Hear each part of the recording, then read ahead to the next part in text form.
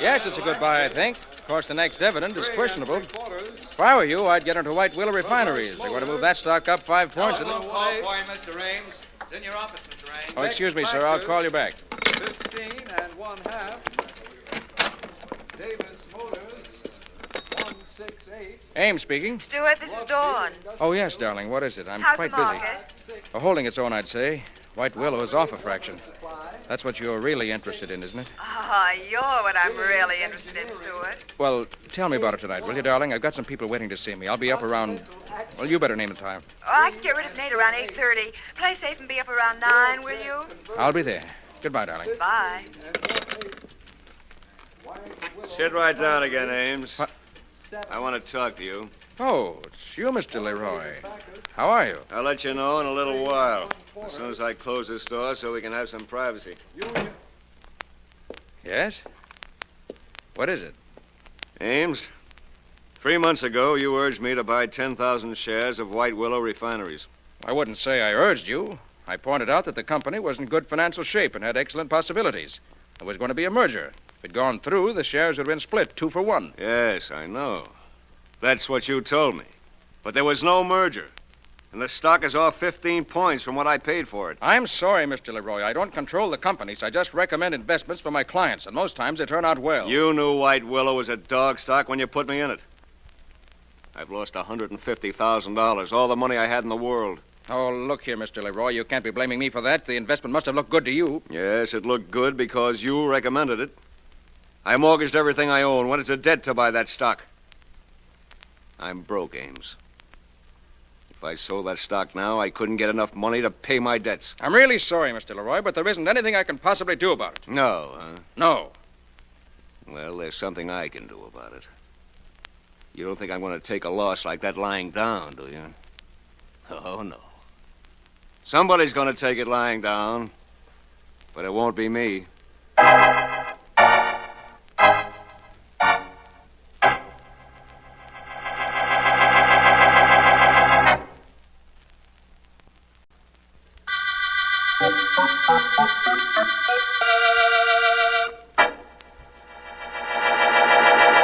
Oh, please, Nate, you know you have to leave. It's after 9 o'clock. Isn't it a funny thing about time, honey? It goes so fast sometimes and so slow other times, huh? Ha ha, sure. Now, come on, I'll help you with your coat. Oh, what's the hurry, Dawn? What's with this Russian act? What have I got, the measles or something? What? Well, what have you got, a date or something with some other guy? Oh, Nate. Now, look. I'm not the kind of a character who thinks my baby will cross me. She wouldn't do that. Would she, baby? She's too smart. Ain't she, baby? I'll be seeing you, baby. Bye. Oh. Dawn. Stuart, where? Heard you and Nate talking. So I came in the back way and waited until he left. Oh. Good thing you didn't catch me walking in here. That's all I'd need. What's the matter, Stuart? Something else wrong? Oh, yes. The market, Dawn. Started to bend in the last hour. Afraid it's going to crack at the opening tomorrow. Is White Willow down? 2 points. That's White Willow that's got me worried. George Roy says he went broke on that stock, and that it's my fault. Looked like he was desperate. Oh, forget about Leroy, darling. And listen to me. It's Nate. I have an idea he knows about you. What?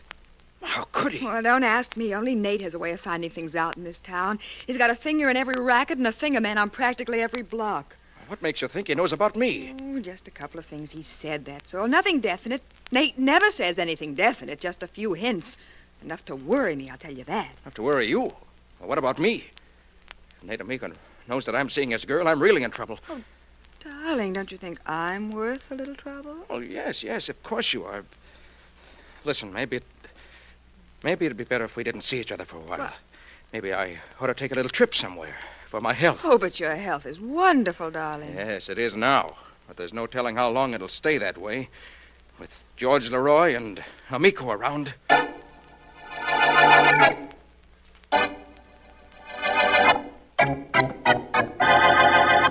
Sit down, Mr. Leroy. Sit down.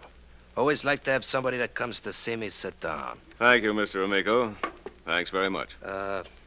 It is perfectly all right with me should you want to cut out that Mr. Amico stuff and call me Nate. I am known mostly to most people as Nate. All right, Nate. I don't want to take up too much of your time. I know you're busy. Never too busy. I shouldn't take time out for something on which maybe I can make a buck. What's your proposition, Mr. Leroy? Well, I don't exactly know how to begin. Okay, so I'll help you. Somebody's lost you up somewhere and you want them taken care of, right? That's approximately right, Nate. A man in this town has ruined me, left me with hardly anything. Whatever it is I'm willing to spend to see that he gets what's coming to him. That sounds like a very reasonable proposition. I'm very glad to take the details under advisement. You should tell me what's going on. How much would it cost to kill a man, Nate? Oh, you want to should be knocked off, huh? Yes. Well, that requires a little working on, Mr. Leroy.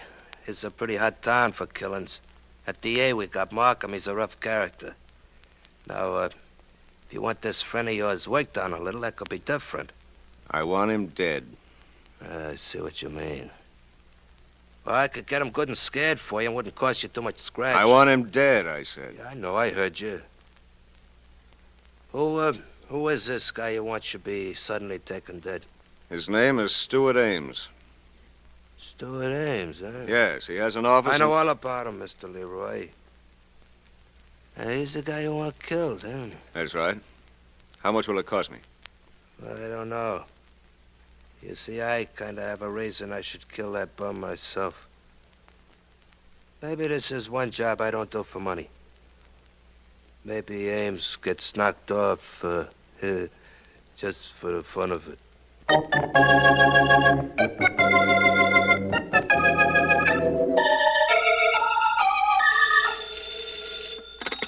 97th Precinct, Murphy speaking. Hello, place. There's been a murder at the Caton Apartments. Come right away. Caton Apartments, you say? Who was killed? A stockbroker named Stuart Ames. It only happened a couple of minutes ago.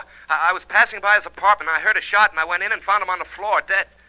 No sign of the murderer? Well, he must have gotten out the back way. I grabbed the phone and called you. Hey, you did good. Wait right there. We'll have some men up in 5 minutes.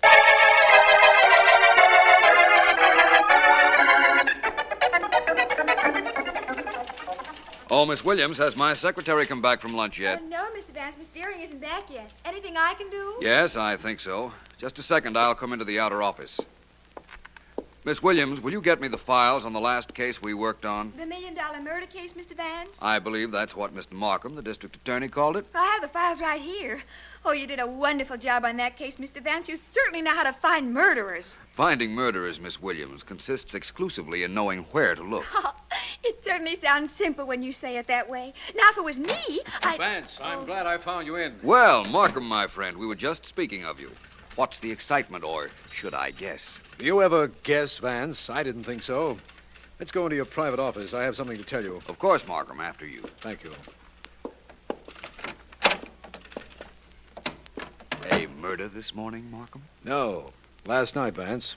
I just received word of it this morning. Apparently, Sergeant Heath tried to reach me last night, but I spent the night at a friend's. Who was killed? A man named Stuart Ames, stockbroker. He was a specialist in a stock called White Willow Refineries. You know anything about it? I know nothing about it or about him. What are the details? Well, a neighbor heard the shot, rushed into Ames' apartment, found him lying there on the floor, and called the police. Any other details? Several. There was no sign of a struggle, no powder marks on the body, no disturbance at all in the room, and a cigarette was still burning in the ashtray. Only Ames didn't smoke. I see. Anything else? Yes. We have 3 prospective suspects and 1 definite clue. A clue, Markham? What is it? In the dead man's hand, Sergeant Heath found a button from a sports jacket. One of those leather buttons, you know the kind. Yes, I do. And that's your clue, Markham? Of course. I'd forget it if I were you. What? Why? The button was planted there just to throw off any investigator. But Vance, what can you possibly know about My dear Markham, if there were no signs of a struggle and no powder marks on the body, how could the killer have been near enough to the victim for Mr. Ames to yank a button from a coat? Ah, Now that you mention it, I see what you mean. Of course, the killer might have been near enough to Mr. Ames to shoot him after a struggle, providing there was time enough for him to straighten up the apartment after firing the shot, but apparently there wasn't. No, there wasn't. The neighbor came rushing in immediately, he says. The murderer undoubtedly went out the back way. Undoubtedly. Well, it's nice to know I'm right about something. You want to know about the suspects, Vance? Please. First, there's a man named George Leroy who lost a fortune due to the dead man's stock recommendations. Yes. Then there's a gangster named Nate Amico. Ames was fooling with his girlfriend. And last, there's the girlfriend. Who's she? Her name is Dawn Vander, former nightclub singer. She's the one who supplied Sergeant Heath with the information about the two other suspects. She's being held at the apartment now. Is she attractive, Markham? From what I understand, she is. Well, in that case, what are we doing here?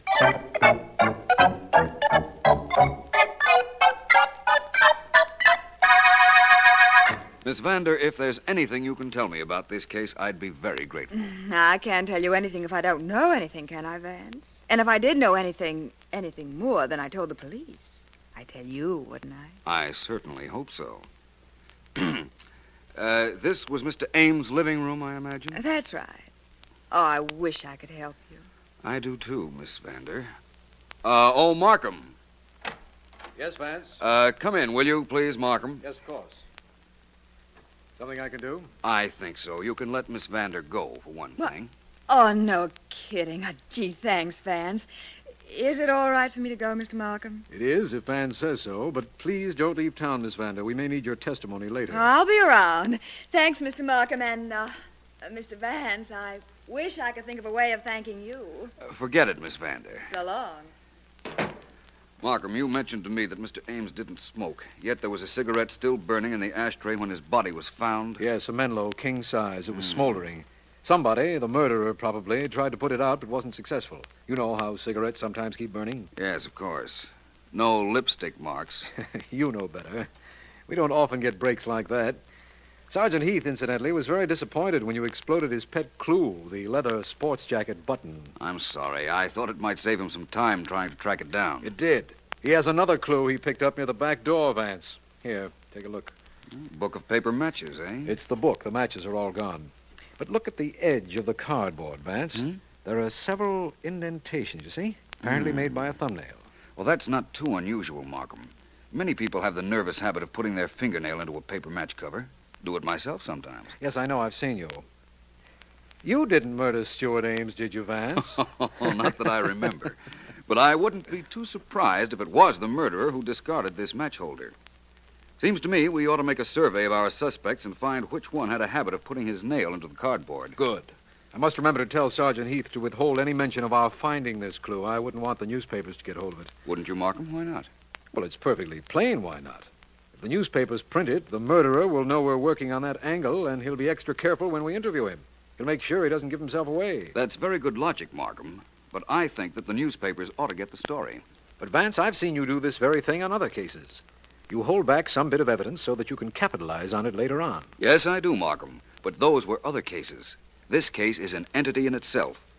I think another theory applies to it. Yes? Make sure the reporters get the story of the match cover, Markham. Then give me 24 hours, and I'll deliver your murderer to you.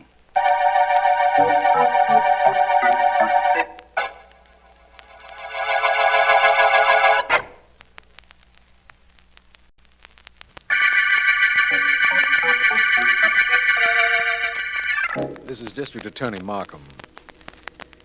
The White Willow murder case began with the finding of the body of Stuart Ames, stockbroker specialist in White Willow stock.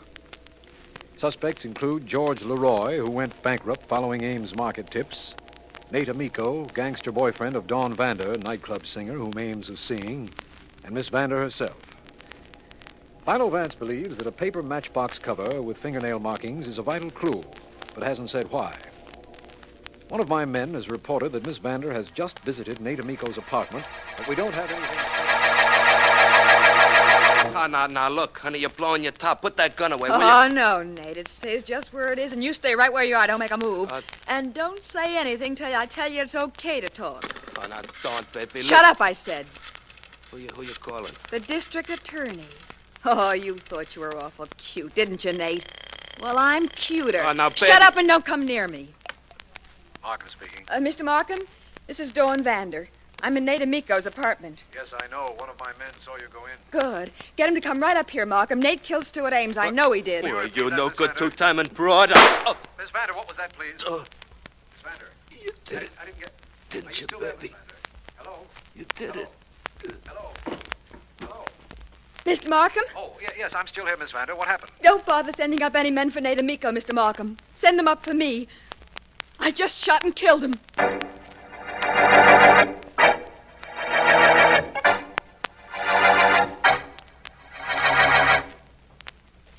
Do you want me to go in with you, Vance, or do you prefer to talk to Miss Vander alone? Either way, Markham. In that case, I'll leave you here. But first, Vance, may I ask you why you're going to see Miss Vander? Certainly, Markham. There are things in this case with which I'm not satisfied. I don't understand how you can say that. It's very obvious that Amico killed Ames, and that Miss Vander killed Amico when he tried to prevent her from telling that to me on the telephone. The last part of that statement is correct, Markham. I have an idea, you have an idea, it was Miss Vander who killed Ames. Frankly, I don't have any such ideas, Markham. Oh. But just in case you did, I'd like to remind you, Vance, that Miss Vander uses a great deal of makeup. And there was no lipstick stain on the cigarette we found smoldering in Ames' apartment. I realize that practically removes suspicion from her. Then there's the clue of the matchbox. Miss Vander certainly doesn't seem to be the nervous type, does she? No, and while we're on the subject, she doesn't seem to be the type to carry paper matches either. But I'm going to see her regardless. As you say, Vance. Which cell is she in? First one to the right. I'll talk to her from the outside through the bars. Thank you, my friend. I'll see you later. Right. Come into Heath's office when you're through, will you, Vance? I'll do that. Miss Vander? Oh, hello, Mr. Vance. I'm sorry I'm being such a baby. I'm sorry you're being held in this detention cell, Miss Vander. But you will have to stand trial, you know. Yes, I know. I don't really care what happens to me at the trial either, Vance. As soon as I found out that it was Nate who killed Stuart, my whole world fell apart. When I questioned you, why didn't you tell me it was Nate? That would have saved you a lot of trouble and a prison sentence. I know, but I was afraid of him. Later, I thought it over, and when he tried to stop me from telling Mr. Markham, I shot him when he went for his gun.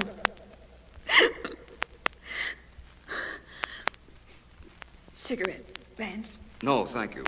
Here, I'll light it. I have my own lighter, thanks. It was self-defense, Vance.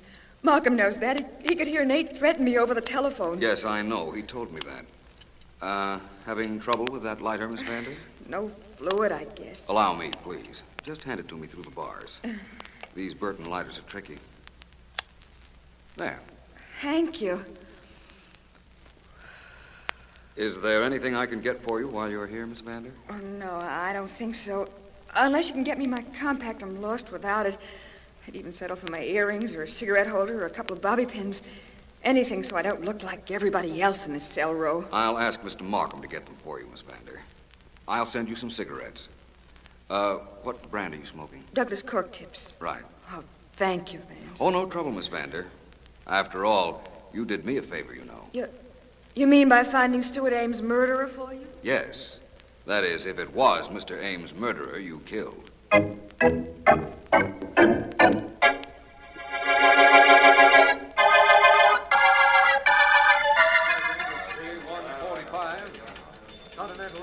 I beg your pardon. You're Mr. Leroy? Yes? Who are you? My name is Vance, Philo Vance. Oh, how are you, Mr. Vance? Fine, thank you. Mr. Leroy, you follow the market? I did when I had enough money to play with stocks. I don't anymore.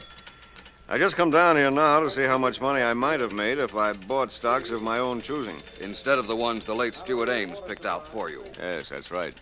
That was the information we had, Mr. Leroy. I just wanted to be sure. By the way, you smoke? Well, yes, of course I do. May I see your lighter? I don't use a lighter. Ordinary paper matches are good enough for me. You want to see them? Yes, as a matter of fact, I do. Here you are. Have them right in my hand. It's a habit, I guess. These nail punctures in the side. That's habit, too, isn't it? Well, I don't know. I hadn't thought much of it. I didn't realize I was doing it. No, I venture to say you didn't. Now, wait a minute, Vance. Don't build anything. The police know that dead gangster killed Ames. I didn't kill him. You've got to believe that. Do I, Leroy? Why?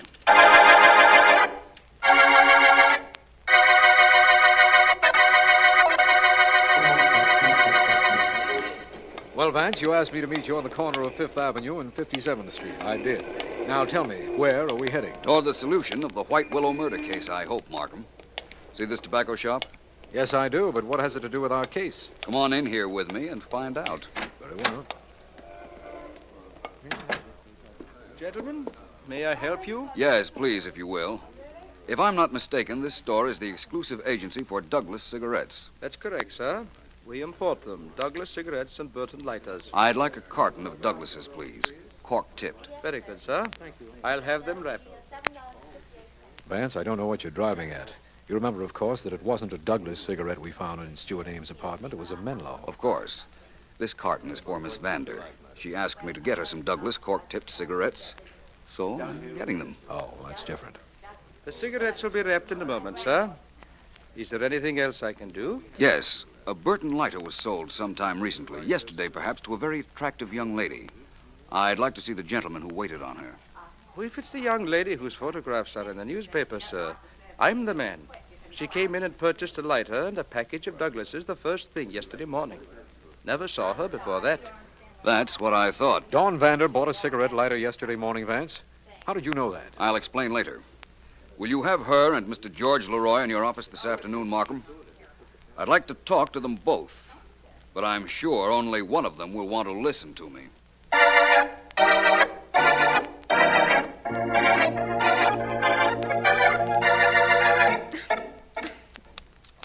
Darn. Having trouble with that cigarette lighter, Miss Vander? Yes.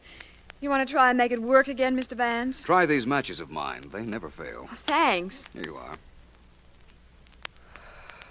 Now, Mr. Leroy, you and I had a little chat in the brokerage office this morning. You didn't tell me all I wanted to know. I'll tell you the whole truth, Vance. I offered to pay Nate Amico to kill Stuart Ames for me. But he told me that he would do it for the fun of it. Well, Vance, that just about cinches the case against the dead Nate Amico, doesn't it? Not quite, Markham.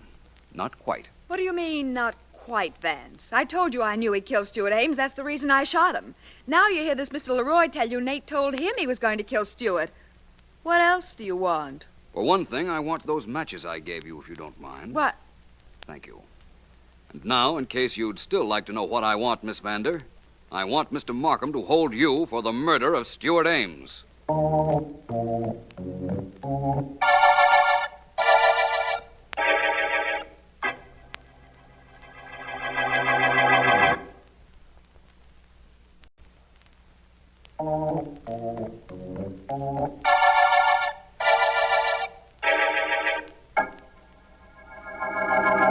Miss Williams, will you please read back these notes on the White Willow murder case? Oh, sure, Mr. Vance. It'll be a pleasure. Nothing like combining fun and work, Miss Williams, is there? Oh, that's right. Especially when I get to work for you, Mr. Vance. Well, here are the notes. To F.X. Markham, District Attorney. You have asked me why I was certain that Miss Vander was Stuart Ames' killer, and you cited the cigarette left burning in Ames' apartment when his murderer fled. Go ahead, please. Yeah.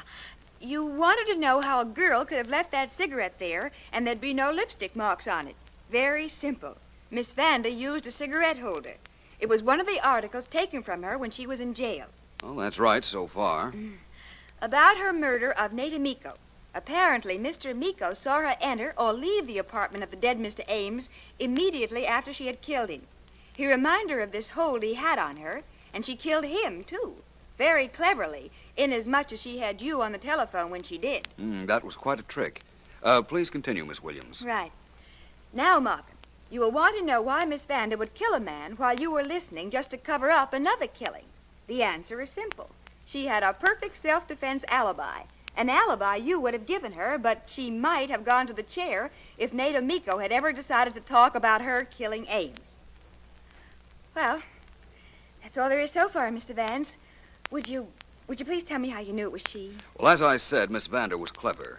She knew about the clue of the matchbox cover with its nail impressions because she'd read about it in the papers. Uh-huh. She immediately went out and bought a cigarette lighter.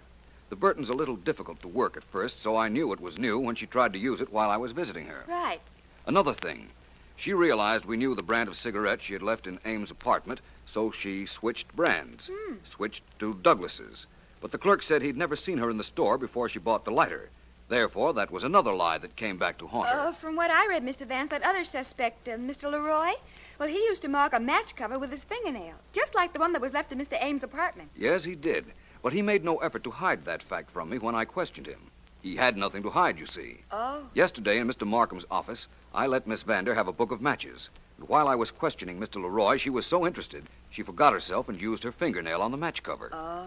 Well, when I saw that and added up all the other factors I knew, I was certain she was the killer. You know the reason why she killed Ames, Mr. Vance? I think so.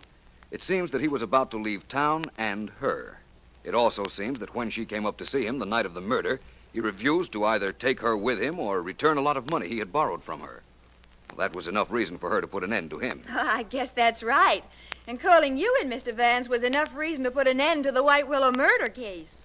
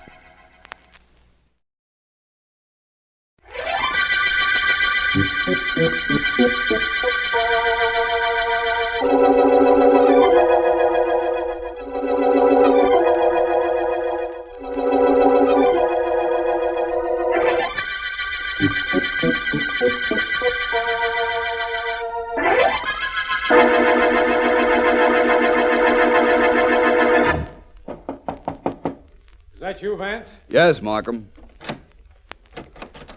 Well, the district attorney is behind a locked door. Most interesting, Markham. How do I get in? This way, Vance. Am I unlocking the door? Good evening, Vance. Hello, Markham. All this secrecy indicates an occasion I should enjoy. Am I correct? It's quite possible, Vance. Please sit down. Thank you. Well, you sent for me, Markham. I'm here. Shall we ask your other visitor to come in here from the next room so we can get started? You knew I had someone waiting next door? Certainly. You wouldn't lock yourself in, Markham. As long as I've known you, I've never seen you display a single evidence of fear. You locked your door, therefore you are trying to protect someone. Whom? My only surprise is that you didn't know that, too. It's an informer, Vance, a stool pigeon. Come in, Ricker. Yeah, D.A., here I am. Ricker, this is Philo Vance. I want you to tell him what you told me a while ago. Oh, gee, D.A., what I told you was personal, just between friends. Please include me among your friends, then, Ricker. Do I have to tell this guy what I told you, D.A.? I wish you would. Okay, then. Okay. Listen, Vance, the D.A. and I has got a deal. When I hear something he ought to know, only nobody'll tell him, I tell him, see? Nobody will tell him, so you tell him. Sure. Listen, Vance, there's a dame due to hit this town this week, and she's going to start running things here the same as she ran them in the Midwest. And where she goes, trouble goes, too. Big trouble. Killings, bank holdups, kidnappings, the works.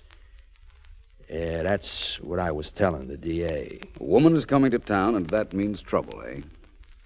Well, that's not too strange an association. Well, I don't know about that. All I know is this town's going to break wide open when she shows up. And that's going to be soon. Really? Ricker, tell me, who is this woman? You mean, what's her name? Well, search me. I don't know. All I know is she's tall and dark and terrific looking. And she always wears dresses of one color only. Nobody knows her name. Everybody calls her the Lady in Blue.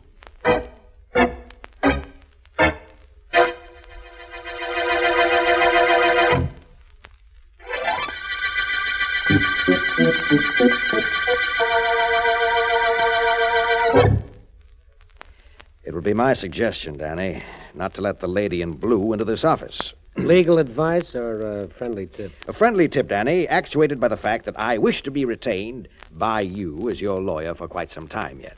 Meaning I may not be around long running things if I let the lady in blue in here. Well, we'll see. Davy, let her come in. Out, mouthpiece. That door there. Call me later. I hope you'll be able to answer the phone when I do. Bye. Davy, I said to send that... Hello, Danny. Well, aren't you going to ask me to sit down, Danny? I am as soon as I can breathe normal again. You're the lady in blue? That's what I've been called. You knew I was coming to town? Everybody knew it. What do you want with me? I'd like to do business with you, Danny. Things are a little slow where I came from. I need activity. I can find things to do here. Things you're already doing. All right, I get that. But the way you look, the way you're dressed, the way you talk, what do you want with rackets? Rackets, Danny? I'm not associated with any rackets. I do things more legitimately. My methods may be a little illegal, but my enterprises aren't. For instance, you're in a racket. I've suddenly decided to be your partner. Nice deciding. What if I don't like? I know you brought a couple of your boys along, so don't think I'm being tough. No, you're too smart to play that way, Danny. You have a bodyguard in the next room.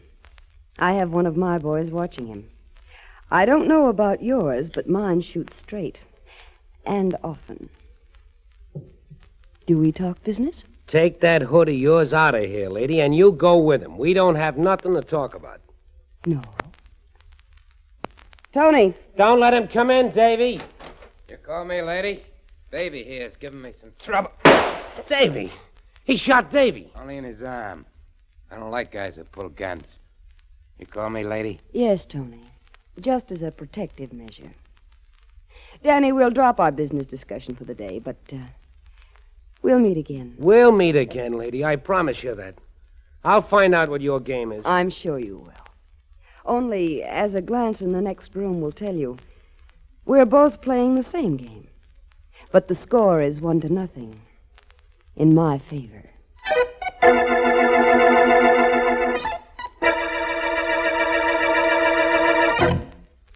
How do you do, madame? May I help you with your selection? It's quite possible. You own this shop. Yes, I am Madame Marie. Madame, you have a beautiful figure, and I have the creation that will set off the blue of your eyes. Please come with me. We can do business here, Madame Marie. I'm not interested in gowns. I'm interested in working for you. Working? A woman like you is looking for a position? Not exactly. Madame Marie, effective today, everything which you purchase from manufacturers here and abroad must go through me, a service for which I charge 10%. Do you understand? No. No, I do not. You will.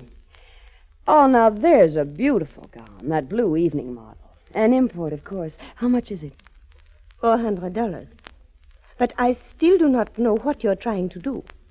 I need no one to buy for me. You'll change your mind. I'll take that gown. Send it to me at the Ritzmore, Suite 928. Oh, 400, you said? Very well, here you are. Good day, Madame Marie. Oh, you'll be hearing from me. Oh, dear, what does this mean? Evelyn, I'm not to be disturbed. I'm going into my office.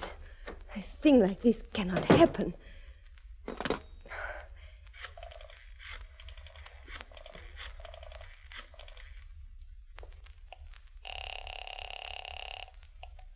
Yeah. Monsieur Danny? Never mind the monsieur business. I got trouble enough. Danny, this is Marie from the dress shop. 6 months ago, I joined your association. You promised me I'd never be disturbed by anyone. Just now, I was disturbed. By a tall, good-looking doll dressed in blue? Yes. She didn't know I was already a member of your association, did she? I mean, that must be it. She just didn't know. She knew all right. Only she told me she's moving in and she's doing it. I'm going to see her. Something tells me she's going to be moving right out again.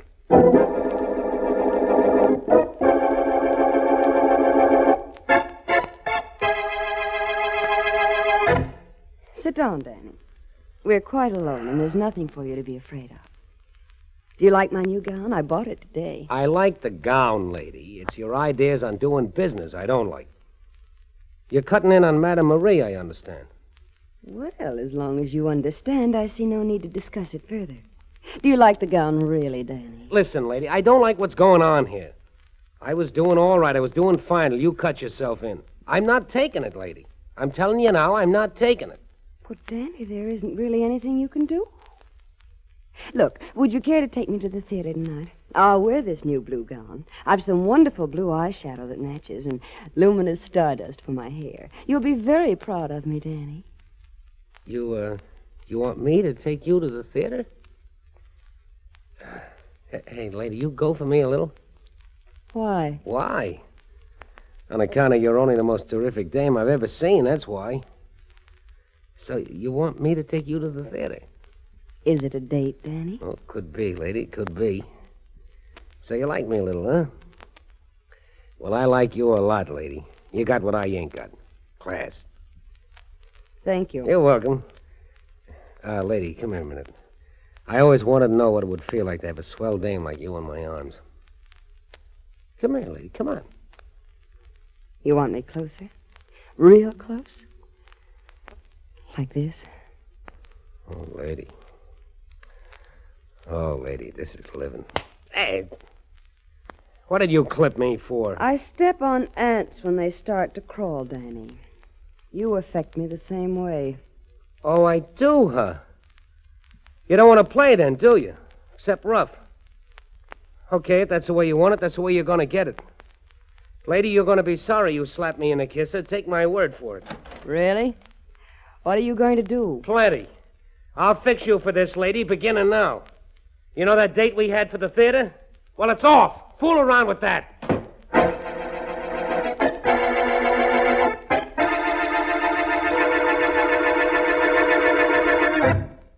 Well, Mr. Markham, we got another murder. So I see, Sergeant Heath. Danny Claxton, isn't it? It was. That's the way we found him, lying face up here in his apartment, knife in his heart. Vance will be interested in that when he gets here, Heath. Oh, incidentally, I had to wake him up. After all, only homicide detectives and district attorneys stay awake all night. Call him back and tell him to stay away, D.A. We can solve this murder without him. I'll have the guy who knocked off Claxton within a week. You know, Heath, I was living in hopes that you'd bring Claxton in one of these days so we could send him up the river where he belongs. Apparently, someone sent him down the river. Hello, Markham. Well, hello, Vance. Sorry to get you out of bed. I'm sorry you got out of bed, too. Good evening, Sergeant Heath. So this is a big-time racketeer's apartment. And that a big-time racketeer's corpse. We're waiting for some men from the morgue to remove the body, Vance. Sergeant Heath has had the knife that killed Claxton taken to headquarters. Sure did. It's being checked for fingerprints right now. I hope you find some. A knife killed Claxton, eh, Markham? Yes, Vance, a knife. And now we have a corpse, and so far, 3 suspects. Really? Who are they? Well, there's the lady in blue whom we were warned about last night, remember, by my personal informer? Yes, of course. Then there's a cold-blooded killer named Tony who works for the lady. We got him right away, but he's out on bail. Wonderful device, that business of bail. Who's the third? A former attorney who was Danny's business advisor, a man named Smythe. Also out on bail, I suppose? Mm-hmm. Oh, Heath. Yeah, Vance. What can't I do for you? Find anything in the room that might be a clue? Not a thing. But maybe you will. You generally do. But look, don't bother me, Vance. I'm busy. Well, Vance, do you want to look around, or shall we go? We might just as well go. Apparently, there are no clues to be uncovered. Coming, Sergeant Heath? Sure, I'm coming. I'll leave a man outside the door to wait for those guys from the morgue. Turn off the light, will you, D.A.? Certainly. Holy mackerel, it's dark in here. Open the door, will you, D.A.? It's right next to the switch. Certainly, I've got it right here. Don't open that door, Markham. What? Don't do it for a second, anyhow. Oh. Hey, Vance, what are you staring into a dark room for? You can't see anything. Hey, where'd you go? I'm over here by the body, Heath. And I did see something. Something very interesting. In the dark? Yes. You can open that door now if you like, Markham. Hey, Vance, what could you possibly see on that corpse in a dark room? I'll tell you about it sometime, Sergeant Heath. At about the same time that I tell it to the murderer.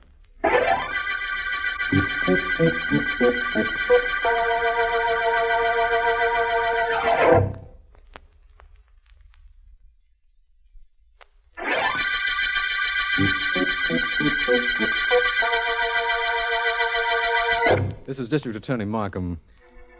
The Blue Lady murder case developed as a result of the knifing of Danny Claxton, whose reign as Racket King has been challenged by a glamorous woman known as the Lady in Blue.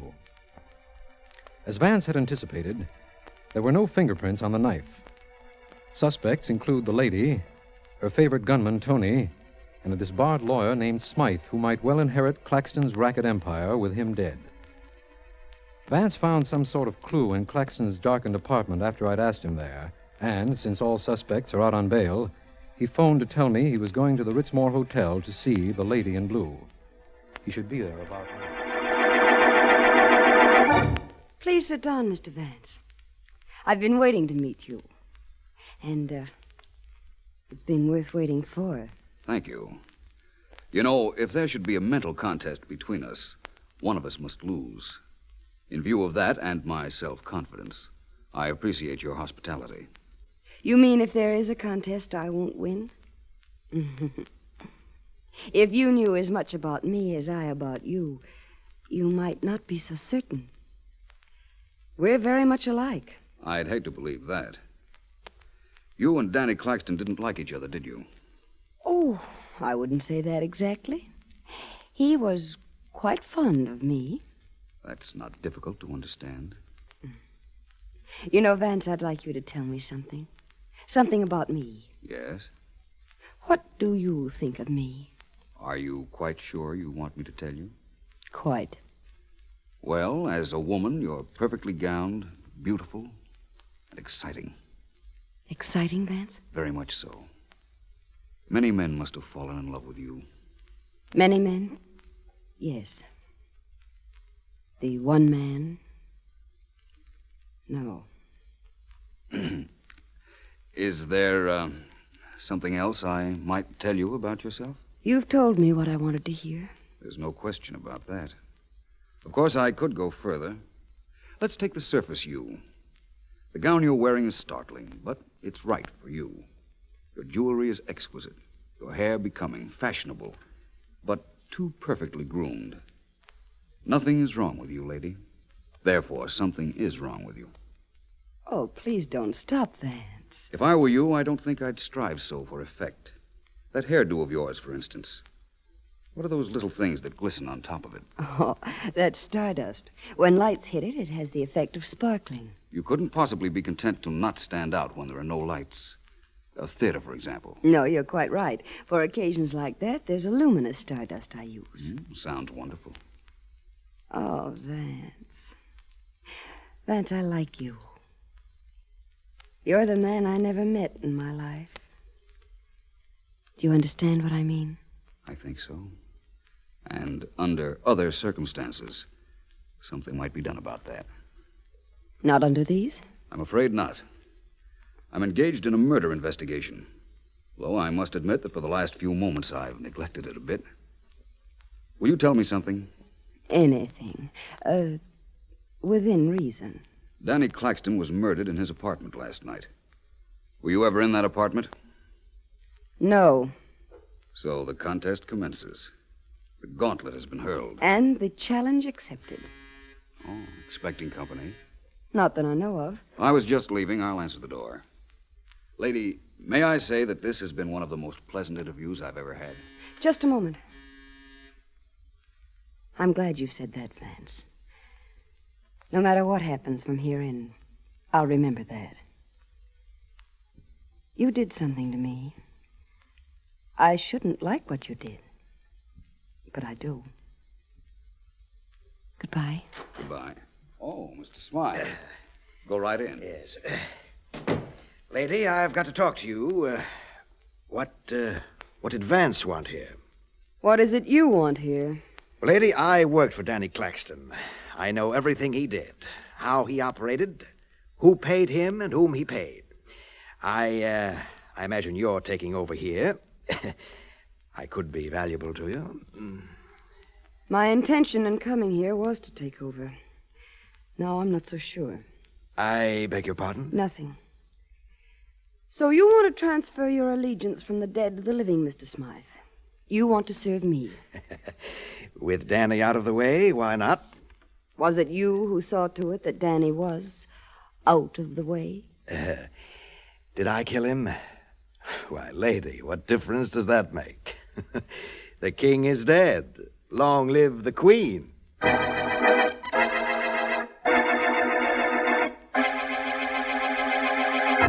Wait a minute, Mr. Markham. Let me go to work on this Tony here. I talk a language you can understand. Tony, sit up in that chair. Don't bother me. He's all yours, Sergeant Heath. I hope you get something out of him. You have my best wishes, but also my gravest doubts. He'll talk, D.A. Tony, listen. You bore me, copper. I'll bore you. I'll do something to you, but you leave me. Look, you worked for the lady in blue. She told you to knock off Danny Claxton, so you knocked him off. With a knife? Sure, with a knife. Oh, I know all about how you're a gun-toter. I know your reputation, but you pulled a switch to toss us off. You hoped. You killed Claxton, didn't you? Well, did you or didn't you? Didn't I? Go away, Heath. Go far away. I guarantee nobody will look for you. You start talking or nobody will ever find you. Tony, get this. Hold it, Heath. Who is it? It's I, Markham, Vance. Wait a second, Vance. I'll be right out. Tony, you killed Danny Claxton, and I'm going to prove it. Hello, Vance. Glad I found you, Markham. That sounds like you've got news on the Claxton killing, Vance. Oh, that. I suspected last night who killed Claxton. You did? Certainly. This afternoon, I visited the lady in blue.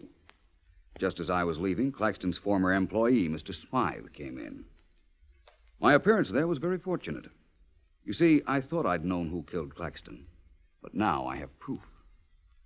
Well, man, don't just stand there as if you told me it looked like it might rain tomorrow. Who killed Claxton? I know, Markham, but I have no evidence that would satisfy a jury. Ask the lady in blue, her friend Tony, and Mr. Smythe up to my apartment at 9 tonight. You and Heath be there, too. I think I'll supply the proof we need at that time.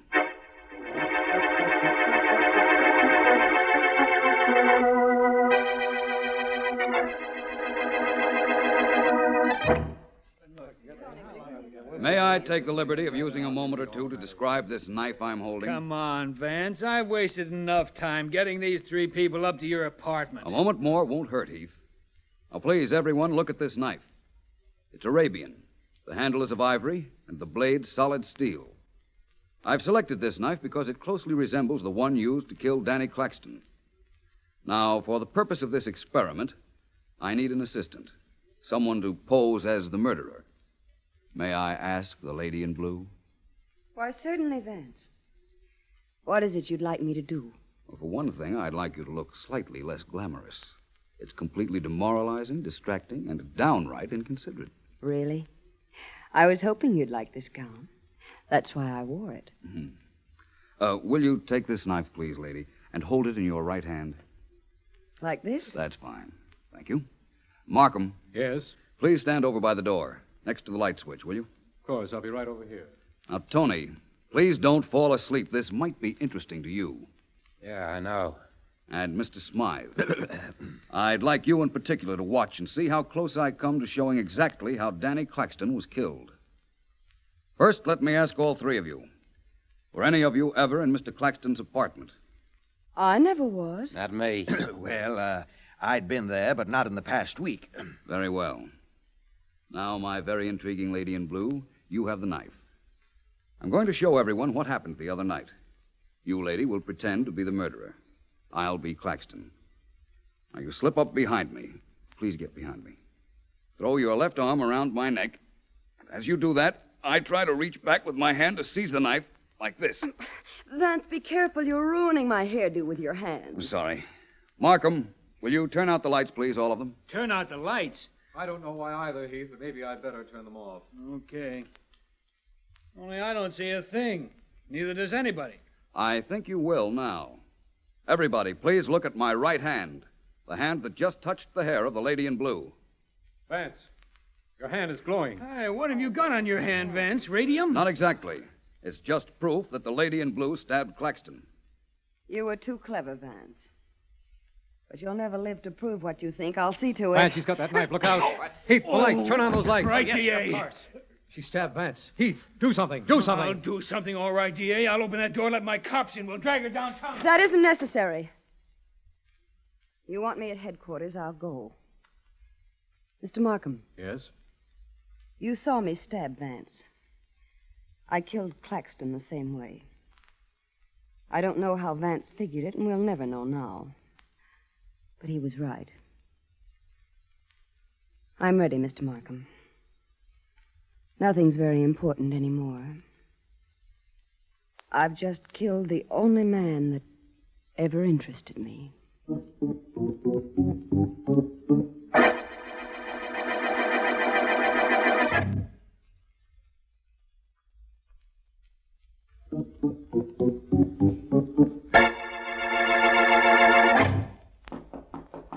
Come in, Markham. Come in. Hi, Vance. Sleep well? Wonderfully. Sorry I had to put on that act last night. Did it scare you? Definitely. Let's see that trick knife of yours, Vance. Nothing much to it, Markham. Here it is. The blade disappears into the handle when you touch the point. See? Why, yes, of course. Had me worried for a while last night, though.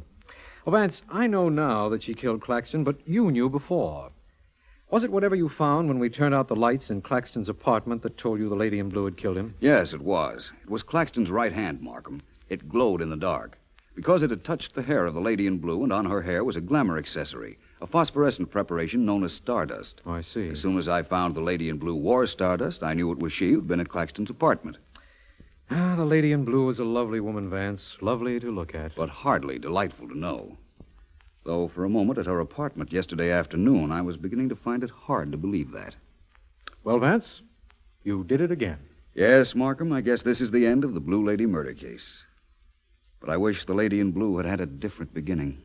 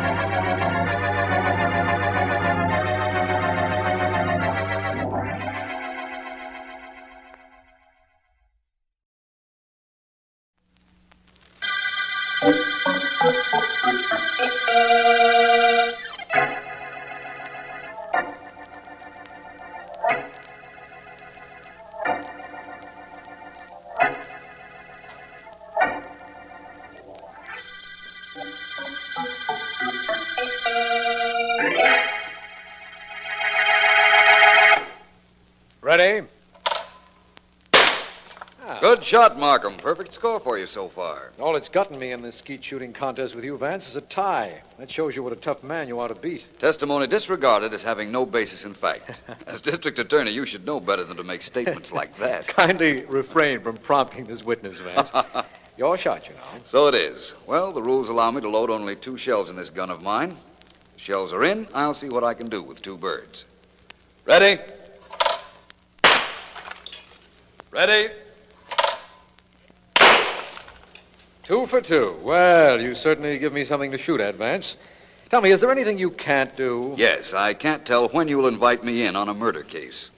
All I know is it won't be this afternoon, inasmuch as there was no case in your office when we took this holiday, And there are no telephones out here on the skeet field. I know that disappoints you, but I'll try to make a contest out of this skeet match to make up for it. My turn. Try for two. Ready? Ready? Uh-oh. Well, that puts you one up on me, Vance. Vance! Oh, Vance! Well. Do you hear what I do, Markham? The clarion cry of a female. The voice of your secretary, Ellen Deering, unless I'm very much mistaken. What could she want out here? I don't know. All I can do is hope. Vance! Over here, Ellen. You mean you hope an interesting case came into your office while we were out here? Mm-hmm. A case interesting enough to get your secretary to come after you? You didn't miss with that shot, my friend. We'll know Ellen's mission in a moment now. Here she is. Oh, hello, Mark. Hello, Ellen. Whew. What a hike. Isn't there some way they could have put this skeet field nearer the road? I wasn't meant for walking, I can tell you that. Well, I'll see what I can do about having a pair of wings made for you, Ellen. So I could fly over here and have somebody shoot me down? Oh, fine thing. You'd still be flying if I was the one with the gun. Well, Miss Deering, if you've recovered your breath and your bearings, perhaps I'm you'll... okay now. Markham, I really came out to see you. Oh? Your office called to see if you were with Vance, and I volunteered to come out here and bring you the message. Which was? Which was that a woman named Edith Allen has been murdered in her apartment. Uh-huh. There's no apparent motive. She was happily married, her husband has a perfect alibi, and nothing in the apartment has been touched. Well, at least Vance was wrong about one thing. He was certain we wouldn't be called in on a murder case while we were out here. A murder without motive. Well, that's the most fascinating kind to solve, Markham. The most difficult, you mean? Well, looks like we go to work, Vance. Fun's over for today. On the contrary, Markham. Apparently, it's just beginning.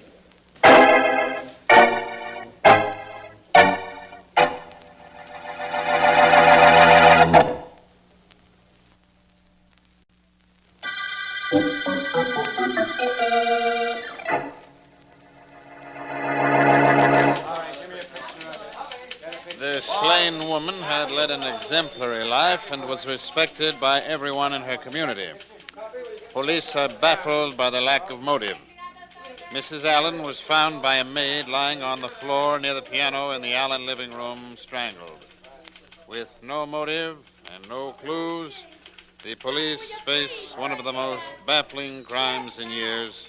Homicide Department Sergeant Heath admitted to the Chronicle representative today. Good story, Joe. Nicely handled. Right to head for it yourself and give yourself a byline. Okay, Chief. Unknown assailant Look, strangles you didn't bring me Mrs. what J.C. I wanted. Allen. For heaven's sakes. I haven't Fine, got all day. I got J.C. Allen.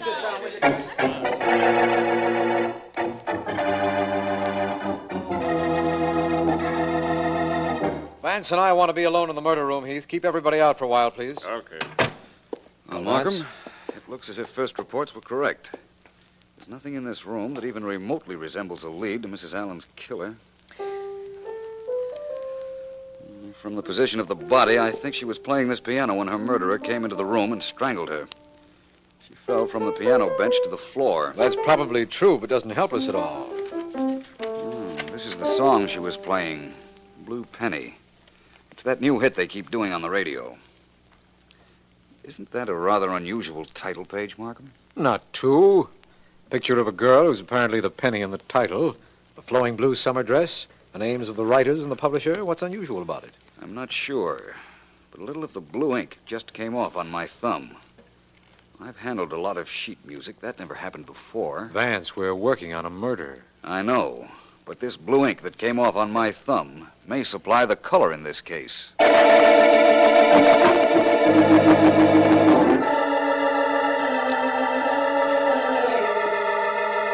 Your song's as good as Blue Penny? Yeah, it is. Huh.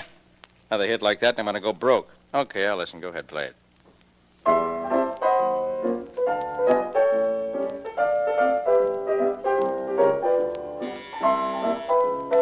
Yeah? Mr. Morris, there's a man named Philo Vance here to see you.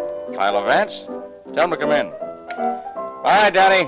I'll hear the rest of that song later. I got a visitor. Okay. Oh, I beg your pardon. I thought... It's all right. Come in, Vance. This guy was just leaving. So long, Daddy. So long.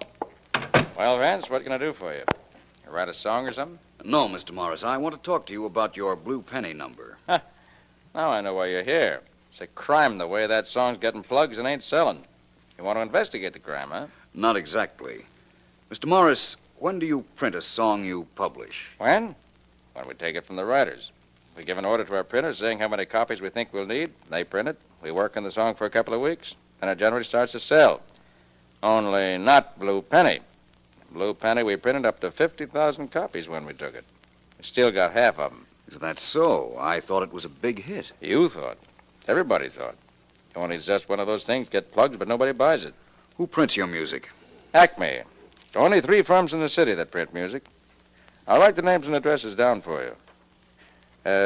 What's this all about, Vance? It's about the murder of Mrs. J.C. Allen. You've read about it in the papers. They say there was no motive for her death. I'm inclined to believe there was. A motive I not only know, but after I make my next stop, I think I can prove.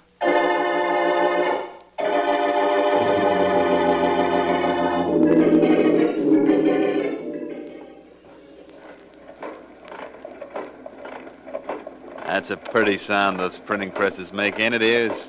Pretty, Eddie. Beautiful. Ears, tell me how much of a genius I am. I like to hear it. Boss, you got a beautiful head. Beautiful. How you ever figure this out, I don't know. Neither will anybody else. How we can be making all this dough on something that sells for only a quarter at 30 cents? I don't know either. But it's beautiful money. Beautiful. Ears, listen. Yeah? A guy publishes a song. It costs him money to print. Uh-huh. Money to plug.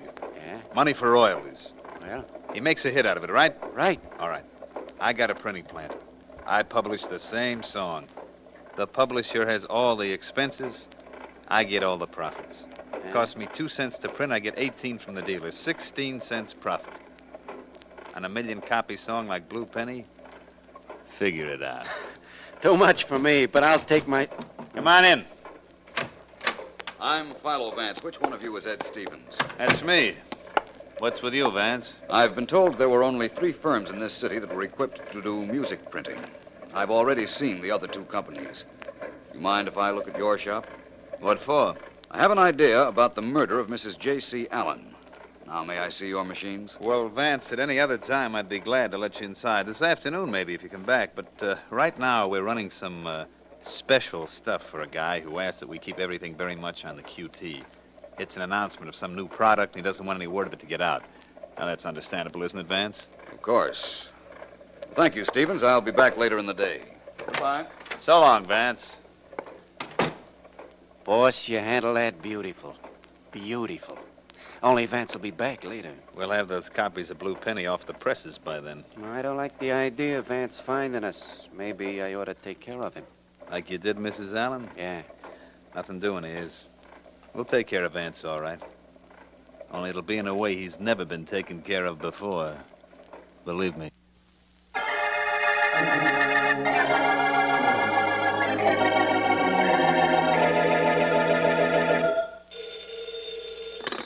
Philo Vance speaking. Vance, this is Marie Dale, Wentworth Apartments. You don't know me, but please come over here quickly. I've got to see you. What's the trouble, Miss Dale? Hurry, Vance. You've got to get here before he does, because if you don't, I'll be dead.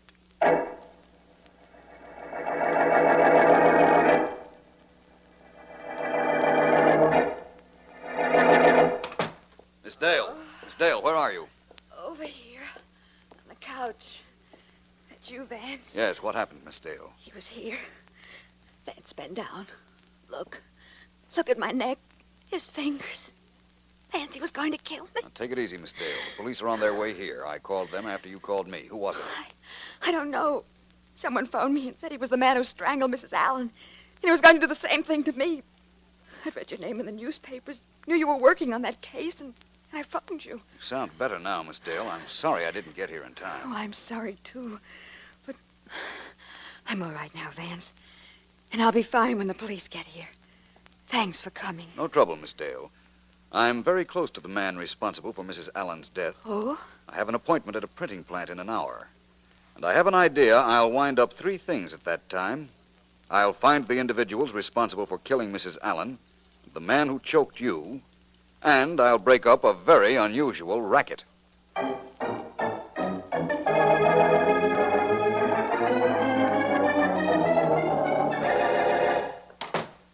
Well, come right in, Vance. Sit down. Thank you. You're a man of your word. said you'd be back this afternoon, and here you are. You said when I did get back, I could take a look at your printing presses, Mr. Stevens, remember? Sure. Perfectly all right. I'd like you to see something else first, though, Vance. What? This photograph. It's a print, and it's still wet, but you won't have any trouble recognizing the people in it. Well, let me see it. Oh. So there was a photographer in Miss Dale's apartment when I bent down to examine her neck. Yes. Looks like you're making love to her, doesn't it? Not that that wouldn't be bad, only her name isn't Dale, Vance. It's Williams. Marie Williams, and she just got out of jail last week. I'm beginning to see what this is all about. I'm going to... Now, beat Vance, you that won't do you any good. Oh, but it'll make me feel better, I guarantee that. Now, wait a minute, Vance. Slugging me won't help you any. I don't want anything from you. Just leave town for 2 weeks, that's all. 2 weeks. When you come back, I hand you the negative of this picture, and nobody will know you ever made love to a gal just out of jail. So that's the story, eh? Look, you can go through this plant with a microscope, and you won't find any evidence that we've been printing somebody else's music on our own. I don't know how you figured our racket, but there isn't a thing in this shop to prove what you think now. There was this morning when I was here, though. So? Look, Vance. You leaving town, or do I make 1 million copies of this picture and flood the town with them? Philo Vance, leading crime fighter in the city, and his girlfriend just released from jail after serving 7 years for manslaughter. Well? May I use your phone? Wait a minute, Vance. Calling the cops would be stupid. You've actually got nothing on me, not a thing. And if I go to the coop, I've got a friend who releases these pictures. I wasn't going to call the police, Stevens. I merely wanted to call the airport and find out what time the next plane leaves.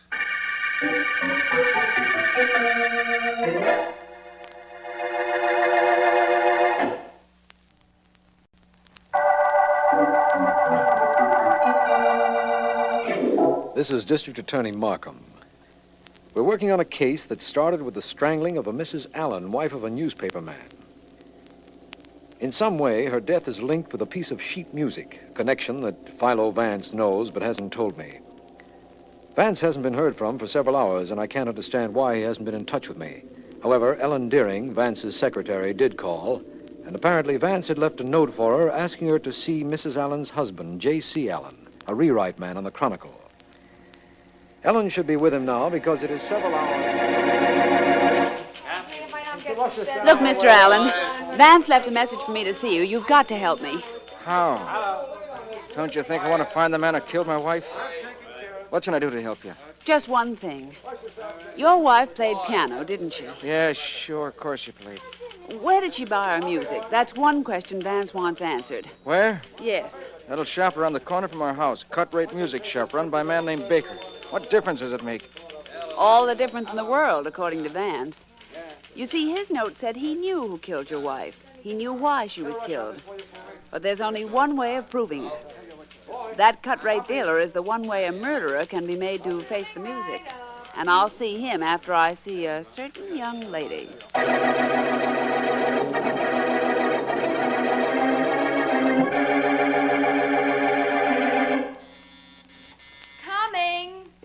Coming. Yes? Are you Marie Dale? What do you want? I want in. My name is Deering. I'm Philo Vance's secretary. Vance? Who's he? Now, don't give me that. Look, I found your name and address on Vance's pad. I know he was up here to see you.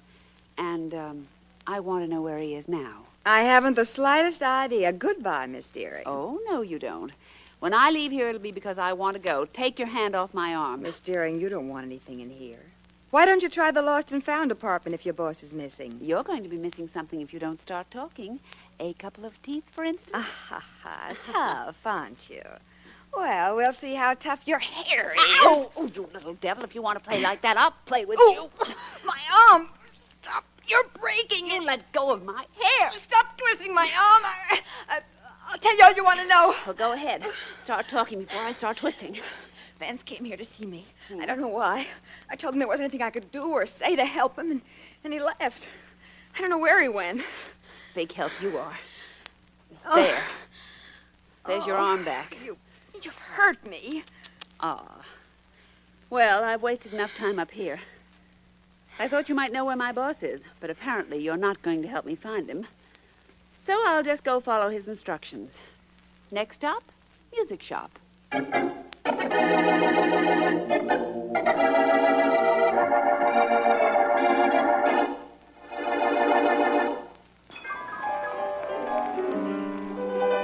take that record off, Mr. Baker. I can't talk to you with all that noise. Best-selling piano record on the market. She don't like it. Okay, lady, off it goes. By the way, lady, what happened to your cheek? Oh, I got caught on a couple of nails. Mr. Baker, tell me, who sells your sheet music? A lot of people. Sometimes I buy from jobbers. Sometimes I buy direct from publishers. Sometimes from independent salesmen. Who sold you your copies of Blue Penny? Blue Penny? Yes. Fella named Ears Mackley. So you know something funny? Right now, I'm not looking for laughs. Where do I find this Mackley? Wait a minute. You know this Mrs. Allen who was killed? I should know her. Her death is the reason I'm here. What about her? Well, she asked me the same question you did the morning she was killed. I gave her the same answer. Why didn't you tell that to the police? What for? It didn't sound important. Besides, nobody asked me. Well, that sounds reasonable. Where do you reach this Mackley who sold you the Blue Penny song copies? Oh, all I got for him is a phone number. You want it? I'll say I want it. That phone number means that Ears Mackley's number is up.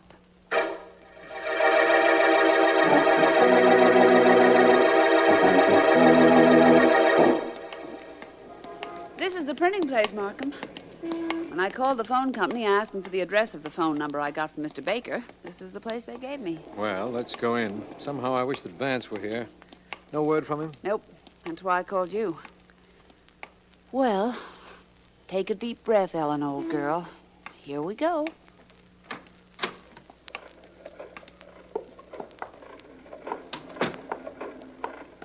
Well, what do you two want? Eddie, the guy's the district attorney. That's Markham. That's right. This is Miss Deering. I want to see Ears Mackley. What about?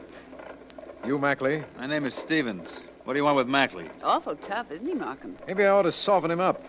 Sometimes I'm a little unhappy with my official position, Ellen. Look, Stevens, Ears Mackley is a direct lead to the killer of Mrs. J.C. Allen. We want him, and we know we can find him here. Is this Mackley? A beautiful guess, D.A.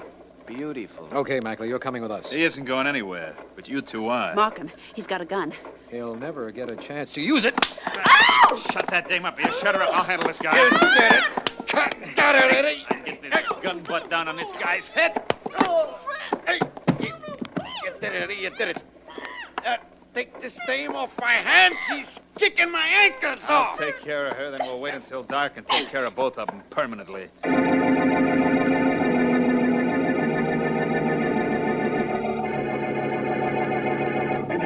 Pretty good actress I am, don't you think, Eddie? Shut up, will you, Marie? I gotta think. Well, I'm still a pretty good actress. I got Philo Vance here to my apartment so you could snap his picture and run him out of town with it, and I fooled his secretary. Didn't I? Yeah, you handled that good. Now, will you be quiet? I got the district attorney and Vance's secretary tied up in my printing joint. What? I gotta find a way to get rid of them by tonight. You're going to kill the district attorney? You're out of your head. How many times do I have to tell you to shut up? This is important. I can't have them alive. They know I've been duplicating sheet music copies. Now, how they know, I'll never know. They know Ears killed that Mrs. Allen, too. Well, why did he kill her? Why? Yeah. What else could he do? She came down to the shop. We found out her husband was a newspaper man and that she traced us through a phony copy of the Blue Penny song. What did you expect Ears to do? Let her live? So she could feed the story to her old man? Now, look, Eddie, I took one rap for a killing. I'm not going to be mixed up in another one, especially if it's the DA that's going to be bumped. Include me out. I only signed up for that picture stunt to frame Vance. No murder for Marie. No, thank you. You think I'll leave you alive if you don't come in with us on this? Well, sure, you know I won't talk. Yeah, sure I know it. I'm making sure of it right now. Eddie, you will. Yeah. Another few seconds and it'll all be over. You said no murder for Marie, huh? How wrong you were, honey. How wrong you were.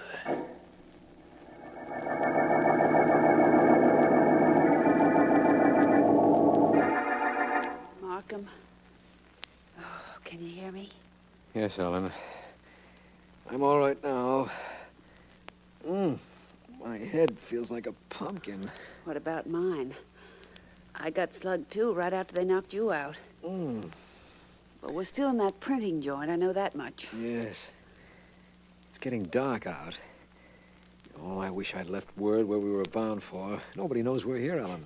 And nobody knows how tight these ropes are around my hands and feet. I'm tied up to a printing press, I think. I think I'm pretty well anchored here myself. I wish I had the explanation for all this. It's very simple. Or at least it's simple to Vance, wherever he is.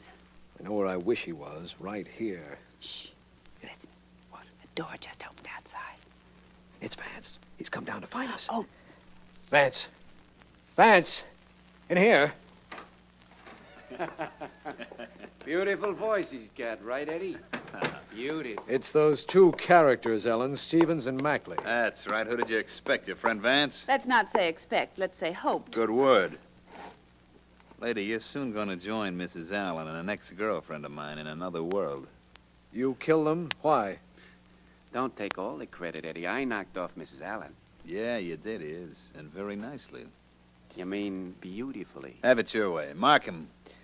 About your friend Vance, he'll be gone for a couple of weeks.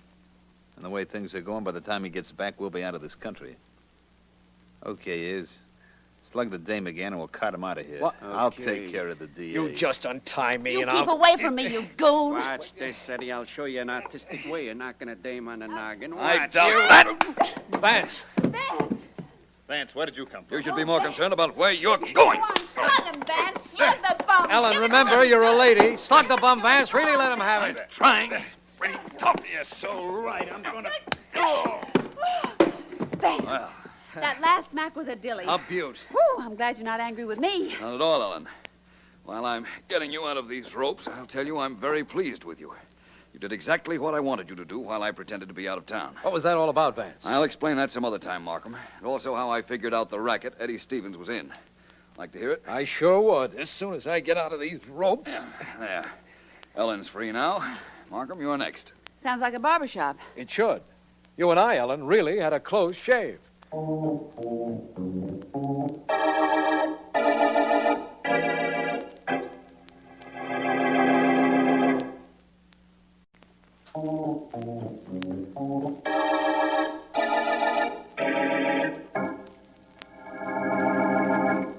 Ready? Don't you ever miss, Vance? Of course I do, once in a while. Your turn, Markham. Hey, wait a minute. What about me? I'd like a shot at one of those clay pigeons. Use my gun, Ellen. Thanks. Okay. Ready? E. Oh, well. Here's your gun back, Vance. Not very good. Doesn't shoot where I aim. Well, it doesn't. Vance, I think I've waited long enough. Will you please tell me what the lead was in the Blue Penny murder case? Of course, Markham. It was very simple. The ink wasn't dry on the title page of that song we found in Mrs. Allen's apartment, right? That's right. Some of it came off on your finger. Well, Markham, if that was a legitimate copy of the song, it would have been printed months ago. The publisher told me that. And also told me he was disappointed in the song, which got a lot of plugs but wasn't selling too well. What was the answer? Apparently, someone was bootlegging copies of Blue Penny. But who? Always a good question. I found out Eddie Stevens' plant could handle music. And when I went there, he wouldn't allow me to inspect the presses. I was sure then that I was on the right track. I pretended to fall for their blackmail photo scheme and had Ellen check the shop where Mrs. Allen bought her music. That led her and you to Stevens and his friend. And I came out of hiding in time to handle them when they were about to mishandle you. They killed Mrs. Allen because she was on their trail and they knew she'd give her husband the whole story and he'd print it, eh? That was the motive. A little hard to find, but the motive just the same. I heard enough from Stevens while I was tied up to convict him, Vance. So I guess when I put him and Ears on trial, that'll be the end of them. Of them and the Blue Penny murder case.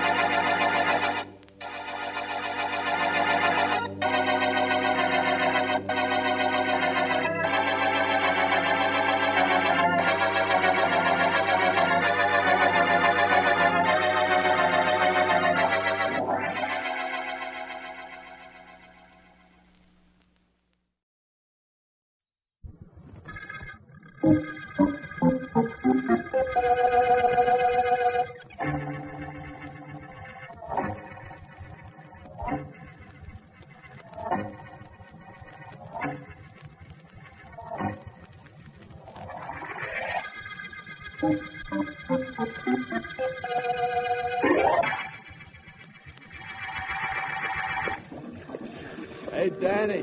You'll never be a sailor, Joey. Why not? Sailors don't say hey, they say ahoy. Okay, so I ain't a sailor. I'm just a deckhand on a ferry boat anyhow, so who cares if I ain't nautical? What's the matter, Joey? Lonesome down there on deck? Oh, me? Yeah. How can I be lonesome? It's 3 a.m. There ain't a soul on board except you and me and the captain. But why should I be lonesome? I got life preservers to talk to. There's a couple of chains that ain't doing nothing either. I'm having a wonderful day. Hey. What's the matter, Joey? Danny, quick. Come down here on deck fast. Okay, I'm coming. How do you like that? Hey, you sound like you just stumbled on $1 million. What's the matter? Holy mackerel. That's a body, Danny. A dead body. I looked when you was coming down. Guess you wanted something to happen on this run, Joey. But you certainly didn't want this. Oh, no more than that guy wanted it. Yeah, I wonder how it got here. When's the last time you passed this part of deck? Why, I ain't been here at all tonight till just now. And it could have been for hours. What do you see, Danny? What? Nothing we didn't know. He's dead. Probably been shot. Oh, we got a report to give the cops when we pull in. Hey, he's wearing a double-breasted blue suit. That's brand new, I'd say, wouldn't you, Danny? Yeah. His black shoes are new, too. And that shirt and that blue tie. All brand new. Yeah. Now, what would anybody expecting to be killed wear a brand new outfit for? Maybe he wasn't expecting to be killed. Well, maybe. Hey, take a look at those socks he's wearing. What's the matter, Danny? This stiff got you so you forgot your talk? You said, hey. You meant ahoy, didn't you? What's the difference? This corpse is wearing brown woolen socks. Argyle socks.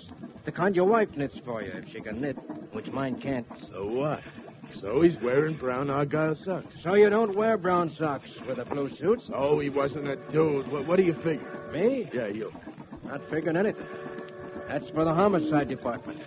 The district attorney and the DA's friend, Philo Vance, to do.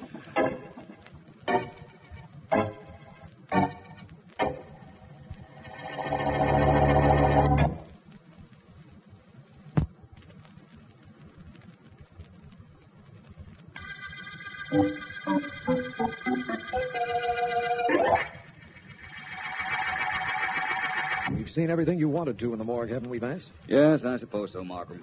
Let's get out of here. All right. You've examined the body and the man's clothes, Vance. What do you make of the situation? I'm not sure yet. I believe the man was killed by somebody who thought we could never identify his victim, though. In other words, the suit, the shoes, the tie, and the shirt were purchased so that the original clothes belonging to the dead man could be destroyed. And identification by that means made impossible. Now, what about the socks, Vance? Could be the murderer forgot to buy new socks, and that the ones the victim was wearing were his own. Well, that's fine. That gives us a lot to go on. It gives us a great deal. Hmm? For instance, I'll tell you this. The dead man habitually wore tweeds, Scotch-grain shoes, woolen ties. And I think I know where to pick up his trail. Vance, you're making all of this up. Nobody has been reported missing in this town that even remotely resembles the individual you described. I think the murderer knew nobody would report his victim missing. Here we go again. Certainly looks that way, doesn't it? Let me understand something. Yes? You've built the clothes the dead man wore, the tweeds, the woolen tie, merely from the fact that he wore woolen socks. Now, let me point out But I that... didn't mark them. You didn't? No. Did you notice the tie clasp that was on the blue silk tie he was wearing? Yes. And except for the fact that it was about to slip off the tie, I noticed nothing unusual about it. It's an ordinary clip. Could be bought in any of 1,000 stores. But it was about to slip off the silk tie. Now, what does that mean? That the victim almost lost his tie clasp. How do I know what it means? I think it means that the dead man usually wore woolen ties. They spread the clasp. Consequently, it couldn't hold a silk tie securely. Oh, I see. I'll grant you a combination of woolen tie and woolen socks would mean tweeds and possibly Scotch-grain shoes. But what's your clue to his identity? Did you look on the inside of the socks, Markham? No. I did. And I found something on the inside of the socks that will take me directly to the inside of this case.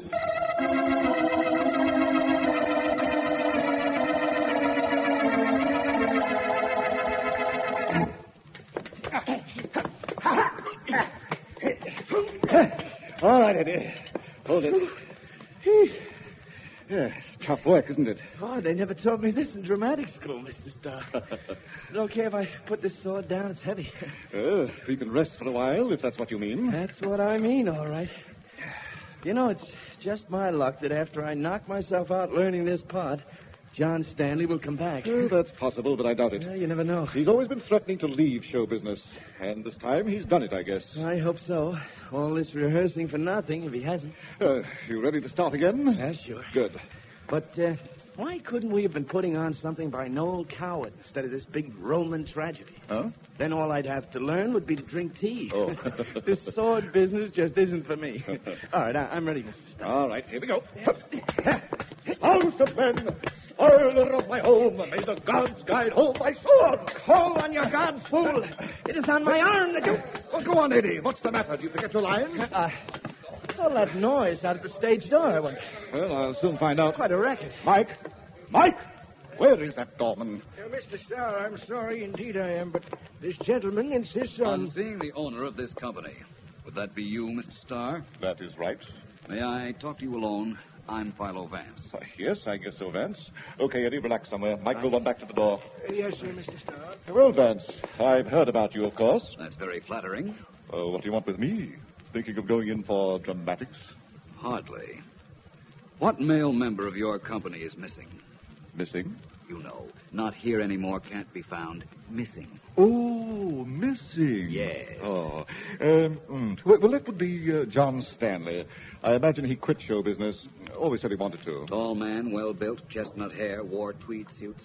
Yes, that would be Stanley. He's been murdered. You don't say. I could have sworn I did. Is that the man found on the ferry boat dressed in brand new clothes? Yes. It hasn't been in the newspapers, Mr. Starr. Hasn't it? No. Well, I must have heard it on the radio. What made you think he might belong to this company, Vance? In other words, what brought you here? I'll keep that to myself. In other words, mind your own business. I'd like to. But you remember, you interrupted me. I was just teaching a young fellow Stanley's lines and the action of the play. Mr. Starr, somebody went to a great deal of trouble to prevent our identifying the victim. So? I have no doubt that Stanley's murderer intended to throw him off the ferry and into the water. But he found he couldn't without being seen. Go ahead, Vance. I once played a private investigator like you in a play. Only, I did it better. Oh, of course. More conviction. Oh, your last speech, for instance. I have no doubt that Stanley's murderer intended to throw him off the ferry. You see what I mean? Who'd want to? Oh. Mr. Starr, the murderer of John Stanley wanted two things. He wanted to make it difficult for anybody to identify the dead man, and he wanted to avoid being caught. Oh, why tell that to me? Oh, you might pass the word along. Oh? I want the killer to be a little bit nervous. And he will be when he finds out what I know. All right, Vance. I'll see that people in show business know what a genius you are. Do that. And Starr. Yes.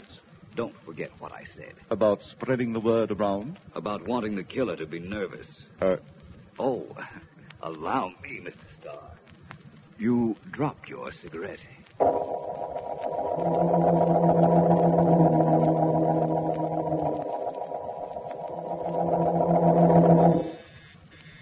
Coming. Hello, Mr. Vance. I'm Lila Martin. That's my stage name. May I come in? Thank you. Thank you very much. So kind of you.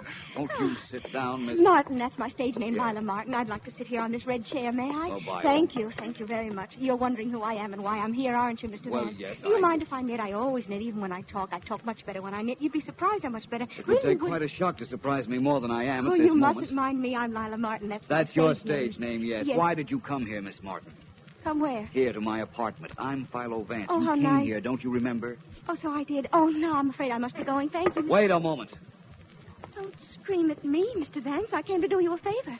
You see, I was backstage when you were talking to Roger Starr today at the theater. I'm in the play. I play a Roman handmaiden. John got me the job. John here, Stanley? Of course. What other John would get me a job? He liked me, Mr. Vance, and I liked him. Now he's dead. Yes, he is, and I Poor want to darling. find out who killed him. Well, that's what I came up to tell you, but you screamed at me, and now I don't know whether to tell you or not. Do you see? Maybe the next time you won't scream at somebody. Miss who'll come up Martin, to tell stop you. it.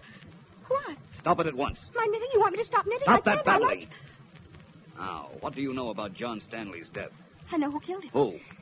First say you're sorry you screamed at me. Who killed John Stanley? You're doing it again. Oh, Ryan, you look like such a nice man. You have such nice red chairs. Red is my favorite color. I'll find you an Indian. Thank Now, you. who is it that you think killed him? Think? Yes, think. I don't know. I don't think I know. It was Milton Talbot, of course. Do you know where I could get a red chair Milton like Talbot? this? It's lovely. I told you what you wanted to know. We were talking about this chair. Who I is like Milton it. Talbot? He's the editor of Talbot's Tidbits. It's a newspaper. What is? Oh, yes. It prints everything about everybody in show business. What size socks do you wear, Mr. Vance? If you don't scream at me, I'll knit you a pair I'm of sorry lovely about socks. the screaming. The Miss Martin, loveliest do you know why Talbot killed Stanley? I don't know everything, Mr. Vance, only that Talbot did it. Because they had a great big quarrel, and Talbot said he was going to do What it. was the quarrel about? Money? What do men generally quarrel about? Money, you know. Money that. or women? Of course. What was the connection between Talbot and... Wait a minute. Huh? I know that paper he puts out. He runs a lot of scandal which performers can keep out of print if they take an advertisement in his paper. You still haven't told me what size socks you wear. So How the can I dead knit man you a and pair? Talbot had an argument, eh? Perhaps Mr. Stanley found out something about the blackmailing publisher of Talbot's Tidbits. You look like about a size 9, I'd say. Thank you for coming here, Miss Martin. Oh? I'm going to see Mr. Talbot. I'm going to find out if he took time out from putting items in his paper to put a bullet in John Stanley's heart.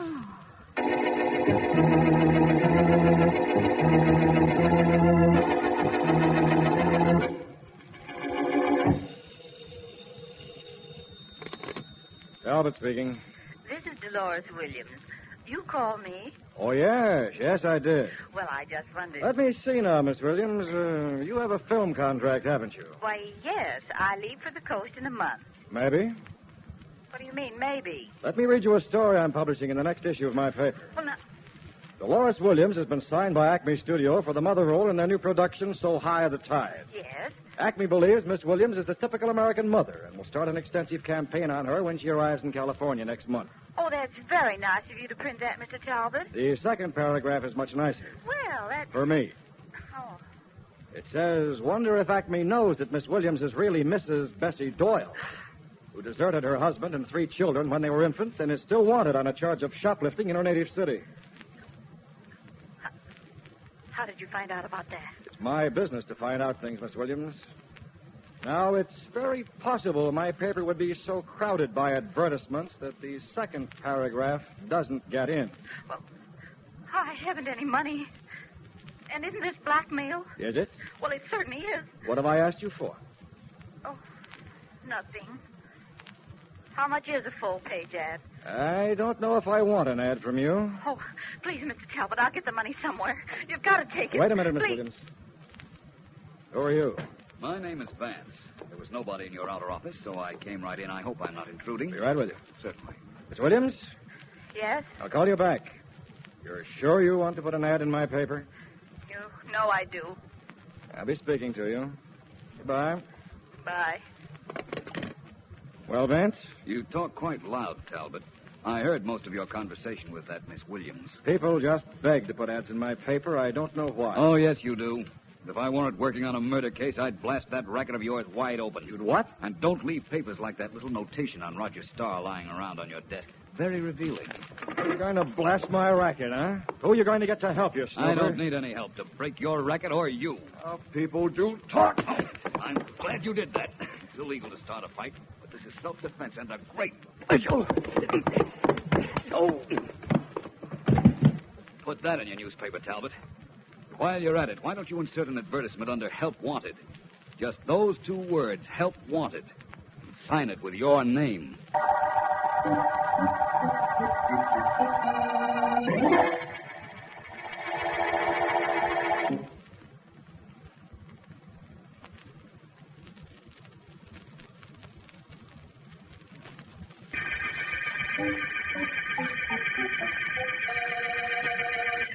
This is District Attorney Markham.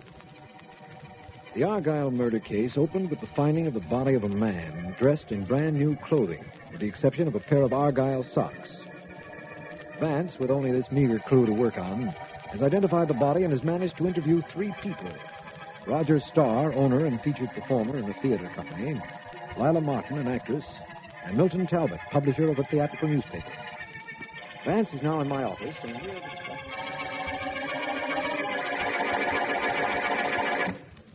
All right, Markham, I'll tell you. Thanks, Vance. Inasmuch as you're certain that the Argyle socks John Stanley was wearing put you on the trail of his murderer, I think I'm entitled to know. It's relatively simple. For you mean? We'll see what you think after I explain. All right. As you know, I'm working on the assumption that Stanley's clothing was taken from him. Yes. That he was garbed in brand new clothing by his killer. The killer intended to throw the body from the ferry, but found he couldn't. So he let it lie on the boat to be found. I go along with that. Good. Now, when the murderer bought the new clothes, he forgot to buy socks. And he thought nothing of leaving Stanley's own socks on the body, believing they couldn't be traced. But you traced them? No. What do you mean, no? You told me the socks sent you to the theater where that Roger Starr company was rehearsing a Roman play. That I did, but it wasn't the socks themselves. Wasn't? It was a smear of makeup I found inside the socks. Makeup inside a pair of socks? Yes. What would makeup be doing inside a pair of socks? My answer to that seemed logical. If the dead man were an actor, and if he were appearing in a play that called for bare legs, like a Greek or Roman drama, he'd have makeup on his legs. Oh. There was only one such drama in town, Roger Starr's production. You went there and found John Stanley was missing. I see now. I'm glad. And there's something I'd like to see. And that is? My way clear to a solution of this case. I refuse to believe you have no idea who killed Stanley. I refuse to believe I can't prove my idea. And so I will. When? That is something only the murderer can tell you. The murderer? The Stanley killing was for profit, Markham. But his slayer is going to give himself away.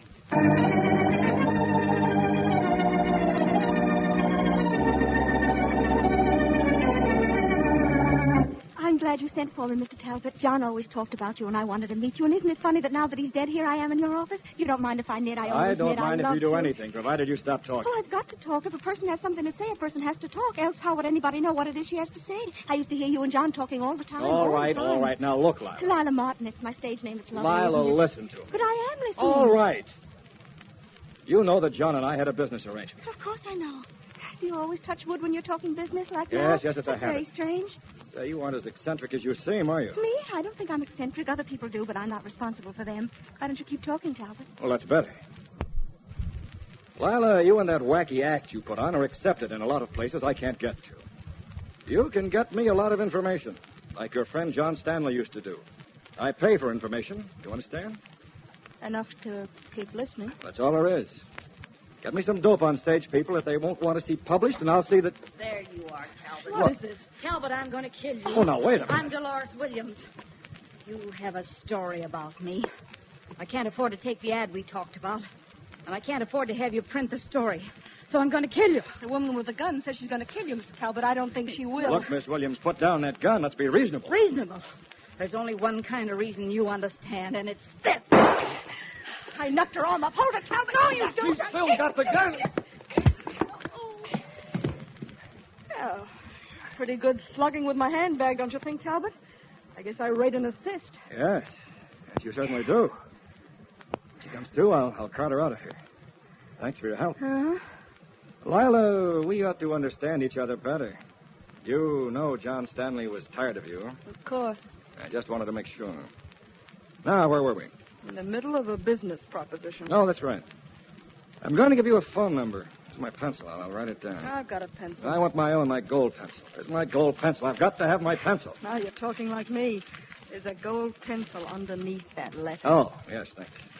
Got to have it when I write something that has to do with my business. Now, here's the phone number. 98742. Use it when you hear anything I can print. Okay. And tell me something. When are you faking? When you're talking normally like now, or when you're babbling? To tell you the truth, Talbot, I've been doing that babbling act so long, I don't know which is the real me.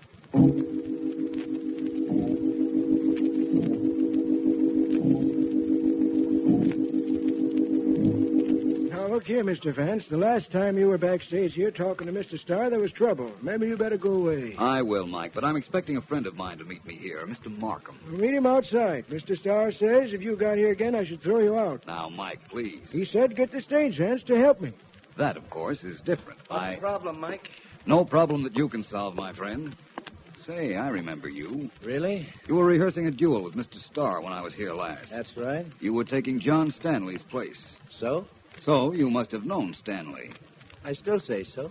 So, if you wanted his job badly enough... What? Wait a minute. He didn't kill John Stanley. Eddie here had a job with the company. He's always had it. He comes from Mr. Starr's hometown. Oh, he does, eh, Mike? Sure. Eddie. Yeah? I've got some information on Mr. Starr. Some trouble he got in back home. So? What year was that? That was a long time ago. How did you find out? I saw a memorandum on the desk of a man named Talbot when I went to see him.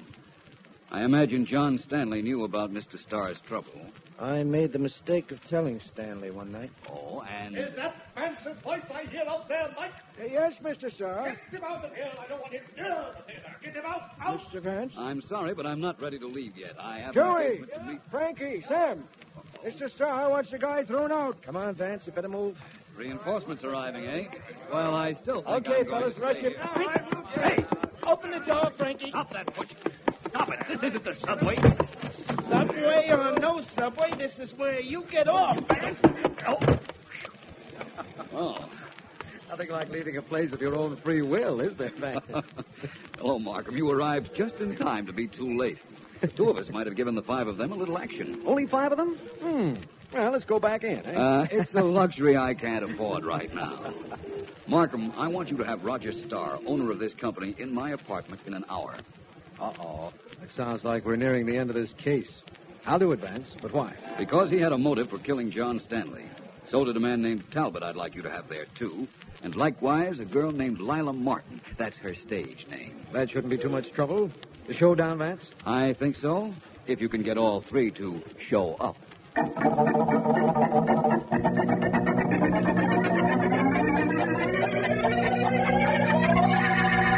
While we're waiting for Mr. Vance to get here, I think I'll sit in the same chair I sat in when I was here before, the red one. All right with you, Mr. Starr? Certainly, Lila. Well, then get up. You're sitting in it.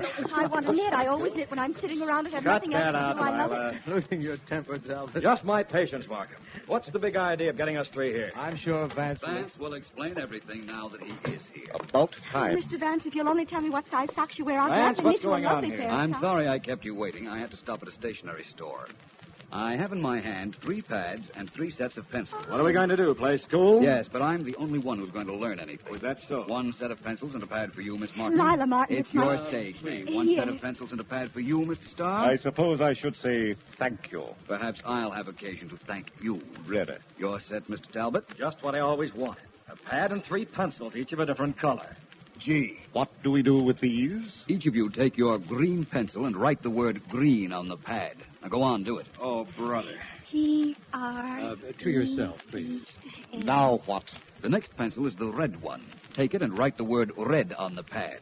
Now do the same thing with the black pencil, writing the word black. What's this going to prove, Vance? You'll see, Markham.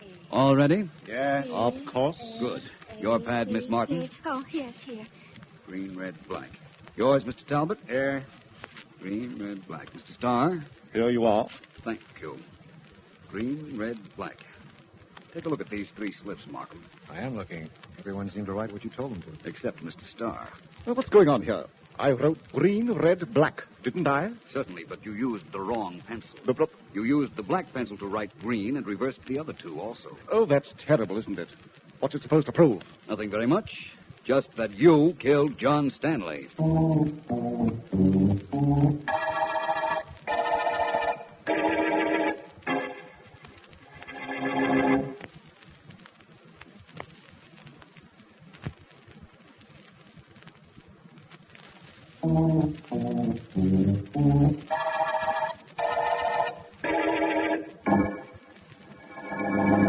Please, Vance. Very well. You have a confession from Roger Starr, but you want to know how I discovered he was the killer from that red, green, and black test. That is it exactly.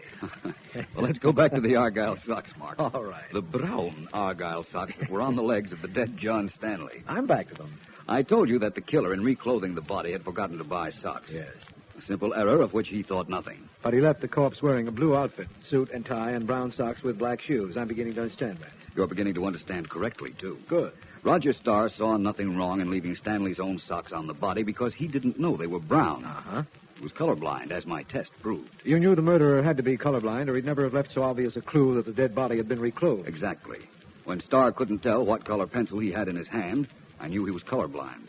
I knew his motive, of course. Desire to keep John Stanley from selling information about his past to Talbot. He didn't know Stanley had already told the blackmailing editor. Against whom I have already prepared an indictment. Good. Well, it'll be the end of this blackmailing paper, believe me, Vance. Just as this is the end of the Argyle murder case, Markham.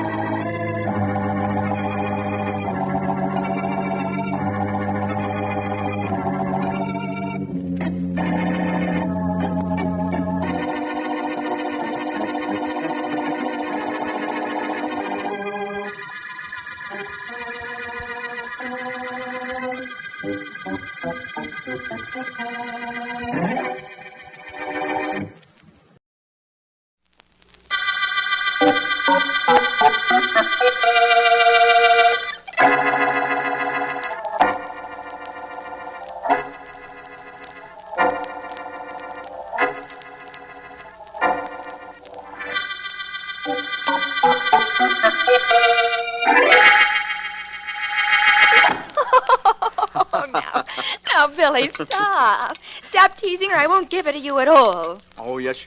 Yes, you will. And right now. Oh? Come on, Jenny. You know I'm dying to see what you made me. Oh, it must be important to you if you left that piece of cheesecake. What's the matter? Don't you feel well, darling? I feel very fine and very curious. Oh, sorry. You're going to have to wait, and you're going to have to stop pestering me while you're waiting, and that's all there is to it. Pestering? You think I've been pestering you? Oh, yes. Well, wait till you find out what a pest I can be. Jane Ashley, you made me a present. I want it. At least I want to know what it is. Guess. Cheesecake. You made me a cheesecake. Oh, you think I'm that silly? Cheesecake has been my rival for your affections ever since I've known you. Nope. No cheesecake. Uh-huh. Pair of socks? What? So I'd have another pair of socks to wash after we get married? Oh, nope. No socks. Well, a sweater. That's what it is, a sweater. Oh, you're not even lukewarm. All right. You little imp. I've taken enough of this. Are you going to tell me or aren't you? Depends on what you have to tell me. I love you, darling.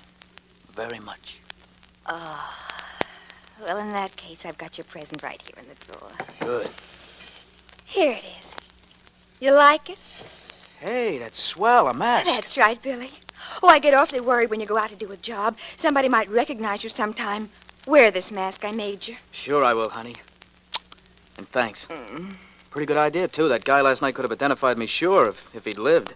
With my record, they'd have grabbed me in an hour. I'm glad you like your present, Billy. And that's pretty, and it's practical. Shows you think of me when I'm not here. I like that. I like thinking about you when you're not here.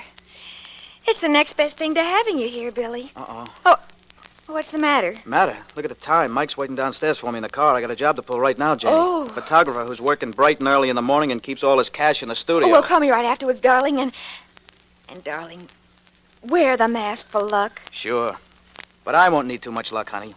If that photographer resents being robbed, he's the one that's gonna need it.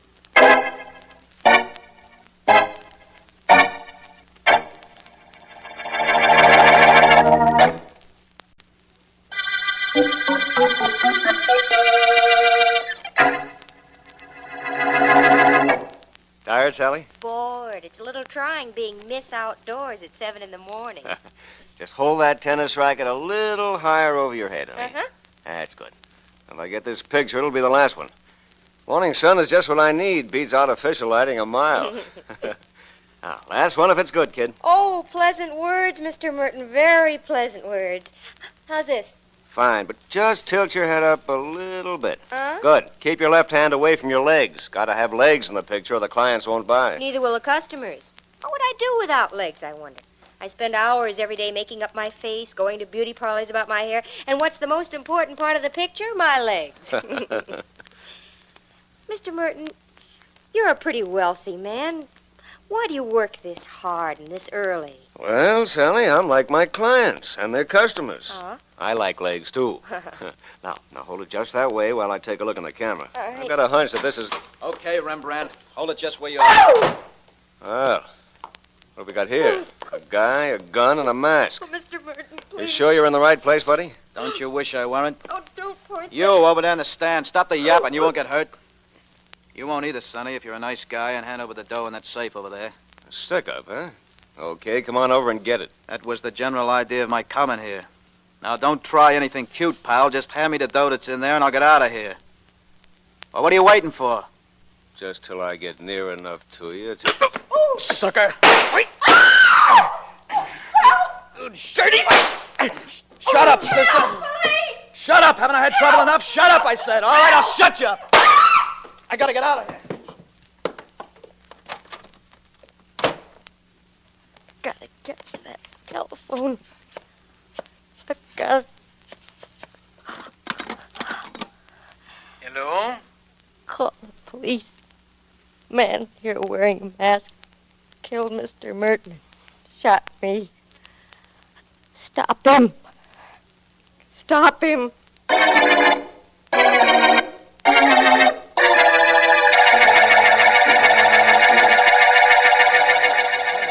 Hope you don't mind dropping into this hotel lobby, Vance. No, not at all. My secretary was to leave an envelope for me at the desk so I wouldn't have to go all the way downtown to my office this morning. I don't mind, Markham. We still have an hour before court opens. Will you be long? Just long enough to pick up the envelope so I can have it with me in court.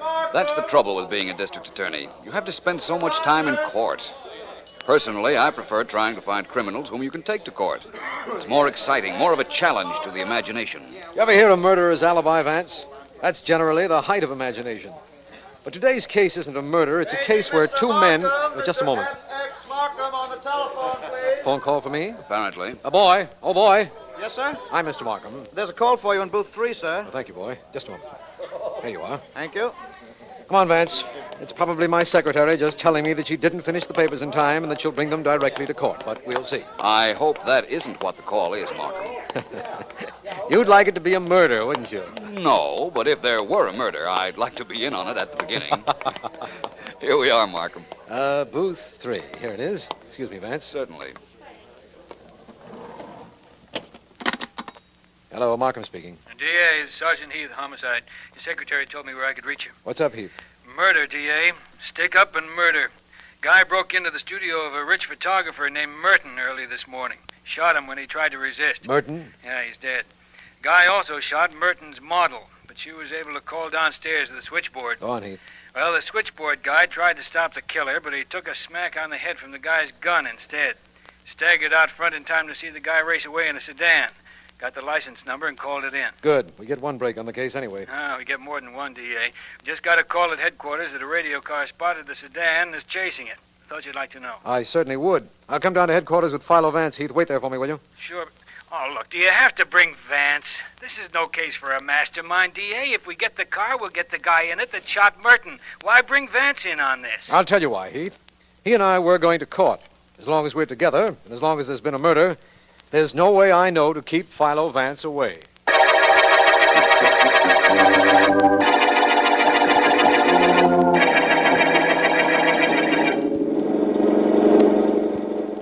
Step on it, Mike. We gotta get more speed. That prowl car's picking up on us. I can't help it, Billy. I got my foot on the floorboard now. We're doing better than 70. Keep going and stop slowing up for those curves. That's what's holding us up. We gotta slow up for him, Billy. This crate'll crash if we don't. They ain't banked too good. Keep close to the inside. We'll pick up a little time their way. The cops are taking the turns wide. Well, whatever they're doing, it's working for them. I don't like this. I'm scared. Keep going, dope. Keep your foot down on the gas. I'll stop those cops. When they get close enough, maybe I'll throw a shot at them just for luck. Better wait till after we get around this bend, Billy. Hold on. This is a tough one. The wheel, Mike. Stay with that wheel. The curve. We gotta... Mike!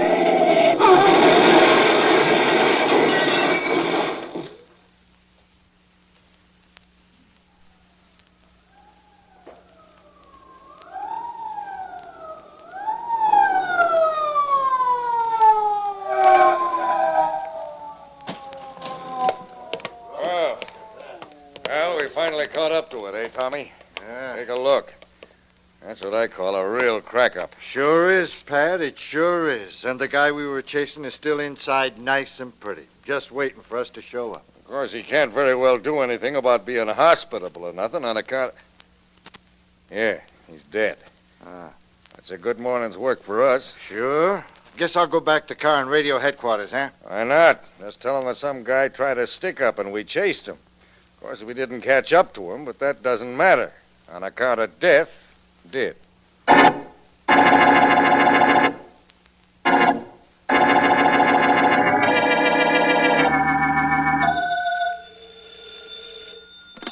Hello? Hello? Janie? Oh, Billy, I've been so worried. That radio said that a man... That was Mike, Janie. He drove me from the studio after I killed the photographer. Oh. And when our car crashed, I got out and planted the gun and mask on him and beat it just in time to duck the cops. Oh, Billy, I'm so glad you called. I've been absolutely frantic. No need to be, Janie girl. Oh. The only trouble with this morning was the fact that I didn't get what I wanted at the studio. Oh, shucks. Be over at your place in a couple of hours. Wait for me. You know I will. Oh, that present you gave me, that mask? Yeah? Well, it's been picked up by the cops, naturally. Uh-huh. Only they think that Mike was alone in the car and that he killed the camera guy. Well, good. Very lucky present you gave me. Oh, I'm glad, Billy. And I'll make you something else. A surprise. Do that, baby. Make it a cheesecake surprise. I had to leave a nice, fresh cheesecake I bought in the car when Mike got killed. Isn't that a shame?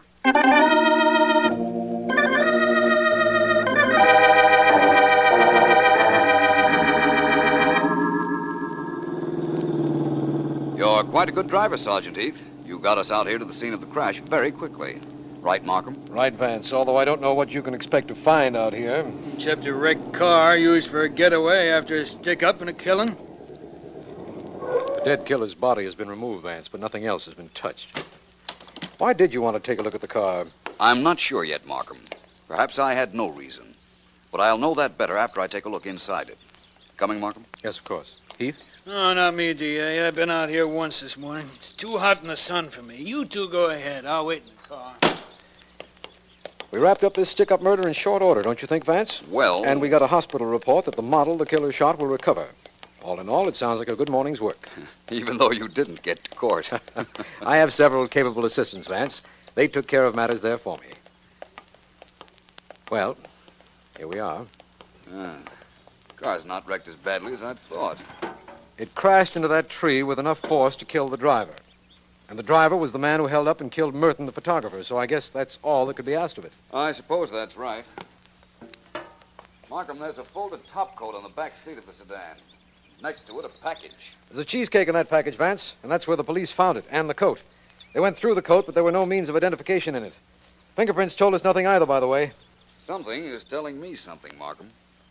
What are you doing with that sunshade, Vance? Putting it back up to its normal position, my friend. Just want to see if it could have been jarred down by the crash. Well, could it? I doubt it very much. In fact, Markham, I'm not even sure whether you got your killer or not. Now, Vance, please. The man was seen running out of the studio building. He was chased by the phone operator who got this license number. Police cars picked up the trail almost immediately, and one of our cars was chasing this one when it crashed.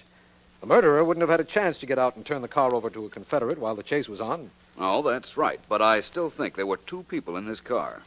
And it's very possible that the murderer got away. I don't know why you think that, but as long as you do, what are you going to do about it? Up until this minute, we thought we had a complete case in the killing of Mr. Merton. We found the murder gun and the mask here in the car. We have what we want. I doubt whether you have.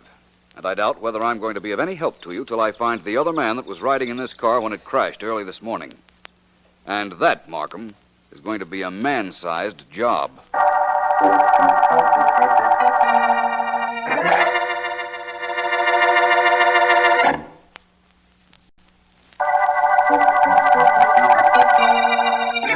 This is District Attorney Markham.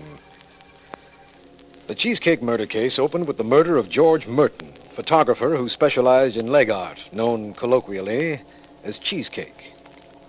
His model, Sally Burns, is in a hospital recovering from a bullet wound.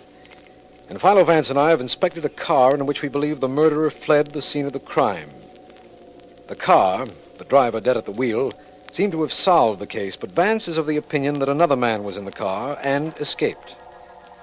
His identity, if there was such a person, is unknown. Who he is or where he is...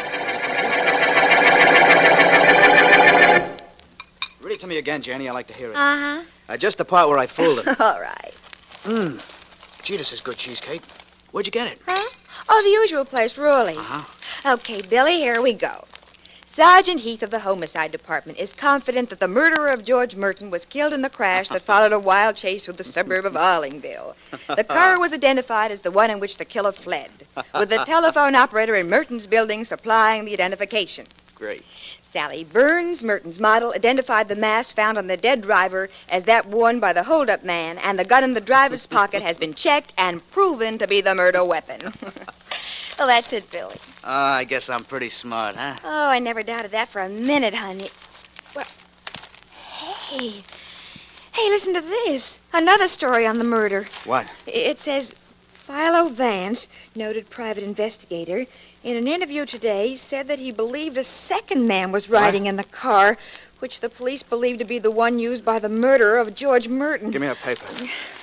Vance refused to give any reasons for his belief, but it is understood that District Attorney Markham is placing great faith in Vance's theory and has referred it to Homicide Sergeant Heath. What do you know about that?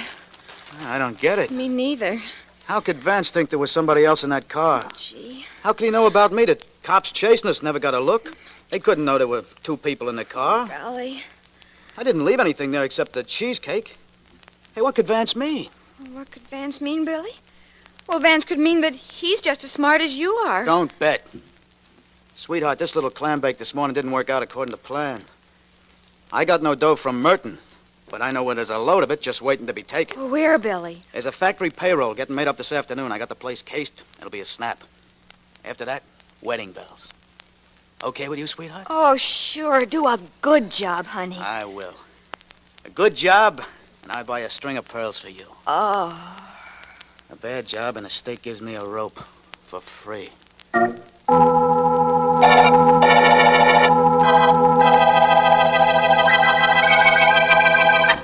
Just dump the money out of the bag, Freddie. I done my job. Guarded you when you went to the bank for the money. Right. Well, here we are. $30,000 worth of Uncle Sam's calling cards. It was sure shaky when I carried it from the bank, even with you around. Well, here's the greenback shower. I sure wouldn't mind getting caught in that kind of rain. I guess not. All in 10s and 20s, Pat. Oh, hand me the payroll list, will you, so I can begin to fill the envelopes? Sure. Here you are. Hey, nobody's allowed in here. I know. I like that. Then we won't be interrupted. Huh? All right, put all the dough back in the bag you just dragged from the bank. Come on, get moving. Stick up, huh? I ain't playing games. Now, don't either of you be a patsy because the dough isn't yours. It belongs to the company. But your life belongs to you, and believe me, I'll shoot in a minute if either of you gets cute. Including you, copper. No kidding. I think No, don't do it, Pat. Don't start anything. I'm giving them the money. Ah. Well, that's being smart, pal. I want the money. I don't want either of you to turn around and get a look at me. And I want 5 minutes to get away before you start screaming. Well? Everything your own way, huh? Sure. I like me. I'm entitled to that. All right, get moving. Get the dough in the bag so I can get out of here.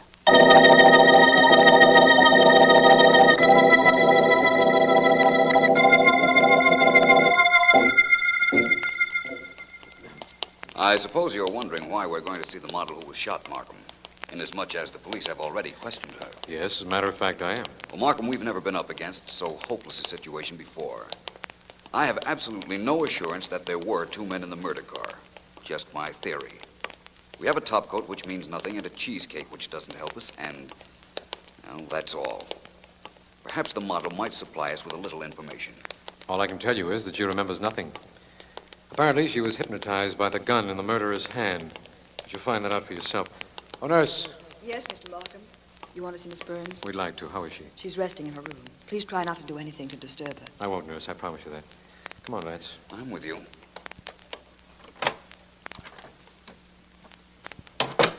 Hello, Miss Burns. I'd like to present Philo Vance. Hello. How do you do? Miss Burns, Mr. Vance would like to ask you a question or two. Do you feel equal to answering?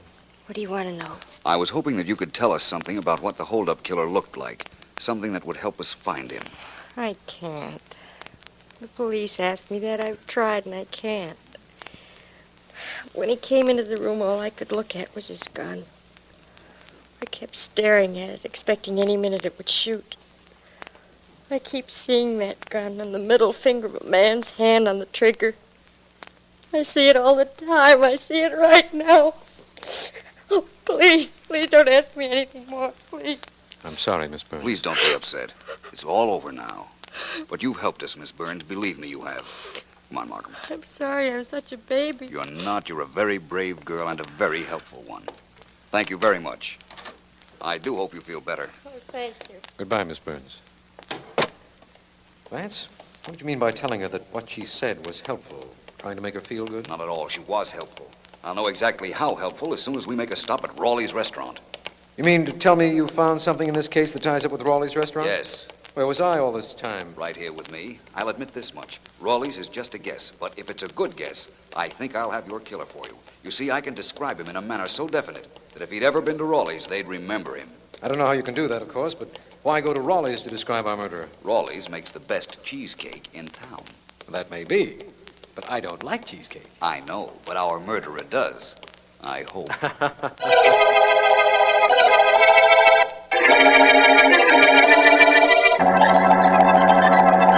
Of course, I'm proud of our cheesecake, Vance. It's famous all over the country, and this cheesecake you have is definitely ours. That's what I thought when I borrowed it from the police, Mr. Rawley. You might be of great assistance to me and the police if I could describe a man with a completely distinguishing characteristic, one whom I imagine is very fond of cheesecake. Would you identify him? Oh, well, I hardly think so. So many people like cheesecake.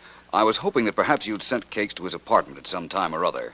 And if you had, that perhaps you could give us the address. We have a record of every customer's name and address, Vance, but you'd have to describe the man pretty well if I'm going to come even close to recognizing him. I'll describe him so well that there isn't a chance of your not knowing him if he happened to be one of your customers, Mr. Rawley. And if he did happen to be one of your customers, he's as good as caught right now.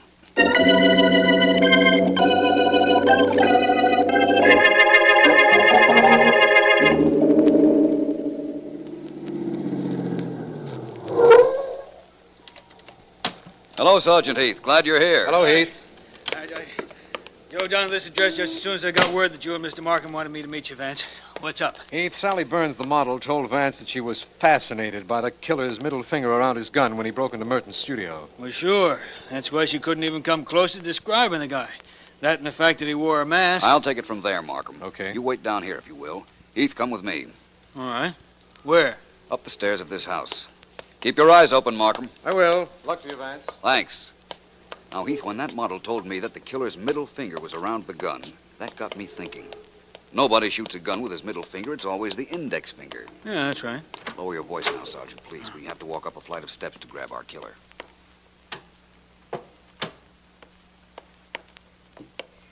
Hey, what happened after you figured out there was something wrong with the trigger finger, Vance? You remember the cheesecake found in the murderer's car, Heath? Yeah, sure. Why? I brought it to Rawley's restaurant. It was made by them, all right.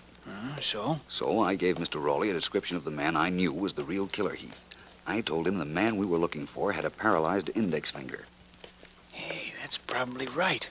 Else why would he shoot a gun with his middle finger? No reason. Heath, Mr. Rawley remembered a customer whose finger was paralyzed. Yeah? He looked up his records and found that he had delivered cheesecakes to him several times. Gave us his name, Bill Ivory, and his address. Yeah, I get it.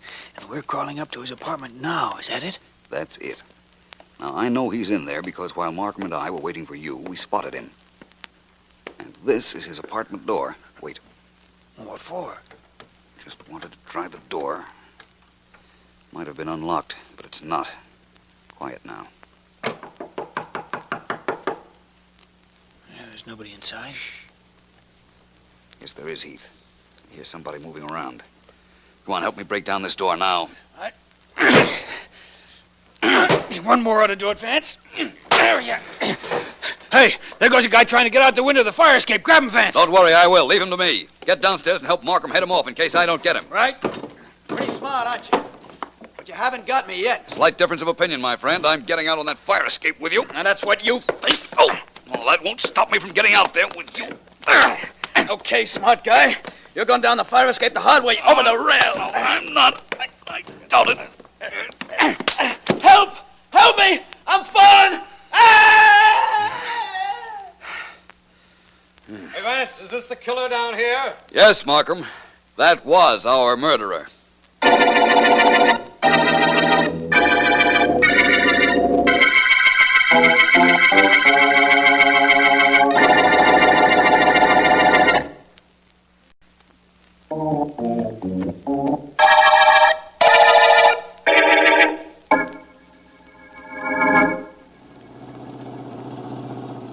All right, Markham, I know. You want me to tell you why I was so sure there were two men in the murder car. On a sunny morning like this, Vance, I'm entitled to be enlightened, don't you think?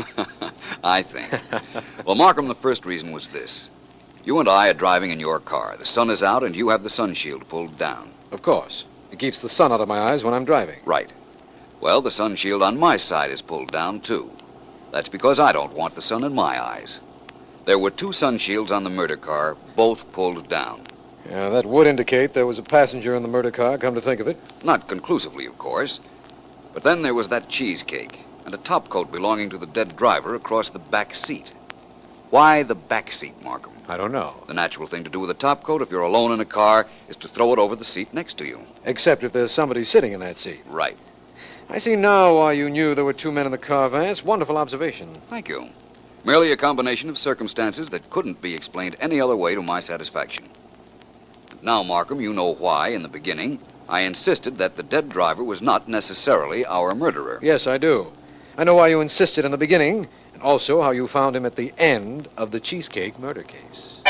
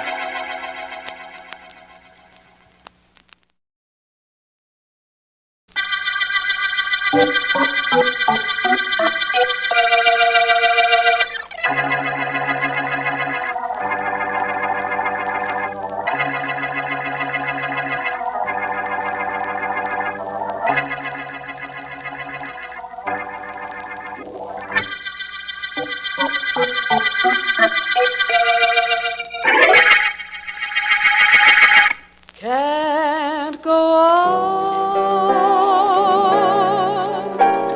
Everything I had is gone. Stormy weather since my man and I ain't together.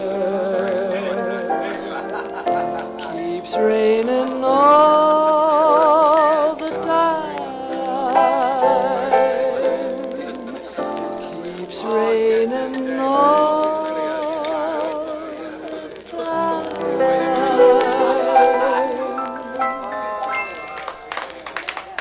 Fine applause. Do I have to bust a tonsil before you characters applaud? What a joint to work in. Squares. Where did they get off treating a performer like that? Wait a minute, Hey. Josie. Let go my arm, Joe. I said wait a minute. When I say wait a minute, you wait a minute. Well, what is it? What's with that speech you just made? What's with insulting the customers in my place? Did you hear the hand I got when I finished singing? Sounded like one guy in the whole joint was swatting a fly.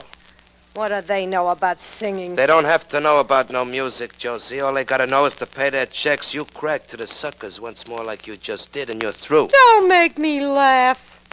I ain't trying to be funny. You don't have to try. Why don't you get smart, Joe? You know you can't fire me. I got enough to put you away for 50 years, any time I like. Wait a minute. Wait right here. We'll make it fast. Hello, Mr. Turner, boss. What are you listening at the door for, Angel? Me, boss, listening? Not me. I'm your head waiter. I work. I don't listen. Excuse me, Mr. Turner, boss. Somebody wants... You're having trouble with everybody, ain't you, Joe? I'm not through with you, Josie. You ain't kidding, you ain't. We were just talking about that before you spotted Angel snooping. You were gonna fire me, remember? Oh, I didn't say that. What I said was that if you cracked to the suckers once more, you'd be through. That don't mean fired, Josie. That means through. For good.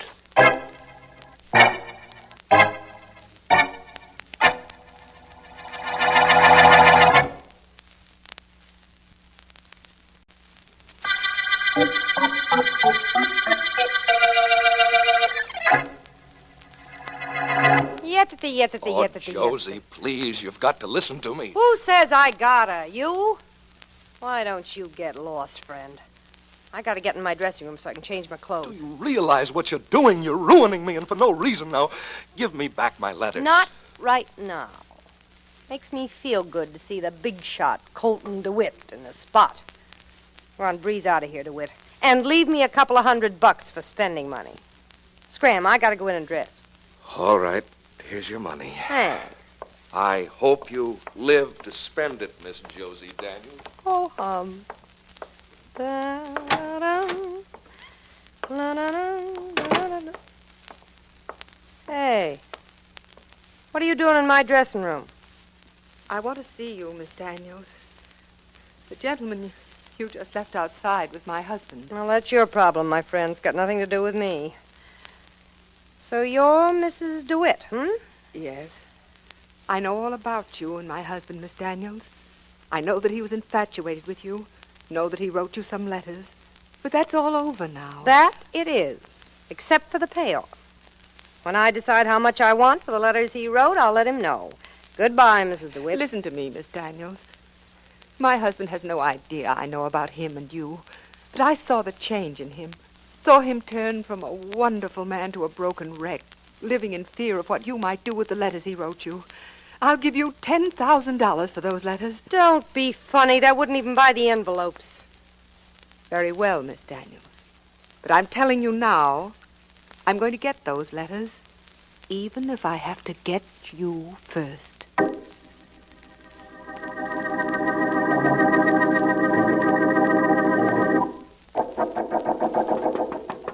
Come in. I'm looking for Philo Vance. I'm Vance. Please come in. I was just about to lock up. The office is closed for the day, Mrs. I'm Mrs. Colton DeWitt. Mr. Vance, please listen to me. It's terribly important. By all means. What is it, Mrs. DeWitt? You've heard of my husband. I know his position in the business world. Sit down, won't you? Thank you.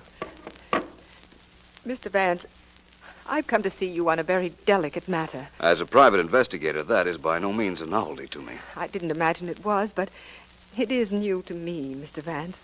Telling a relative stranger something that is so personal. It's my husband, Mr. Vance. He's in trouble. Oh?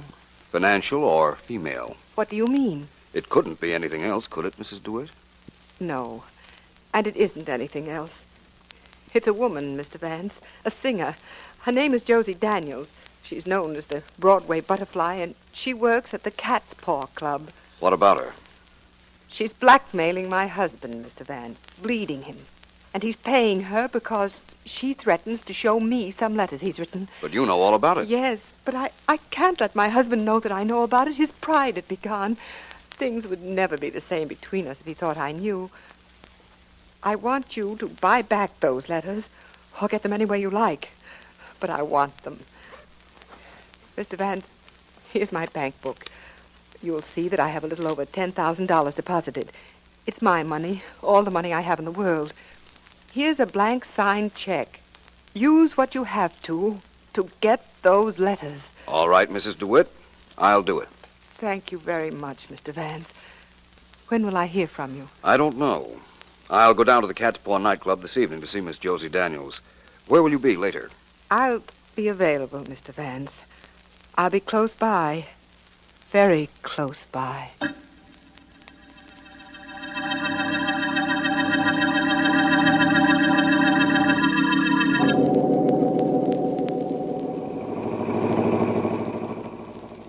The cat's paw, you said, huh, Mac? It's 9 o'clock. Not much doing there at this hour. There may very possibly be after I arrive. How much further is it? You worried about the meter? Maybe another nickel tops. Hey, Mac, your face has been bothering me. Where have I seen it before? Well, to the best of my knowledge, it's always been just where it is now, right on top of me. I got your name on the tip of my tongue. I know that face. I've seen it in the Hey! You're that famous private detective, Philo Vance. I'm a private investigator, but the rest of the identification is correct. Oh, so you're the guy, huh? Yes, I'm the, guy. Well, what do you know? Never can tell who you ride when you're pushing a hack. Know who I ride the other night? I'm not that good a private investigator. Who was it? I got the name on the tip of my tongue. Well, this is it, Mr. Vance. The Cat's Paw Club. Only it's a little early, like I told you. I don't think the joint is even open yet. I'll find out in a moment. Well, there seems to be somebody else trying to get in and somebody trying to stop him. Here's your money, driver. Keep the change. Thanks, Mr. Vance. I sure wish I could think who it was I drove the other night. I got the name on the tip of my tongue, too. Seems to be a little crowded there. Good night. Night.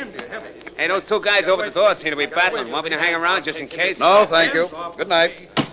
I said you can't come in. The joint ain't open. What? I've got to get in. I must see Miss Daniels. Now, look, Mr. DeWitt, chances are Josie ain't in there either, and the club ain't open yet. Nobody comes in until after I open up. Now, but what do you want? I beg your pardon. My name is Philo Vance. What about it? What do you want? The same as this gentleman, apparently. I want to see Miss Daniels. Now, look, both of you, I just got here myself to open up this joint. Chances are Josie ain't in it yet. Wait a minute. Wait a minute. That's her. That's Josie singing. I recognize her voice, and I'm getting in to see Josie now, and nothing's going to stop me. So get out of my way. Get out! Out, don't get Get tough, out of my way, I said, and stay out. I'm going inside, I said. And I said you weren't. Now, don't Get out of my way, I said. Get away. Okay, Get away. that's the way you want it. Well, he begged for that sock, Vance. You seen him try to force his way into my club? I'm more interested in his condition at the moment. You seem to have knocked him out. We'd better get him inside. Now, we better get him to a hospital. My car's right here, Vance. I'll go with you. Very well. I'll take his head. You said this was your club.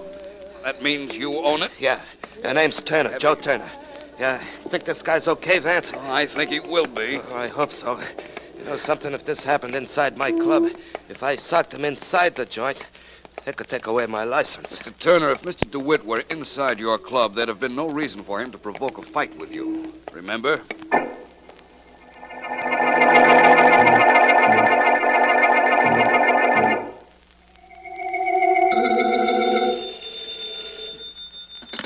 Philo Vance speaking. This is Markham Vance. Where have you been? I've been calling you home for an hour. You sound like you're after me for a murder, Markham. Sorry, Vance. I didn't mean to give you that district attorney treatment, but I did want to talk to you. About what? There has been a murder, Vance. A nightclub singer named Josie Daniels, known as the Broadway Butterfly. She was strangled sometime between 8 and 10 this evening. We're not exactly sure of the time. I'm reasonably sure of it. I'd say it was between 9 and 10. What? Sorry, Markham, I didn't mean to appear like a genius, but it so happens I was down to see Miss Daniels at 9 o'clock tonight and heard her singing. Oh, I see. Well, Vance, I know you like to get on a murder case as soon as it happens, so I've been trying to contact you. And incidentally, we have a suspect, Joe Turner, the club owner. Really? I met the gentleman tonight, Markham. In fact, I spent about an hour and a half with him. The hour and a half between 9 and 10:30. 9 and 10:30. And you heard Miss Daniels sing when you were down at the club at 9? Yes. Then I was wrong. We don't have a suspect. No, unless Mr. Turner's a very clever man. How do we find that out? I'm not sure. I've got to pay a visit to a music shop to know whether I know what I'm talking about or not.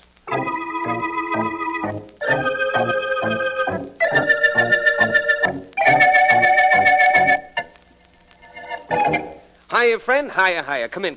What can I do for you, friend? My name is Vance. I've just telephoned a number of record companies, and they told me that we you... got the largest selection of records in the business, and they were right, friend. They were absolutely right. You want hot records? Well... We got 'em going all the way back to Bunny Berrigan, Eddie Lang, the Mound City Blue Blowers, the Memphis Five, the original Dixieland Jazz Band. I wasn't thinking of hot records. You what want I wanted sweet? was... We got every sweet band from 1920 up to now with the Bar Harbor Society Orchestra, Ray Miller, Whiteman, Lopez, Coon Sanders. What I wanted was a vocal record. Vocals. Take your pick, friend. Take your pick. You remember Lee Morse? We Yes, got all but of hers. Eileen Stanley, Lee Wiley, Helen Kane, the first of the Ethel Waters records. What's on your mind, friend? Which one do you want? Well, I was told that a girl named Josie Daniels made some recordings a year or so ago, and that this was the one shop which might have some. Daniels? Josie Daniels, the gal who got knocked off? That's right. Why, sure, we got records of hers. She only made 2 sides of one record, but we got it in stock. She made a thing called Stormy Weather, right, friend? Yes, I believe that's right. Got it in the back, friend. I gotta get it for you. Don't get much call for the record. Now, look, if you want jazz, we got Artie Shaw, Mr. B.G., got some original Dorsey Brothers, anything you like. All I want is one record, if you don't mind. Okay, friend, if that's all you want, that's all you get. We don't high-pressure nobody into buying nothing around here. I'll get you the Josie Daniels record, friend. Only I'm telling you, it ain't much good. And from what I understand, neither was she.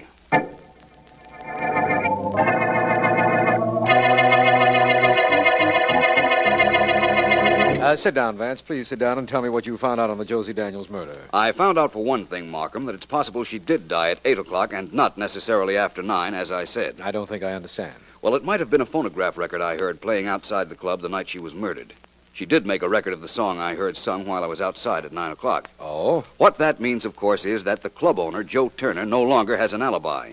And for that matter, neither does Mr. Colton DeWitt, whom Turner knocked out in front of the club. Because chances are the girl was already dead when the fight took place. That's right. Uh-huh. And you know, Markham, I have... Oh, just a minute, please, Vance.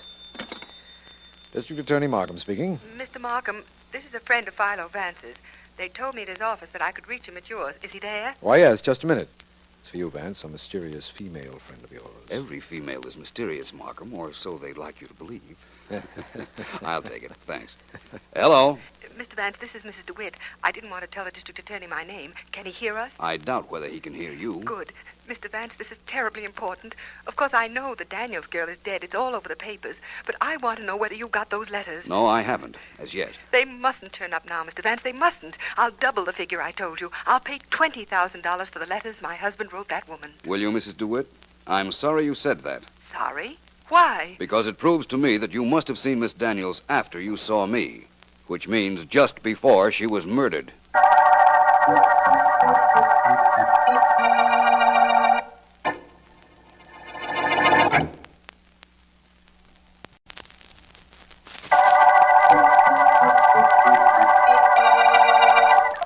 This is District Attorney Markham.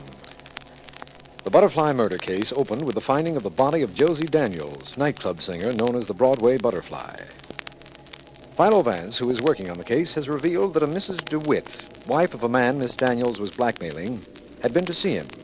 And while he was in my office, he had received a phone call from her telling him that she would pay $20,000 for the return of letters her husband had written.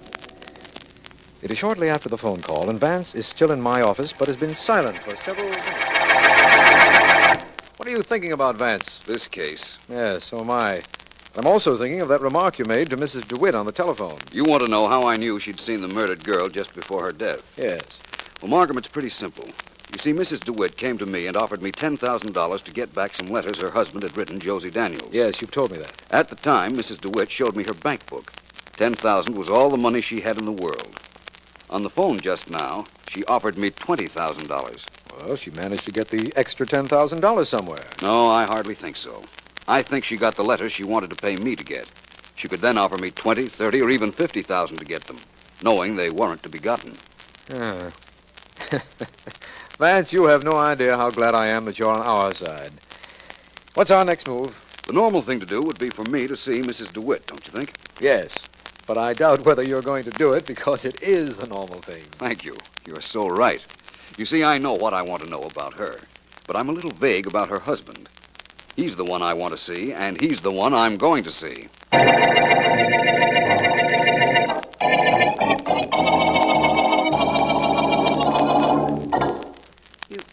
You don't want to see me, Mr. Vance? Not especially, Mrs. DeWitt. What I would like to know is this. Is your husband at home? He's upstairs. Shall I call him? No, he'll be down. May I use your phonograph to play this record I brought? Of course. Only I don't understand. You will, believe me. How does this machine work? The last button on the right-hand side starts the phonograph. Oh, yes, of course. Well, here we are.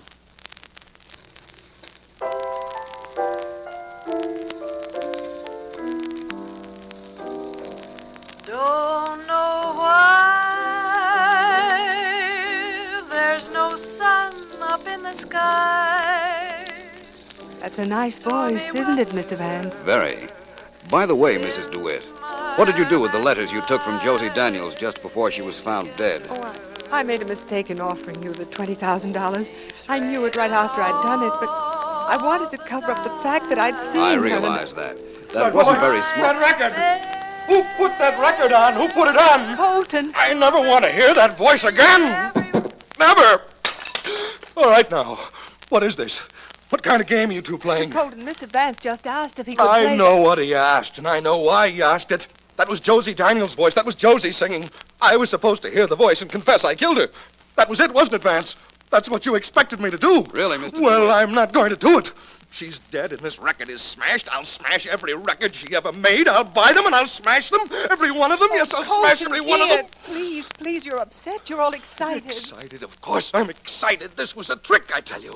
A trick of Vance's to make me break down and admit I killed her. I wanted to.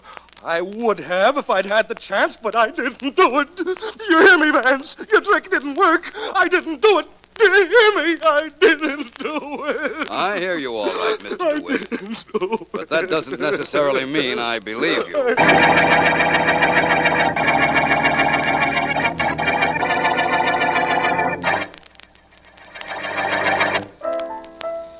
Hiya, friend. Hiya. I remember you. You were in yesterday to pick up a Josie Daniels recording. That's right. Sure, I know. I got a great memory for faces. Yeah. Now, do you want something else, like the record player now? That's Hank Byrne, bestseller we got in piano. Of course, we got Frankie Carr, Lopez, that Lombardo record of Humoresque with the two-piano team going. What you want is piano, we Well, can... it isn't exactly No? what I really want. I know, sure. Long hair stuff. Good. Got just what you want.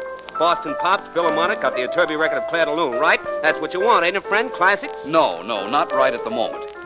You mentioned before that you had a good memory. I got a great memory. I can rattle off names of people who made records that you never even heard of. I'm sure. Bessie Smith, Queen of the Blues, Empire City 4, Billy Wilson and his Blue 5. Excuse my interrupting you, please, but I really have business with you. Did you ever hear of Philo Vance? Who'd he record for? Nobody. Oh. I'm Philo Vance. I'm a private investigator. Philo Vance?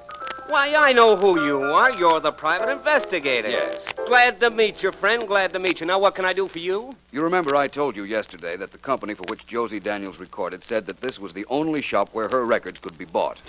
Sure, they were right. We got records by everybody. George... Never mind, I'm sure you have. Now, this is what I want to know. You say you have an excellent memory. I want you to tell me if anybody bought a record by Miss Daniels in the past few days besides me. Why, sure, I could tell you that now. Let me think. By all means, do. Let's see. He was, was it a lady? I think maybe... No. Oh, that's the funny thing, Mr. Vance. I can't remember. Sorry, I can't help you solve your problem, friend. Problem? What you didn't help me solve was a murder, friend.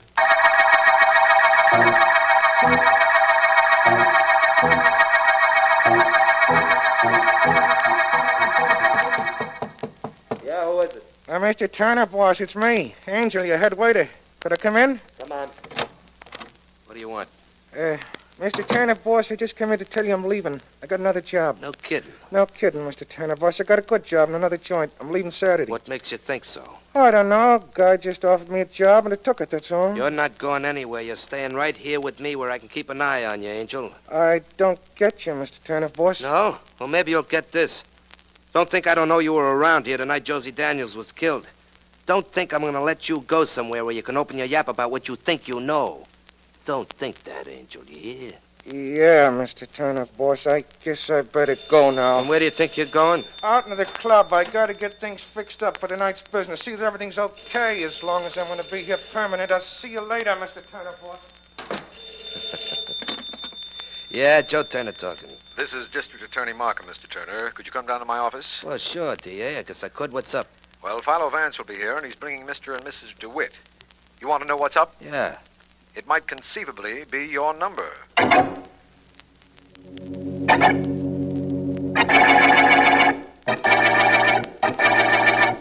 Sit down, Mr. Turner, sit down. You know Mr. Vance here. Just enough to say goodbye to. What goes on here? What'd you get me down here for? Vance? Mr. Turner, what did Josie Daniels have on you? Have on me? Nothing. She worked for me, that's all. I spoke to your head waiter, a man named Angel, right after I left a record shop this afternoon. He told me you couldn't fire her, that she could have stayed there as long as she liked. Angel told you that? No wonder that punk wanted to quit. Well, Vance, whatever he told you ain't true. My word against his, right? I hardly think so. He'd have no reason to lie. Mr. Turner, when I came along the other night, the night Miss Daniels was killed, you were keeping Mr. DeWitt out of your nightclub. Yeah, sure. Josie was rehearsing and the club wasn't open. Josie wasn't rehearsing.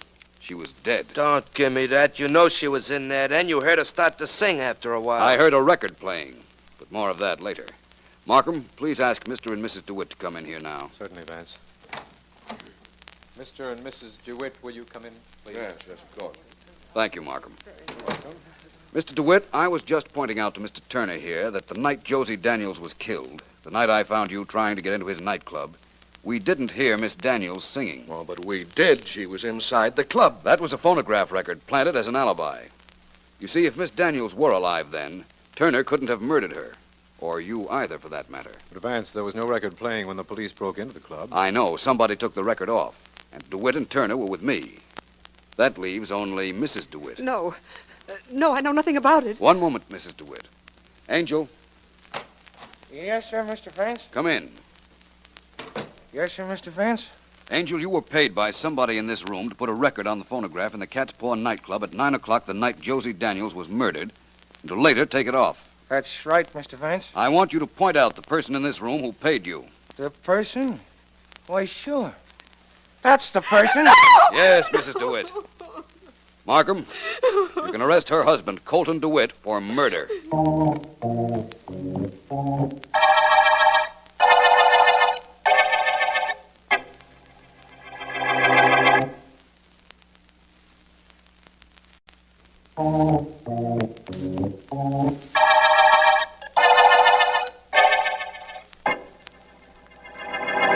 Mrs. DeWitt, was Miss Daniels dead when you went in her dressing room and got those letters? Yes.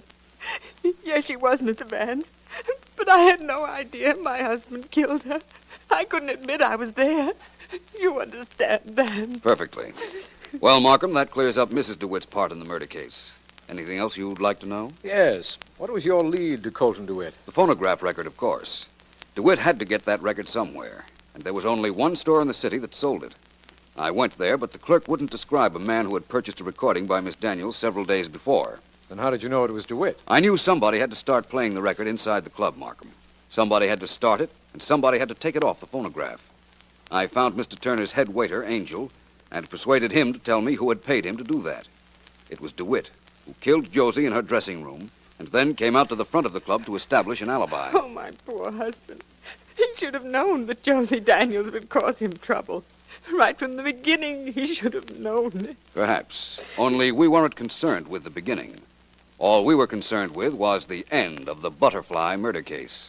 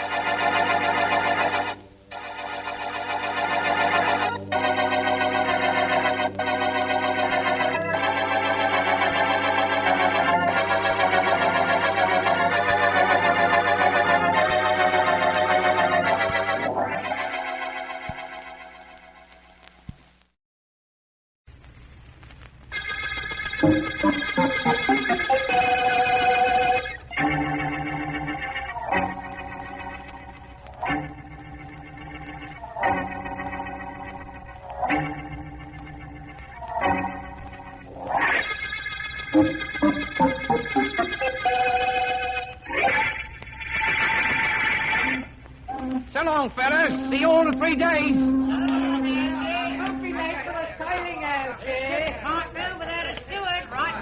I'll be back, you blooming idiots. Okay, don't take the wooden shillings, Algy. All that Algy's up there, Wait a minute, Algy. Wait right here. Hi, Johnny. Nice of you to come down to welcome me. Don't give me that welcome talk. You know what I'm here for. Did you bring it with you? Shh. Somebody will hear. Nobody around to hear me. Did you bring it? That's what I want to know. I've got it all right, Johnny. Be at my room at 9 o'clock tonight. I'll let you look at it. Only there are 2 other gentlemen who'll be bidding for it, too.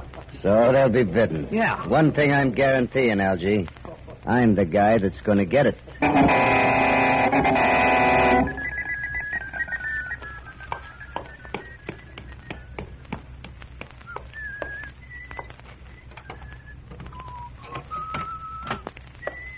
Hello, Algy. Oh, it's Mr. Burke.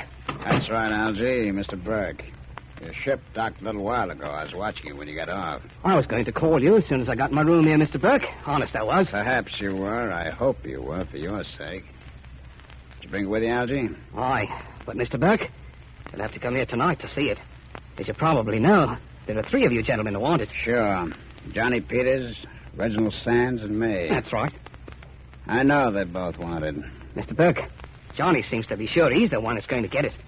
Algy, please listen and remember this. Yeah?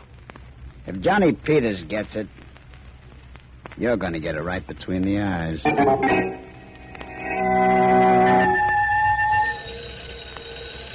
Hello. Algy? Speaking. Ah, Reginald Sands, Algy, old boy. Oh, hello. And I see you've arrived on schedule. Oh, we docked a couple of hours ago. Very good, old fellow. And, you brought it ashore safely? I've got it. And it's safe enough right here with me. Well, really, old Meanest, top hole. Better keep it with you until I have a chance to get down there, Algy. I want to see it. More than that, I want to buy it. You'll have to get online, Mr. Sands. You're not the only one who wants the diamond, you know. Yes, I know. That stone is very much in demand. That's right. But, Algy, old top, it had better be me who gets it, because if I don't, you'll have another kind of stone for your very own. A tombstone.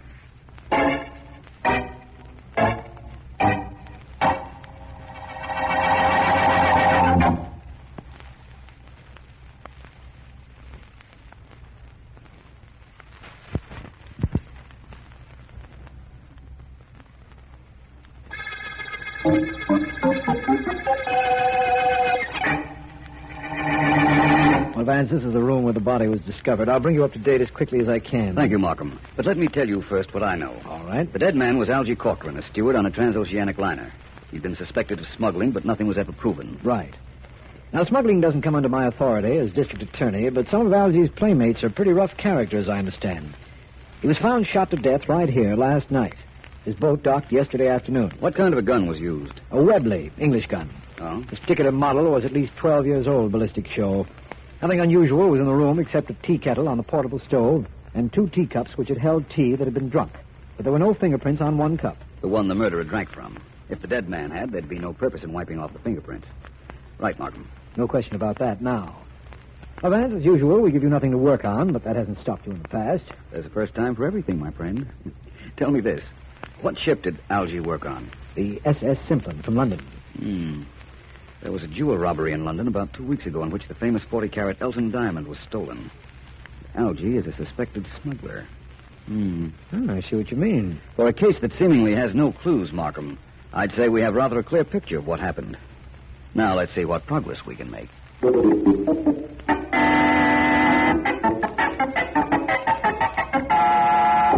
Well, come, old man. It can't take all that time. No. You ever try to cut a 40-carat diamond, Mr. Sands? I steal them. Cutting them is your department. I've got to be very careful. You want this stone split exactly in half so it will no longer be recognized as the Elton diamond, but can be sold for matched earrings. 2 20-carat stones will bring you almost as much as 1 40-carat one. Yes, and it'll be a whole lot less recognizable, old fellow. All right, go ahead. I won't interrupt you. I'm almost finished. I'll put the Elton in this vise. Put my diamond cutter right here. And just tap it once with this mallet. That ought to do it. Good. Where'd you get the diamond, Mr. Sands? It was lifted in London 2 weeks ago. I know. Never mind where I got it. Go ahead, old fellow. Tap it again with that thing, please. Very well. Here goes. The lights. Who turned out the lights? Mr. Sands wearing the diamond. It seems as if I'm in a bit of a predicament. I can't see you, but look, whoever you are in this room, let's make a bargain. I'll give you half of everything.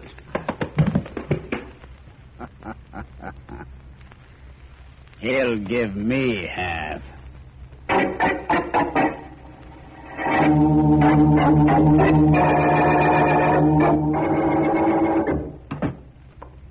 That you, Joe? It's me, Edna. What a day. Busy? And how? What's for dinner? I won't tell you. It's a surprise. All right? Sure, dear. I have a surprise for you, too. Oh, let me see. Later. Honey, no teasing. Honey, no begging. Oh, please, if it's a surprise, let me see it. Please, Joe. What's for dinner? Roast beef. Now, what's your surprise? These. Oh, Joe. Pretty, aren't they, Edna? Yeah. 2 perfectly matched 20-carat stones. Had to kill a man to get them. Oh, the stones are lovely. I've never seen such fire. Had to knock out a guy, too. Killed the fellow who cut the stones, knocked out the guy who lifted them from Algy Corcoran. The steward you read about? The one that was killed? Sure, I read about him. Oh, Joe, these stones are the most beautiful I've ever seen. Well, you keep admiring them. I'm going and wash up. I'll be out in a minute, and the roast beef better be ready and good. Oh, it will be, Joe. You can be sure of that. Now.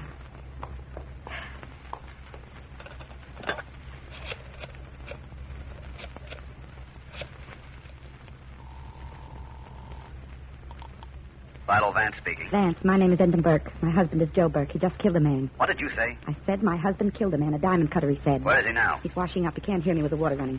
Vance, I've been saving your telephone number, waiting for something like this. You've got to catch Joe, and then I'll be rid of him once and for all. Where are you? Harris Apartments. Hurry up, Vance. I'll be there with the District Attorney Markham inside half an hour. Goodbye.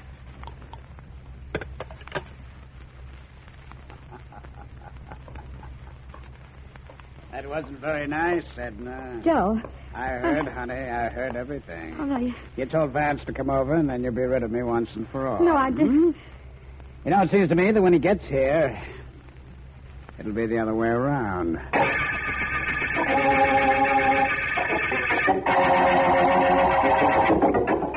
There's the apartment door, Markham. Yes. I only hope that Joe Burke didn't overhear his wife talking to me on the telephone. We'll know in a minute, Vance. That we will. If he did hear her, he'd think nothing of killing her. I'm sure of that.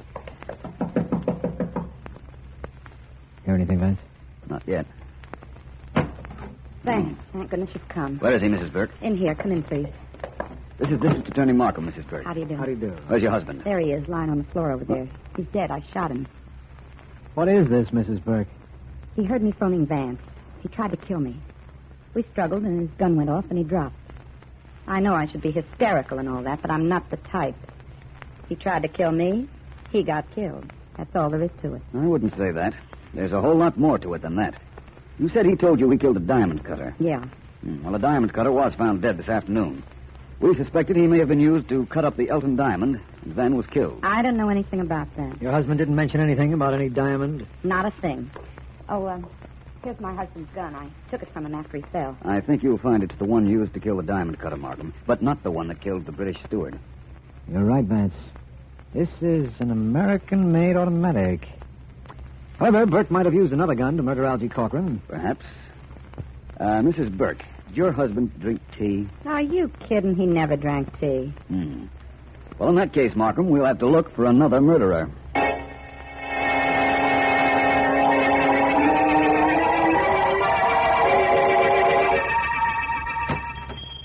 Good afternoon. How do you do? What can I do for you, please? I'd like to know if you'd be interested in buying a pair of perfectly matched diamonds. Diamonds? How big, please? 20 carats each. 20 carats? Uh-huh. That's a lot. Stolen, of course. Does that make any difference? Not to me. You would want a lot of money for them. No, they're worth a lot. Here, take a look for yourself. Very beautiful. It would take some time for me to get rid of these. Put them away. Somebody's coming in. Somebody is in, Mrs. Burke. Somebody named me. Vance, you followed me. That's a logical conclusion. Yes, I did. And I'll take those stones if nobody minds. Mister, if you're the police, take them. I know nothing about them. This lady brought them in. She asked me to buy That's them. all right. I have nothing against you. Well, Mrs. Burke, apparently you left out part of your story, didn't you? Vance, I told you the honest truth. Joe did try to kill me, and the gun did go off while we were struggling. Afterwards, I got the idea of taking these 2 stones, but the rest of the story was the truth. I swear it was. Take it I easy, never Mrs. would Burke. think You weren't the hysterical type. Remember, that's what you told Markham and me. Just relax. And the 5 of us will take a trip to Mr. Markham's office. The 5 of us. Yes, this gentleman and the 2 stones and myself. I imagine he'll be glad to see us all. I beg your pardon, old boy, but I'll have to deny the district attorney that pleasure. I'll take the stones. Who are you? But it wouldn't matter if I told you my name, because to be perfectly frank, old man, I change it almost as often as I change my shirt. But I'll take those stones, old fellow. Now, please, Mr. Vance, give them to me. He'll start to shoot if you don't. Oh, there's no question about that. Well, then? Well, I don't have any choice in the matter. Here they are. Oh, no, don't throw them. I know all the tricks. Just leave them on the counter and walk away 3 steps with your back toward me. That's it. Now, all of you, walk. Well, I should say we ought to walk, Mrs. Burke. Allow Okay. me. Oh, quite the gentleman, aren't you, Vance, old boy? Quite a smart gentleman, too. And now I'll just take these diamonds. Actually, they belong to me, by the way. There's a family in London that might dispute that statement. Oh, I don't doubt it. Let us just say that I'm the American owner. It was I who had them when we, the diamond cutter and I, were hijacked by this lady's husband, Joe Burke. I knew he was after the stones. And I was watching his house and followed Mrs. Burke when she left with you after her. We made quite a parade, I imagine. Yes, all we needed was a banner and a band. You say those stones belong to you, that you're the American owner? Yes. Does that mean you killed Algy Corcoran to get them? The resourceful, redoubtable Philo Vance asks as leading a question as that. Why, it's hard to believe you'd be that obvious, Vance. I apologize. I accept your apologies. I promise not to ask any more questions. And I promise you this. Within 24 hours, I'll have all the answers to this case, including knowing who you are and proving you killed Algy, if you did.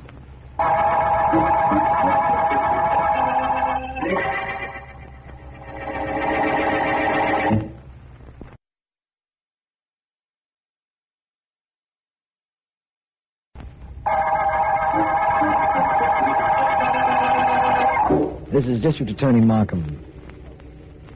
The teacup murder case opened with the killing of Algy Corcoran, suspected smuggler. His murderer, we're sure, drank a cup of tea either before or after killing him and stealing the famous Elton diamond, which we are sure Corcoran brought across with him. Vance knows that the Elton has been cut up into 2 separate stones to prevent identification and was on the trail of the stones when he was held up. And they were taken from him by a man whom he didn't know but who spoke with a marked British accent. He has promised to report any new developments to me, and I expect to be in touch with him. Markham speaking. Is that you, Vance? Yes, Markham. I've made several very interesting conjectures about this case, and I'd like to tell you about them. Where are you now? At home, but we can discuss this over the phone. All right. In my opinion, the teacup we found at Corcoran's room is the key to this entire case, Markham. That's what I believed when you asked me to name it the teacup murder case for our records, but I'm not sure of the exact significance of the cup. I'll explain that to you, but apparently I can't do it now. All I'll tell you is a very apparent fact. The killer is British. There's someone at my door. I'll check back with you later, Markham. Do that, Vance. Bye. Goodbye.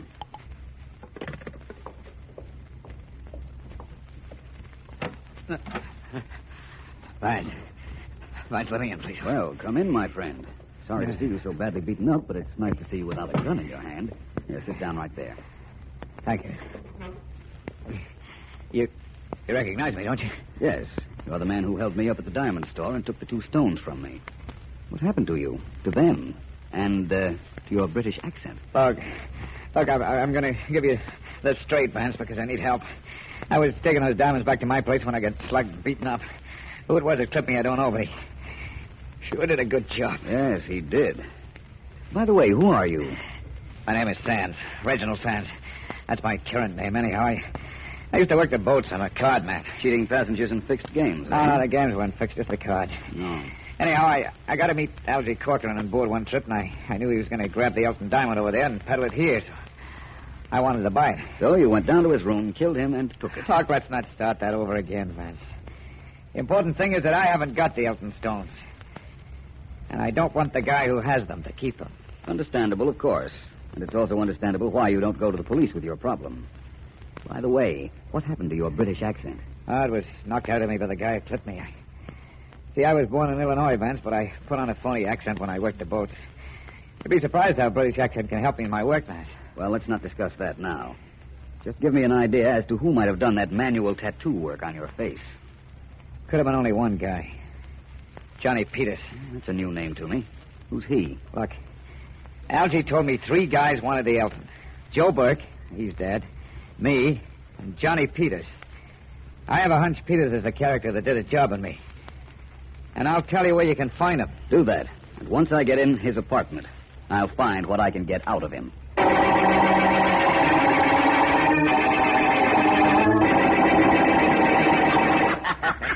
Hey, let's see you do that dance you do at the club, baby. Okay. Only this time, nobody's going to be watching except me.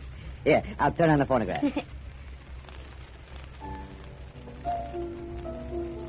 Hey, what kind of record is that? Oh, Johnny, cutie, I put that on while I was waiting for you to come home. Leave it. So, classical. Who needs it? I want something with a beat so you can hook. Oh, yeah. What's the use of having a girlfriend who can hop the buck if you can't watch her every once in a while? Like now, Oh, huh? I'll dance for you, Johnny. Anytime. Give me another glim at those diamonds you got, will you, huh? What's it worth to you? This. Let's see the rocks, Johnny. Just once more, huh? I won't touch them. Just let me look, huh? Okay. Hey, Gee. Oh, look what happens when the light hits them. They sparkle just like rhinestones. Gee, I'd like a costume made of them. Oh. All she wants is a costume made of 20-carat diamonds. Right away, baby. I'll make you one with my own lily white hands. Right away. Oh, they sure are pretty. They sure are. Yeah. A couple of guys have been killed for these rocks. One guy got beaten up pretty bad on account of them. But I got him. And I'm going to keep him. Who's that? I don't know. Kill that phonograph while I stash these stones and find out. Okay, I will. Now let whoever it is try to find him. If that's what he's looking for. Where'd you put him, Johnny? Baby, do you see any green in my eyes? Why, no. Think I'd trust you? Johnny, Shut you up. All I see who's at the door. I've got nothing to hide from nobody now. Well? Who are you? My name is Vance. Nice of you to ask me in. I didn't ask you nothing, much less in.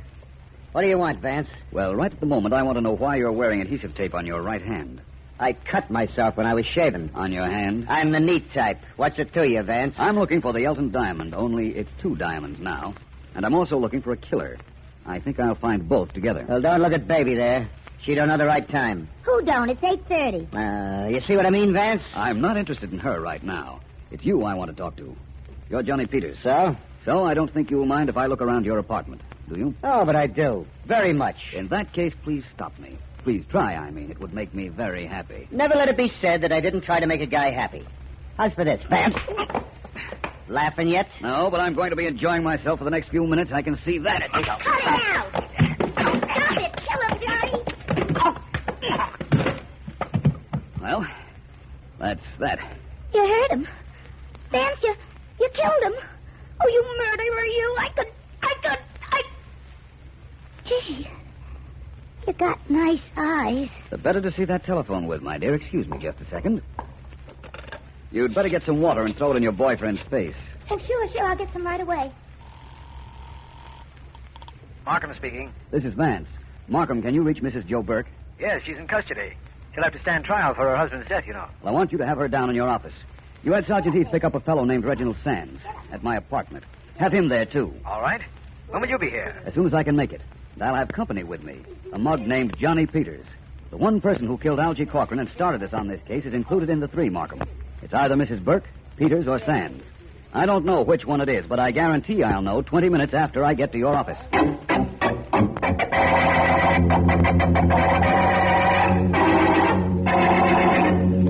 Come on, Peters. Don't make me drag you in. You're too heavy. You hit awful hard, Vance. I don't hardly know where I am. You're outside District Attorney Markham's office. And in a second, you'll be in there. Like now. Here's Vance. Sit over there, Johnny. That seat right there. Okay, what can I lose? Hi, Sands. Hi. You look like you ran into a truck. What happened to you? You look like you met the same truck. Hello, Mrs. Burke.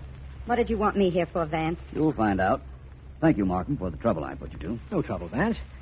Well, what happens now? A little experiment. I have 3 lists of girls' names on these sheets of paper in my pocket. One goes to each of my suspects. Here you are, Mrs. Burke. What do I do with it? I'll tell you later. Yours, Peters. Gee, this is what I've always wanted. A piece of paper. Your list, Mr. Sands. Thanks so much. Mrs. Burke, read me the names on that paper. Keep Yeah. going till I stop you. Okay. Alice, Beatrice, Clarice, Dorothy, Evelyn, Frances, Grace. That's enough. Okay. Mr. Peters? How do you know I can read? Can you? Sure. Alice, Beatrice, Clarice, Evelyn, Frances, Grace, Hold it. Harriet. It's a pleasure. Mr. Sands? My turn, huh? That's right. All right. Alice, Beatrice, Clarice, Dorothy, Evelyn, Frances, Grace, Harriet, more, Vance? No, thank you, Mr. Sands. You've gone far enough. Markham, you can make your arrest now. I don't doubt it. But which one is the killer we're looking for? Couldn't you tell, Markham? Why, the murderer is Johnny Peters, of course.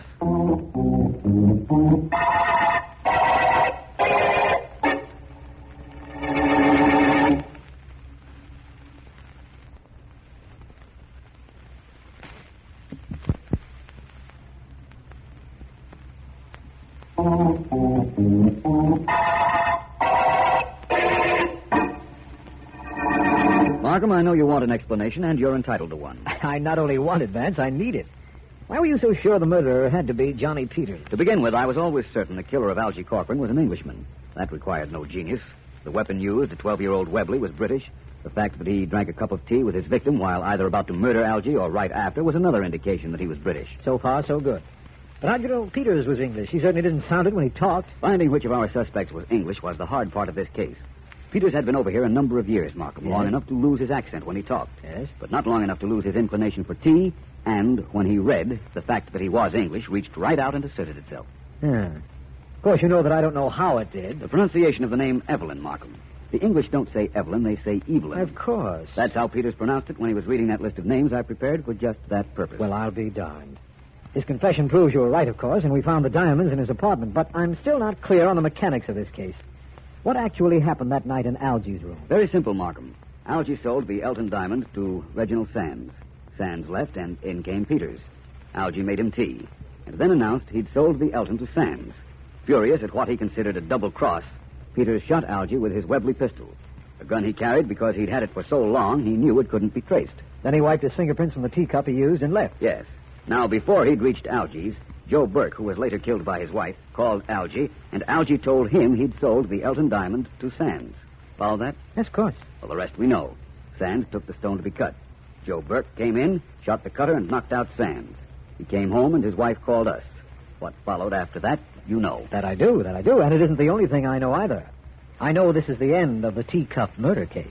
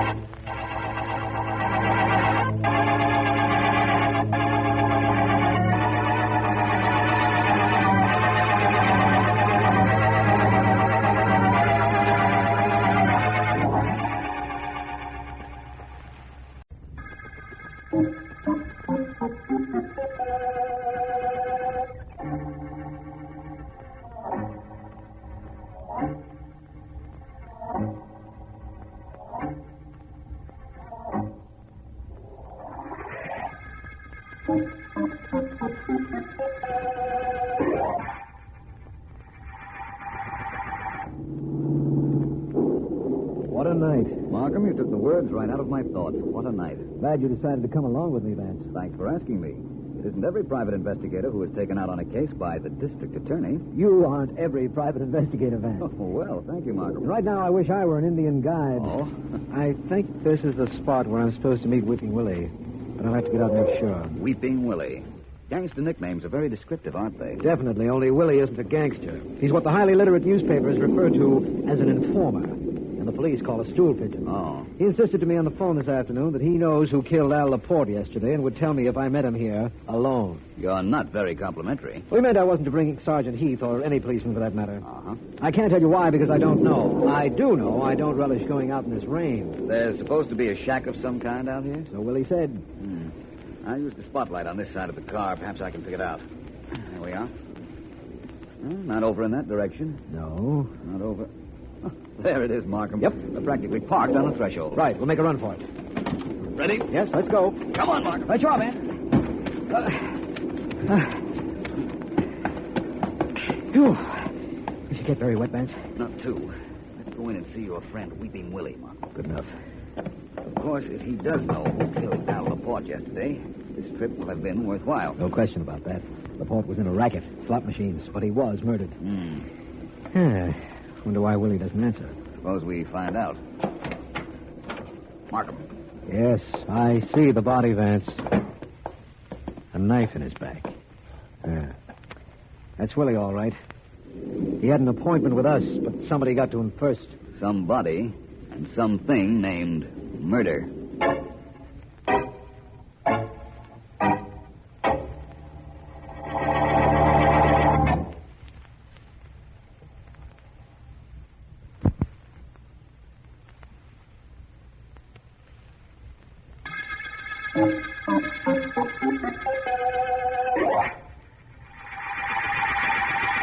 Slug me, Sam. I beg your pardon, boss. I said slug me. Give me a slug. I want to play this slot machine. Well, that's different. I gathered quite a different meaning at first. You and your gathering. If you didn't know so many words, you wouldn't find it so tough to understand the ones I use. Give me a slug. Certainly, sir. Here you are.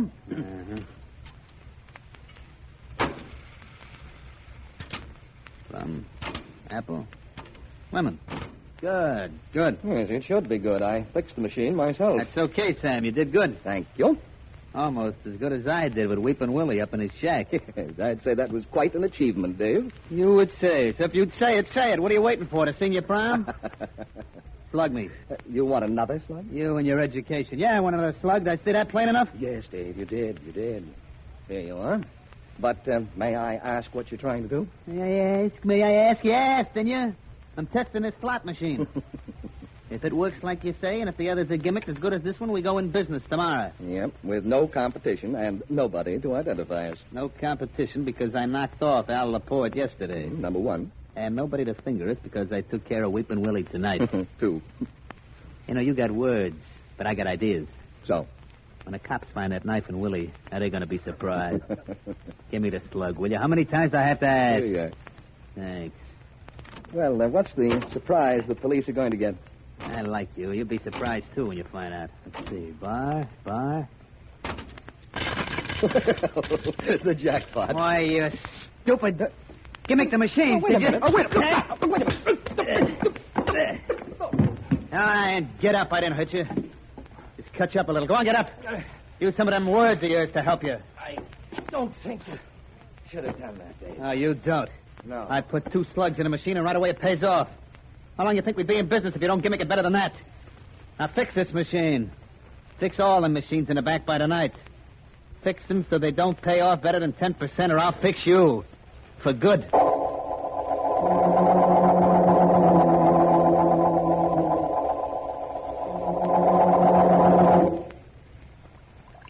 How bad does it hurt, Sam? Oh, not too bad, Millie. There. Whatever you put on the cuts took most of the pain away. Oh, I'm glad. Now tell me what happened. Why'd the boss clip you, Sam? Tell me. Well, I fixed one of his slot machines. Yeah? He tried it out, but I guess I didn't file down the notches on the last bar far enough. It caught, and the 3 bars came up. Oh, the jackpot. Yes, the boss hit the jackpot and my jaw practically at the same time. Oh. He hits very hard, Millie. That ring he wears doesn't help any. Yes, I know. Dave hits very hard, and that ring he wears cuts. That's why he wears it. But he shouldn't have hit you. Yes, I was thinking that, too. Yeah. Millie, how long have you been with Dave? Been with him Yeah. Oh, that's hard to say. I guess I've hung around him for 10, maybe 15 years. It just seems like always. What's the difference? How many years make up always? Are you still fond of him? Well, I know he hits you. I've seen him. You can't still be fond of him. What are you driving at, kid? Well, he shouldn't have hit me, Millie. I don't think he knows that, and I think I'm going to convince him. Hand me that telephone. Who are you going to call? The district attorney. Good boy. Wait a minute. I'll look up the number for you. Here's the book. Oh, thank you, Millie. Thank you. He shouldn't have hit me. I wouldn't do this if he hadn't hit me, Millie. You know that. Yeah, I got the number. I'll get it for you. You're doing the right thing, Sam.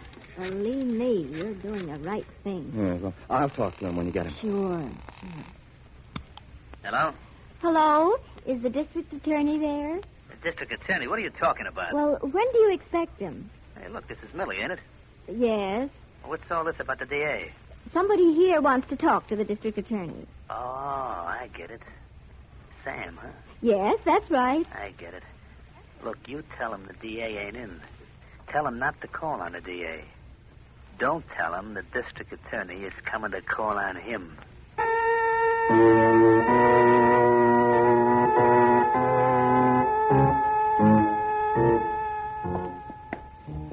You see, Vance, there are certain cases that are out-and-out police cases, and I think these two murders belong in that category. I think I follow you, Markham. Al Laporte was a gangster. He was killed by another gangster. Weeping Willie was about to tell you the name of the killer, and he was murdered to prevent that. Exactly. Carrying this thing a little further, there was a knife in Willie's back. That knife had fingerprints on it. A pretty clear set of fingerprints. They were being checked right now in our files, and in a moment we'll know who held the knife that killed Willie. That suits me fine, if we do, Markham. There's doubt in your mind? There's always doubt in my mind. Allow me to dispel that practically immediately. Hello, Kenton. Oh, hi, D.A. Hello, Vance. Here, come in. After you, Vance. Thank you. Kenton, have you checked the fingerprints we found on the knife that killed Weeping Willie? Yes, D.A., we did. The prints are very clear. You see, Vance, that's the cycle I was telling you about. Mm-hmm. We're sure that Willie knew who killed Al Laporte, was going to tell us who killed Laporte when he was slain. D.A., you're sure that Laporte is dead? Sure. Uh-huh. Well, of course I'm sure. I identified his body myself while I was at the morgue. Just wanted to know, that's all. Why, Kenton? Well, this is going to sound a little silly, but the fingerprints on the knife that killed Weeping Willie belonged to Al Laporte, who had been dead 24 hours at the time Willie was murdered.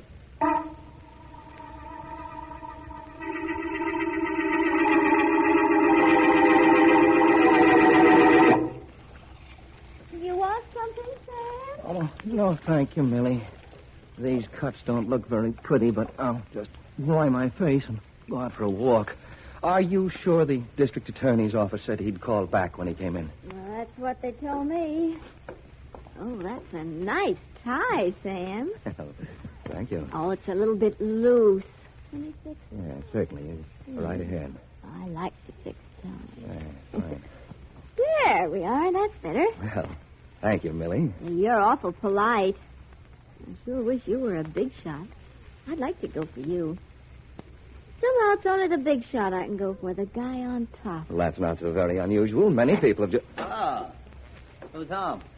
Well, hello, Dave. Hello, boss. We didn't expect you to drop around. I know that. Well, how are the rest of those slot machines I fixed? Are they all right? Yeah, I guess so. Sam, I hear you and the DA are real pals. That right? Of course not. I hear different. You know what I do to guys that cross me, Sam? Huh? Well, what is all this? Very simple, Sam. Funny me having to tell you what's simple. You and all those words, you know. But it still is simple. And what's so simple is that I can't let you go talking about me to any district attorney. Millie, you told him. Sure. What do you expect? Now, wait a minute, boss. I wasn't Millie told me, and Millie don't lie to me. No, keep away from me. I was only fooling. I didn't mean to. You'll never tell anybody anything about me. Ever. Did you kill him, Dave? Did you kill him? Sure. He begged for it, didn't he? He tried to cross me. Nobody crosses me, Millie. Ever. Maybe you should remember that. Oh, don't worry about me, Dave. I'll never cross you. As long as you stay on top, I'll be right at your side.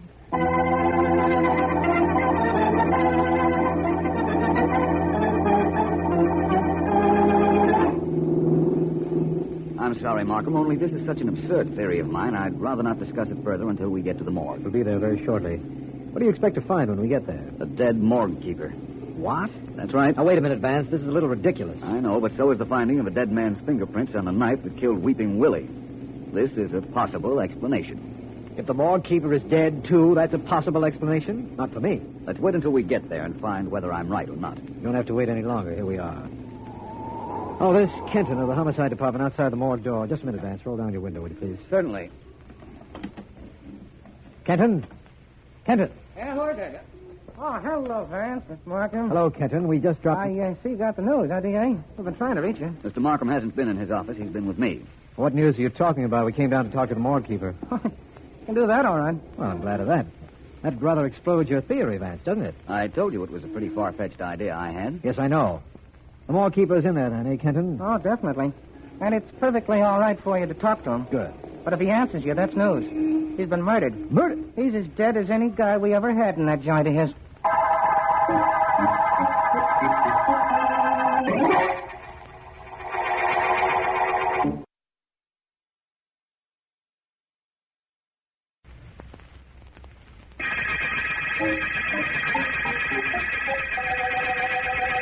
This is District Attorney Markham. The murder case we started on has become 3 murder cases. But Philo Vance and I are sure all are related, and all were done by the same person. Our morgue keeper is the latest murder victim, and Vance insists that his death explains how a dead man's fingerprints were on the knife that killed Weeping Willie, a stool pigeon, although he doesn't say how it does. Meanwhile, the murderer might be anyone, and he might be anyone.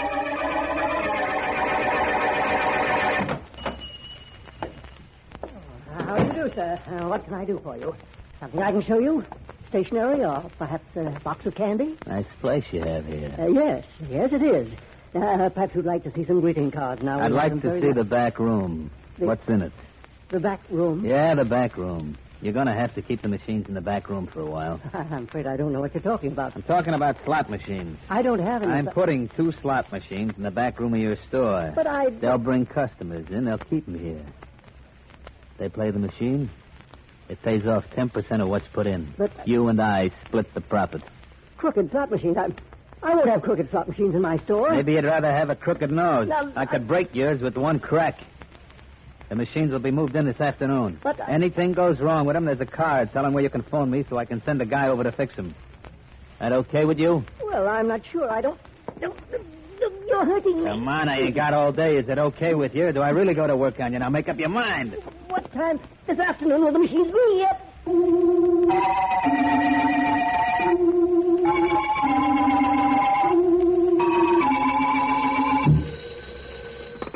Hello, Philo Vance speaking. This is Markham. Well, hello. Vance, we've got another one. Murder? Yes, that makes 4. And don't tell me you anticipated this one. On the contrary. But I imagine it's tied up with our case. We're pretty sure. It's a gangster named Sam. Excellent mechanic, as I understand it, and a slot machine expert. Mm-hmm. He'd been choked to death, and we found the body in an empty lot where it had obviously been thrown. Oh? There were marks on his face, Vance. He'd apparently been beaten up about 24 hours before his death. And whoever did the beating up wore a ring that did a lot of cutting. No idea as to who did it. Not any more than I have an idea how Al Laporte could have gotten off his slab in the morgue to kill Weeping Willie. He didn't, of course. I'll explain that some other time. Right now, I'm interested in grabbing our killer. Good. This is getting to be an epidemic. I know. Oh, I can give you one little help, I think. What's that? I mentioned that this Sam was a slot machine expert. Yes, you did. Well, we had a call from a shopkeeper on Market Street who says that he's being forced to put in a couple of crooked slot machines this afternoon. Oh? I'm going to send a man down there to protect him. No, Markham, don't do that. He's in no danger. I want to go down there. I have an idea how I can make a slot machine really pay off.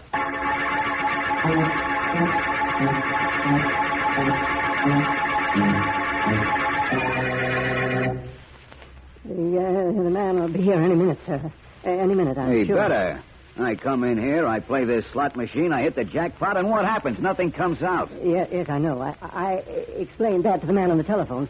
I'm awfully sorry about this. You see, I've only had these machines in this place for for an hour or so, and I don't know very much about them. Well, whoever that guy is you sent for, he'd better get here right away. Oh, he will, I think. It's tough enough to hit the jackpot on a thing like this. Yes. And then after I hit it, it don't pay off. Well, I'm sure What kind of a racket are you running? No, I'm sorry. I assure you, everything will be taken care of. Well, All right, I'm here. What's the bid? This gentleman here was playing the machine. He hit the jackpot, but nothing came out. And he said he'd go to the police. Oh, he did, huh? Okay, you get outside, take care of your store. Leave me in the back room here with this guy. Yes, I will. You understand why I called? Yeah, I understand. I'll beat it. All right, you, what goes on? Take a look. The 3 bars are where they should be. That means the jackpot. Nothing came out. Well, the machine's in here now, and the sucker hits the jackpot. That's him. What? Who's talking to you? Well, I don't see anybody else in here. Keep looking. The machine here's probably stuck. I'll whack it a couple of times, it'll spill. There you are. Thing was jammed up, that's all. This matchbox was stuck in a payoff slot. The coins couldn't come down. Pretty good way of making sure the machine doesn't pay off. Look, you got your dough. It's there on the floor, now pick it up and beat it. Now keep playing. You pick it up. What did you say? You pick it up. It's your machine. Go on before I get tough. You're going to get tough. And you were going to the cops before, weren't you? Well, little man, you're for me. That's what you... A little rugged, ain't you? Yeah. Sleep tight, tough guy. What happened here? What did you do with that man? I just knocked him around a little. He'll be okay. Drag him out in the street. When he wakes up, he'll get lost. But his face, it's all cut up. Little old Betsy did that. My ring. Girlfriend of mine named Millie gave it to me. Now, look. Straighten out this room after you bounce that bum out of here. No good to have a joint looking so sloppy. It's bad for business.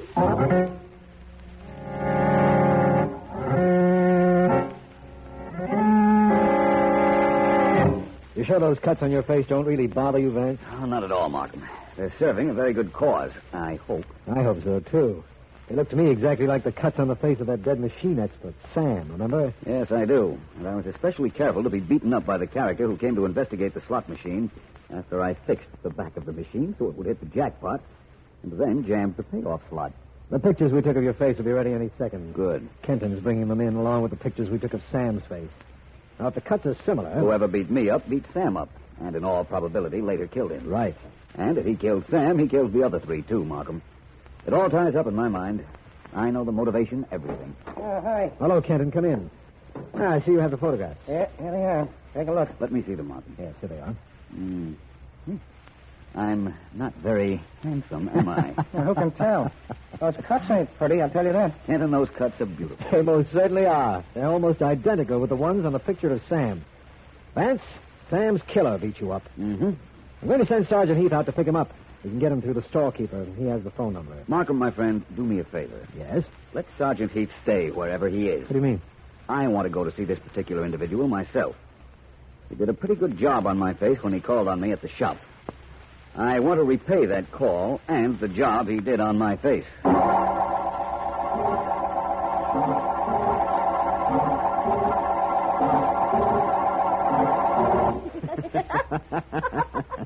I tell you, Millie, you should have been there. You just should have been there. How many times did you hit him? How do I know how many times? A lot. I clipped him, he comes back for more. I clip him again. Back he comes. But he wound up like all of them do, on the floor. You're my kind of guy, Dave.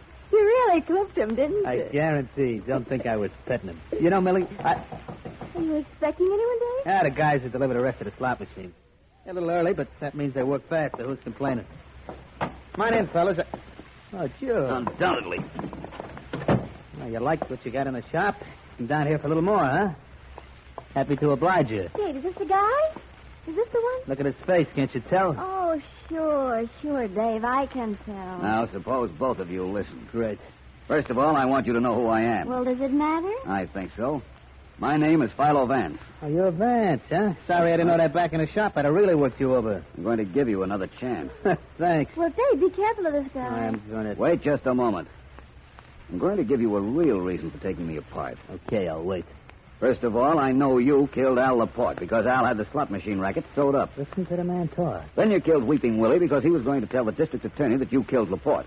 You did a cute knife trick with Willie, Then had to kill the morgue keeper. Yeah? You had a Confederate named Sam. He was a slot machine expert. You probably had a run-in with him. That's the reason he's dead. You know, Vance, you sound very convincing.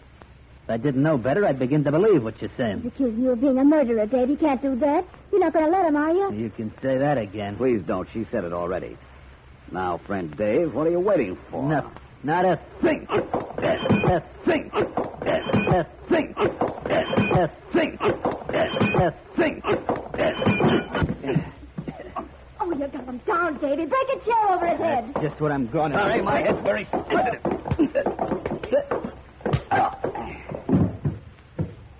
Look at Dave.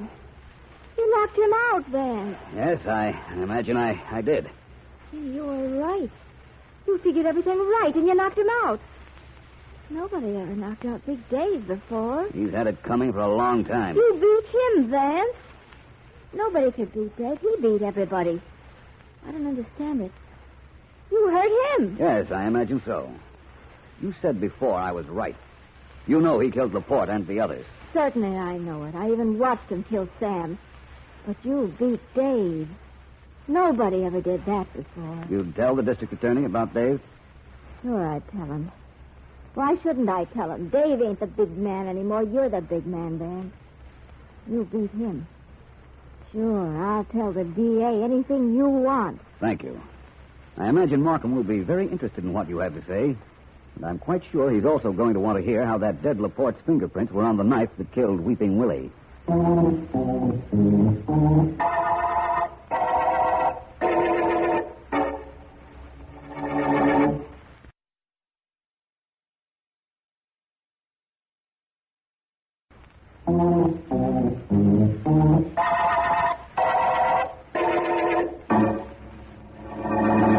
The man who asked the questions is out, Vance. I intend to sit back and be told, and I've waited long enough.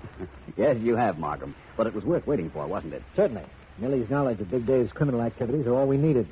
But how did you get her to talk? That's a long story. Well, let's have it. Well, Millie was on Dave's side as long as he was a big man. When I knocked him out, the one thing she worshipped in the man was gone. Uh-huh. But right now, you're interested in the Laporte fingerprints, aren't you? I most certainly am. Al Laporte was dead when Weeping Willie was stabbed. And Laporte's fingerprints were the only ones on the knife. Come on, Vance. Stop holding back. All right. Here's what happened. Go ahead. Big Dave went to the morgue on some pretext or other after deciding to kill Willie. He had with him a knife. Yes? When he got to the morgue, he asked the keeper if he could see Al Laporte's body. The keeper let him.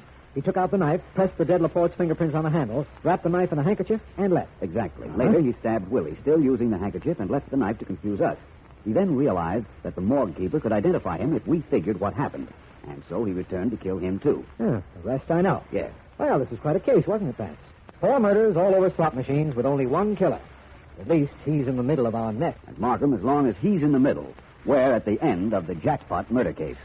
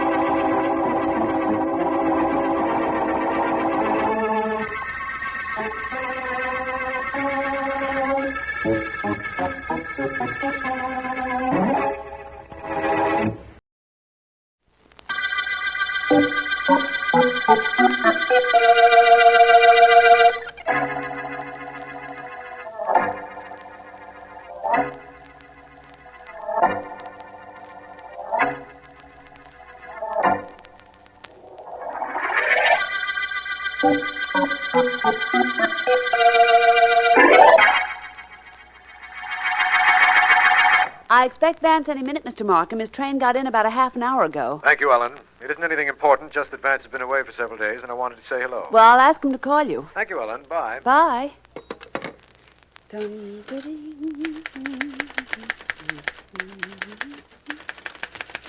Oh, dear. Let's see. Now, notes on the nylon murder case.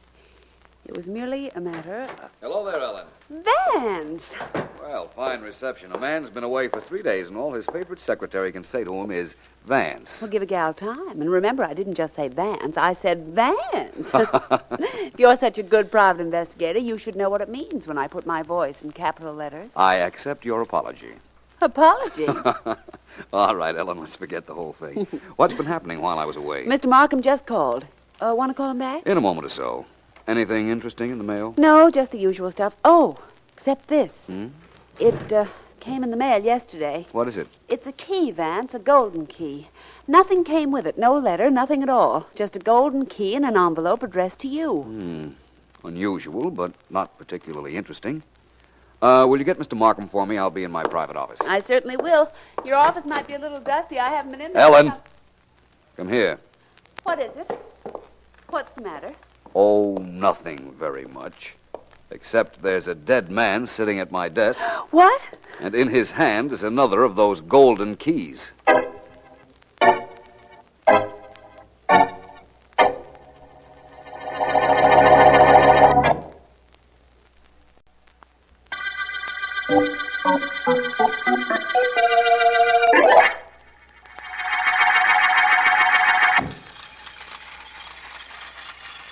Through the tunnel. Yeah. Up the little grade. Through the signal. How do you like my trains, Billy? Gee, boss, I don't know what to say. Good, that suits me fine. Finest set of trains on the market. Bet you thought only children played with toy trains. Gee, boss, I don't know what I thought. It doesn't matter. What have you done about the assignment I gave you, Billy? The assignment? That private club I want held up. You were supposed to take care of that, remember? Gee, boss, I didn't know I was supposed to remember. No? No, I told you, nobody can get into that place without a key, and they keep changing the lock. They keep changing the lock. I know, I heard you. Billy, I think we can manage to get you and a friend in. In fact, I don't know how you can hold up the place if we don't. Gee, boss, I don't either. I'll think of something. Well, whatever you say, boss. There's one thing I do want you to remember, though. What's that? Wait till I put this extra car on the track. There. Now, Billy, if anybody gets in your way while you're carrying out the assignment... Yeah? See what's going to happen to this train? Yeah, I see. Well, see that that happens to anybody that gets in your way.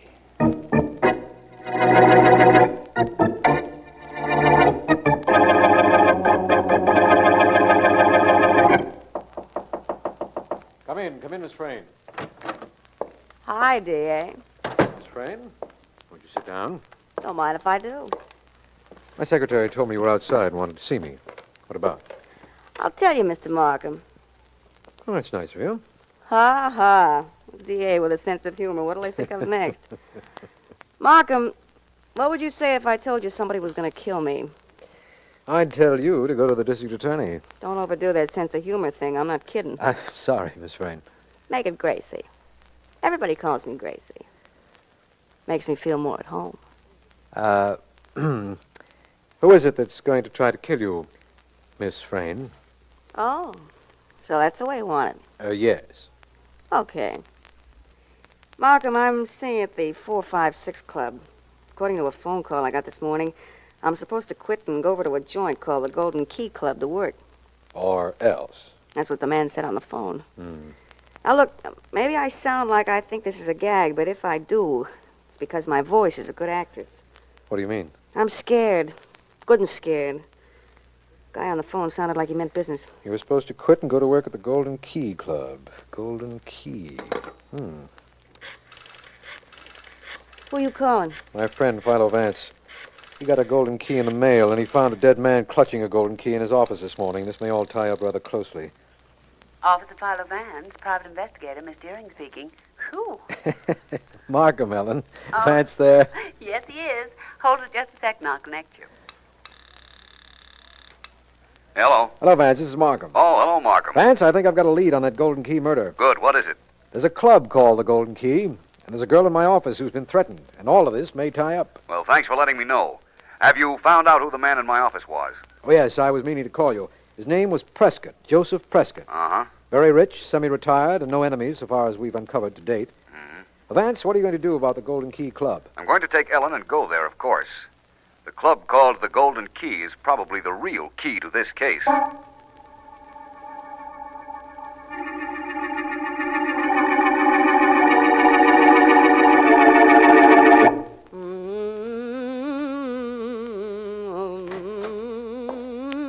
Very pretty. Who said you could come in my dressing room? Who said I couldn't, Gracie?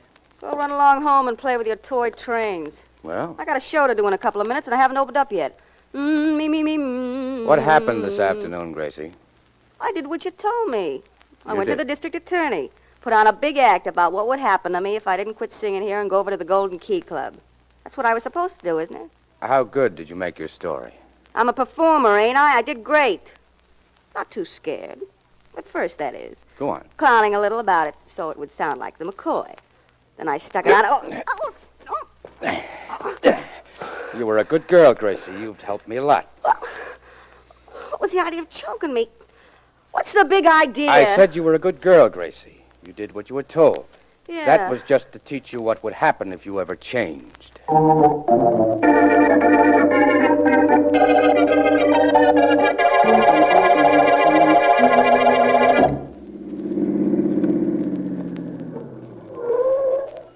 Here you are, driver. Keep the change. Thank you. Just a second, Ellen. I'll help you out. Thank you, Vance. There we are. Well, so this is the Golden Key Club, hmm? According to what a certain singer told Markham and what he told me, this is the address. Mhm. Doesn't look like much from the outside, does it? What is it they say about a book and its cover? I don't know. I don't listen to gossip. There's the doorman. Fine place for him. Isn't he supposed to help people out of cabs? All depends on what kind of a doorman he is. He happens to be a doorway doorman, not a cab doorman. Well, let's just hope Come we on. get in. We have our golden key, remember? The one that was sent me through the mails. That guy in your office had a key, too, and look what happened to him. Hello, my friend. Is this the Golden Key Club? Could be. Informative, isn't he? I have a golden key that was sent me. I presume that entitles me to admission. Let's see the key. Oh, here you are. Never been here before, have you? If we had, do you think we'd come again? Ellen. Well- No, my friend, we haven't. This key was mailed me. We mail keys to a couple of prospects every week. People we think might like the club. Yeah, I'll change it for one that'll open the both doors. There you are. Thanks. Just open the street door, walk in. There's another door inside. Same key opens it. Thank you. Come on, Ellen. Just a minute, Vance. Hmm? I don't like the looks of the character coming this way. Golden Key Club, eh? Well, this looks like a real nice place. I think I'll go in here. Hold the door open, buddy. He means you, Vance. I know. Come on, Wait a come on. minute, you. This is a private club. You can't go in here. You got the wrong uniform to be ordering people around. You ain't no cop, you know. On your way, Crumb. I said I was going in with these people. Nobody's going to stop me. Nobody but me. You. Oh. That takes care of the doorman. Okay, buddy, let's go in. You got a key. I saw you get it. What makes you think I'm going to give it to you? Now, look, you seen what happened to that doorman. You don't give me the key, I clip you, and the doll and me go stepping inside. He means you, Ellen. Well, at least I'm a doll. If I were you, friend, I think I'd keep walking. Okay, you don't take me in with you, I take the key away from you. Oh, yeah?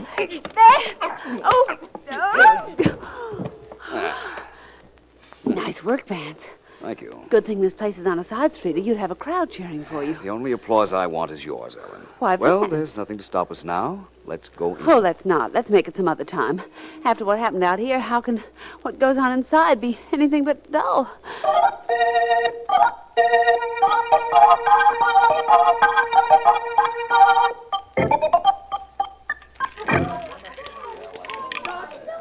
$24 black, $24 black. Make your bets, please. Make your bets. How's it going, Tommy? Oh, good, Mr. Maley. Golden Key is sure doing business tonight. I know, but How are we doing? About even. Some of the suckers are getting lucky. Well, stop. Everybody got their bets down. Let's go, please. All right, Tommy, watch it. And keep watching it. Leave it to me. The number is 3, 3, and black again. Number 3, black. Make your bets, please. I'll be in my office, Tommy. Call me if anything happens. Yes, sir, Mr. Mary. All right, folks. Make your bets. Pick your number and make your bets. Please make your bets. Everybody stand right where you are. Nobody move. Stick up! Everybody stay where you are and shut up. My friend and me ain't carrying these guns because we need exercise. That's better. Now all of you turn around and face the wall. That means everybody. You're being smart, very smart. You. Huh? You who was working a roulette wheel. You mean me? Yeah, you. Go through everybody's pockets and throw everything you find on that dice table. Dough, watches, jewelry, everything. And make it quick. Well, My enemy ain't got all day. No, not me, Bud. You got the wrong... I guess he didn't have the wrong guy after all. All right, shut up. Shut up, you hear, and stay that way. Or you all get what this guy got. Now, everybody, empty your pockets. That goes for you dames, too. Throw your handbags on that table and step on it. That shows I ain't kidding. Hurry up. Get up that dough.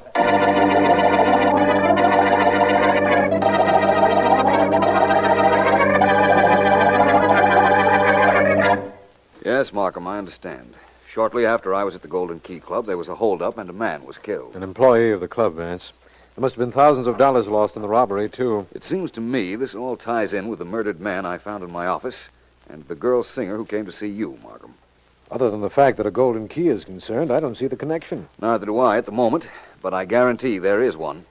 Perhaps the individual who owns the club where that Gracie Fane was singing heard about the threat she got if she wouldn't go over to the Golden Key and decided to put the Golden Key out of business. That's possible, of course, but hardly likely.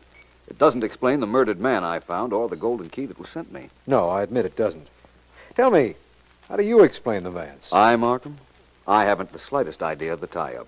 But I'll tell you this. I will have, just as soon as I see the owner of the Golden Key.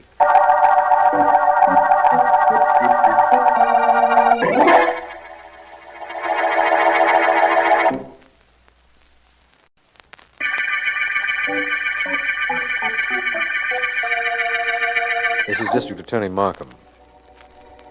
The Golden Key murder case opened in Philo Vance's office with the finding of the body of a man, a golden key clutched in his hand. A girl singer told me about a club called the Golden Key and a threat she had received. And only a few hours ago, 2 unknown men held up the club and robbed everyone present after shooting an employee. Vance has gone to see the owner of the Golden Key Club, a man known to us as Al Maley, and is probably... Is this an official interrogation, Vance? That remains to be seen, Maley. What I want from you is some information. What kind of information? The district attorney seems to think that your efforts to get a singer named Gracie Frayne to work at the Golden Key might be the reason your club was held up. My efforts to get who? A singer named Gracie Frayne. Didn't you threaten her if she wouldn't come to work for you? I never even heard of her. That makes a difference in Markham's theory, if you're telling the truth. Why, of course I am. You do have somebody who dislikes you, don't you? Doesn't everybody? I'm not talking to everybody at Now, the look, moment. look, Vance, I run a gambling joint. That isn't exactly legal. I made a couple of enemies, one of them a character named David Wagner. Know him? No, but I will. He's an operator. But he's been a little too quiet lately. Stays home and plays with his toy trains all the time, I hear. Oh? Tell me 2 more things, Maley. Did you send me a golden key the other day? Do I look silly enough to have done that? No, you don't. Thank you. One other question. Did you know Joseph Prescott? The man I read about who was found dead in your office? Yeah, I knew him. Anything else? No, my friend. That is, for now.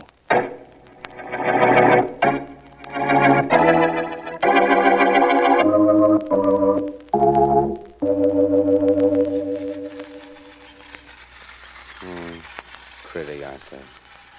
So pretty. Just a minute. Wait till I turn these off. I'm coming. Yes? Hello, I'm Philo Vance. You and I have some talking to do. Have we? Yes, inside your house. You're David Wagner, of course. Yes, I am. I don't know what you could possibly want with me, Vance. I've done nothing. I'm here alone playing with my toy trains. It's my hobby. I'm a very dull conversationalist, so you... Home alone, are you? That scream came from this room. Stupid dame! Well, looks like I've interrupted something. Take your hands off that girl, you. Get out of here, Take them off before Billy, what's been happening in here? Gee, boss, I was just... Hey, this is the guy that clipped me down in front of the Golden Key Club the other night when I was trying to get in. He's the same fellow who has all he can do to stop from doing that again. We were just trying to kill that girl. Oh, now, come, Vance. What makes you say that? What makes me say it? I heard her scream, didn't I? I came in here and found her being choked, didn't I? Being choked? Just a minute. Gracie. Gracie. Yes? Were you being choked just now? You really weren't being choked, were you, Gracie, darling? Were you, Gracie? No.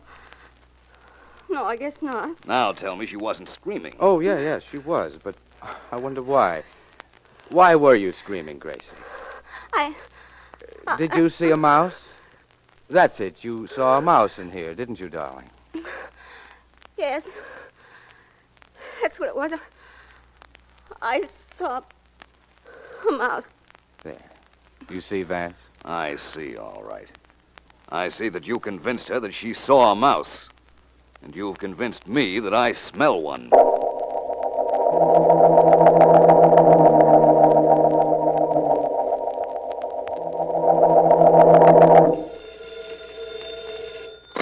Officer Philo Vance, problem... Never mind the whole routine, Ellen. This is Markham. Hi, D.A., and thanks for interrupting. No trouble at all, Ellen. Is Vance there? No, he isn't. He called a little while ago and told me that he had just left a pretty smooth article named David Wagner.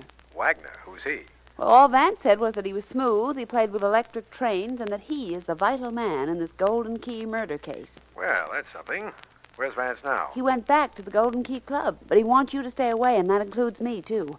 He said he'd phone here in a half an hour with some very special instructions. Let me know what they are, will you? Mm-hmm. That is, if they concern me. Sure thing, and they'll concern you all right. Vance sounded as if he knew something. If he knew something, Ellen, that's all I want to know.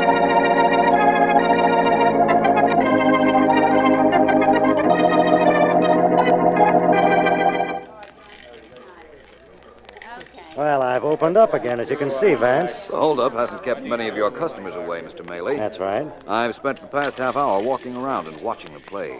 Very interesting. Did you try any of the games? Oh, I took a chance at chemin de fer. And how'd you make out? I won $4. Remind me to fire the dealer. He's probably so remorseful he'll quit. Mr. Maley, where's your doorman? In my office. Why? I want to see him. Do you mind? No, not at all. Come this way, Vance. Mr. Maley, I have an idea that if I can get proof that your friend, David Wagner, had this place held up, I'll also be able to convict him of the murder of the man in my office. Really? Yes. In here, Vance. It's all right, Joe. All right. This is Philo Vance, Joe. The doorman you asked about, Vance. Oh, yes, I remember him. How are you, Joe? I live. If you can call it that. I can. Mr. Maley, I want from you a list of people who have received golden keys from you. All right. We keep files and records. Good. From you, Joe, I want to know what happened the night those hold-up men... I'm being cheated, and I won't stand for it. Please, Mrs. West. I won't. I tell you, this place is crooked. I've lost $1,000 in the past hour. Now, one moment, please, Now, Mrs. look West. here, I'm Mike. sure everything can be straightened out satisfactorily. Look. Would you wait just a moment? I want my money back, Mr. Maley. Now- I want it back, or I'm going straight You'll to have to excuse this, I'm Vance. so I'm sorry. sorry it happened. My You know, husband of is a- course, that we have no crooked games. Oh, On the contrary, Mr. Maley, I don't know that at all. must say The woman I is perfectly right. Your games are crooked. I noticed that myself. But I can't worry about it right now. I'm much more concerned with a murder case which is just begging to be closed.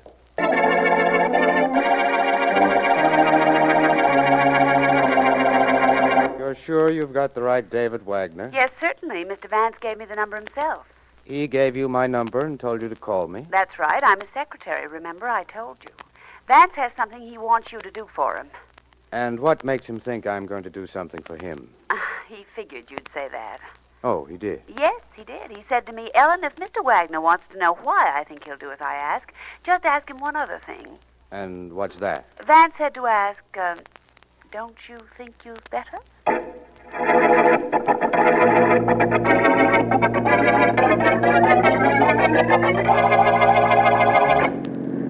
This is it, Markham. At least I think it is. The answer to the Golden Key mystery? That's right. When we get where we're going, I'll give you the answer and the proof. Where are we going? To a parking space near that bridge. We're going to watch a meeting. Between whom? David Wagner and Al Maley. One of whom is guilty. That's right. But it's proof that I want. Oh, by the way, did I ever explain what happened with that blonde singer in Wagner's apartment? How you interrupted her being choked? Yes. Not completely. I'll tell you now why she was being choked. Billy, David Wagner's little helper, took that chore upon himself when Miss Frayne decided she wanted to tell you that her little speech in your office wasn't exactly factual. You mean when she said she'd been threatened? Yes. Then Wagner did send her. Then he's Wait just a minute now, Markham. Look over there in that other car that stopped. See those two men? Wagner and Maley? Yes. Let's go. Markham, in the robbery at the Golden Key Club, a lot of jewels were taken. You were good enough to show me the list. It was published in the newspapers. So it was. I know that whoever plotted that robbery is behind the other murder. And I know that whoever plotted that robbery realized the benefits, the money and the jewels. One of those men in that car has part of the loot. If you say so. I also say this case is about over. Hello, Wagner. Well, Vance, fancy meeting you here. You brought the district attorney for company. Yes. Hello, Maley. Hi, Vance. Mr. Markham. Hello. I understand one of you two gentlemen has some jewelry that doesn't belong to you. Is that right? Hold it, Markham. All right, Wagner, hand it over. Come on. Okay, if you say so. So it's Wagner we want, eh? You are, Vance. Thank you for this lovely necklace, Mr. Wagner. You're welcome. Recognize it, Markham? From its description, it's part of the loot taken in the Golden Key Club holdup. And David Wagner here had it. That means only one thing to me. That he's responsible for the holdup and the two murders. It shouldn't mean that at all, Markham. What it should mean is that the gentleman next to him, Al Maley, is the man responsible. He's the man for you to arrest for robbery and murder.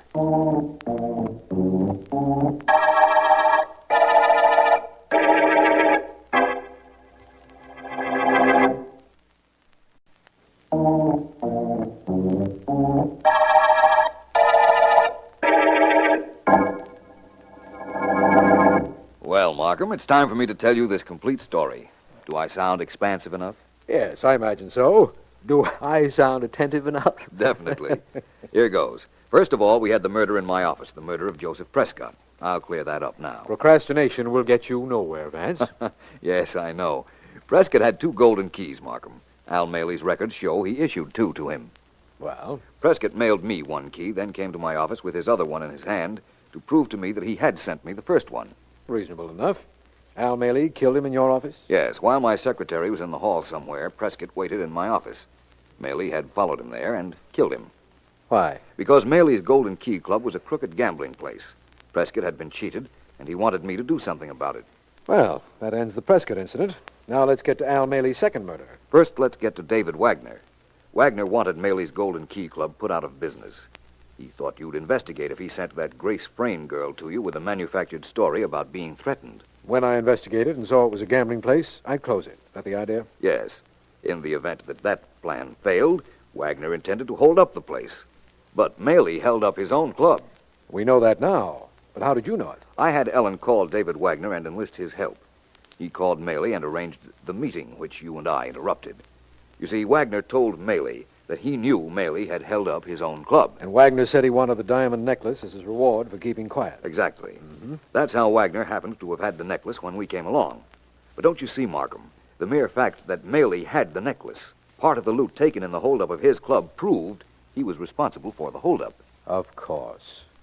What put you on the track of Maley, Vance? A lot of things. 1, he was running a crooked gambling club. 2, it would have been almost impossible for any stick-up men to get into that club without keys. 3, I wasn't sure at all, or I wouldn't have had to have Wagner arrange the meeting with Maley. Well and honestly spoken, Vance. It was an inside job, all right, with Al Maley right in the middle of that inside. Yes, Markham, he's in the middle, but we're at the end of the Golden Key murder case.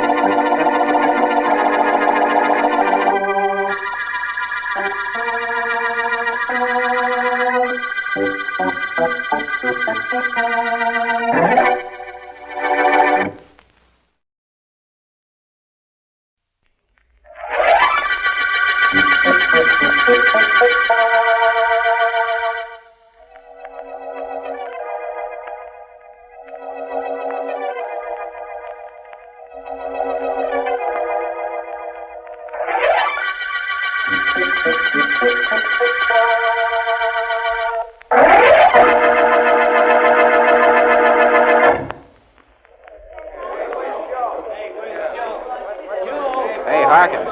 The old man wants you in his office. Oh, thanks, Eddie. Probably wants to give me a bonus on that last yarn I turned in for the sheep. Who knows what he wants, including him. Walk you to the door? Yeah, do that. Some young cub reporter might be waiting to take a bite out of me in transit. What are you working on for the old man, Harkins? Something hot? Big secret stuff. No can talk. Not even to me. I'm working here, you know. You never know it. See you later, Ed. Hi, boss. Come in, Harkins. I got an assignment for you. Good. Let's have it. Ever hear of Philo Vance? Private investigator par excellence? Sure, I've heard of him. Get an interview on him. Something about the cases he's worked on. Want to make a good feature. Maybe we'll run it as a series on Sundays. That's all. Just like that, I'm to get a story out of Vance. My, you know he never talks to reporters. So don't be a reporter. Be a society gal. Be somebody in trouble. Be anybody. Nobody said you had to be a reporter. No, that's right. Nobody did. A lot of people have told me I'm not a reporter. But you wouldn't be one of them, would you, Mike? I might one of these days. Call me and let me know how you make out. Okay, Mike. Oh, by the way, that yarn I was on this morning. Nothing doing on it. NGNS. No story. What one's that? That thing about the concert pianist, Lillian White, inheriting $500,000. She denies it. She denies it, so there's no story? Maybe I should have sent Henderson. Wait a minute, Mike. Keep your top down. Did dig up something on the White gal. Found out she was once married to a man named Joe McGuff. Mean anything? Not to me. Did you knock out what you have? Yeah, here it is on this paper. Only it isn't much, and you can't use it. But here it is, such as it is. Only I'm telling you now, it's no yarn, it's no nothing. Well, if you got nothing except that she was married to a guy named Joe McGuff, it sure is no story. Okay, leave it and I'll look it over.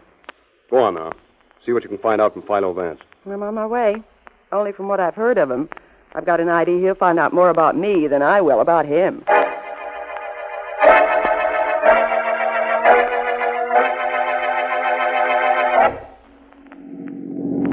Keep moving! Keep moving there! Keep moving! Hey, you, what's the idea of parking in the middle of a busy street? Move that cab out of there before I give you a ticket. Hey, officer, I gotta talk to you. Come here, please. Hurry. Okay, what's with you in that taxi? Officer, look in the back of my cab. There's a girl there. I picked her up in front of the Bulletin office 10 minutes ago. What about it? She's dead. She's been murdered. There's a knife in her heart.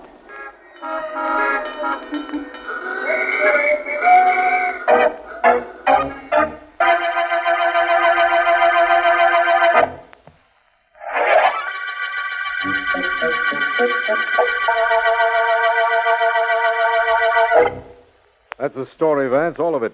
The girl was a reporter on the Bulletin, and she was on her way to interview you when she was murdered. Interview me? That sounds like a very interesting case, Markham. Not to me, it doesn't. If anybody was murdered because they were on their way to interview you, Vance, murder's getting a little too close to home. Perhaps we'll move our home then, Ellen. What does the district attorney think about that? I'm not thinking about anything, Vance, except this girl's murder and the fact that she was on her way here when she was killed. Generally, you're not concerned with the murder until after it happened. That's true, of course. But before I do anything on the girl's murder, I think it might be an idea to quiet my secretary's fear for my safety. Ellen, up until now, I've done a pretty good job of taking care of myself, haven't I? Yes, Vance, you have. but it only takes one mistake to bring your average all the way down to 0. Well, I'll try not to make that mistake. Come on, Markham, let's get going. We'll make the newspaper office our first stop. I don't know a better place to pick up some news.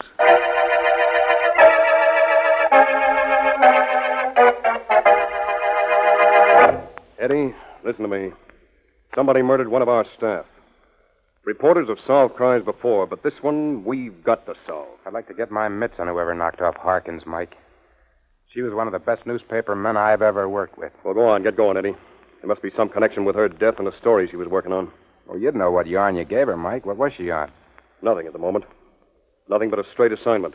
An interview with Philo Vance. What was she working on before? Nothing. That item about a concert pianist named Lillian White inheriting some money. Nothing important. Nothing, except that you took that story and put it on page 1. What a nice little job you made of it, too. Headline, is this the story that caused the death of the Bulletin reporter? Subhead, who is this mysterious Joe McGough? Nuts. McGuff.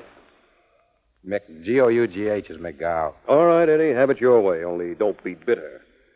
That yarn, treated just that way, will be on page 1 of every paper in the country by morning. They'll all handle the story the same way. It's human interest. Story that wasn't even a story becomes front-page news, only it costs the reporter's life. Maybe I'll turn in my press card. I know how you feel, Eddie, but forget it. Now, listen. How about to the house where the taxi driver lives? The one that picked up Harkins in front of our building. Get him to say something. Whether he saw anybody get in the cab when it stopped for a light. Anything. Okay, Mike, I'm on my way. Only if the cab driver knew anything, he'd have told the cops. And Riley at headquarters said he keeps insisting he didn't see anyone get into the cab after Harkins got in. The cops let him go, Eddie. He's home now. You got the address? Sure, Riley gave it to me. Well, get on your horse and see what you can find out. Okay. Only don't expect me to die just to put my story on the front page.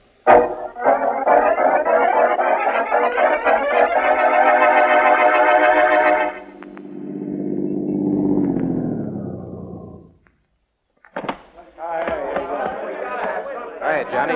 Hi, Eddie. Hey, what is this? Every newspaper man in town waiting to see that taxi driver? Looks like it, don't it?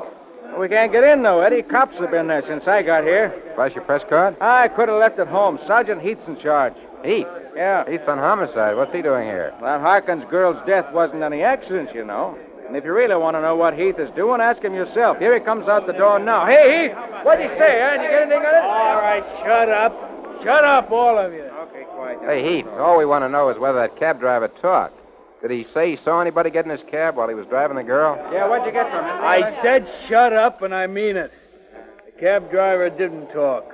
What's more, he ain't gonna talk. Now or never to nobody. He's dead. What? Yeah, killed the same way as the girl was.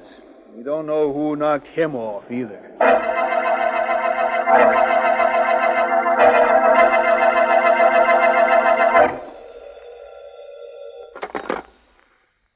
Hello? Miss Lillian White? Yes? Long distance is calling. I have your party, sir. Go ahead, please. Hello, Lil. Yes, who is this? This is Joe, Lil. Your darling husband. Remember me? Joe, where are you? What do you want? It don't make hardly any difference where I am. And what I want? Well, that don't make hardly any difference either. I just seen the papers. But, Joe, I don't know how that reporter found out that you were my husband. I didn't tell her. No, I don't suppose you would, hardly. But she found out. Only I don't care about that. I care about $500,000 you inherited, according to the story. I want in on that dough. I'm entitled to it. I'm still married to you. Remember, kid? Joe, that story isn't true. Maybe. Maybe not. Anyhow, I'm hopping a plane in a few minutes, and I'll be in to see you in a couple of hours. Just don't be too surprised when I walk in. I hardly want to surprise you, honey. Hardly.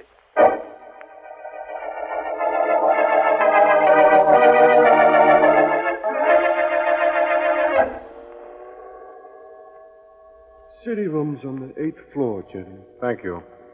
Well, we're finally on the way to the Bulletin office, Vance. Sorry we were held up. That taxi driver's death didn't help us any, Markham. Apparently, the same person killed Miss Harkins.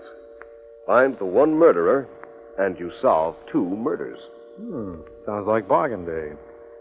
You know why the taxi driver was killed? I think so. And I think I know why Miss Harkins was killed, too. Well, I'd say she was killed because of a story she was working on. Someone didn't want that story in print, and if that's true, when we see her editor, we'll find out what she was working on, and we'll have our suspects. The general idea is a possibility. The cab driver's death is pretty easily explained. He probably did see someone in his cab with Miss Harkins, didn't tell the police, but instead figured he'd try a little blackmail. Oh, when will people learn, I wonder? He won't learn anything anymore, I'm afraid. Well, here's the 8th floor. Sitting room straight ahead. Right. You know, Vance, I think this case is going to give us trouble. I just have that feeling. All cases give us trouble, Markham. In every case we ever work on, somebody has committed a murder they've thought out pretty carefully. In their intelligence lies the extent of the trouble they cause us. And I'm sure our murderer this time isn't stupid. And my hunch was correct. Probably. We'll know very shortly, as soon as we know what story Miss Harkins was going to print. Come on in with me. I beg your pardon. Yes. What is it? I'm Philo Vance. This is District Attorney Markham. How are you? Oh, hello. Hello, both of you. I'm Eddie Henderson. Can I help you, Vance? Perhaps. I'd like to see the city editor. Where do I find him? Oh, in that office back there. The first one on your right. Walk right in where it says private. Everyone else does. Thank you.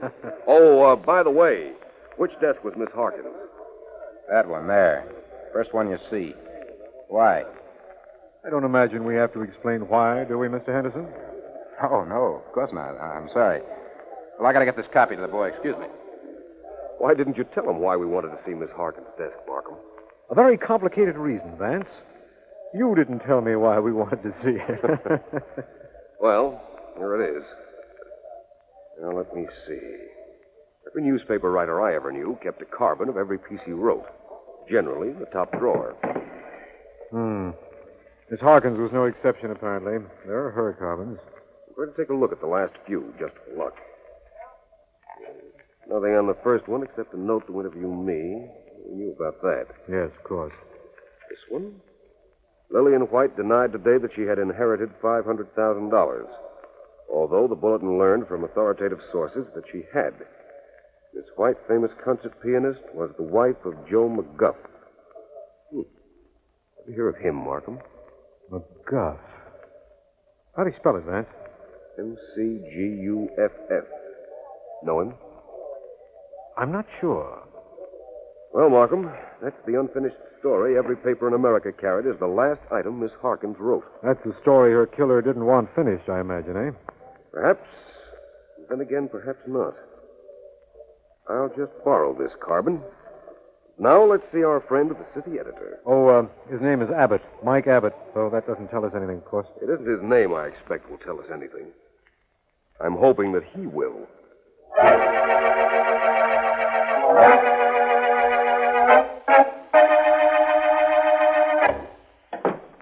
Hello, Miss White. Eddie. Eddie, what are you doing in my apartment? Talking to you.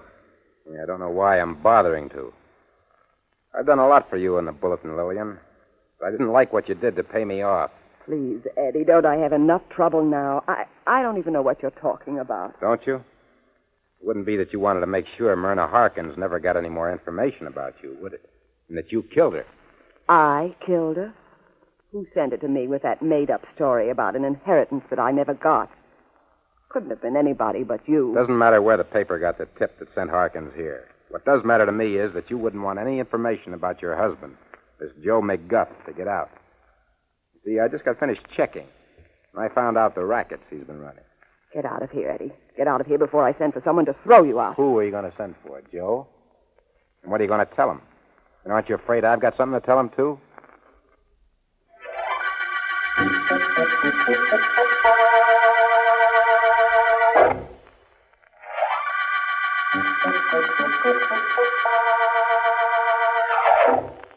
This is District Attorney Markham.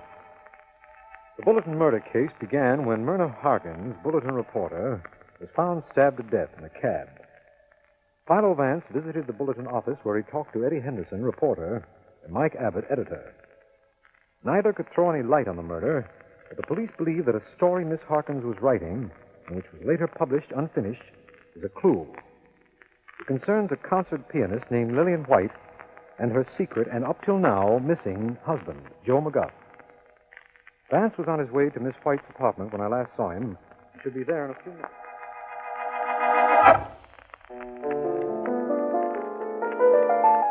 What's the matter, Lily? You don't seem hardly glad to see me at all. Hardly. Go away, Joe. Go back where you came from. I hopped the plane just to look at you, Lily. So stop playing that piano. I want to look at you and that $500,000. There is no $500,000, Joe. I don't know where the newspaper ever thought I inherited anything. I didn't. Believe me, I didn't. Maybe not. Anyhow, I'm going to stick around town here to make sure. Hey, that newspaper dame that wrote that story. She's the one got herself killed. That wouldn't hardly be anything you did, Lily. Joe, you don't know what you're saying. No? Maybe not. Hey, Lil, I've been away a couple of years. I was coming back about this time anyhow to take care of a guy. You wouldn't hardly know nobody named Gregory, would you? Bill Gregory? No. No, I never heard of him, and I wish I'd never heard of you. I like you too, Lily lady. Only I don't hardly like the way you talk to me. Somebody calling on you, Lily? I don't know. I'm not expecting anyone. Might be the police. They've been here almost all the time since that story appeared. Okay, Lily. If it's the cops, I'll get out the back way. I gotta take care of you. And that Gregory guy. Only it's two different ways of taking care. Be seeing you, Lily. I'm coming. Just a moment. Yes? Miss White, I'm Philo Vance. May I come in? Yes. Yes, of course. Your company left in a hurry, I presume. I didn't scare him off, did I? How did you know there'd been somebody here? Oh, please, Miss White. Don't expect any Sherlock Holmes explanation such as a rubber heel mark on your rug or a burning cigar left carelessly behind. I merely heard voices from outside. Oh, magnificent piano, this. What do you want, Mr. Vance? Well, under any other circumstances, I'd want to hear you play. But right at the moment, I'd like to know about a man named Joe McGuff. What the papers printed about him was true. He's my husband. McGuff, eh? M-C-G-O-U-G-H? Yes. Then the papers had the spelling right. I wondered. By the way, it wasn't he who was here a little while back, was it? Yes, it was.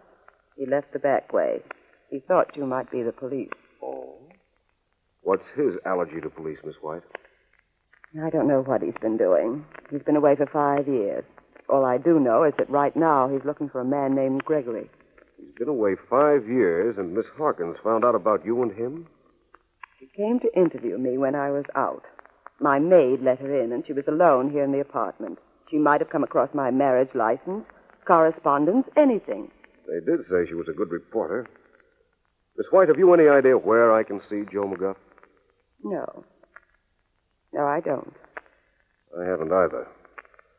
But I'll find him. You may be unhappy to learn.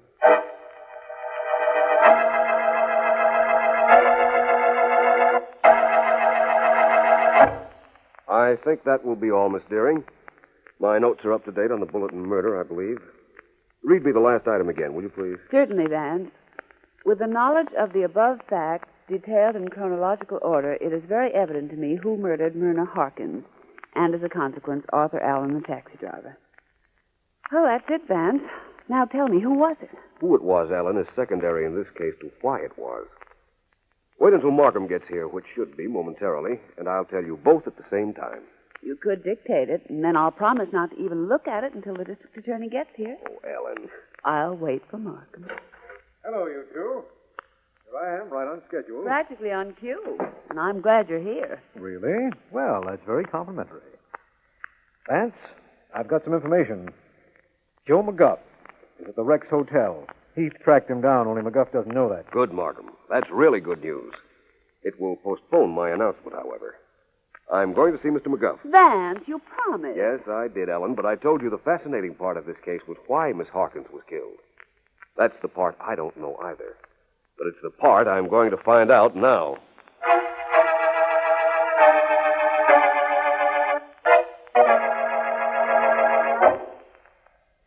could kick you out of here, Vance. You could hardly blame me for that, could you? Hardly. No, I couldn't.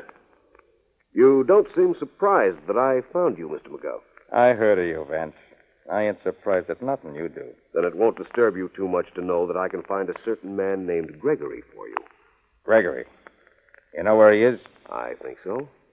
Maybe you're thinking ain't so good. Maybe you talk faster than you know. What does he look like? About 45, gray hair parted on the side, big fellow, big hands. And big bluff. Okay, Vance, you know him. Where is he? First, what do you have against Mr. Gregory? A beef, that's what I have. And he knows I got that beef. And he knows that one day I was going to come and take it out on him. The hard way. So he's afraid of you? He's been afraid of me for 5 years, ever since he crossed me. And every day of those 5 years, he ain't hardly slept, on account of he knew I'd get him. You think not? Hardly. Joe, I'm going to do more than just tell you where Gregory is and what name he's using. I'm going to deliver him to you. How'd you like that? How'd I like it? With bells on, my coat off, and my sleeves rolled up. That's how I'd like it.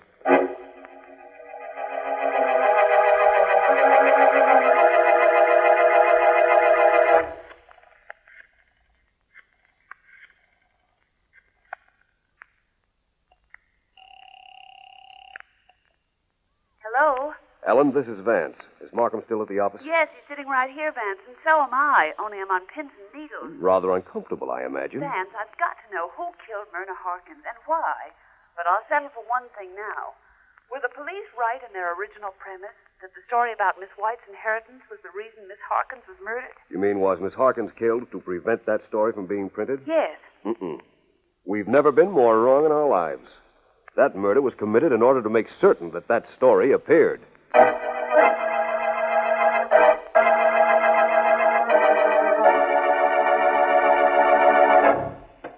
Good evening, Mr. Abbott. Huh? Oh, hello, Vance. Where's your star reporter, Mr. Abbott? Mr. Eddie Henderson, I believe his name is. He's out in the city room. You want him? Yes, as soon as I check some facts with you. Yeah? Check away. Mr. Abbott, Myrna Harkins' last story would never have been printed if she hadn't been murdered. Isn't that so? You mean it was no story the way she wrote it? That's right. Suppose it was important to somebody that that story appear not only in your paper, but nationally. It would be impossible unless the person who wrote it suddenly became important. You know, Abbott, I think... Hey, Chief. Oh, come in, Henderson. We were talking about you a while ago. Sergeant Heath. Yeah, Vance? Please come in with Mr. Henderson and stay close to him, will you? Sure, Vance. Anything you say. Come on, Henderson. Vance wants you.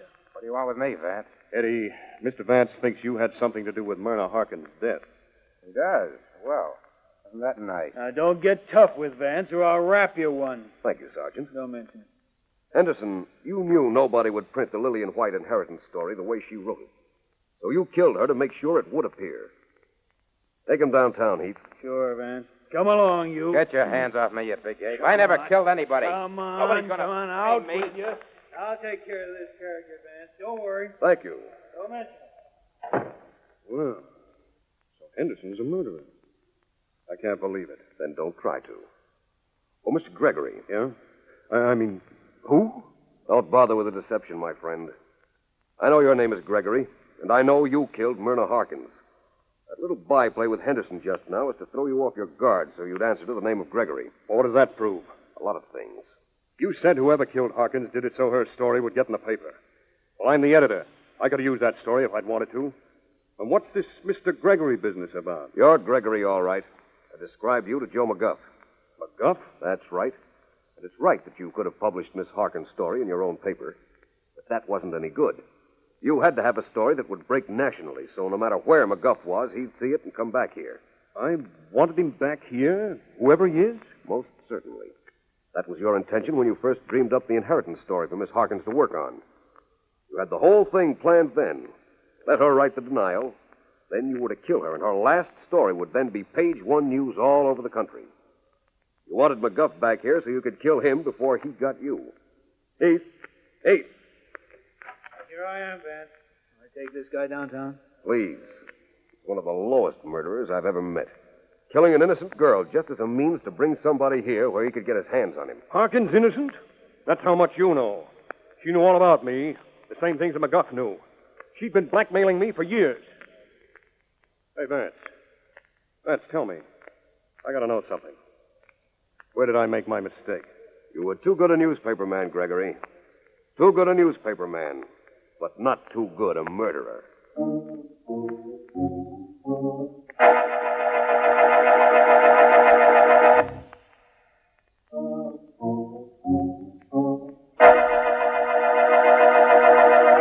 Well, Ellen, any questions? Just one, Vance. What pointed to Mr. Abbott, or Gregory, as the murderer?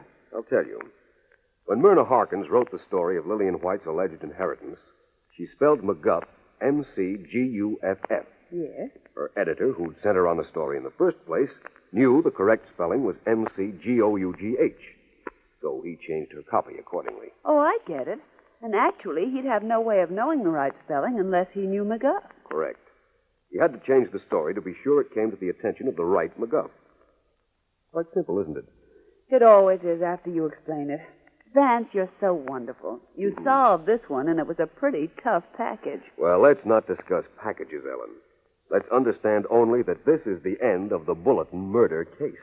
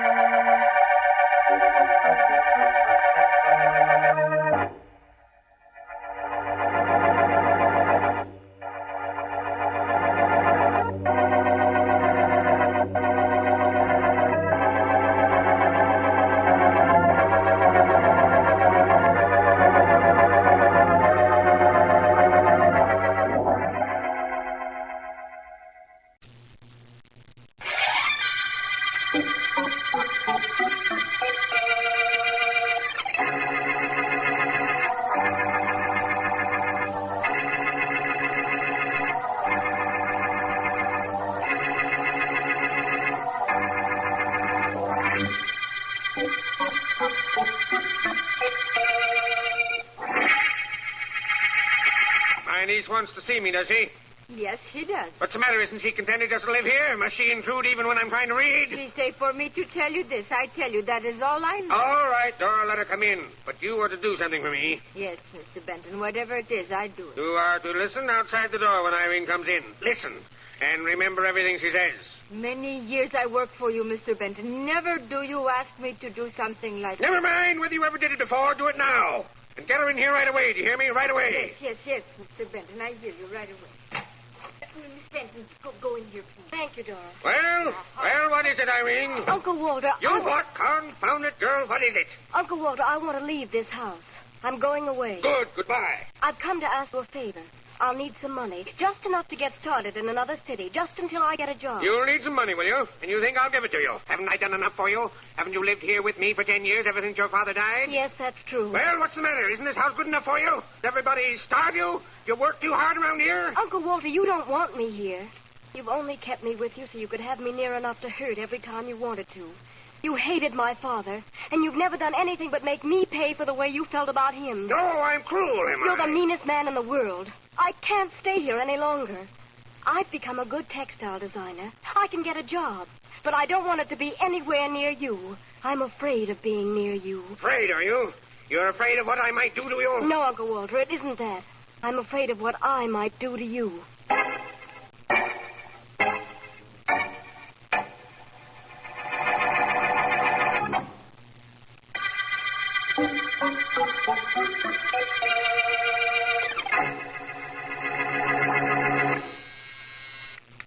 Yes, Miss Thomas, what is it? Mr. Benton is still waiting to see you, Mr. French. All right, send him in. French? What's the idea of keeping me waiting? Sit down, Benton, and don't scream at me. I don't scare easily. Oh, you don't, huh? Good. French, you put in a bid for the Cooperated Industries construction job. Lowest bid they got. You're going to get the order. Well, what about it? You're going to get the order, but you're not going to take it. Oh, I'm not, eh? And why not? Because my firm made the second lowest bid, and when you tell Cooperated you won't take the order, it'll go to me. And I want it. What makes you think I'm going to tell Cooperated that? A little information I happen to have about you and what you were before you came to this city. I said I don't scare easily, Benton, but I want to add to that. I don't bluff easily either. Bluff? I'm not bluffing, French. I never bluff. Let me read you a report. A report I assure you I'd have no hesitancy in reading to Mrs. French and your children if you forced me to. I'm listening. Washington, D.C., December 1918. This is a clipping from a Washington paper, French. Listen. Washington, D.C., December 1918. The State Department today released a list of men who were wanted for draft evasion in the World War. Men who so far have not been apprehended. Among Wait a minute, Benton. How'd you get that clipping? A friend of mine got it for me. I had to pay him a lot to trace your background, but he did, and he got me this. And, French, I intend to do just what I said I would. If you don't... Get out of here, Benton. Get out. Get out? Sure, I'll get out. I'll get out when you tell me you aren't accepting the cooperated order. I've got to take it, Benton. I put every dime I could lay my hands on into a plant that could handle that assignment. I can't give it up. No? Well, I'm not an unreasonable man. I'll give you until tomorrow morning to decide which it is you can't stand. Bankruptcy or disgrace. You mean that, don't you? Of course I mean it. You know me well enough to know I mean it. Yes, I know. One thing I don't know, how a man like you is allowed to live. I don't know one other thing either. And that is, why don't I do something about that?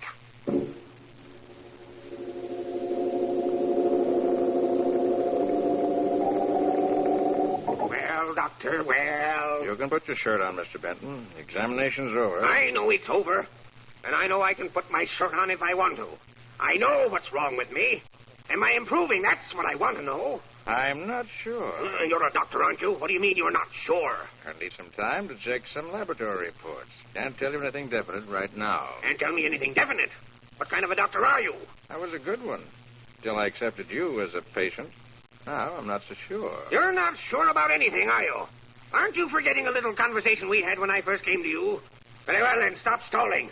I want to know how I'm getting on and how long I have to live. You really want to know? Yes. Well, Mr. Benton, in my opinion, you may not live until morning, but your death may not be from natural causes.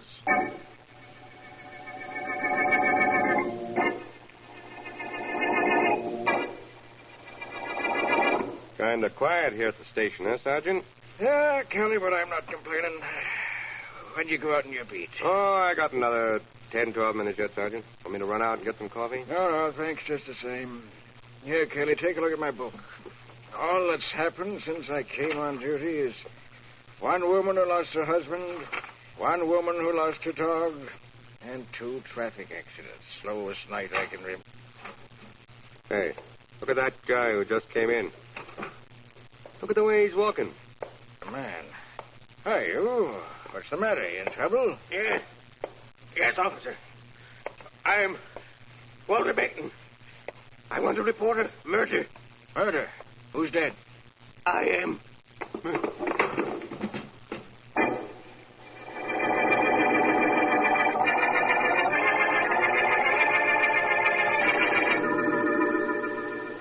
Why did Mrs. Markham say she'd meet us, Markham? She said she'd come from the theater, and if we got through at the club early, we were to meet her on this corner, Vance. That sounds to me like she really didn't think you'd make it. My, such doubts for a wife to have about this city's rising young district attorney. Oh, she doesn't doubt me, Vance. She knows that when you and I start talking, neither of us realizes the time. Markham, you're my most loyal adherent and staunchest ally. Was kind of good to get away from crime for one evening, wasn't it? Excellent. That is, if you hadn't treated a chess game the way you treat a murder. I don't think I know what you mean. Don't you? Vance, when I play chess with you, I'm the murderer. Everything I do or intend to do, you seem to know. And furthermore, you know how to checkmate it.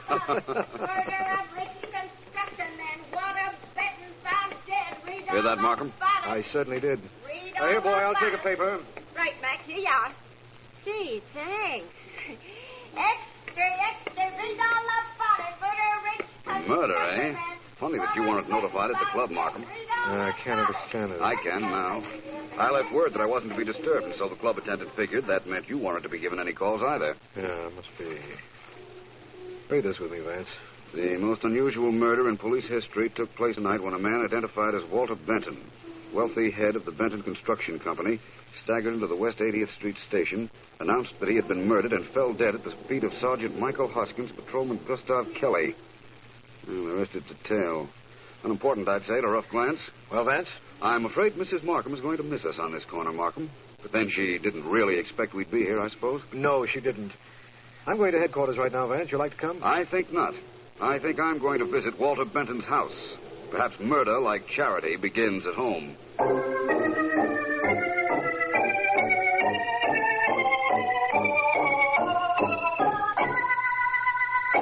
The police, they were here. You are more police? No, my name is Philo Vance. I'm a private investigator. I'd like to ask you some questions. No. You ask me nothing. I do not know anything. So you ask me nothing. You know how long you've worked for Mr. Benton, don't you? 12 years. 12 years I've been here. But I don't do anything. The police, they ask me many questions, but I don't do anything. I can tell them nothing. Who else lived here? You must know that. Who else live here? I live here, Mr. Vance. I heard you questioning Dora. I know. You were standing outside the door, and your shadow was very evident across the threshold. I was just wondering how long it would be before you announced yourself. You may go, Dora. Oh, go? Oh, yes, I go. I fix some soup for you, Miss Irene. Thanks, Dora. Miss Irene. Irene what? Benton. Walter Benton was my uncle. His father and mine were brothers. You live here? Yes, I have since my father died. You don't seem particularly concerned about your uncle's death. My uncle was the meanest man in the world. He deserved to die. I hardly think that's your decision to make. Or was it? Excuse me, Mr. Vance. Hello? Hello, I believe Mr. Philo Vance is there. May I talk to him, please? This is Mr. Markham. Just a minute. For you, Mr. Vance, Mr. Markham. Thank you. Hello, Markham. Vance, we've just discovered the cause of death in the Benton case. He'd been poisoned, loaded with poison, the medical examiner says. I just thought you'd like to know. Thank you, Markham. What kind of poison was it? Carborium chloride. Any developments on your end, Vance? Not yet. I'll be in touch with you, Markham. Good enough. Goodbye. Goodbye. Nice chicken broth I made you. Come have it while it's hot. Thank you, Dora, but I think I'll go up to my room. I hope you'll excuse me, Mr. Vance. I really don't have any choice, do I? Oh, Dora. Yes? Don't you leave me. I'm not quite through in this house, and I'd rather not be alone. Well, what is it you want? I might be interested in some of that chicken broth you made. That is for Miss Irene, not for you. What is this great power I have over the opposite sex? Dora, what was that? Sound like bottle break. Sounded like that to me, too. Where is Miss Irene's room? The top of stairs. Thank you very much. Where you go, Mr. Vance? Where you go? Miss Benton. Oh, in there, eh? Well, what have we here? Besides a couple of broken bottles. Been pouring the contents of them down the drain, haven't you? What about it? Supposing I have. The bottles are broken, but the labels are intact. Well, let's see now. It's carborium chloride. You have excellent hearing, Miss Benton. I don't know what you mean. I think you do. I think you overheard Mr. Markham telling me on the phone just now that your uncle died of poisoning, and that carborium chloride was the poison used. Yes? Yes. You knew that you had carborium chloride in your room, so you ran up to dispose of it before I'd find it. I see by the designing equipment in this room that you had a use for the carborium. Handy in textile dyeing, wasn't it? So what if it was? And what if I did try to get rid of it just now? Do you think that proves I killed my uncle? You did overhear what Mr. Markham told me. Yes, I did. I heard him say that carborium chloride killed my uncle. And you did catch me trying to get rid of that carborium I had here. But do you think that proves I killed him? No. No, Miss Benton, I don't think it proves that at all. In fact, I think it proves you didn't.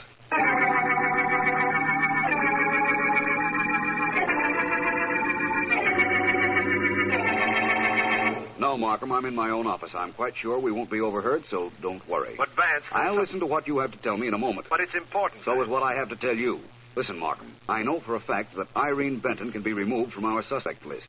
She didn't poison her uncle, despite the fact she broke several bottles of carborium chloride that were in her room. How do you know she didn't? She tried to destroy them after you told me it was carborium that caused Walter Benton's death, Markham. If she had poisoned her uncle, she'd have known what killed him. Would have destroyed the poison long before I got to the house. Vance, that's the most logical explanation of a completely contradictory act I ever heard. She tried to destroy the poison because she believed that if we found it, we would suspect her. That's right. Uh-huh. Now, Markham, now that I've removed one suspect from this case, tell me your news. I have a suspect to replace the one you took away. In a secret pocket in Walter Benton's clothes, Sergeant Heath found a clipping from a Washington, D.C. newspaper. A clipping dated December 1918. Yes? It named a group of men wanted for draft evasion in World War I. And one of the men is in this city now. What's more, he was a business rival of Walter Benton's. His name is Martin French. Apparently, Benton was using the clipping to blackmail him. Apparently. You know, Markham, Irene Benton told me that her uncle was the meanest man in the world. I'm beginning to think she was right. But we've still got to find out who killed him.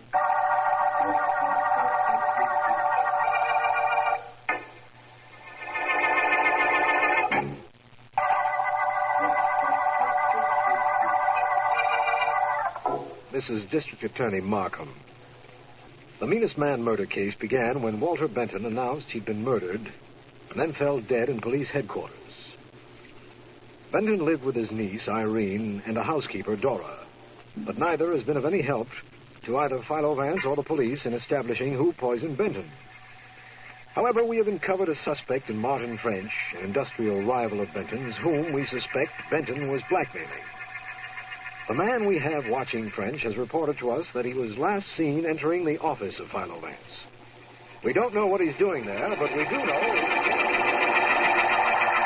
Mr. Vance, this is a strictly business proposition. I'm a businessman. I want to pay you to establish my innocence in the death of Walter Benton. If you're guilty, you couldn't pay me, Mr. French. If you're innocent, you won't have to. Oh, don't beat around the bush, Vance. I'm a prize suspect, and I know it. Now, Benton knew something about me I didn't want known. Now that he's dead, it'll come out. I know it will. And I'm not prepared to face going on trial for Benton's death. I didn't kill him. You've got to help me prove that. I'm not an attorney, you know, Mr. French. Yes, I know. You're a private investigator, the best in the business. And I want to hire you to prove I didn't kill Benton. Hire you to prove who did. Put it that way. Maybe that'll sound better to you. You don't have to hire me for that. I'm trying right now to find Benton's killer. By the way, did you see Benton the day of his death? Why, yes. He was in my office. You didn't have lunch with him? He didn't drink any water in your office? No. All he did was threaten me. Threatened me and left. I see. Well, Mr. French, it's only fair to tell you that the police do know about your past. Benton found a way of letting them know even after he was dead. Just like the man. Just like him. From what I've heard of him, it certainly was. You've given me an idea, French. Dead man told one tale. Maybe he'll also indicate who killed him.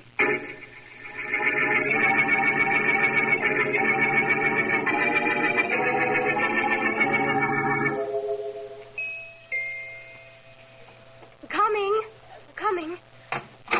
Oh, Dr. Larkin, I'm so glad you've come. It's Dora. She's lying on the bed in her room and she's hysterical. Glad you called me, Miss Benton. I'll go see her right away. Which room is hers? The room right next to the library. You remember the library? Certainly. She used to examine your uncle there. This should be Dora's room right here. That's right. Shall I go in with you? No, that won't be necessary. I'll go in myself. I'll call you if I need anything. Miss Very well, Doctor. I'll be where you can find me. Dora, stop crying, please. This is Dr. Larkin. I'm going to help you. Go away. Nobody can help me. Go away. You've got to stop that crying, Dora. Stop it. You're making yourself sick. Sick. I'm not sick. Doctor, I am too well. But he is dead, Doctor. He's dead. Mr. Benton? Yes, Dora. But he's been dead a whole day now. You weren't like this when you heard the news of his death. Oh, what different, Doctor. It takes time, maybe, before I realize no more he's here. I wanted to come back, Doctor. I wanted to come back. You can bring him back, Doctor. Nobody can bring him back, Dora. Somebody poisoned him. You know who poisoned him, Doctor? You know who do this? The police are trying to find out. I know who do it, Doctor. I know. You do, Dora? I know. Doctor, you know, too. Only the two of us know. And the two of us, we don't talk. Ever. Do we, Doctor?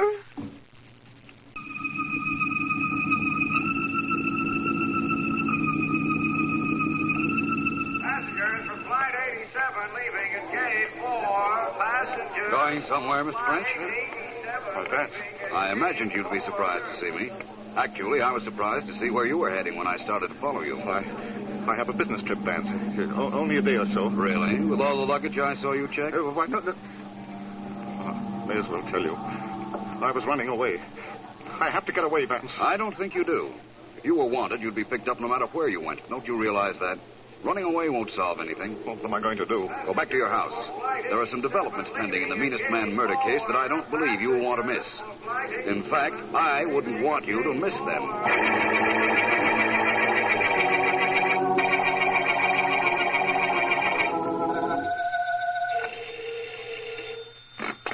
Dr. Larkin speaking. Dr. Larkin, this is Philo Vance.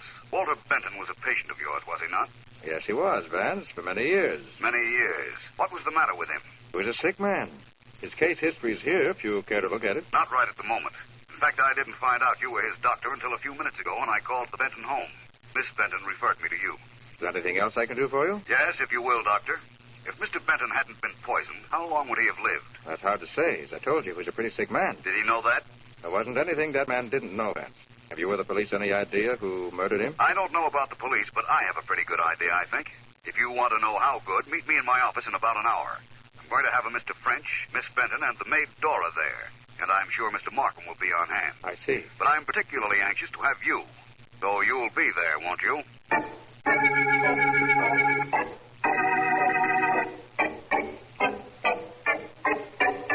Markham, this is one of the strangest cases we've ever come across.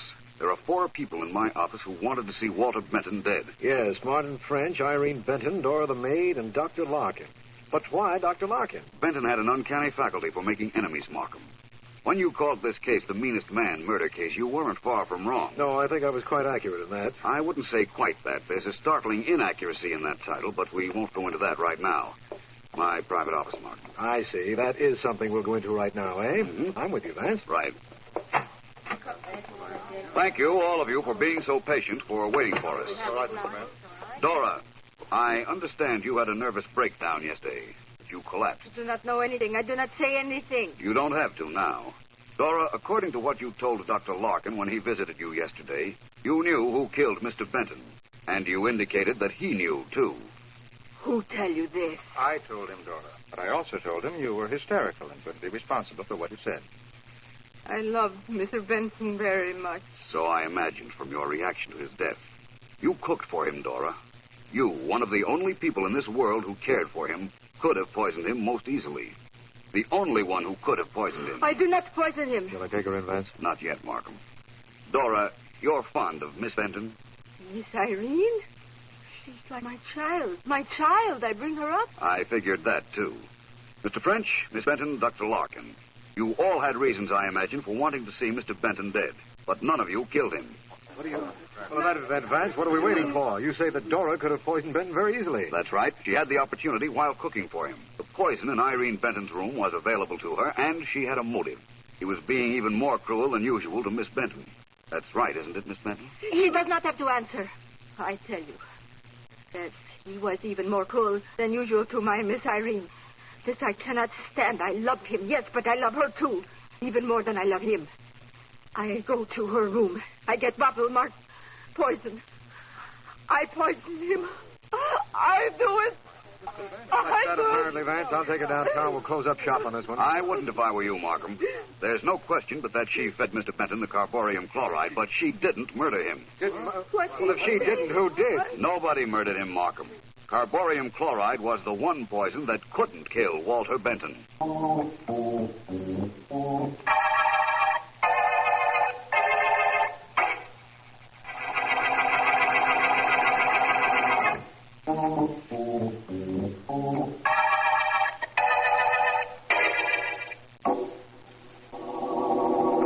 was a little unkind of you to make me wait an hour before you'd clear up this Meanest man murder case, Vance, but it was worth waiting for.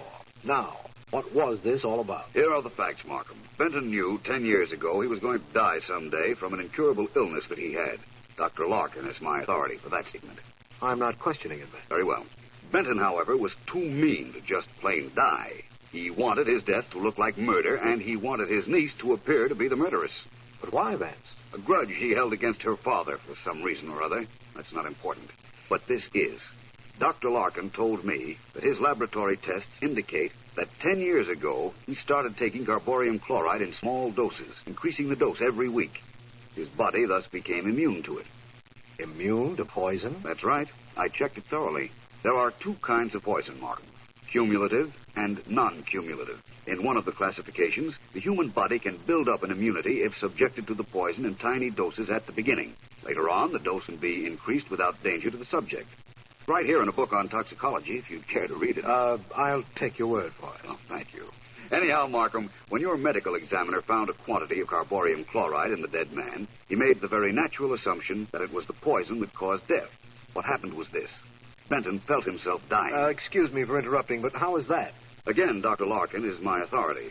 Dr. Larkin told me he had told Benton that death in his case would be preceded by a sharp pain, a sort of warning a few hours before death was to occur. I see. Then Benton did know he was about to die. Right. And knowing that he had a quantity of carborium chloride in him, made the dramatic entrance and exit from this world at the police station. He knew then that he was accusing his niece of murder without ever indicting her. Why the niece particularly? Because she used carborium chloride in her work in textile designing. Used a lot for dyes. In fact, Benton used Irene's own chemicals when he began systematically building up a resistance to the carborium. It was quite a clever plan. We're lucky it didn't work. We most certainly are. You were the reason it didn't work, Vance. You were the only way we'd ever have known that the Meanest man murder case wasn't a murder case at all.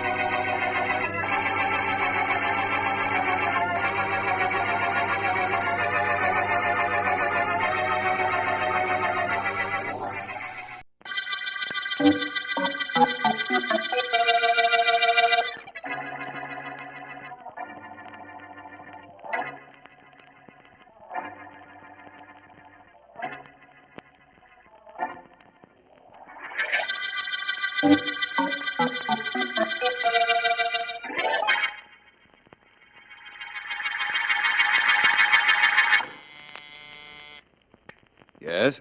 Mr. Vance, there's a lady to see in the outer office. She has no appointment. Will you see her? All right. Where's Miss Deering? Oh, your secretary's out to lunch, Mr. Vance. What's the name of the lady who's calling on me? I don't know. She can hardly talk, Mr. Vance. She just managed to tell me she had to see you. She's either awfully scared or terribly unhappy about something. Send her in, please. Come in, please, won't you? Thank you. Sit down, if you will, and tell me how I can help you. Oh, Mr. Vance. Oh, it's quite all right. You're safe here. Won't you calm yourself and tell me what's troubling you? Mr. Vance, I saw him. I heard him speak. Heard who speak? My husband. Well, that doesn't sound like anything to break you up this way. But you don't understand. No, I don't imagine I do. What's so unusual about seeing your husband and hearing him speak? He's dead. I buried him 10 months ago.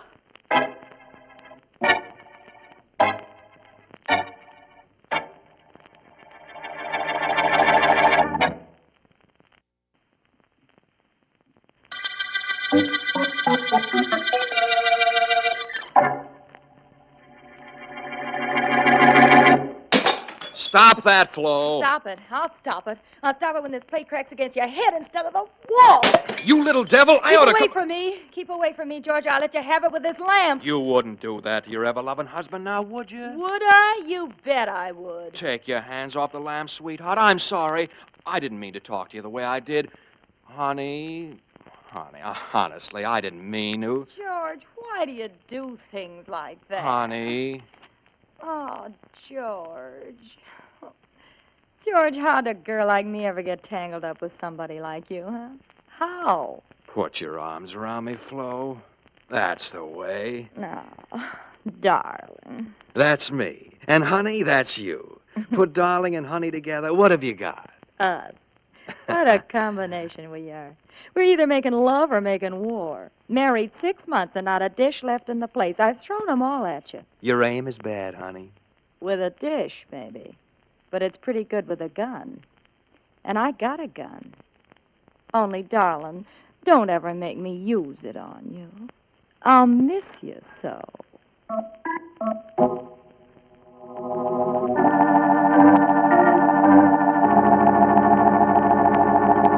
Well, Vance, it certainly is an unusual situation. That is, if Mrs. Miller was telling the truth. I'm sure she was, Markham. I know it's no case for a district attorney, and I didn't come here to talk to you about it professionally. I am interested in your reaction, though. She said she buried her husband 10 months ago. That's right. And she was wearing deep black, Markham. A black dress, black gloves, black veil. And I checked with the undertaker who had charge of the funeral. She buried her husband, all right. The records show that a Daniel Miller was interred in Holly Oaks Cemetery just 10 months ago. And his widow, who after 10 months reverts to her former status as wife, claims she saw him on the street. Why didn't she go up to him? As she explains it, she was too stunned to do anything right then. By the time she recovered her composure, the man had disappeared. Uh-huh. What's your opinion of her story, Vance? I believe it. I believe she saw a man she honestly thought was dead. You mean a dead man has come to life? A corpse is walking around this city? To all intents and purposes, yes. I promised Mrs. Miller I'd do what I could to help her. She's on the verge of collapse. Yes. Well, call on me for anything I can do, Vance. Thank you, Markham. If you think of any way a man can be dead and buried and suddenly come to life, let me know, will you?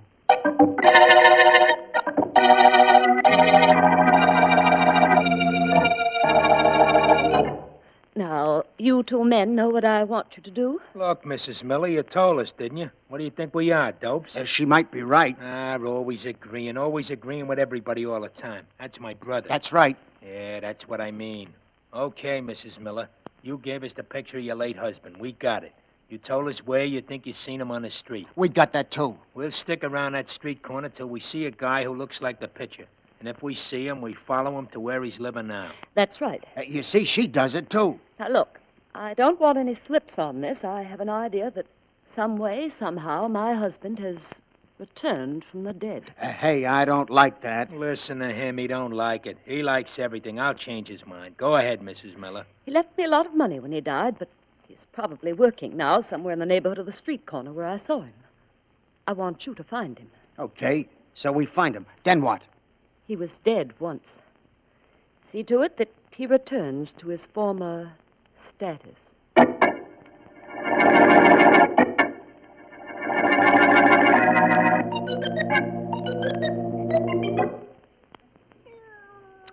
You're playing with that darn cat of yours again. Leave him alone. Don't be funny, Flo. Keep reading your paper. Chang and I having fun. Come on. Fun Here, with boy. a cat. Oh, brother. Well, I've got to go to work in a few minutes, and this is how I relax. Besides, honey, he's a full-breed Persian. Well, let him do something Yeah. constructive with those hairs of his he keeps shedding over the rug. Teach him to crochet or something. Maybe he can make me a shawl. He's a good cat, aren't you, Chang? Real good cat, huh? Yeah. George. Yeah? You never told me What's the anything about matter? where you came from before you married me. I was found in a cabbage patch. Don't get cute. On you, it Come don't look here. good. Yeah. I've been thinking about this for some time. Here's some string. You know, I don't Here. know a darn thing about what you were before we were married. What about it? Don't talk to me like that. I'll bounce an ashtray off your head. Now, look, honey, we said there'd be no we more said of there'd this- be no more battling if you talk to me the way I'm entitled to be talked to. Kid, let's understand things. I'm your husband. I think you love that cat more than you do me. Every time I think of you feeding him and brushing him, I could... Darling. Oh, honey, let's not fight. What were we fighting about anyhow? You see, it isn't important. You don't remember. Now, come on over here, huh? Okay. Get that lap of yours ready. All right. Ah, here we are. Now I know why we fight. Yeah? Well, tell me. It's so good making up. Like this.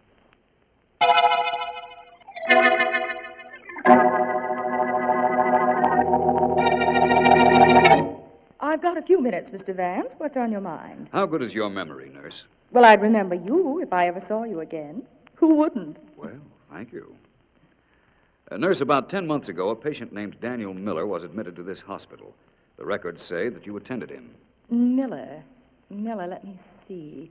Appendectomy? No. To tell the truth, I don't know what he was in here for. His wife told me that he was in this hospital a few days before he died. But he was removed from here at his own request and died at home, as I understand I it. know the man you mean. Short, medium weight, dark hair. I've never seen him. Oh, well, anyhow, I know whom you mean, Mr. Vance. I remember him very well. Raised quite a rumpus around here about going home, and we finally let him. What was the matter with him? Do you remember that? Yes, I do. He'd been poisoned. Poisoned, eh? Well, that's something I didn't know. Accidentally, would you say? Figure it out for yourself. When we told him what was the matter with him, he said something like, "She did it, finally. I want to get out of here. I'll take care of her in my own way."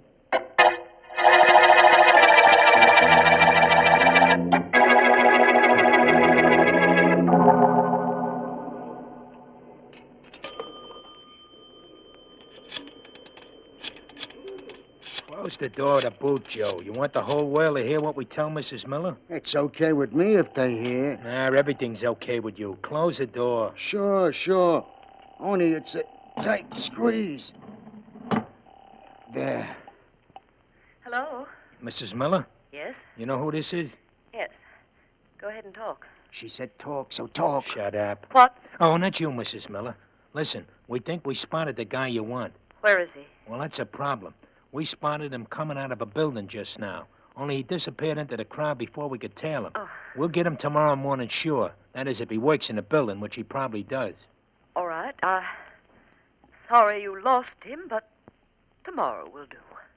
One more day isn't so terribly important when so many years depend on what's going to happen then.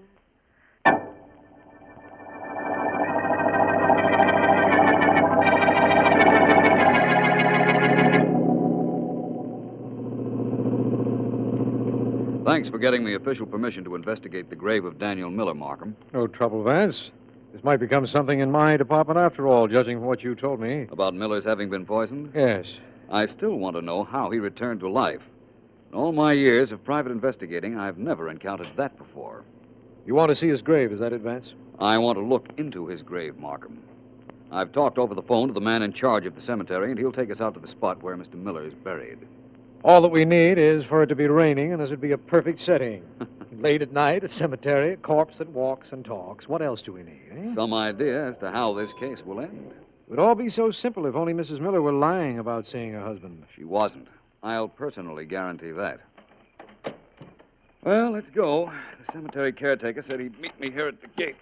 Do you see him? No, but then I can't see anything at all. What was that? Well, let's make it who was that. I'll feel better about it. Hey, who are you? Where are you? Right here.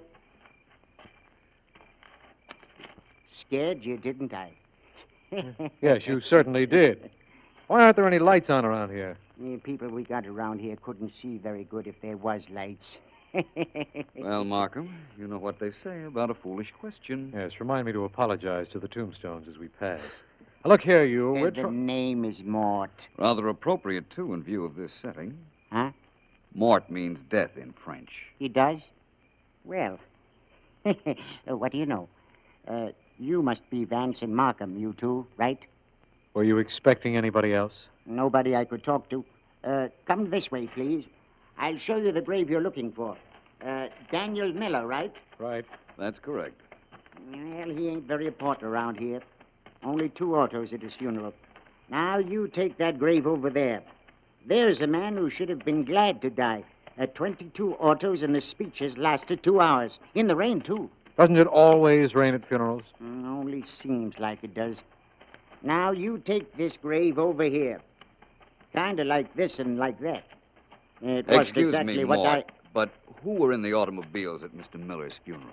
In the two cars, well, there were a couple of men from a lodge he belonged to in one, and his wife was in the other. Crying her eyes out, she was. She did pretty good for the guy. Fact is, I ain't seen better crying this year. Where is the grave? A man in a hurry to get to the grave now. That's a good one, eh? Yeah. Well, it's right here. I dug it up like you told me to. Only I didn't touch anything. Why not? I wasn't told to. And besides, I wouldn't even if I was told to. I'm superstitious. Markham, mark this day down in the book. We have now heard everything. Well, we've got a job to do. I'm going to hop down into that grave. I wouldn't if I was you. Why not? On account of a lot of reasons, only one of which is important. And that is? There ain't no casket, there ain't no body, there ain't nothing in there. What? That's right. I dug up the grave like I was told to do, but I could have saved myself the trouble. Somebody else must have wanted what you fellas wanted and beat you to it. That grave was empty.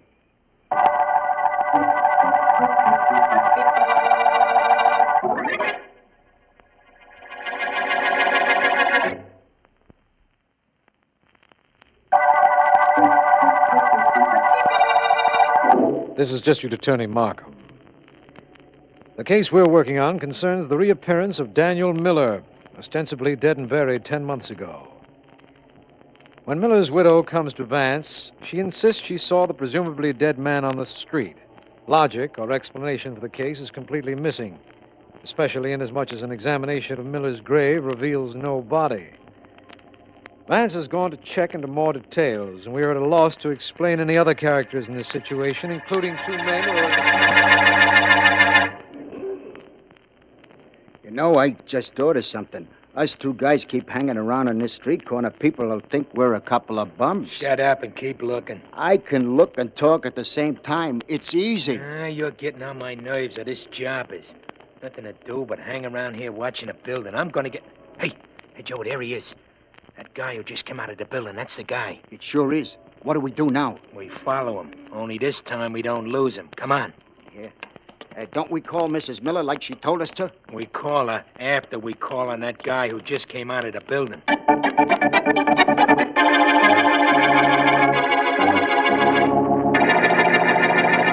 The shot came from this house, officer. I heard it. I called the police right away. Who lives here, do you know? Of course I know. I live next door, don't I? Mr. and Mrs. Ward live here. Came to live here just after they were married about 8 months ago. Fight? Used to fight all the time, day and night. Day and night. I've never seen any... Front door's open. Come on in. Hello there. Anybody home? Anybody home? You see, there's nobody home. Can't blame his wife for not staying home much. Can't blame him either. She had the temper. She's always flying off the What's handle. in that room there, do you know? One with the door closed? Yeah. That's probably his bedroom, just my house. All these one-story bungalows built just about the same. Just about, I'd say. You take that I'm room... going to take a look in that room. I'll go with you. I'm not afraid of anything, as long as you're here. That's real brave of you. Now, just a second while I take a look in here. That's a cat. Close the door. Close the door. I can't stand cats. I've never been able to stand cats ever since I was a little boy. I'll never forget... Did you see what was next to that cat? Well, no, I really didn't. I was so scared by... That cat was standing next to a body. The body of his master, I'd say. And the master was dead, with a bullet hole in his forehead.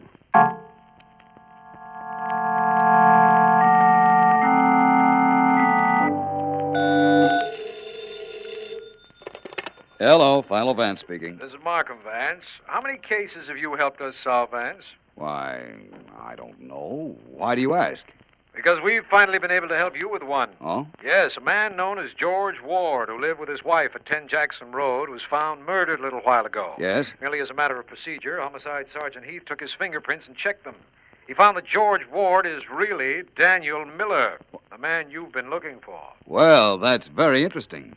What were the circumstances of the murder? Well, Ward, or Miller, was shot with a small caliber revolver. When the police officer on duty came into the room, the body was being guarded by a gray Persian cat. It belonged to the Wards, as I understand it. I see. Well, thank you for calling, Markham. This is beginning to make some sense to me now.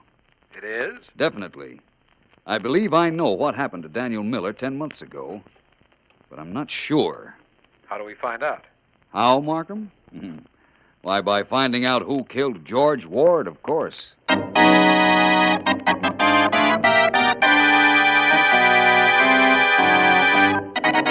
go of me. Let go of me, Copper. If I ever get in my house, I'll break a plate over your head. Let go of me. Easy now, Mrs. Ward. Take it easy. All I want to do is take you downtown for questioning. Orders were to pick you up now that your husband was murdered. I don't know anything about this murder. I was downtown shopping. I heard about it on the radio, and I came straight out here. Are you gonna let me alone? Sorry, Mrs. Ward. I got to take you downtown. That's my orders. Sergeant Heath wants you brought in. We understand you and your husband had been doing a lot of battling, and the sergeant... The sergeant wants to see me, does he? All right, I'll go with you. Let me stop at the dime store first. I want to get a couple of plates to break over his head if he tries to say that I killed George.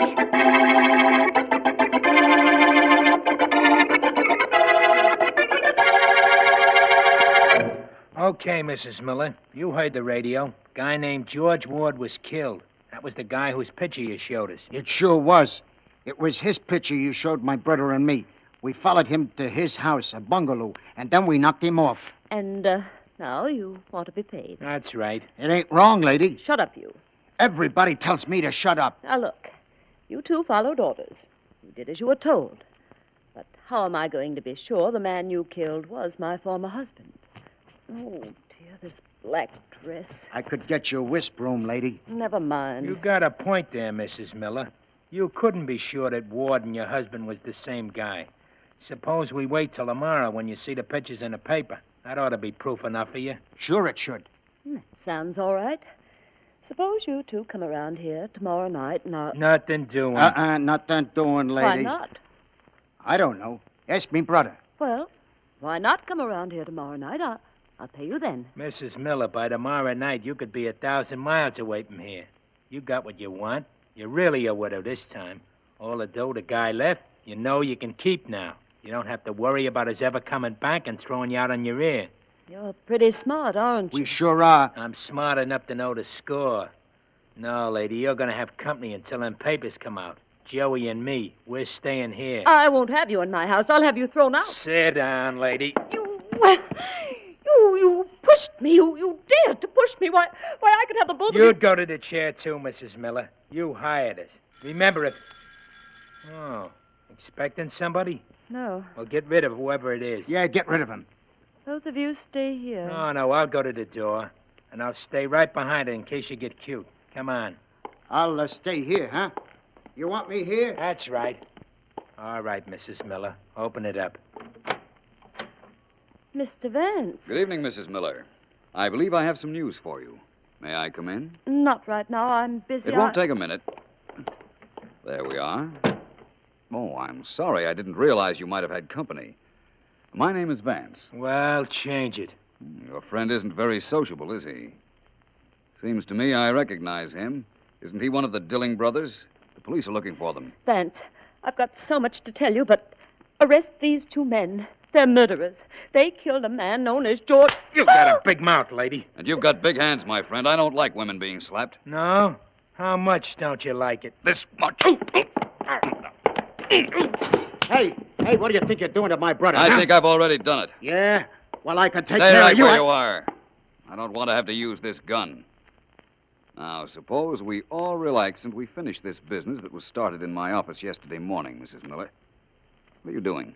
Oh, I'm sorry. These black dresses, they pick up everything. I was just trying to get some lint off. You've got some of the lint off, Mrs. Miller, but your dress isn't entirely clean yet. Oh, is there something else? Yes, but it can wait. You're surprisingly calm, Mrs. Miller. Why shouldn't I be? You're here. I have nothing to fear now. Have I? I don't know. Did you ever meet a man named George Ward? George Ward. That's the man these two brothers admitted to me they killed. Why, you Shut dirty... up. They said he was my husband.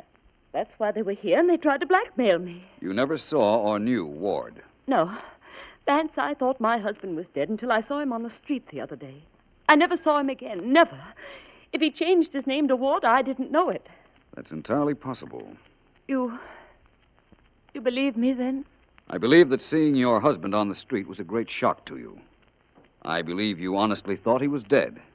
I believe you didn't know he was living under the name of Ward. And I also believe you murdered him early this evening.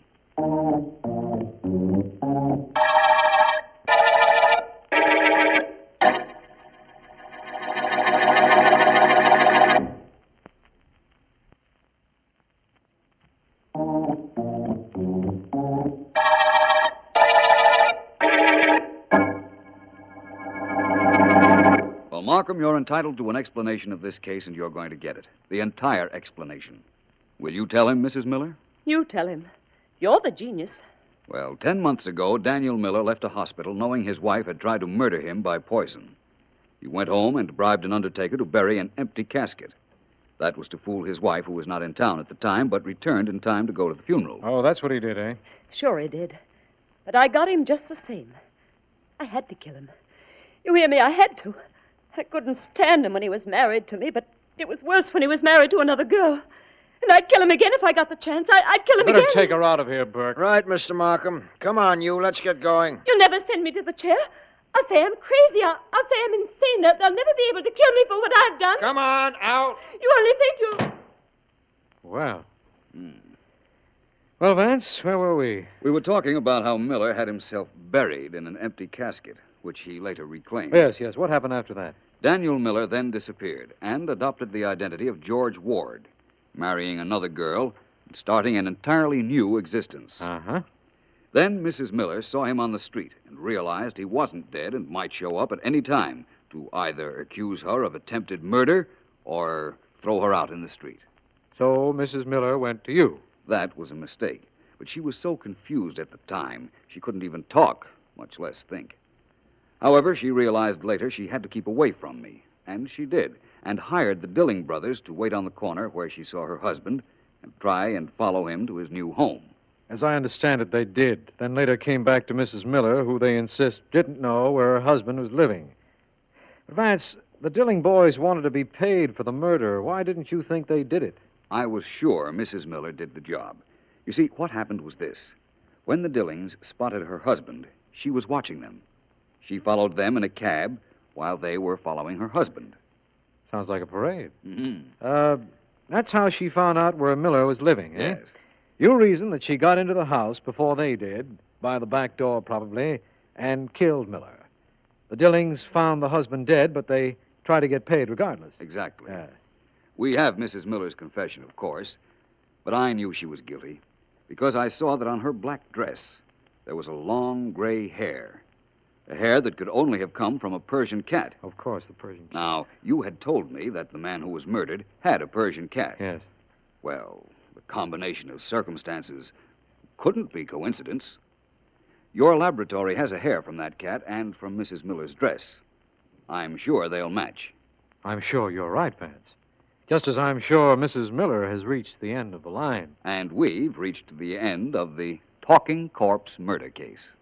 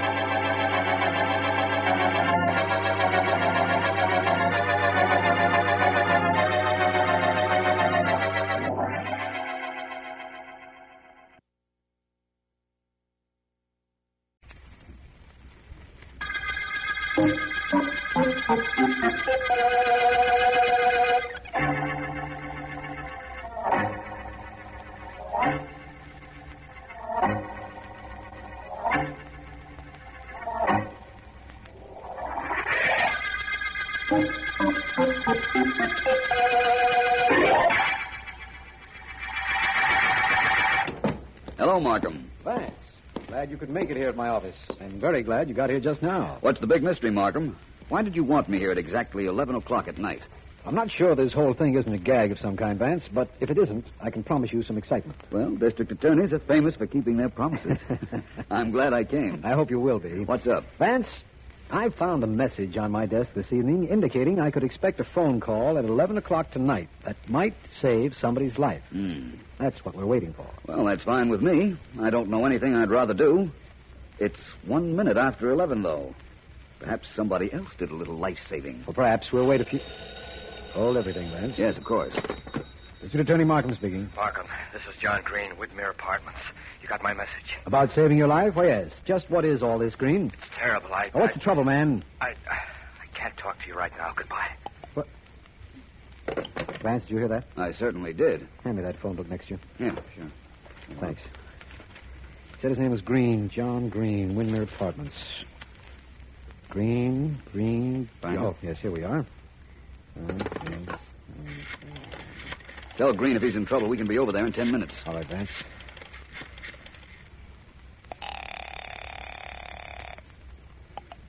Hello. Green, this is Markham again. Now, listen. Philo Vance and I are on the way over there. We'll be at your house in 10 minutes. No, don't come if you try. Green. He doesn't answer, Vance. Let's get over to his place right away. Apparently, somebody shot him while he was talking to you. Markham, you've just eavesdropped on a murder.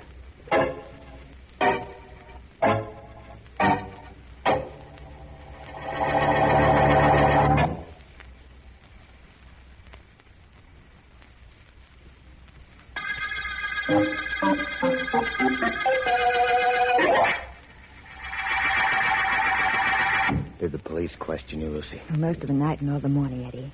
They say my husband was killed at 11 o'clock or a couple of minutes after.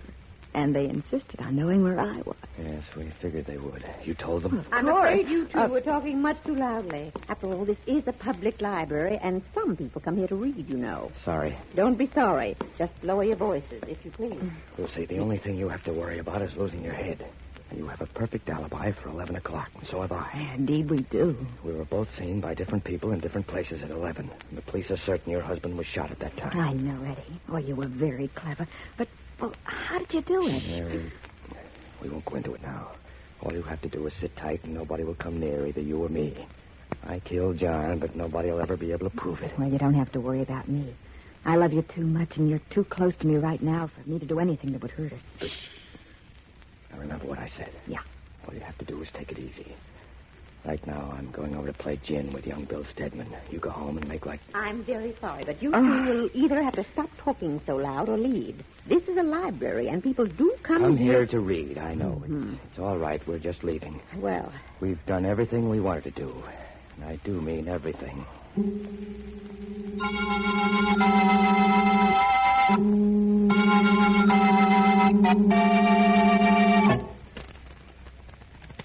You keep shuffling the cards, Bill, and you'll rub the spots off them. What's your hurry, Eddie? The sooner you deal them out, the sooner we get the game going.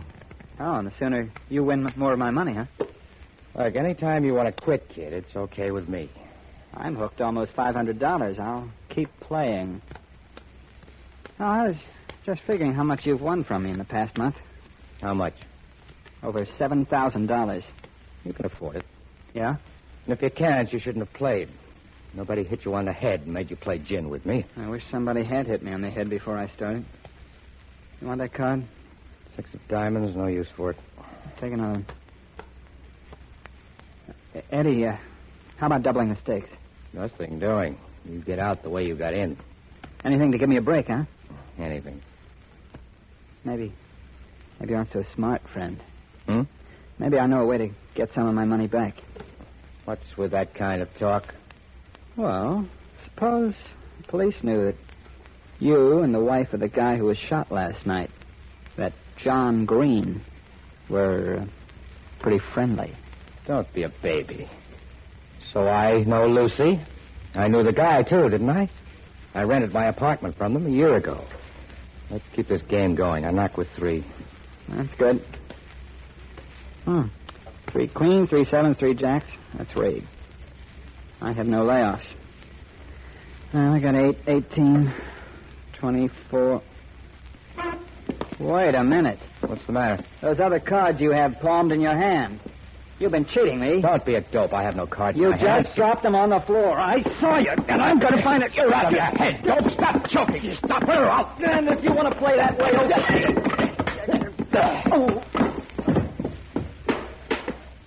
Little boys with too much money shouldn't get suspicious if they get hurt. Get up, Bill, and pay me off. I'll get up, all right, and you'll get paid off, too. One way or another.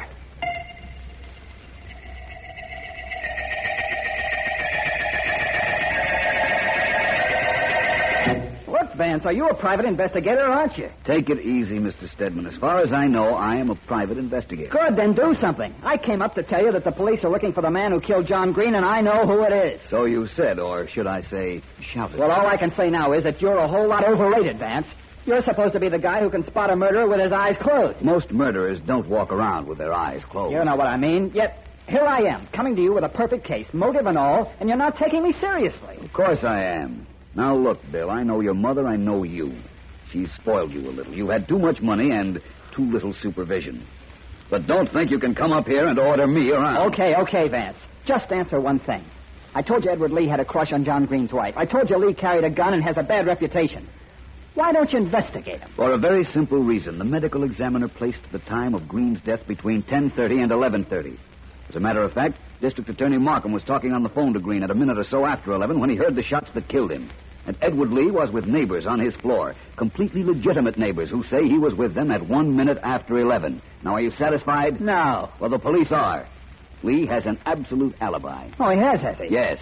Well, all I can tell you is, if you think he has, then you're not as smart as people think you are, and Eddie Lee is a whole lot smarter.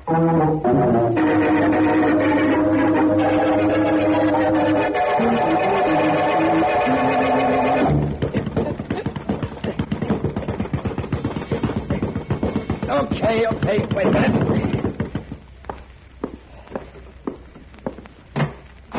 Yes? Hello, I'm Philo Vance. You are. And you've come to see me? How nice. You're Edward Lee? That's right. You're the guy who just pushed his way in here. That's right. Come on over there and sit down. I'll be through working out in a minute or so. Oh, go right ahead. You won't disturb me. I just have some facts to find out. Like what? Pretty good left hand you have there, Lee. For a right-handed person, that is. How do you know I'm right-handed? Your belt buckle. It's on the right side. Most people wear their buckles in the center. When they don't, a left-handed person has the buckle near his left hand. And a right-handed person near his right hand. So I'm right-handed. That's what you came up to find out? Hardly. I want to know how well you knew John Green. That again. I didn't know him well at all. I rented this apartment from him about a year ago. He took another place upstairs in the building. You did know his wife? Sure. She was here when I rented the joint. What's it to you, Vance? What makes all you characters so curious? All of us characters? Sure, characters, busybodies. Guys that can't mind their own business. Guys like you. Somebody killed John Green. Okay, he's dead. How do you figure to help him? I figure to stop somebody else sometime from murdering a person because they'll remember that Green's killer was caught. Well, so far as I can see, Green's killer's going free. You've got nothing on anybody, including and especially me. So how about getting out of here before I go to work on you instead of that bag? I'd rather enjoy any effort you made to throw me out of here. Oh, you'd enjoy it. Mm-hmm. Well, never let it be said that I'm a bad host. Never let it be said that I didn't see to it you had a good time. You haven't worked on that punching bag. You haven't worked on that punching bag. You haven't worked on that punching bag. You haven't worked on that punching bag. You haven't worked on that punching bag. Up long enough to take care of you. No. Well, that, as the saying goes, is that. Perhaps the tip I got from young Bill Stedman about you, Lee, wasn't correct. But what tip was that? That you killed Green. Anyhow, I did have a good time this afternoon, so thank you very much for the entertainment. And Lee. Yeah? You must come over and see me sometime.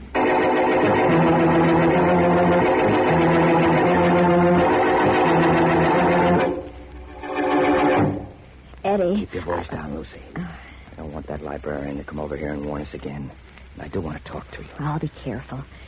Well, what's been happening? Bill Stedman got sore because I beat him in a couple of card games, and he went to Philo Vance and told Vance I killed your husband. Oh, he didn't? No, he did all right. Oh. Vance was over at my place to find out a little more about me. Oh, well, what do you care, Eddie? You got an alibi that nobody will be able to crack. You were with your next-door neighbor at a minute after 11. Yeah, sure, but you know I gimmicked everything. Shh, please. I know you did, but I don't know how you did it. Oh, Eddie, you're wonderful. Cut it out, the librarian. Oh, I don't care about her. I only care about us, about you and me now that John's out of the way. Quit that, will you? Cut it out. Oh, it's you two again, is it? Don't you realize how loud talking distracts the others here in the library? Okay, we'll be quiet. You'd better. You're disturbing the others. Well, it isn't only the others he's disturbing. He's also disturbing me. Shh, please.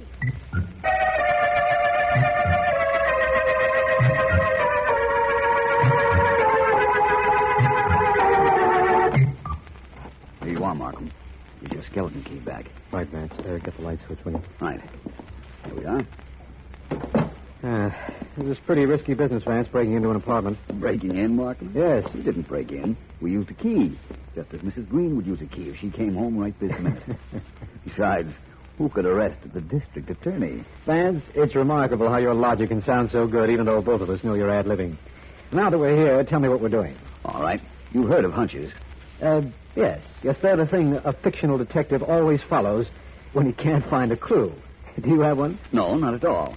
This is the spot where I should have one, though, if that logic of mine, which you seem to like, wasn't functioning. Which means? That there's a tie-up between Green's widow and Edward Lee. Lee is very smug and very sure of himself. Mm-hmm. His apartment is 6 floors down, but a visit here might result in our finding something that will connect him with the crime. Well, this is the room where Green's body was found, at the telephone. A gun inches away from his hand, but not the gun that killed him.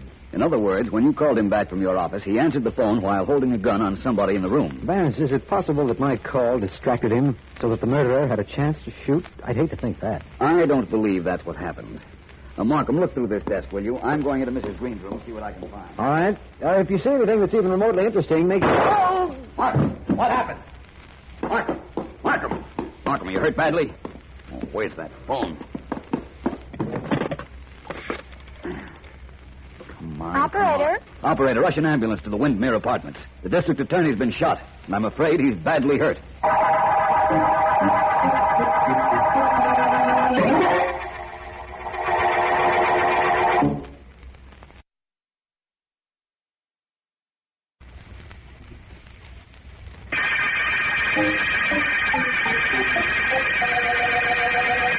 This is Philo Vance. District Attorney Markham was shot about an hour ago as he and I were looking through the apartment of John Green, who had been murdered the day before. Both of our suspects, Mrs. Green and a man named Edward Lee, have alibis for around 11 o'clock, the time we believe the murder was committed. Markham has been taken to the hospital, and I am about to go into his room now to see how serious.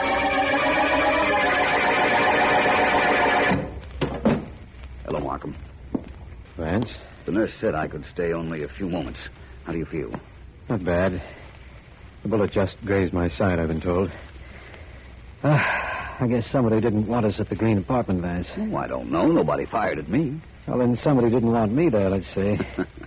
Somehow I'd have preferred being told I wasn't wanted. Can't blame you for that. I'll tell you something, Markham. I got on the telephone and called Edward Lee after I'd done what I could for you, and while I was waiting for the ambulance. Did you reach him? No. And then Lee may have shot me. Yes. It could have been Mrs. Green, of course, or it might have been somebody else. Someone I've overlooked. Who's that? Bill Stedman. That wealthy young man who came to my office insisting that Edward Lee killed John Green. Oh? Perhaps we've been on the wrong track. Right at the moment, I don't particularly care, Vance. All I care about is getting out of this hospital so we can work together on this case. You just stay here and rest. I'll stay here, of course, until the doctors say I can go, but I don't know how I can rest with a murder unsolved. In that case, Markham, and in view of the fact that we started this investigation together and it must be continued, let's say that you remain here and leave the rest to me.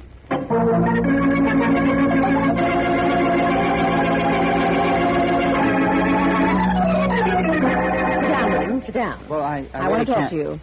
Mother, I've got to go. I've got an appointment. What kind of an appointment? To gamble again? Who, me? Don't lie to me, William. I've known about your gambling for some time. Any day now, I expect to pick up a paper and read William Stedman, Jr., wealthy young playboy, arrested in gambling raid. I won't have that, William. I don't go to gambling houses. I know you haven't been going to them, but I know you've been gambling, and I know you've been losing. The bank called up and said you were overdrawn.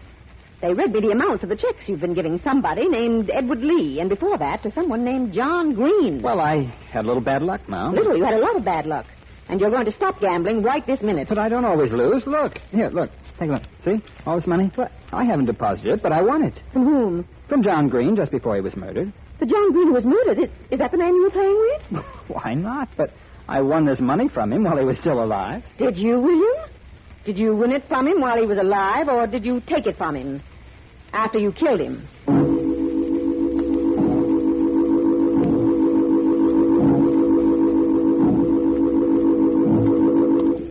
Thank you for coming down here to Markham's office with me, Mrs. Green. Well, that's all right. I believe you'll want to be with me when I find out something, if I find it out. Well, what are you looking for? Some indication of who killed your husband, of course. Oh.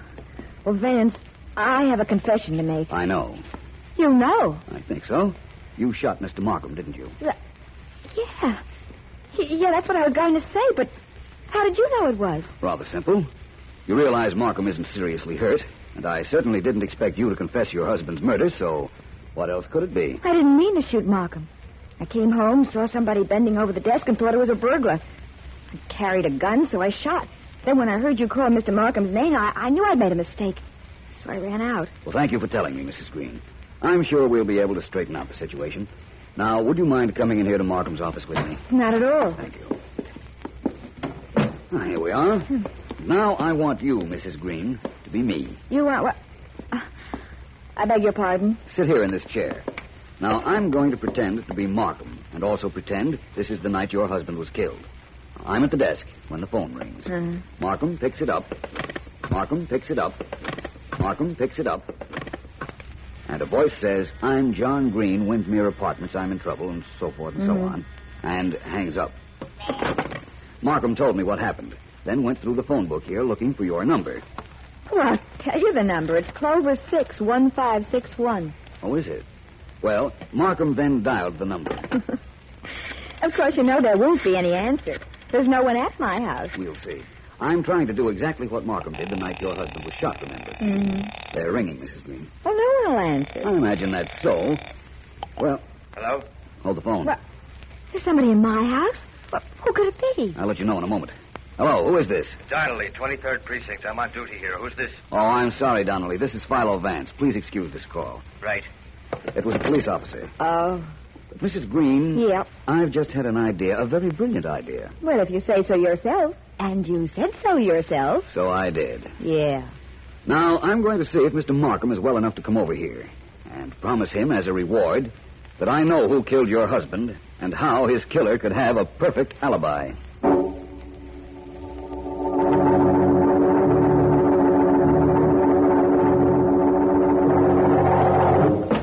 I'm a little weak, but I'll be all right, Donnelly. Sure you will, sir. Thank you for helping me here to my office. It's no trouble at all, Mr. Markham. There we are. You're sitting down now, so you shouldn't feel too badly. I feel fine. All I really needed was Philo Vance's request to come down here. What's this on my desk? What is it? Oh, it's a note from Vance. It says call John Green's house. Well, if Vance says so, I'll do it. Would you hand me that phone book, please? Sure thing. There you are, G.A. I called Green's number the night he was killed, but I don't remember it. Now, let me see. There we are. Green. John Green, Windmere Apartments. That's it. What's supposed to happen after you call the number?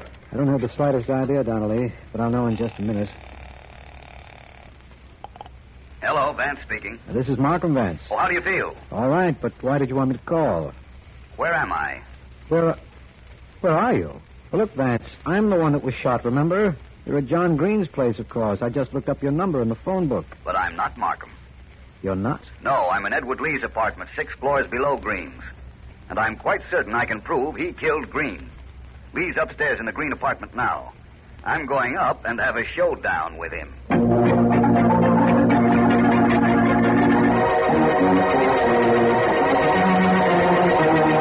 So you see, Lee, that's how you arranged the entire setup. Is that right? It's very apparent to me why you did it, of course. As an alibi for your whereabouts at the time we thought Green was killed. You're pretty smart, Vance. Oh, he told me in Markham's office he was brilliant. He can hit and he can think. That's a tough combination to beat. Thank you. Okay, Vance, I'll tell you the truth. I did kill Green. But, Oh, Eddie... what's the difference, kid? He knows I wouldn't have set up that alibi gimmick if I hadn't killed him. But, Vance, it was self-defense, and I have a witness to prove it, Mrs. Green. Yes, that's right. I'm listening. Well, it was this way. I was up here in Green's apartment. The radio was on. I was dancing with Mrs. Green. Right, Lucy? Oh, yes, it is. You see, Vance? Mm-hmm. Anyhow, I was dancing with Mrs. Green. Her husband came in, saw us, and yanked out a gun. I never even thought about what I was doing. In fact, the whole thing happened so fast, I never even took my hand from around Mrs. Green. Right, Lucy? Right, Eddie. I pulled my gun and shot before he could. That's my story, Vance. It is, eh? That's right. You found Green's gun next to his body, and it's a story that Lucy will back up. It was self-defense. Mm-hmm. Well, I admit I planted the alibi that you broke, that I rigged up that telephone stunt, but I did it because I was scared. You can really start getting scared now, Lee. What? I can break your self-defense story in a minute. Oh, you're right-handed. If you were dancing and you still had your arm around Mrs. Green, how could you pull a gun? With your left hand? Well, that's what I thought. Another thing, that telephone idea of yours took a little time to plant. You had to do that the afternoon of the night you were going to kill Green. And if that's not premeditation, I don't know what is. You're nuts. You're coming with me, both of you. Why, you can't. And then I'm going to explain to Markham just how your telephone gimmick worked.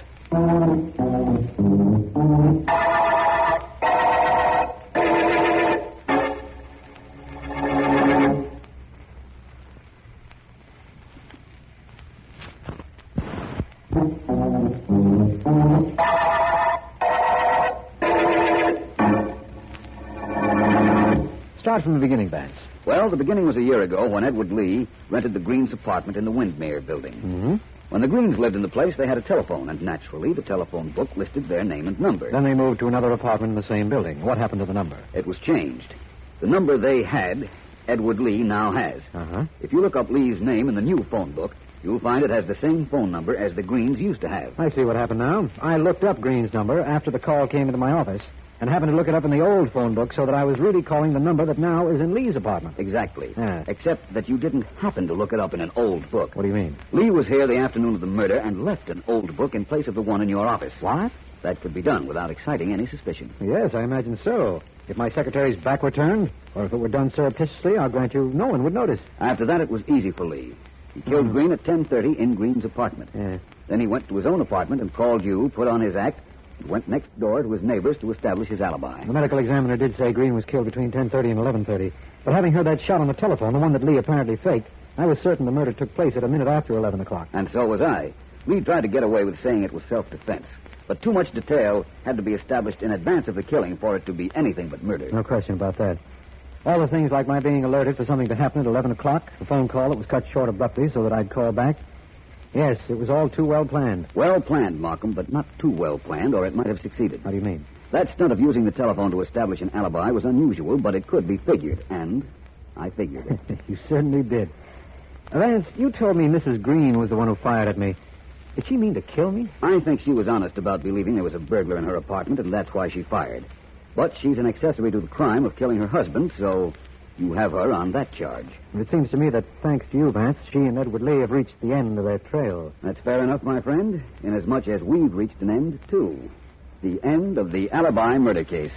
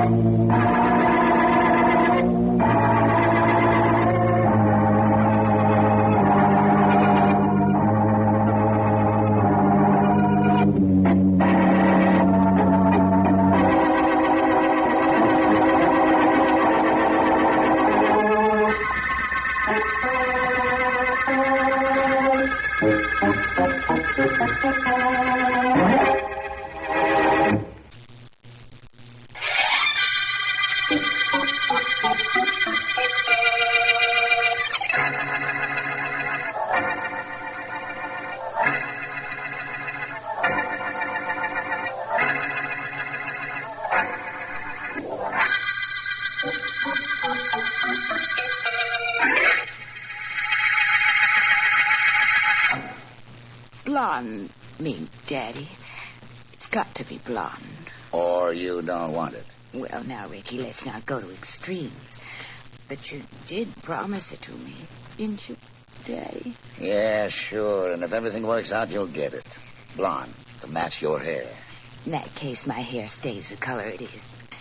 How'd you like me a redhead, Daddy? Who knows? I want to know where Harry is. Sent him out an hour ago. Should think you'd want to be alone with me. There are lots of men Look, who... baby, go run away someplace and hide till I look for you. I got a big deal cooking, the biggest thing I ever tried to do. I don't think too good with a dame on my mind or my lap. Get off. Well, I like that. You got me smelling like a beauty parlor. Boss, I gotta talk to you. I've been waiting for you, Harry. Come on in. Goodbye, baby. Far be it from me to interrupt an important business conference. Goodbye, baby. Okay, Ricky, I'm going. That mink, Daddy. Just make sure it's blonde, will you? Well, Harry, what is it? What goes on? Boss, that extortion we got with Peter White is off. He's hot as a two-bit pistol. I'm listening. I just trailed the guy White like you told me to. You wanted to know everything he did today.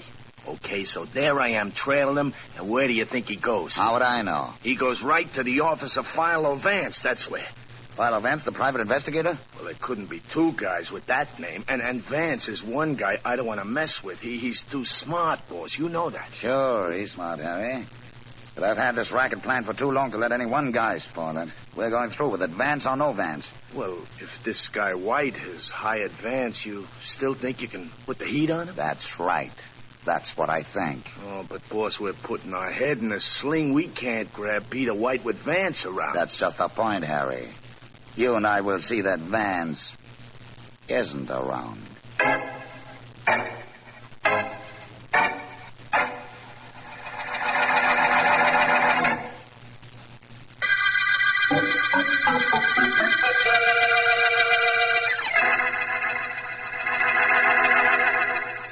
Now, look, Ricky, I work for you, but hiding in back of these bushes with no idea of why ain't my idea of fun. Tell me what this is all about. Just as soon you saw, Harry.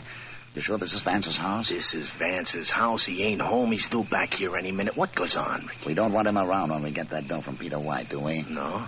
We're going to do that later tonight, but we're just going to make sure Vance won't interfere. We're going to kidnap him first. Oh, boy. It guarantees our operating without interference, Harry. Got to do it. Well, is it all right with you if I say I don't like it? Say whatever you... Hey, there's a car pulling up. And that's Vance in it. Well, that's Vance getting out of it. You ready, Harry? My gun is, if that's what you mean. That's what I mean, all right. Okay, this is it. Hold it, Vance. There's the... Well, good evening. Aren't you two a little out of your territory? Guns and handkerchiefs over faces belong exclusively in Western movies, don't they? Maybe. Maybe we're looking for a screen test.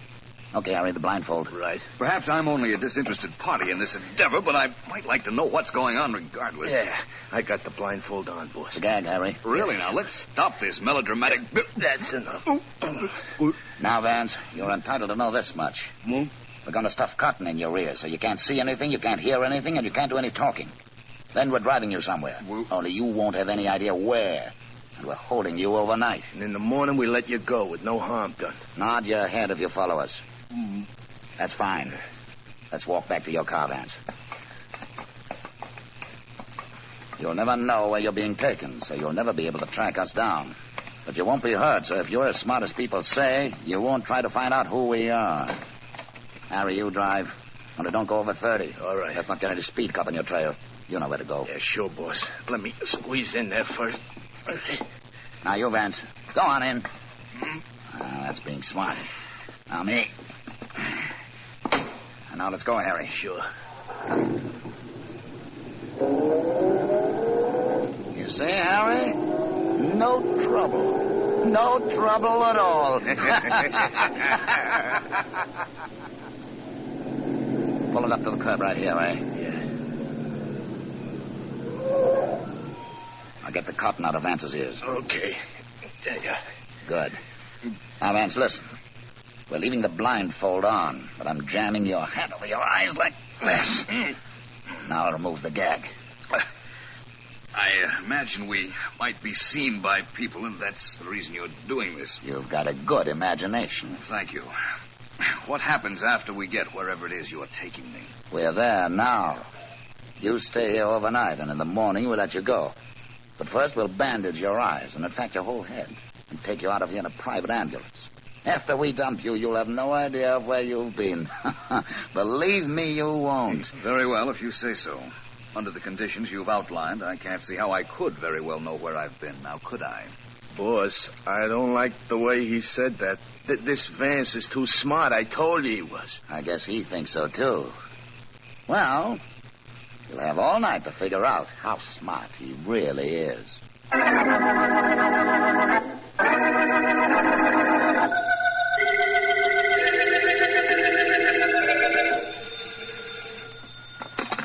Hello, Philo Vance's office. Hello, Vance, come in yet? This is Markham. Oh, hello, Mr. Markham. No, we haven't heard from him. His secretary, Miss Deering, has gone up to his apartment to see what she might find out there. It's quite urgent. I talked to him. You know, this isn't like Vance. Oh, no, sir, it's not. I'll have him phone you the minute... Miss Henderson. Oh, he's here now, Mr. Markham. Just a minute. Markham on the phone for me. I'll take it in my private office. Just a minute, please, Mr. Markham. Mr. Vance will pick up his call. I've got it, Miss Henderson. All right, Mr. Vance. Hello, Markham. Vance, where have you been? This is the third time I've tried to reach you this morning. Well, I had a rather unusual experience last night, Markham. I was kidnapped, but I don't know why or by whom. Kidnapped? Don't let it concern you. I've been released, and I'm completely unharmed, except for the fact that I haven't slept. I'll tell you all about it when I see you. Why have you been trying to get me? Well, there's been another murder, Vance. Peter White was killed. Do you know him? No. He was in my office yesterday, but I was out. I spoke to him on the telephone, though. He told me that he'd been threatened by extortionists. I advised him to go to the police. Well, he never did. And it's too bad he didn't, because there was a terrible struggle at his house sometime after midnight, and he's dead. Any clues, Markham? None of any importance. We know he drew $100,000 in cash from the bank yesterday, and that's gone. And we picked up his brother, who claims not to have seen the dead man in years. That's all. That might be enough. You've had a tough night, Vance, but are you too tired to meet me at Mr. White's house? There's been a murder, hasn't there, Markham? Believe me, I'm not a bit tired now. But I've another stop to make first.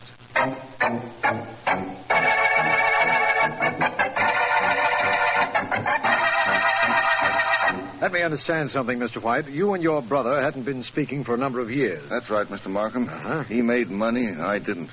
10 years ago, we had a bust-up. That's it. I see. When were you last here in your brother's house? I've never been here until this morning. Wouldn't be here now, except the police found where I live and got me here. Who gets my brother's money? He had a lot, you know. We don't know yet. His secretary has gone to his lawyers for the will. You'll know soon enough.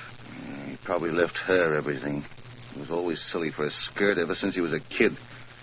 Bet you that Miss Collins gets plenty from him. Perhaps. But I'd like to know who got him.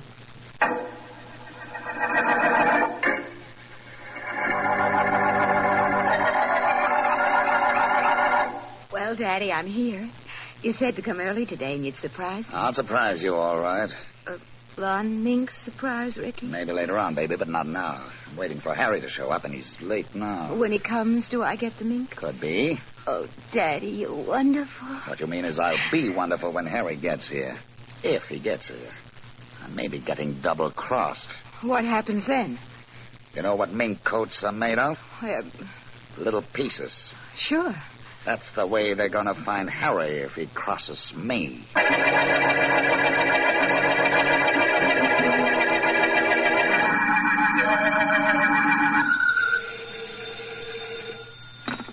Hello, Philo Vance's office. This is Mr. Vance, Miss Henderson. Oh, yes, sir. Miss Henderson, do you know where to reach Mr. Markham? I could try his office, sir. Well, I just tried, and he's not there. He's not at the home of the late Mr. White, either. In the event that he calls in, ask him to do me a favor, will you? Oh, of course, Mr. Vance. What is it? Ask him to find out what business the dead man was in. I've been checking all over town, and nobody has any idea how he accumulated all his money.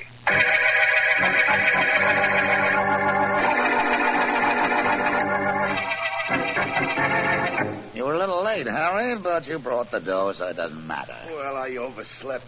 Tough night last night, Ricky. But I brought $50,000 worth of doesn't matter, huh? That you did. Yeah.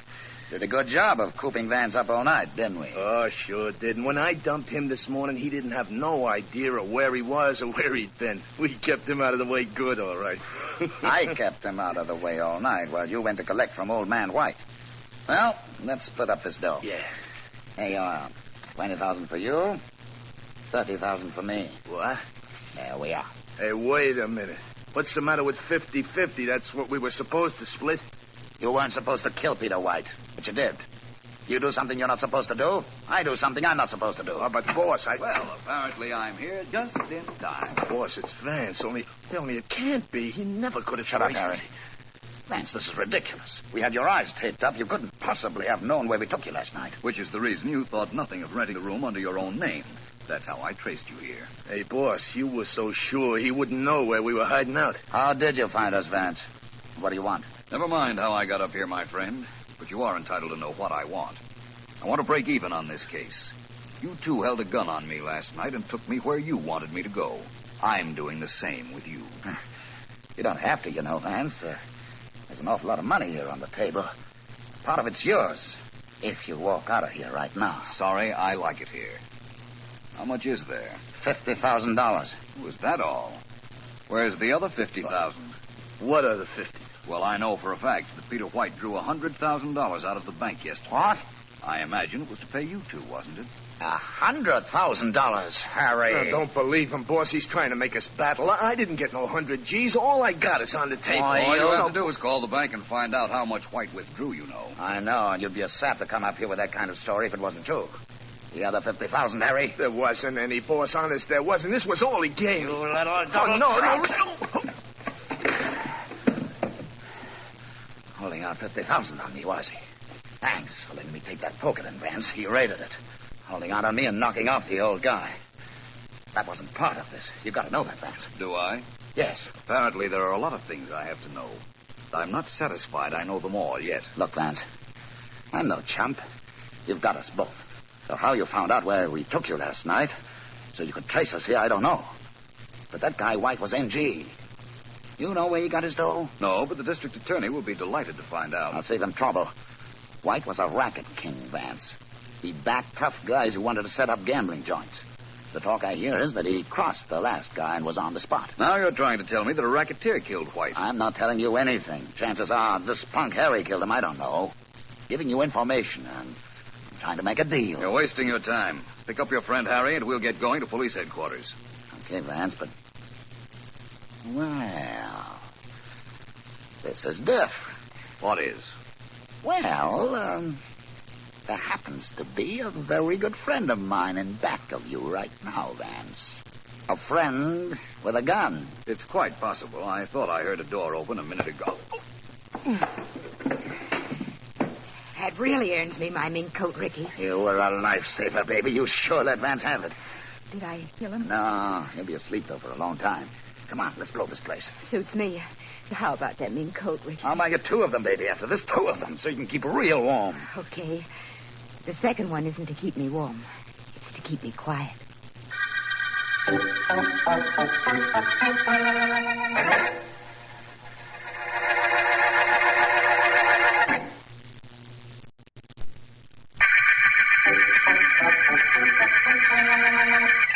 This is District Attorney Markham. The White murder case opened when Peter White was found dead. His murder undoubtedly the work of extortionists whom he feared. While White was being killed, Philo Vance was kidnapped but released in time to start on a mission which resulted in a telephone call to me a few minutes ago. Apparently, Vance was hit on the head while tracking down his own kidnappers, and when he recovered, it was to find that one of them, named Harry, was unconscious on the floor beside him. He has brought Harry to headquarters, telephoned me, and I am about to meet Vance in the prison corridor right now. As soon as I get through this door, Vance should be... Vance. Hello, Markham. Glad to see you. I'm delighted to see you. I've got so much to ask you and to tell you. Ask first, if you like, and then we'll go see this Harry I brought here. What I want to know is how you ever found the men who kidnapped you. You were blindfolded and shoved in a car, and yet you knew where you'd been taken. Yes, I did. Fortunately for me, the car went straight south. I knew it was going 30 miles an hour, and I knew it stopped exactly 5 times for traffic lights.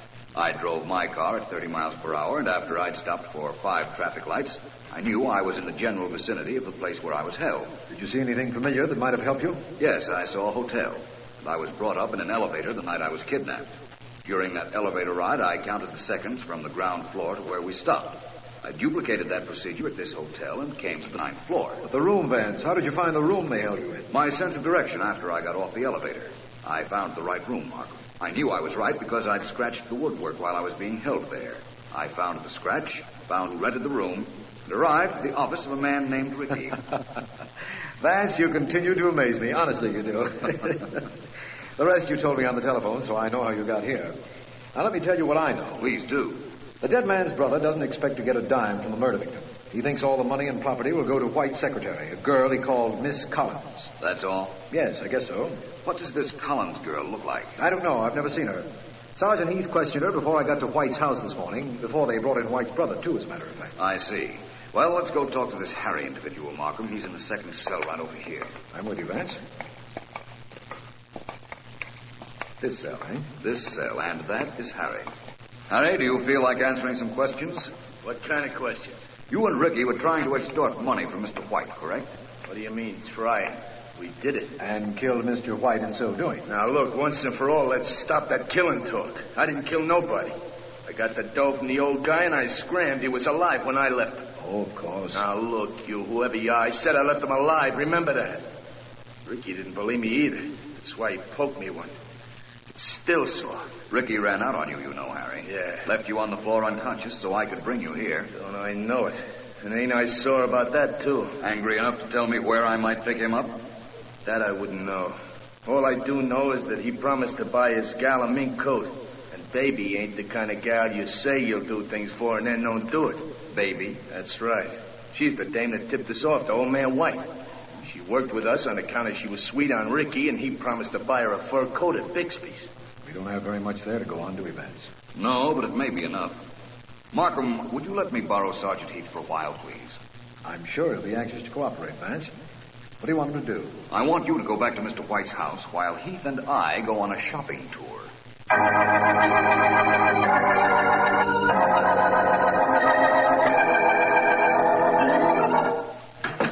Well, come on, Ricky, darling. I'm all ready. It's about time you got here. We've got to move fast. The longer I stay in this town, the hotter it is for me. And the colder it might be for me. The mink coat, remember? Baby, I've been thinking. What about, Daddy? Well, Harry was awful sure he only collected $50,000 from old man White. We know he drew $100,000 from the bank. What happened to the other 50 G's? Why ask me, Daddy? Oh, come on, let's go buy that coat you promised. Baby, maybe Harry was telling the truth. Maybe he didn't kill old man White. Maybe you did. And grabbed the other $50,000 for yourself. Rick. Don't Ricky me. You could have done it. You planned this White thing with us. You knew the score every step of the way. Oh, baby, did you kill White? Now, Daddy, you know better than to think that I... Did you do it? Did you? Daddy, please, you know I wouldn't do anything like that to you. You knocked off the guy and kept the other $50,000, didn't you? Didn't you? Oh, Daddy, Ricky, please. How could I cross you? You know I wouldn't. Ricky, darling, hit me again if you want to, but you gotta believe me. Okay. Now, we gotta blow out of here. Everything looks all right, but I've got a feeling. Come on, let's go. Sure, Ricky, like you say, let's go. But let's get that mink coat first, okay?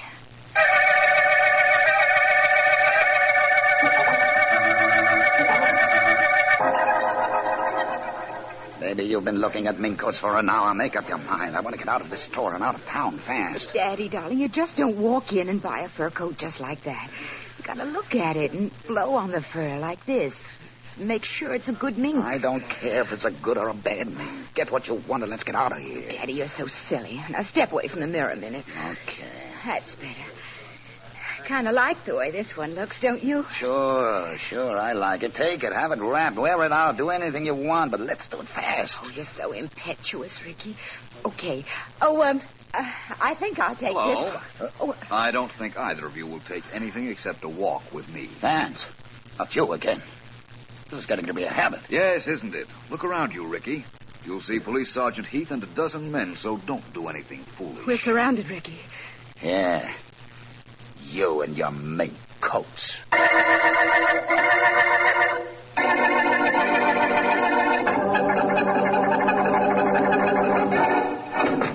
Hello, Mr. White. Hi, Markham. Come on in. Don't be bashful. This was my brother's house, but you and the police have been practically living in it anyhow. I don't imagine I'll be here long. Philo Vance just telephoned me that he's brought a couple of suspects down to headquarters and is on the way here. By the way, we've found your brother's will. Oh, really? Yes. Where do I fit in it? You don't. You get exactly $1 after the estate is sold. The rest of the money goes to charity. It's just like my brother. Strangers get his money. Me, I don't get a buck. Well, you were wrong about his secretary. The Miss Collins you mentioned got nothing. Well, in that case, I feel a little better about the whole thing now. Hello, Markham. Hi, Vance. Oh, this is Mr. White, the dead man's brother. How do you do? Hiya. Well, Vance, I guess our case is about closed, isn't it? You picked up the head man, Ricky, and his girlfriend, I understand. Just as I told you on the phone, Markham. Surprising thing happened. Sergeant Heath recognized the girl. That's not so surprising. Heath knows practically every criminal in the city, male and female. He didn't recognize her as a criminal, Markham. The girl with Ricky was Miss Collins, secretary to the late Mr. White. Well, so this whole thing was a frame-up, eh, Vance? She was on the inside tipping off Ricky and Harry. So it would seem. Seem like that to you, Mr. White? Yeah, sure does. Only goes to prove no blonde is any good. There's something in their blood, I guess. I've never heard that opinion expressed before. Mr. White, I've been meaning to ask you this when you and I met. Where were you when your brother was murdered? I sleep in my room in the other part of town. Why? When had you seen him last? 10 years or so ago, he told me, Vance. Yeah, that's about right. And when you got here the morning of the murder, whom did you see and talk to? Me? Well, nobody. They brought me in a room and held me there practically all morning. Only person I saw was Sergeant Heath and a couple of cops until Markham got here. Are you sure? Look, I don't know what you're trying to do to me, but of course I'm sure. Markham, who identified the body of the victim as Peter White? This man here and the secretary, Miss Collins, as I understand it. But not at the same time, of course. You're sure Peter White had a brother? Positive. We checked on this man's story. Why do you ask, Vance? Well, all I can tell you is that he is not Peter White's brother. Now, wait a minute, Vance. Vance, if he's not Peter White's brother, who is he? He's Peter White. What? You can arrest him for murder, Markham.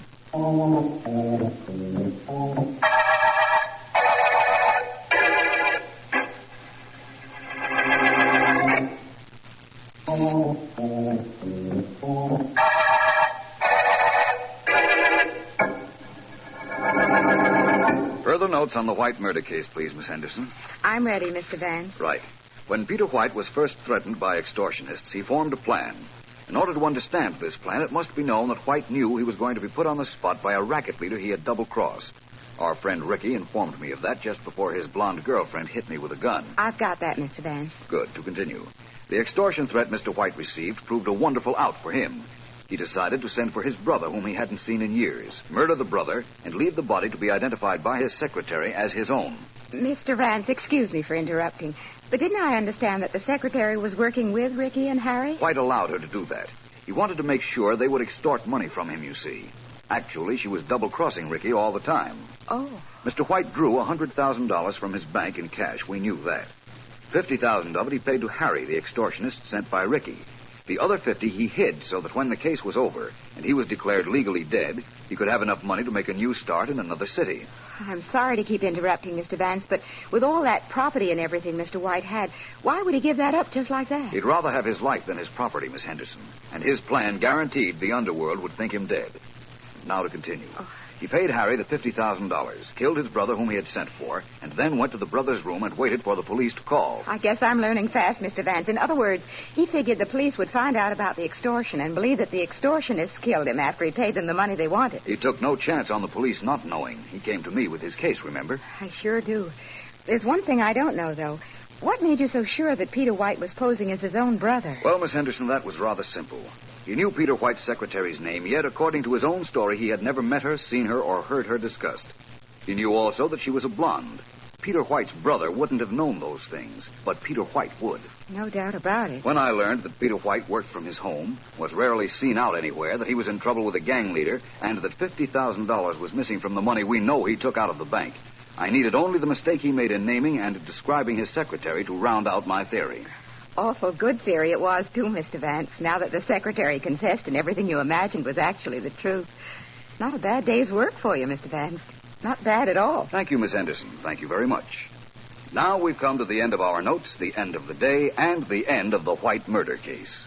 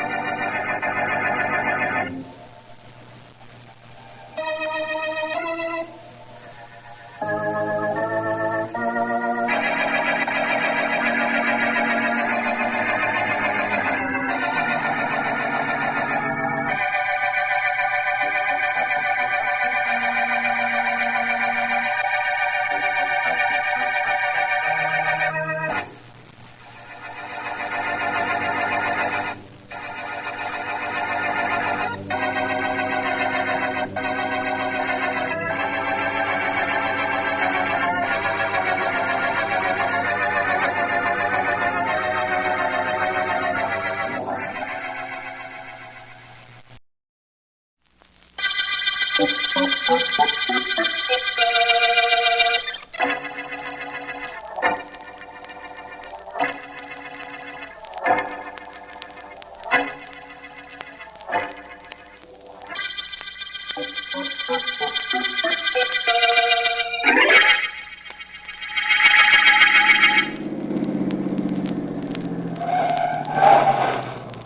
the car in the garage for me, Jonesy. Right-o, Miss Dixon, right-o. I'm finished with the lawn anyhow. Oh, Miss Dixon, that young David Allen is in the house. He's been waiting for you. I saw him come in. Let him wait. Do him good. I was a young fella. Gal didn't treat her fiancé like that, no, sir. Fiancé, you mean ex-fiancé. Well, in that case, I guess it's different. I didn't know. Neither did he till this morning. Where's he waiting? Inside somewhere, miss. I'll just put the car in the garage. Good enough. Take over, Jonesy. Yes'm. Been pushing a lawnmower all day. Now I get to have something push me.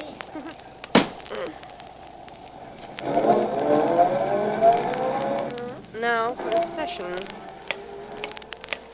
That you, Joyce? Yes, it's me. I'll be right in. There you are, Joyce. I've been waiting for you. Whoever would have guessed. What's the matter? Didn't you get my letter? Yes? Came this morning. First thing this morning before I left for the office. Well, if you got my letter, what are you doing here? It said pretty plainly that you and I were washed up, didn't it? Because if it didn't, I'll tell you now. We're all washed up. Now beat it. All right, Joyce, I'll go, but tell me why. What have I done? Done? You haven't done anything wrong, if that's what you mean. Except for the fact that you have no money, and that doesn't matter because I've got plenty. You're perfect. You're good-looking, normal, and your nails are always clean. There's nothing wrong with you except that you're dull, that's all. So because there's nothing wrong with me, there's something wrong. Well, maybe there is something wrong with me. Something that you don't know anything about. Oh, this I've got to hear. Look, Joyce, I know where you get your money. I know that you don't own an honest dollar. Why shouldn't you know that? You work for the man who takes care of my business. You realize that all I have to do is tell what I know about where your money comes from, and you'll go to jail. Oh, now we're getting around to blackmail, are we? Well, that's a point in your favor. I'd never tell unless you make me, unless you do what you said you were going to do in that letter. And then what? Then I'll see to it that I'm not the only one that's hurt. Joyce, you've always had everything your own way. It's about time you were paid off. You've been getting away with murder all your life. Oh, I have I? I've been getting away with murder all my life. Yes, you have. Keep talking, Alan. You're giving me an idea.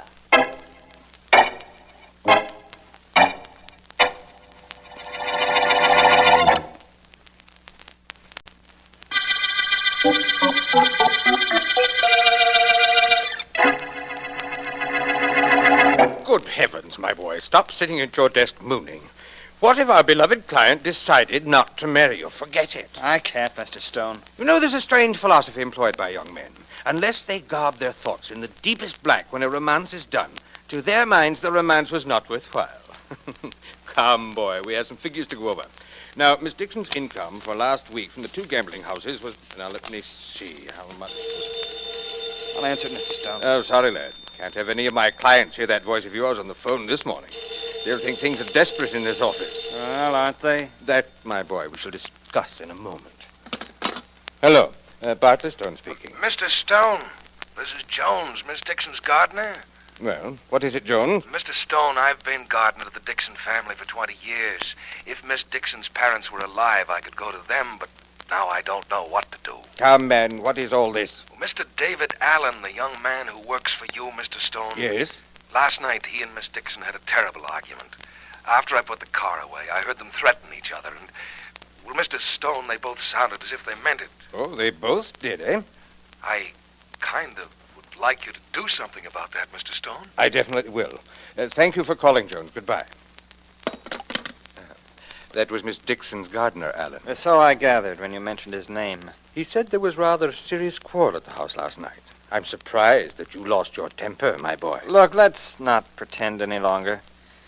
Of course, you realize I know Miss Dixon owns a string of gambling houses. But I also know how you've been stealing from her. So, don't you try to be the big white father to me. Allen, my boy, you surprise me. Yes? You surprise me greatly. And in the light of your remarks, perhaps I might relieve poor Jones' mind. He begged me to do something about your threatening Miss Dixon. You know, Allen, I think Jones has something there.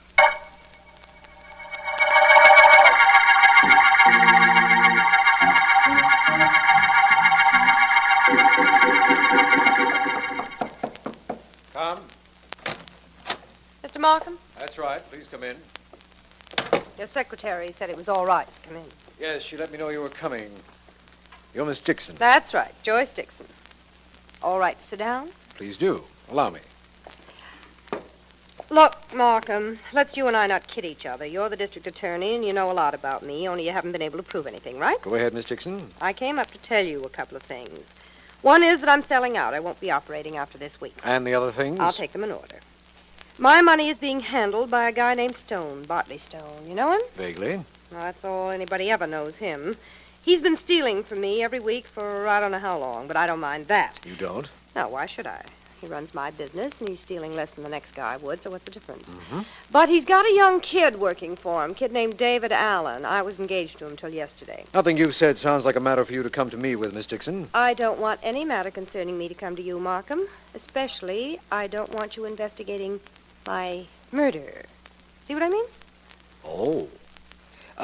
I wish you could stay a few minutes longer, Miss Dixon. My friend Philo Vance is expected here any minute, and there's nothing he likes better than to meet an intended murder victim. Think I'm kidding, don't you? No, I don't think so. But I think you know you've caused my office a great deal of trouble in the past, and, well, you're not exactly one of our favorite people. That means it's okay for somebody to murder me? Not at all. But the point is that... Well, hello. Vance, come in. Thank you. This is Miss... Joyce Dixon. How do you do, Miss Dixon? I'm Philo Vance. How do you know my name? We've never met. No, that's right, we haven't. But your initials are on your handbag, the name Joyce is on that pin you're wearing on your blouse, and besides, Mr. Markham's secretary told me. What are you upset about, Miss Dixon? Who says I'm upset? You say it. Oh, not in words, but there's a bit of polish peeled from the index finger of your left hand. Women generally do that when their nerves are acting up. Not only that, but you undoubtedly left your home in a hurry. Now, wait a minute, Vance. If there were anything obviously wrong with the way Miss Dixon is dressed... Look, both of you, stop taking me apart. All right, so I'm nervous, I'm upset. I did leave my house in a hurry. Who cares? But how did you know, Vance? A woman's curiosity finally triumphing over her sophistication. Miss Dixon, your makeup is very revealing. You neglected to use mascara on the eyelashes of your right eye. The other eye is made up perfectly. Either you were too upset to realize what you had missed doing, or too much in a hurry to leave, or both. Okay, so it was both. Now let's stop this before you tell me what I had for breakfast. Look, Vance, I came up here to see Markham, but now that I get a look at you, I'd rather talk to you. Well... How'd you like to be my bodyguard? Professionally? What else? I'm sorry, but I'm not interested. Now, Markham, Let's say my escort. Well... I'm on a spot, Vance. Markham will tell you all about it. There are at least 2 guys who'd be happy to see me dead. And I've got an idea they're not the patient type. Miss Joyce, if what you really want is protection, the police will supply that. Skip it, Markham. I don't only want protection. I want Vance.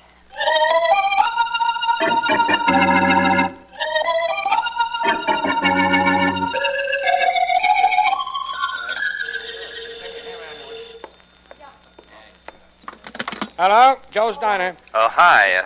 This is Dave Allen, apartment 3A in the boarding house on the corner. Can you deliver some food up here? It's a little late, Mr. Allen, 10 o'clock. Well, it won't take you a minute. Okay.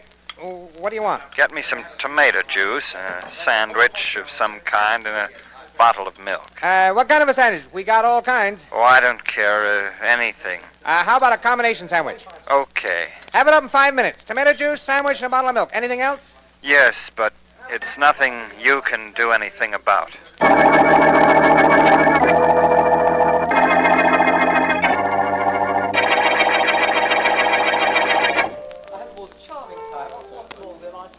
I will have your table in just one moment, Monsieur Vance. Thank you, Jacques.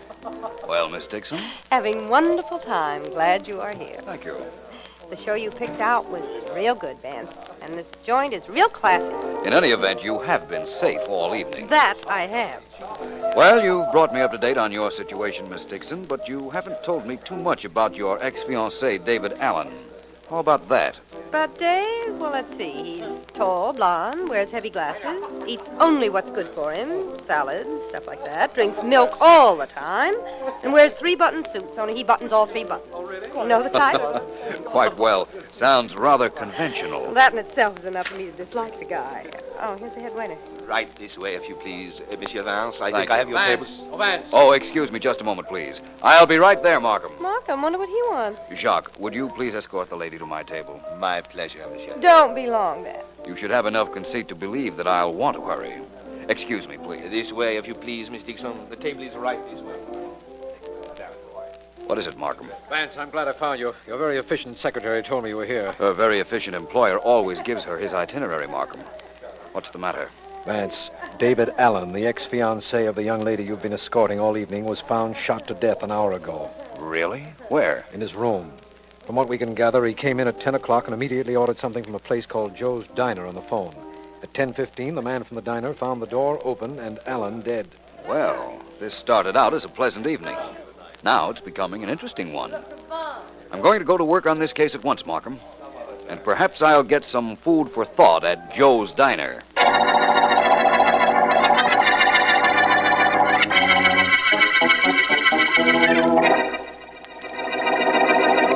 Only to me a thing like this happens. Only to me. You realize why I'm asking you these questions. No, I don't, Mr. Vance, and I don't care. Only to me does a thing like this happen. 10 o'clock, I'm ready to quit work, and I got to take an order from a guy who gets killed a couple of minutes later. Now, let me get the facts straight.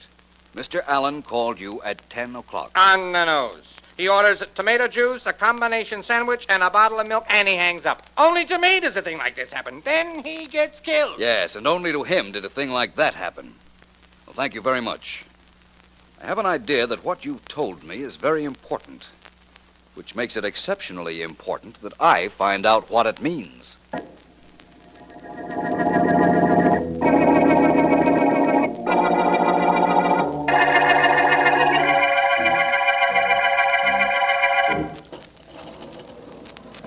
Vance, there are too many things about this case I don't understand. No explanations yet, Markham. That is, none that would satisfy you. Well, we'll find out in a moment about Mr. Stone. He's Miss Dixon's business manager, and David Allen worked for him. Yes. Now, let's hope he's at home. There's one way to find out. That's his apartment door. I see what you mean. I don't hear anything from inside, Vance. I don't either. You know, it is possible that Mr. Stone isn't at home, even though it is 2 in the morning. Yes, it is. No question about it. It's also possible Mr. Stone took a sleeping pill, fell asleep, and is too drowsy to hear our knocking. Oh, please, Vance, stop being so logical.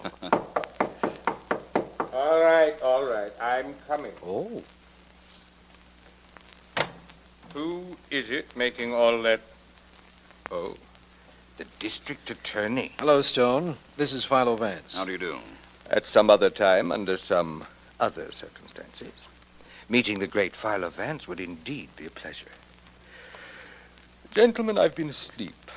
I've taken a sleeping pill. Vance figured as much, Mr. Stone, but we've got to come in and talk to you. Very well. Come in. But if I fall asleep, it won't be the company. You understand that, my friends. Neither the company nor the hour. Merely the pill I took. And please come in. Thank you. And now, gentlemen, what is it that I can... That undoubtedly must be for one of you.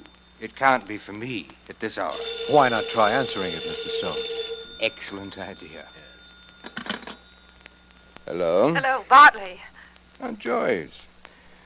What is it you want at this time of night? Bartley, come over to my house at once before the police get here. My gardener, Jonesy's been murdered, and I've got to talk to you. Oh, I see. Well, I'll call you later. You can talk to her now, Mr. Stone. We could hear Miss Dixon very plainly. The police are here now, Joyce. I'll be right over. Goodbye. Goodbye. So Miss Dixon's gardener has been murdered. I'll get Sergeant Heath on the phone at once. Do that, Markham. Oh, by the way, Mr. Stone, how long had you been sleeping, would you say? Well, I don't know. I'm not sure. I guess I stopped reading about midnight. What time is it now? 2 a.m. Well, what about it, man? Why the question? You were reading in bed, of course. That's right. I put on my pajamas, took a pill, and got into bed. Did you now? Mr. Stone, do you always put your pajama coat over the shirt you wore today? You ought to be a little more careful. The collar's quite visible. You'd been out. Only came in a few minutes before Markham and I knocked. Where had you been? Wouldn't you like to guess? Yes. And wouldn't you like to know what I've guessed?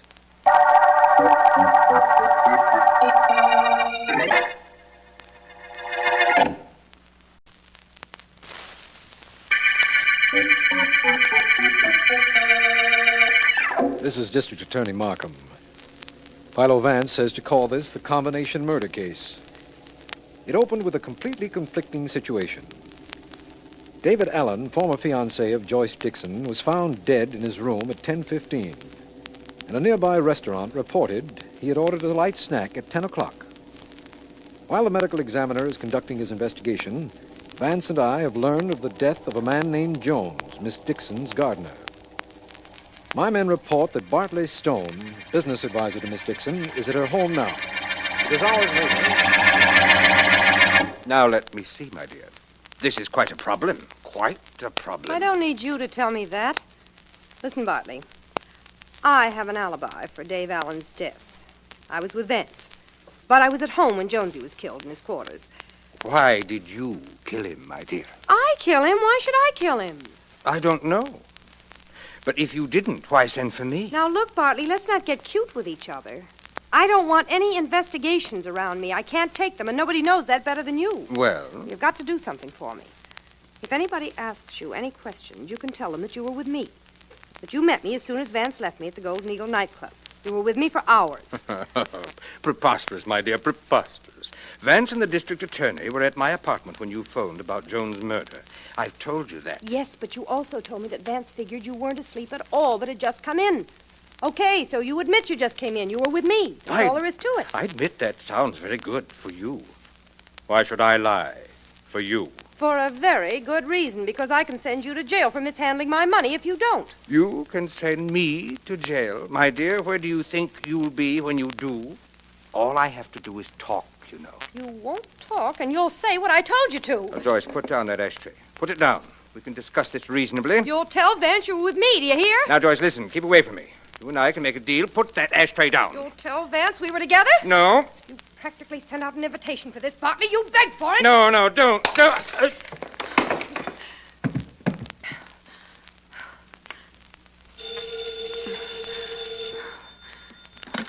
Hello? Miss Dixon, this is Philo Vance. Oh, hello, Mr. Vance. Rather late for a social call, and much too late for a business call, isn't it? I'm just trying to make an appointment for breakfast with you. Can Markham and I pick you up at, say, 9:30? I don't know why not. No, but I'll wager you'd like to know what for.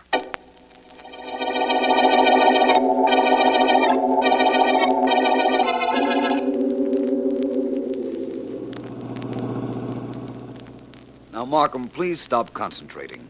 It's a beautiful morning, and we're on the way to the home of a very definite suspect, Miss Joyce Dixon. Suspect in which murder, Vance? Both murders. She has a slight alibi for the time when Dave Allen was murdered. She was with you. So it would seem. But I'm not certain she was. Well, we know Allen came into his room and ordered something to eat at 10 o'clock and was found dead at 10:15. Or do we? The murderer would like us to believe that, I'm sure. In fact, that might be the reason poor Jones was murdered. Vance, you're going much too fast to suit me. And much too slowly to suit me. Drop me at the corner of Miss Dixon's house, Markham. I'd like to go in there alone, if you don't mind. I'll do it on one condition. Tell me when this case will be over and why you think that Allen might have been killed long before 10 o'clock, at which time we think he called Joe's diner. All right, Markham, I will. Wait a minute. What is it, Vance? I've just thought of something. You drop in on Miss Dixon, Markham. Stay with her all day if you have to, or get a police guard for her. What's going on, Vance? I'm going on to see Bartley Stone again. One piece of information, and by this evening, Markham, I think I can promise you, this will no longer be an unsolved murder case.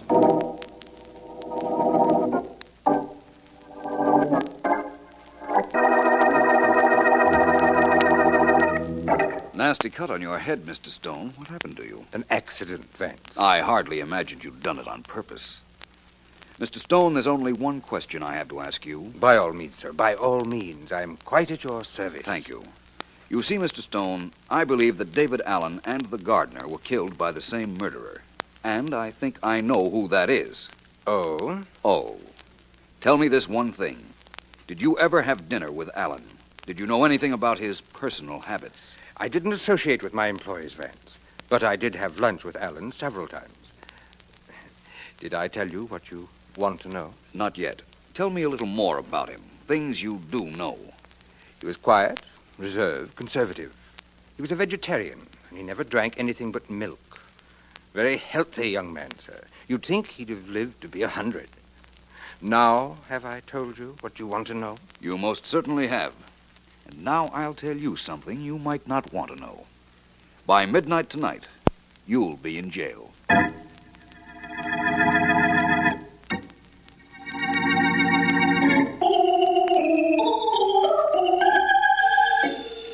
Don't get up, Miss Dixon. I'll answer the phone. It's my house, Markham, or am I under arrest? No, not yet, but I'll still answer the phone.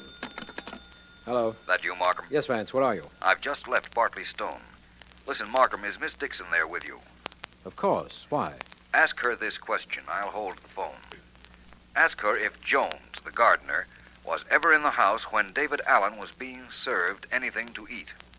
Just a minute, Vance. Oh, Miss Dixon. Well, what is it? Vance would like to know whether your gardener ever saw your ex-fiancé, Dave Allen, have dinner at this house. No, he never did. I didn't allow the gardener in the dining room. All right, so what does that make me, a snob? I don't know yet. Oh, Vance. Yes, Markham, I heard Miss Dixon. Tell her it doesn't make her a snob. Tell her it makes her a murderer.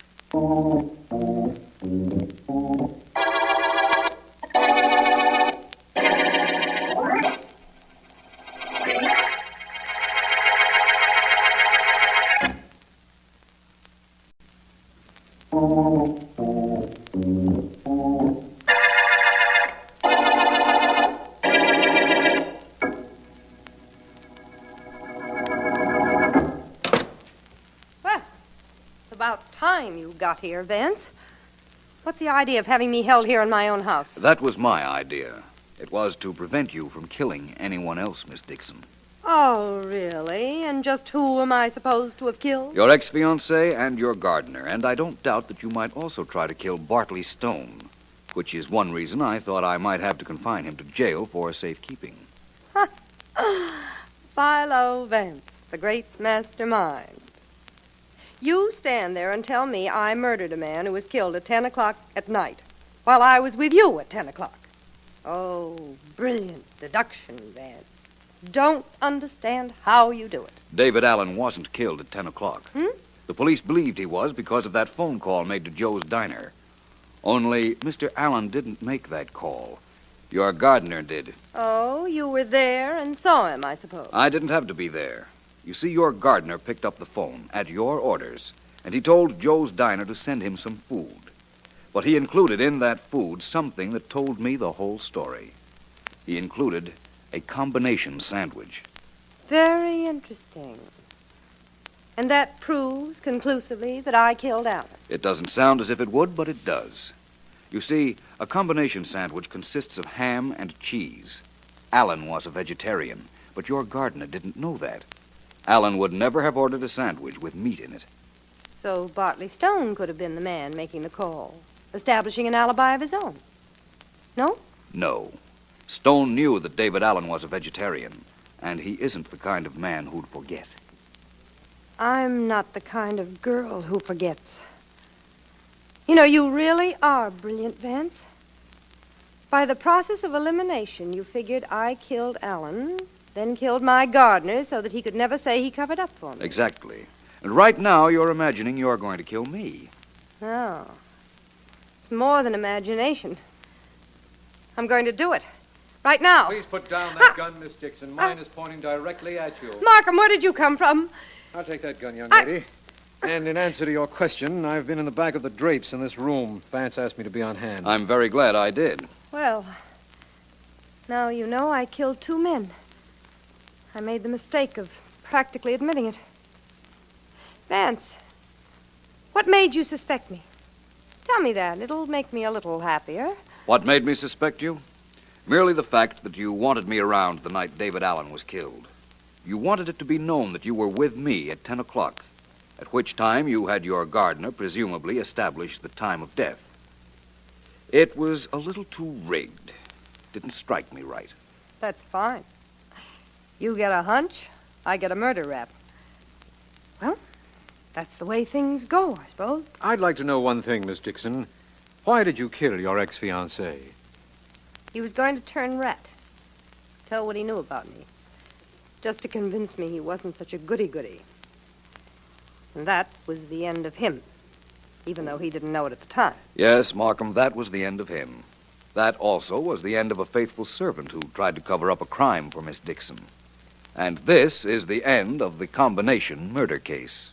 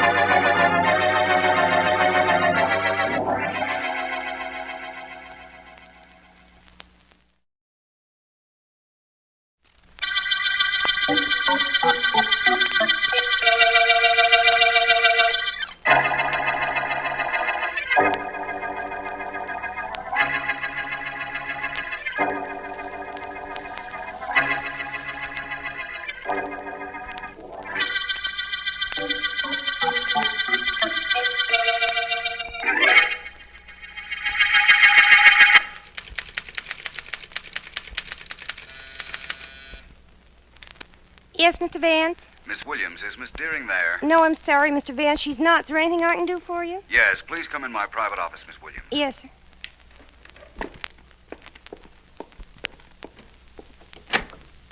Yes, Mr. Vance? I want you to take some notes on the White Willow murder case, Miss Williams. Make a copy for me and send a copy to Mr. Markham, please. I always send a copy to the district attorney, Mr. Vance. Good. Oh, before I begin, there'll be a Miss Sarah Peyton in to see me in a few minutes. Yes. She telephoned for an appointment. When she arrives, ask her to come right in, will you please? She's out in the outer office now, Mr. Vance. She said her appointment wasn't till noon, so she preferred to wait, she said. Well, ask her to come in now, will you please, Miss Williams? The notes can wait. Certainly, Mr. Vance, in a second. Miss Peyton, would you come in, please? Oh, thank you very much. How do you do, Mr. Vance? I'm Sarah Peyton. Oh, hello, Miss Peyton. Please sit down. All right, Miss Williams, please. Yes, Miss Vance. Now, Miss Peyton, what can I do for you? For one thing, Mr. Vance, you can look at me. Oh? Did you ever see a more ordinary-looking woman in your life? I beg your pardon? Well, I'm sensible about it, Mr. Vance. I should be. After all, I'm not a child. I'm 34 now. I don't see how. How that affects you or how it can be important? Well, it is. Believe me, it is. I've got to tell you some facts first. Please listen. Of course. Well, when I was a child, I was just a child. I wasn't as pretty as little girls generally are. I was just a child, very plain child. I went to dancing school, but the boys had to be either bribed or threatened to dance with me. Go on, please. Well, it was the same in school. I went to proms, sure, and dances, and I tried to be friendly, but the other girls were always more attractive. Boys always wanted to be with them. They never wanted to be with me. I went through my life like that, Mr. Vance. Being just one of the people everybody sees every day that nobody pays any attention to. Are you sure you wanted to see me, Miss Peyton? I'm a private investigator. I know, Mr. Vance, and I'm quite sure I want to see you. About 1.5 years ago, I inherited quite a bit of money, and now I believe I'm going to be murdered. Murdered, eh? You're rather calm about that, Miss Peyton. If I am, it's because it doesn't matter greatly to me, Mr. Vance. You see, during the past year, I've had all the happiness anyone could possibly ask for. What happens to me now, it isn't terribly important. Well, that sounds like you've come to me to see that I do not prevent your murder. Well, that's partly correct. I want to pay you, Mr. Vance, not to investigate my murder, if I'm killed. I see. In other words, you don't want your murderer caught by me if he succeeds in eluding the police. That's it exactly. He's clever, But you're clever, too, Mr. Vance, and I don't want him caught. Miss Peyton, this is the strangest proposition ever made to me. I'm sorry, I have to turn it down. I was afraid you would, but there's no harm in trying. Who is it you think will murder you? Oh, no, Mr. Vance. After all, you wouldn't help me. Why should I help you?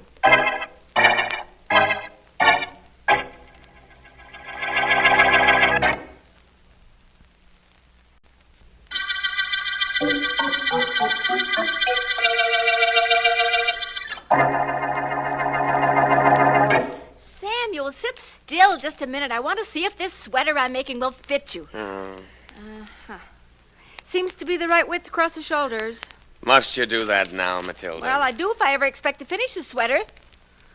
I think maybe I ought to give it an extra inch or so. It might shrink. Give it 2 extra inches, but leave me alone. Well, I'm sorry, Samuel. I didn't mean to annoy you. Oh, it isn't you. It's that sister of mine, Sarah. What am I going to do about her? Nothing. Why should you do anything about her? She's living her life the way she wants it. She's old enough to know what she's doing. I can't sit by and let her throw herself away on that gigolo. How a girl can let herself be talked into... Oh, I can't understand it. I just can't understand it. That's because you're a man. I'm man enough to do something about that situation, I'll tell you that. I bet she's even left him all of her money. Wouldn't surprise me any if she changed her will and left everything to him. Oh, not everything, Samuel. You know she'll leave you something. I know. I don't know anything. She inherited a lot of money. She'll leave him the money. You wait and see. Seems to me that something ought to be done about him, Samuel, don't you think? No, I don't. I think something ought to be done about my sister.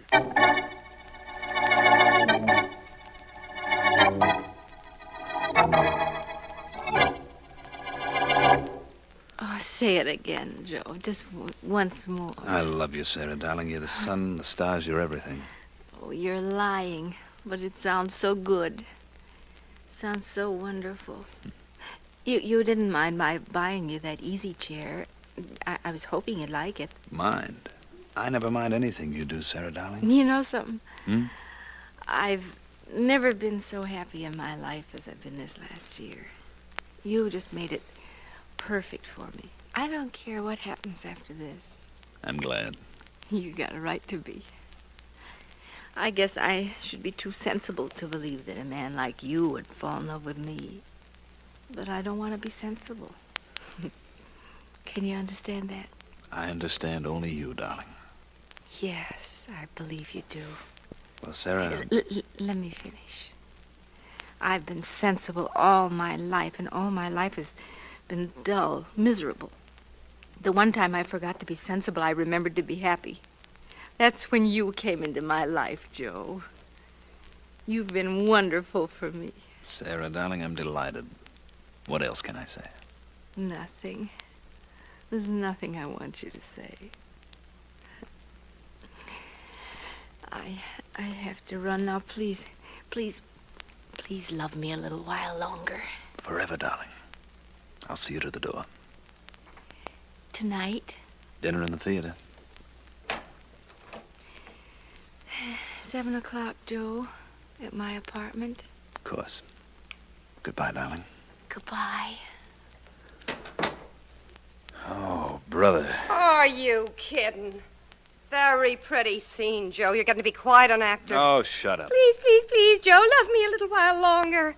Oh, nuts. That's supposed to be a smart dame? I'm glad I'm stupid. Will you shut up, Diane? It's tough enough making love to that gal without being reminded of it when she's not around. I don't know if you mind it as much as you say. What? I said I don't know if you mind it as much as you say. Look, you know I've got to make love to her. You know what kind of money we're playing for. Oh, you do it too good, Joe. You do it like you meant it. Maybe you want all that dough and you want her, too. And what happens to me if that happens? It's not gonna happen. It better not. I don't have to remind you that we're a team, you and I. Do I, Joe? Look, will you shut up? Yeah, when I'm finished. Joe, you and I are a $100 dance team. We never were anything else. We'll never be anything more. It was me that spotted this gal. Me that planned it. Sure it was you, so why gripe? Because it looks like you're doing some planning of your own. Well, don't do it, Joe. Your mind ain't used to working. It could be unhealthy if you start using it this late in life. Remember what I say, Joe. It could be very unhealthy.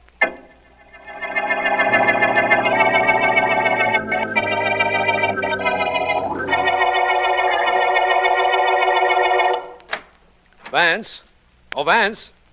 In here, Markham. My private office. Come on in. I'm on the way. How are you, Vance?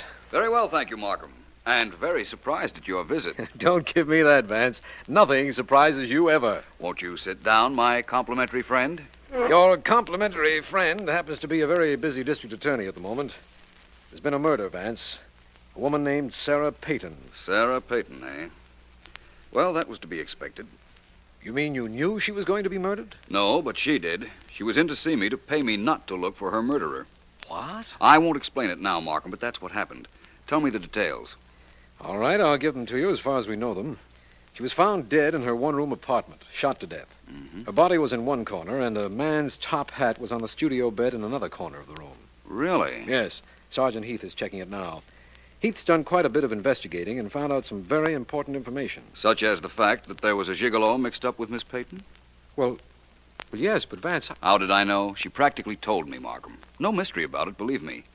Tell me what else Heath found out. Well, this gigolo, his name is Joe, is a professional dancer, part of the team of Joseph and Deanne. Small time, as I understand it. Miss Peyton's brother gave us that information. Her brother? Who's he? Oh, very legitimate, Vance. Woolen business, quite substantial, married, has been for 15 years. He told us about this Joe. Yes, so you said. And there was a top hat on the bed in the murdered woman's apartment, eh, Markham? Yes, we reasoned that the murderer was somebody Miss Peyton knew. He came in, they quarreled, and he shot her. Then, believing the noise of the gun would attract neighbors, he fled, forgetting his high hat. Very possible, of course, Markham. What are you looking for, Vance? My hat, Markham. Just because your murderer forgot his is no reason why I should go out investigating him without mine.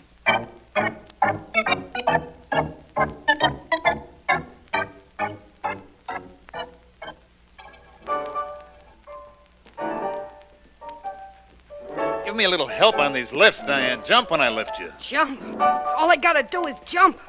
Joe, I'm so jumpy now I don't know what I'm doing. Let's stop rehearsing. I can't keep my mind on what I'm doing. Okay, that suits me. Mike, that's all for now. Okay.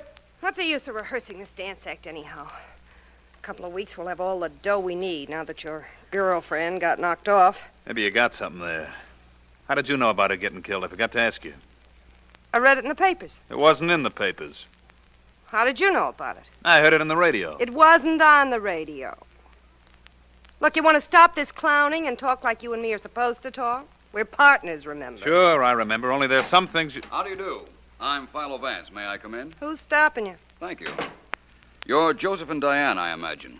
I wanted to talk to both of you about the death of Miss Sarah Peyton. What about it, Vance? You knew she was murdered. Sure he knew it. He told me about it. I told you. You knew it. You said you read it in the papers. Don't give me that. Excuse me, but it doesn't really matter what either of you said.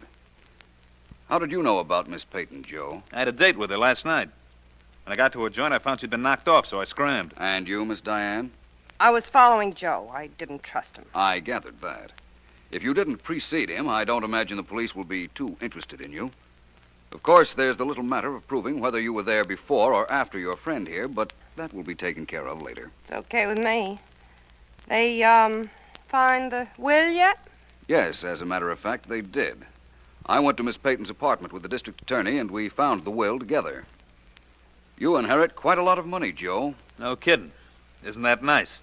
You don't seem very excited about it. I expected it. Anything else you want with us, Vance? We're rehearsing our act. I think you've already done quite a good act where I'm concerned, Joe, Vance, but I knew I'd find you here. Oh, hello, Markham. May I present the dance team of Joseph and Diane? The district attorney, Mr. F.X. Markham. Hello. How do you do? Vance, I'm glad you're right here on the ground floor for the finish of this case. The finish? So soon? We think so. Remember the high hat we found on the bed in the murdered woman's apartment? Yes, of course. Well, Sergeant Heath has succeeded in tracing it. It belongs to Joseph here. What? Joseph, I'm arresting you for murder. What is this? It's a frame. I didn't leave my hat in that dame's apartment. Come now, Joe. We know you were friendly with the woman. We know you inherited from her. We've got quite a case against you, Joe. Have you, Markham? I doubt it. What? Vance, whose side are you on? Yours, of course, but I'd rather you didn't make any mistakes, Markham. It is quite possible, of course, that you did find Joe's hat in Miss Peyton's apartment. Of course we found it there on the bed. I repeat, it's quite possible that you found it there, but I can tell you quite definitely that he didn't leave it there.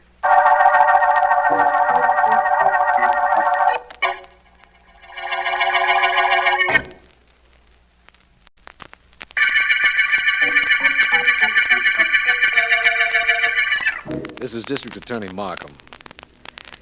The High Hat murder case got its name from a hat that led us to Joe, a dancer. The topper was found on the bed in the apartment of murdered Sarah Payton, a woman who had tried to pay Philo Vance at one time not to investigate her murder. Vance has asked me to release Joe and his partner, Diane, but will not clarify his remark that Joe did not leave his hat in Miss Payton's apartment. We are watching Joe's rooms, and one of my men just phoned and said that Samuel Payton, the murdered woman's brother, has just gone in to visit the dancer. He should be there. Stand up, you dirty rat. Lay off. Stand up and take what's coming to you. Relax, will you, Peyton? The cops let me off. They know I had nothing to do with killing your sister. I know better. Maybe they can't prove anything on you, but I'm not going to try. I'm going to beat it out of you. You'll admit it when I'm through with you. Don't be silly, Peyton. You're out of your class. You think so? Well, what do you think now? I told you not to fool around, Peyton. Somebody's liable to get hurt. Sure, you. Maybe that first smack didn't do the trick, but I'll beat the living daylight. Cut it out. Quit it, you dope. Dope, huh? We'll see. Okay, I hate to do this, but...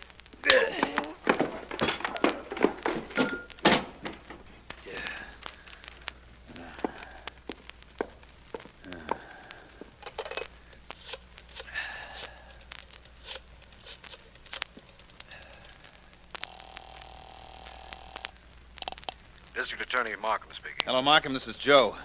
The dancer, you know. Yes, I know. What is it?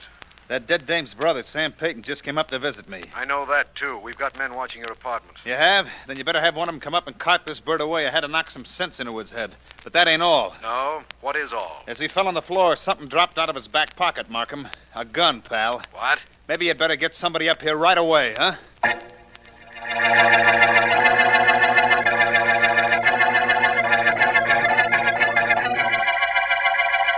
Are you ready, Smith? Yeah? Well, this is it, Vance. We're going to shoot a bullet out of the gun we took from Samuel Payton into that cotton bale. And if it matches the bullet we found in his sister, we'll know plenty. Yes, I suppose you will. Well, let's get on with this, Markham. Right. Let it go, Smith. Right. Now, that bullet's in the bale of cotton Smith shot at, Vance. Let's get it out. I'll take the gun, Smith. Suits me fine, Markham. I'd like a look at it, too. Of course. The bullet will be embedded in the cotton bale, but it can be removed easily. We use cotton I know, because... Markham, because it won't destroy any markings on the bullet. Someday I'd like to be able to tell you something you don't know, Vance. Markham, there are a lot of things that fall into that category, believe me. I'll get that bullet out with this pocket knife of mine. Ah, there we are. That did it. Ugly thing, isn't it? It could be very beautiful if it matches the bullet that killed Sarah Payton, Vance. I mean, it would solve this case beautifully. I hope you're right, my friend. Where's the microscope, Markham? In the next room, it's all set up with a bullet from Miss Payton already under the microscope. It won't take a second, then, to find out whether we have the murder gun. And the murderer. Yes, I know. Through here, Vance. Right you are. Markham, let me smell that gun that Smith just fired, will you? Of course, here it is. There'll be a strong odor of cordite, you know. There should be. And there is. There's also a suspicion of another odor. Really? Well, metal can have its own peculiar smell, I suppose. I've put this bullet under the microscope, Vance. Want to take a look? I most certainly do. What are you humming about, my friend? The bullet markings match, Markham. The murder bullet was undoubtedly fired from the same gun Joe reports having taken from Mr. Samuel Payton.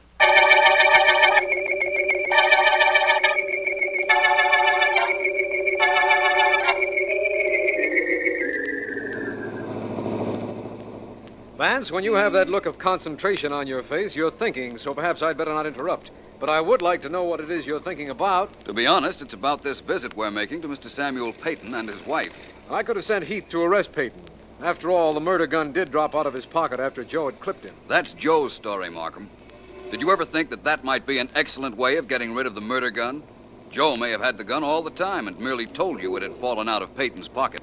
Say, Vance, that is possible, isn't it? It's very likely, I'd say. Well, we'll find out very shortly. This is the Payton home.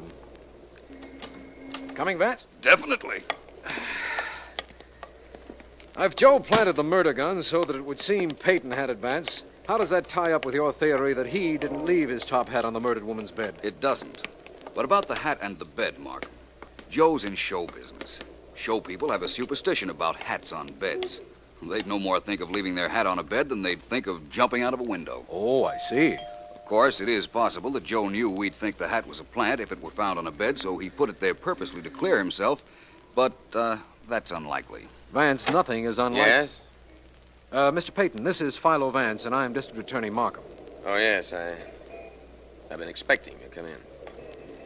I'm afraid we're going to have to ask you to come with us, Mr. Peyton. I've been expecting that, too. You knew we'd check the gun Joe took from you and find that it had fired the bullet that killed your sister?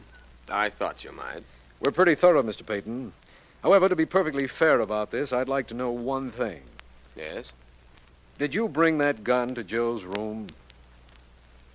Yes, I did. The gun's mine. I'm your man, Mr. Markham. I murdered my sister.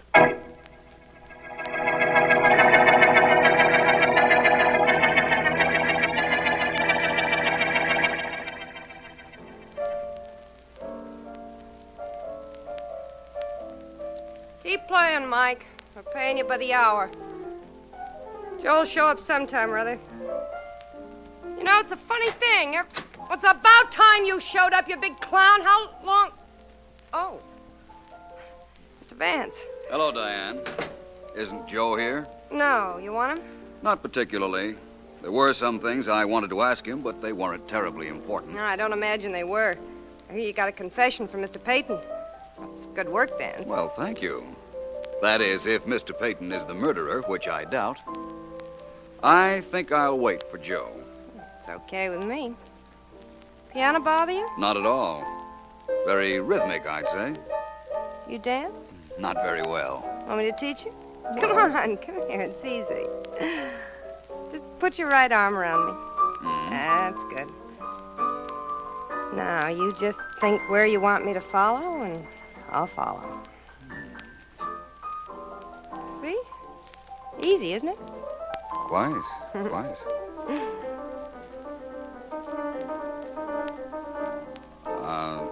What perfume is that you're wearing, Diane? It's called Finesse. You like it? Very much. Always use it? All the time. Why? Why? Because if that's true, it practically absolves you from the murder of Sarah Peyton.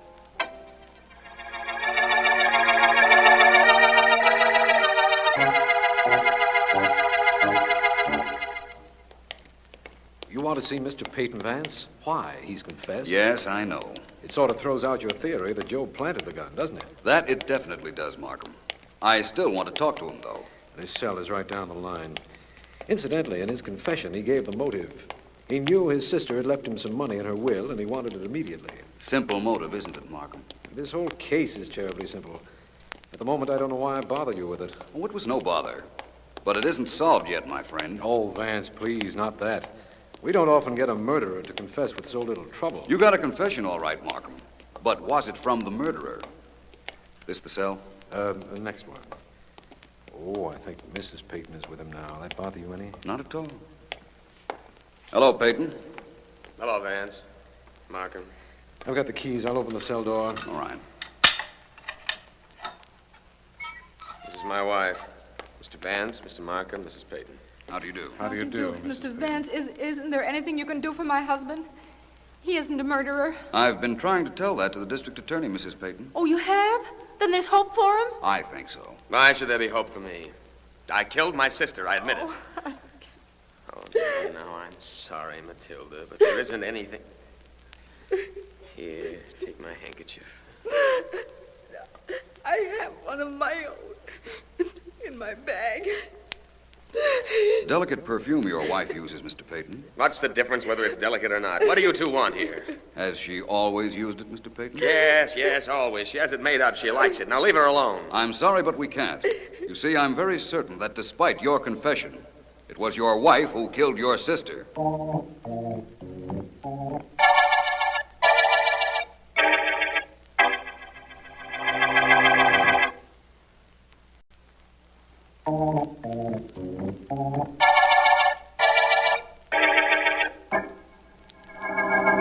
Vance, I've got to know one thing. Only one, Markham? One thing at a time, let's make that.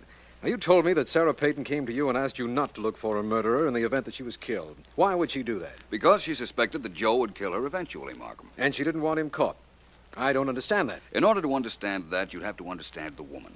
She was a plain woman. She wasn't ugly, just nondescript. Everything about her was plain. The way she looked, the way she dressed, her hair, everything. That idea about your not catching her murderer was decidedly not plain, Vance. No, it was. You see, Markham, even Miss Peyton's mind was just run-of-the-mill. She wasn't clever and she wasn't stupid. All her life, she'd either been ignored or disregarded by men. Please go on. Then she inherited a lot of money. Even that meant nothing to her. She didn't know what to do with it. Her wants were simple. Money wasn't important.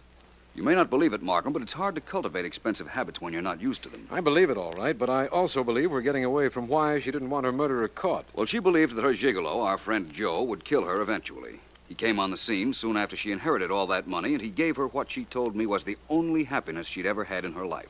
She was content to pay for that happiness with her life. It was all right with her if he killed her? Yes, and she didn't want him caught after he killed her. She was quite willing that he get away with her murder.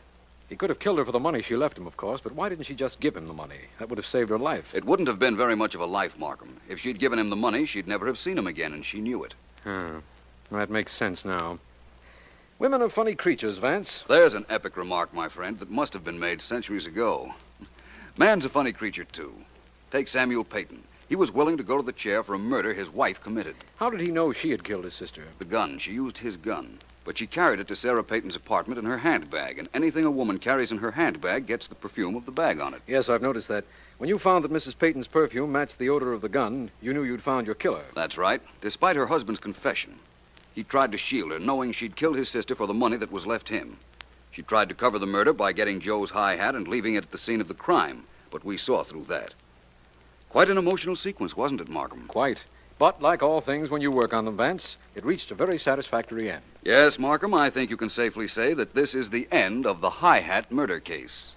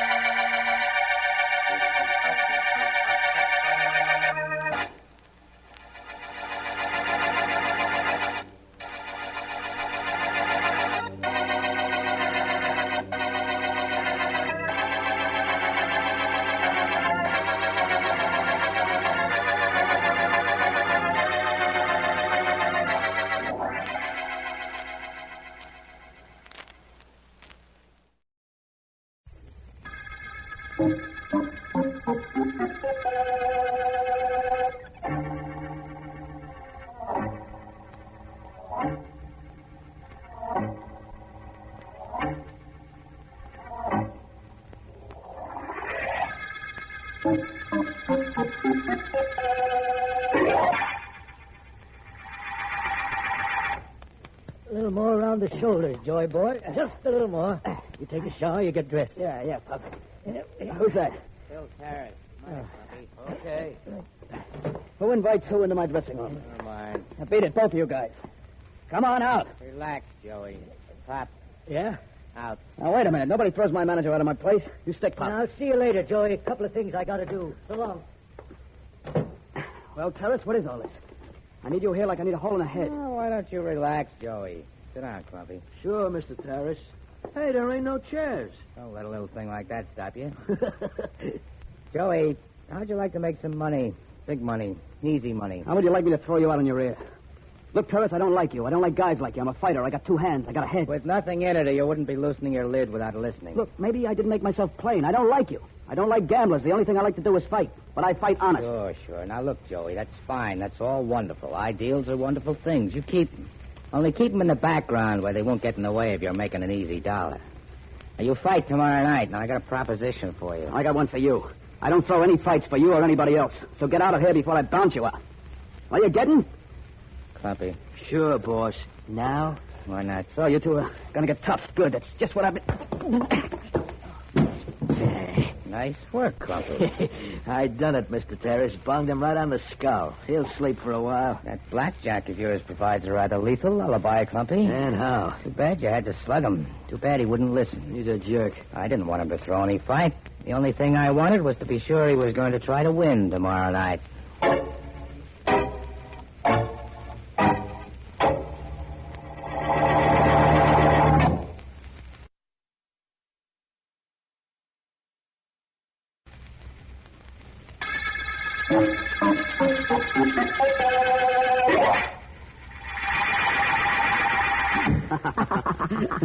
Hey, take a look at these hands, honey.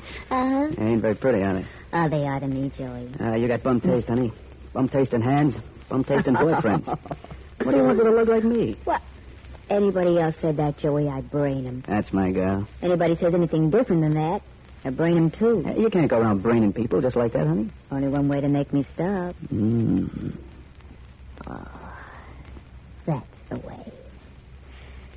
Well, we got a fight tomorrow night, and I'm keeping you awake, so I think... Hi, kids. Oh, Pop. Hello, Pop. I was just leaving, so it's perfectly all right with me if you want to tuck your little lightweight into bed. In a minute. You better wait a while, honey. Oh, how bad can that be? Hey, what's going on, Pop? Why did you walk out of the dressing room this afternoon when Phil Terrace told you to? That's what's going on, Joey. That's what I want to talk to you about. Well, I'm listening. Terrace didn't want you to throw the bout tomorrow, Joey. No? I'll bet. He didn't. He's got a bundle going on you, same as I have. He's betting you to win. What? So what did he want, then? Wanted to know Joey'd be in there trying. What I think he's doing is building up Joey until I get Joey a big match.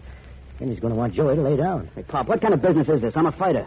When I win, I win. When I lose, it's because some other guy hits harder. Now, let's skip all this talk about throwing fights. I got to get to sleep. Sure, boy, sure. Good night, honey. Night, Joey. Make it good tomorrow night. I'll be listening. I'll do my best. Sure. How much dough we got going on this tomorrow night, Pop? The bankroll, Joey, the works. 35 grand at even money. What did I say to you, honey? Did I do my best? That's what my boy said. I'll take it back. For 35 grand, I'll do even better than that.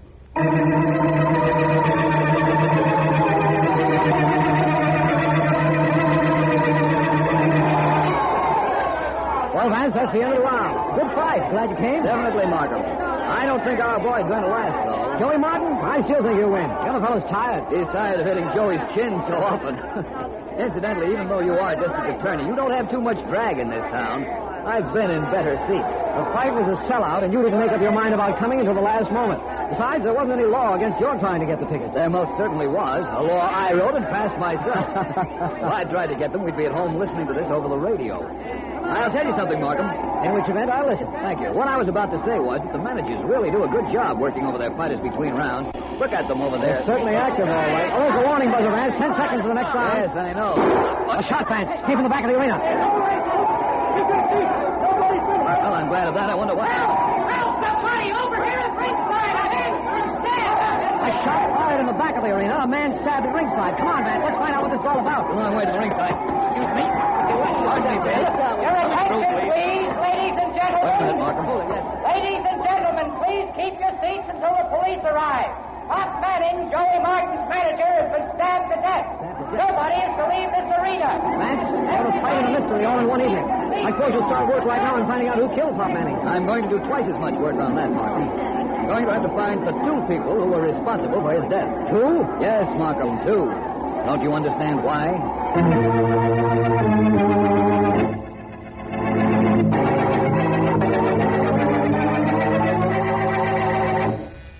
Yes, Miss Henderson? Mr. Vance, Mr. Markham hasn't called in on his private line, has he? No, I'm waiting here in his office in case he does, though. Well, perhaps you ought to see this young lady in as much as Mr. Markham is out. What young lady? Well, she says she knows something about the killing of our fight manager last night.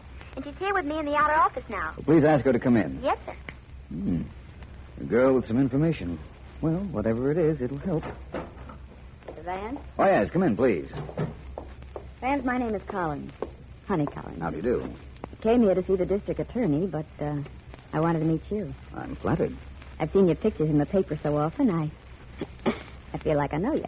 I'm using Mr. Markham's office temporarily. In fact, I'm waiting for him to come back from examining the people who were at the ringside of the fight last night. Uh-huh. Well, I'll tell you what I wanted to tell him.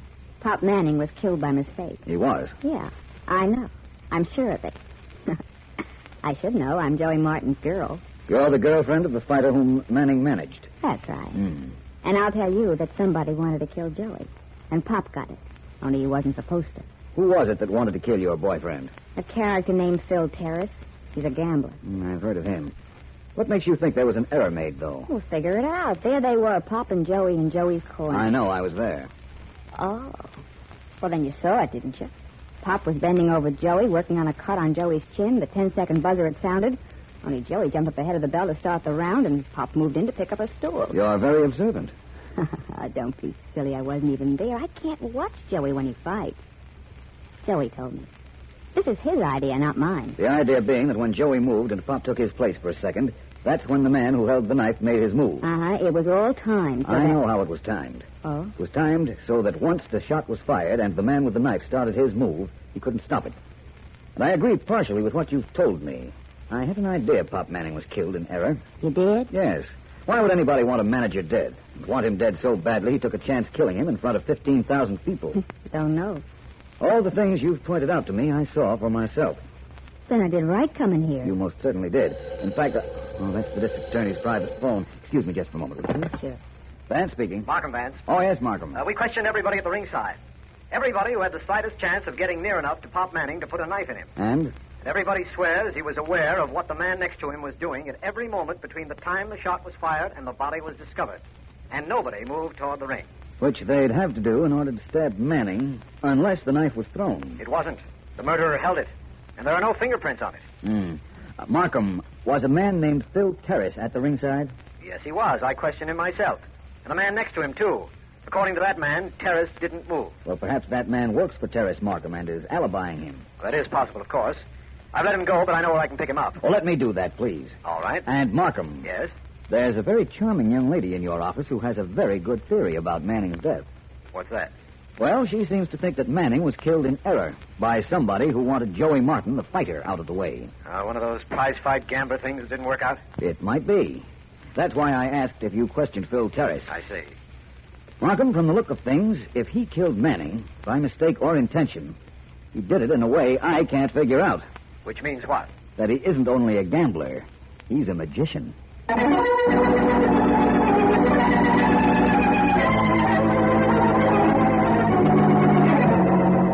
Tonight, Clumpy, we celebrate the best in town for you and me. That's what I like. The best. You deserve it. You were wonderful when the district attorney was questioning you. I didn't tell him nothing. And you know why? Because I don't know nothing. I've heard rumors of that, Clumpy. No kidding. Yeah. I'm really getting around, ain't I? You know, somebody's at the door, Mr. Terrace. Apparently. I'll go see who it is. I won't be long, and then we'll make plans for tonight. For the best. For the best in town. That's right. Yes? Hello, I'm Philo Vance. No kidding. What does that make me? The man I want to see, I think. That's right. What do you want here, Vance? I'll tell you first what I didn't want. I didn't want the door closed in my face. That's the reason I pushed my way in. Okay, you're in. You want to see me? You're Terrace? Yes. I want to see you. Who's the ape? He's Clumpy. He doesn't count. Hey, I do so. 1, 2, 3. I see what you mean, Terrace. Let's skip Clumpy for a minute. I came here to find out if you bet the fight last night. You don't know much about gambling, do you, Vance? The fight was declared no contest when Pop Manning was murdered. How much did you have on the fight? And whom did you have it on? Well, I guess you can check this around town, so I'll tell you the truth. I had a lot of dough riding on Joey Martin. Who was losing? Was he? Well, sure he was, boss. You even said that yourself. Shut up. You know, Terrace, you might have been smart enough to want to kill Martin when he was in the ring, to protect your bet, of course. But when you saw Pop Manning move into the position Martin was in, you knew you could obtain the same result, the stopping of the fight, by killing him. I could save you a lot of trouble, Vance. The district attorney asked me all the stock questions. My answers were taken down. Go look them up. In fact, go do anything you want, only get out of here. When I'm ready to leave. Show him that he's ready now, Clumpy. That's one invitation I'll accept. Now,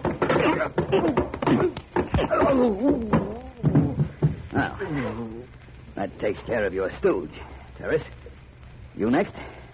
No, thank you. I just like to watch fights. And bet on them. Yes. Well, I've had my fun, so maybe I will be going. With a promise, of course. A promise that someday we'll return again to the beautiful island of paradise where the blue... I'll get that. No, you don't. This is my house. Oh, too late, my friend. Well, Joey Martin. Who are you? My name is Philo Vance. I'm investigating Pop Manning's murder. What are you doing here? He came to see me, of course. We're friends, good friends. Come on in, Joey. Yeah. Tell the man we're friends. Even if he did, who'd believe him with that look on his face? I think I'll leave you two playmates alone. I've met some interesting people, and I've established a motive for Pop Manning's death. Now, I think I'll get to work.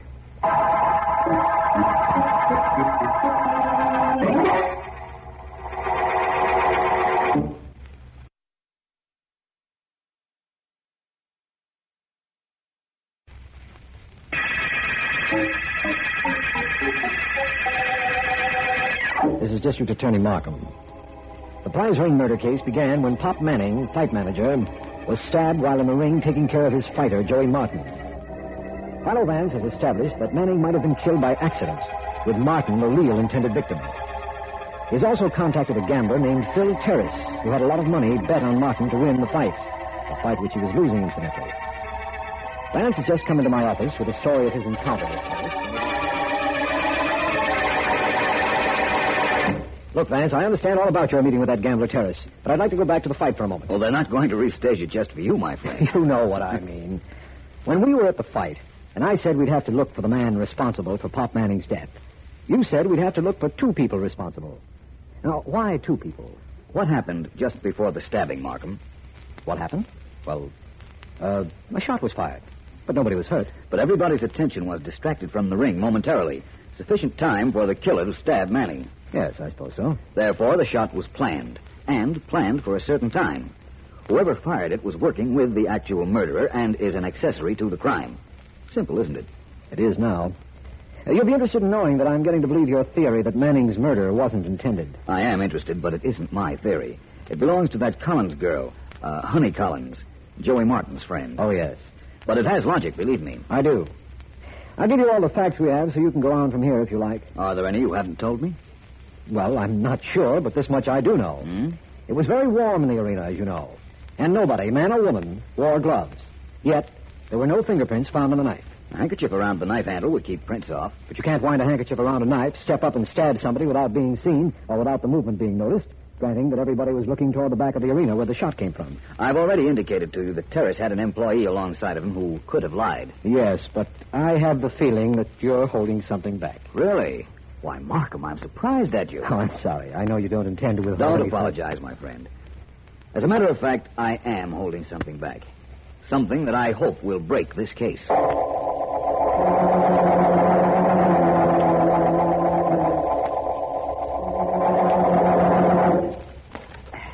You don't mind me talking to you while you're working out with the pulleys. Do you, Joey? No, honey. I'll tell you what I came up here to the gymnasium for. You mean there was another reason besides just seeing me? Yeah, Joey. I want you to fight somebody. Somebody get fresh with you? Who is it? Tell me who it is. I'll knock him silly. Nothing like that, Joey. Huh? This is a fight I want you to have with a pro. And we give the dough you get to Pop's family. What for? Oh, Joey, you know they could use dough. How come? They got plenty. Oh. Pop had a lot of dough bet on the fight. That's dough that don't have to be paid out to nobody now since they call it no contest. Pop's family's got that. How much was that, Joey? You again. What are you doing here? Hello, Miss Collins. You remember me, Philo Vance? Hi. Joey, you were saying that Pop had money bet on the fight. On you? Who else? How much? $35,000, our bankroll. It ain't no crime to bet on yourself, is it, Vance? No, but it is a crime for a fighter who claims to be honest to associate with gamblers like Phil Terrace. You mean when you saw me up there yesterday? Well, I'll tell you why I went up there. I wanted to knock him from here to China for what he did to Pop. Well, sure, Joey thinks Terrace wanted to kill him and got Pop by mistake. Like I told you. Joey may be right. But then again, he may be wrong. But so wrong. So long, Vance. I said so wrong, not so long, Joey. You know, I was at the fight with Mr. Markham. I think I saw something. Oh, from where you were sitting, you're lucky you saw the fight. The seats weren't good, but they did put me at the scene of a crime. Something that hasn't happened for a long time. So what did you see, Vance? Or what? You'll find out. And so will your friend Terrace. And by the way, if you should see him... I won't. Well, if you should, tell him for me to enjoy himself. But what kind of a message is that? Oh, I haven't finished. Tell him to enjoy himself while he still can.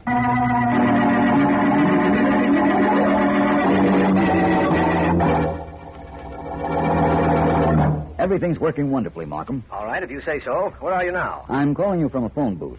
I left Joey Martin and his girlfriend about an hour ago after giving them a message for Phil Terrace. I beg your pardon. I'm afraid I heard what you said. What do they have to do with Terrace? That remains to be seen.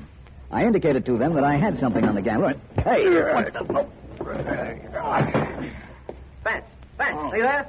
Vance, what's going on? No, it's all right, Markham. Somebody just opened the door of this phone booth and slugged me. But it didn't take. I'm glad it didn't. Any idea who it was? Yes, it was that stooge of Terrace, a fellow named Clumpy. You know what this means, don't you, Markham? I think so. It means that apparently Terrace got your message.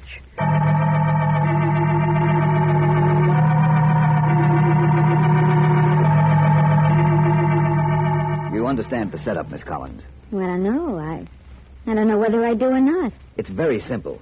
You get Joey and go to see Phil Terrace. Uh-huh. Have Joey say that he's ready to do business with Terrace. Get Terrace to make him an offer. Well, I understand that part of it. Only, how is that going to prove he murdered Pop Manning? I don't want Terrace around loose while I close the case against him. Oh. Now, you do what I ask you to do. Markham and I will come in, and we'll be able to arrest him for trying to get Joey to throw a fight. And then when you have him in jail, you'll be able to work out in the open. Exactly. Uh-huh. We'll take Terrace and his friend Clumpy to jail, and I won't have to worry about making phone calls anymore. You're sure it was Clumpy that slugged you? Positive. Now, will you do as I ask, Miss Collins? Sure. Only, Vance. Yes? My friends call me Honey. We haven't really had time to become friends, have we? Whose fault is that? Well, let's just say there was a chronological obstacle. Well, whatever it is, can't we kick it out of the way? I like you, Vance. What about Joey? Oh, I like him, too. That's the trouble with me, I think.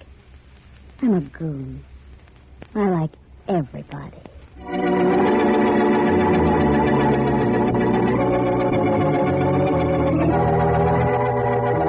Just like Honey said, Terrace. Yeah? We could use 50 grand in cash. Sure you could. You can make that easy by betting against me in my next fight, and I take a dive, so you're a cinch. I don't know, Joey. 50,000 is a lot of money. Not when you figure to make 100 grand. How do I know you won't cross me? Leave that to me. He won't cross you, Mr. Terrace. Not when he gets 50,000 for not winning, he won't. The only thing is I want the dough in advance. I want to bet it on the other guy. Oh, you do? I just had an idea. Suppose I bet it for you. Then in order to collect your bet, you've got to lay down. Explain that to me, Honey. It's all right, Joey. Mr. Terrace, instead of giving you the $50,000 before the fight like you want, bets it for you. It's the same as you making the bet. And it's okay. Well, what's good enough for Honey is good enough for me. It's a deal, then. Your fight is a week from Friday. I'm going to give you $50,000. I'm going to bet that much for you, I mean. And you're going to blow the fight. Agreed? Shake. Okay, Mr. Markham, Mr. Vance, you can come in now. Hey, what is this? The old double cross? That's right, Terrace. Martin and Miss Collins agreed to help us trap you. It was Vance's idea, and it was a good one. I think... I don't think you will. Well, quite a right hand you have there, Joey. Yeah? Thanks. Knocking out Terrace does mean we'll have to carry him to headquarters, but that won't be too difficult. And when you've got him there, it'll be a cinch to prove he killed Pop Manning while trying to knife Joey. Won't it, Vance? Oh, that will be a little difficult, Miss Collins. You will? Yes. Hey, that was the idea of this whole gimmick, wasn't it? So it would give you time to get evidence or something against Terrace? I can't very well prove he killed Pop Manning, Joey, when actually you did. What? You and Miss Collins. Hey, Vance, you blowing your lid? Without knowing why Vance said that, I'm still willing to bet it's right. I'm gonna... I wouldn't, Martin, and if you don't believe me, believe this gun I'm holding. All right. You made me believe you thought Terrace killed Pop. Now you say it's us. Oh, how can you prove a stupid thing like that? What reason could you find for us doing it? I have the motive and I have the proof. And as soon as Mr. Markham takes you and Joey and, of course, our friend on the floor down to headquarters, I'll be only too glad to explain how I knew you and Joey killed Pop, how you did it, and why you did it.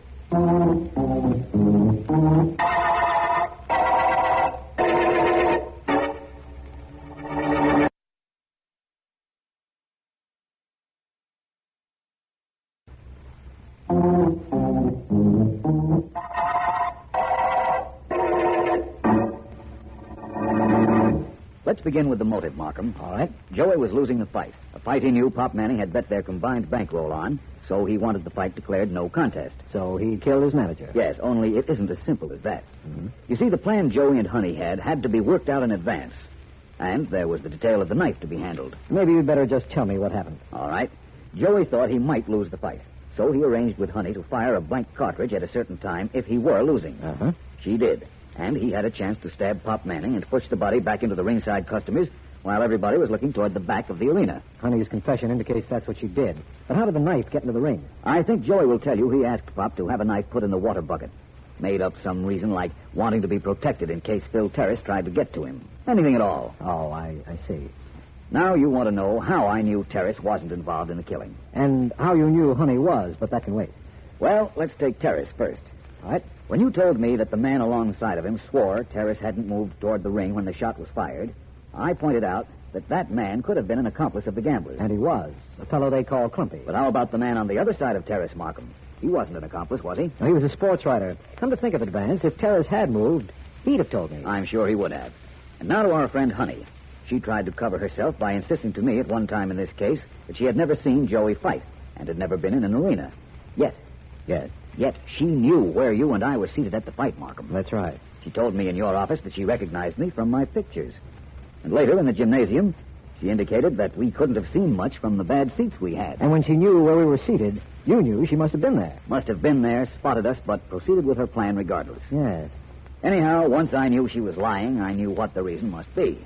And after I realized that the only man near enough to stab Pop was Joey, and that Joey was the only man outside of his opponent who wore gloves, hence no fingerprints, why, that was it. So it was. Of course, that fellow Clumpy attacked you in the phone booth because you had knocked him out in front of his boss, and he wanted to regain face. And I framed the situation involving Phil Terrace because he belongs behind bars. And to keep Honey and Joey from suspecting they were suspects in Pop's murder. Yes, I know. And, well, there you are. Yes. And you know where we are, don't you, Vance? I think so. We're at the end of the prize ring murder case.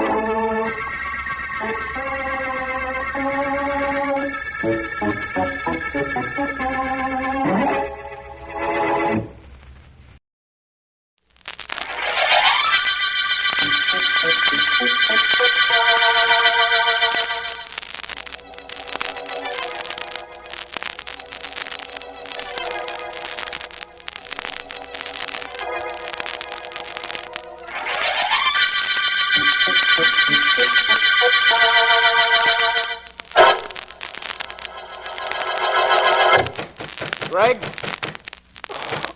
Wait a minute. What's all the excitement about? Oh, it's you, Johnny. That's right, Greg. Of course you realize you woke me up. That's all right. If it is, it's the only thing that's all right. Greg, I've got something to talk to you about. Couldn't it wait until we're at the airport this afternoon? Seems to me you're my co-pilot on the Center City flight, aren't you? That's right. Only I'm doing you a favor by not talking about this where anybody else can hear. I want you to keep away from Sue Gordon. Oh, you do? Well, what do you know about that? Now, don't kid about it, Greg. You're only giving her a run around and she's taking you seriously. And you don't like your girl taking me seriously. Selfish, aren't you? I wouldn't mind if she meant anything to you, but she's too nice a kid for you to be Look, taking... Johnny, I'll see Sue, and she'll see me. Just as often as we like. And there isn't a thing you can do to stop that. Understand? Not a thing. Oh, no? I don't like the way you said that. Well, I've got something to say you're going to like even less. If you don't stop seeing Sue, a certain party is going to learn about you and that certain party's wife. What certain party? You want names? Yeah. Okay, you'll get him. The woman's name is Sylvia Crane. Oh? And her husband is Millard Crane. How do you know about Sylvia and me? I made it my business to find out.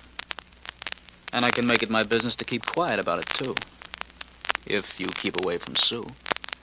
We're going to be a very swell crew when we fly this afternoon, aren't we? My co-pilot is ready to cut my throat over the hostess on the ship. Never mind about what happens when we get in the plane. What happens from now on is what I want to know. I'll think it over, Johnny boy. I'll scram out of here while I take a shower and get dressed.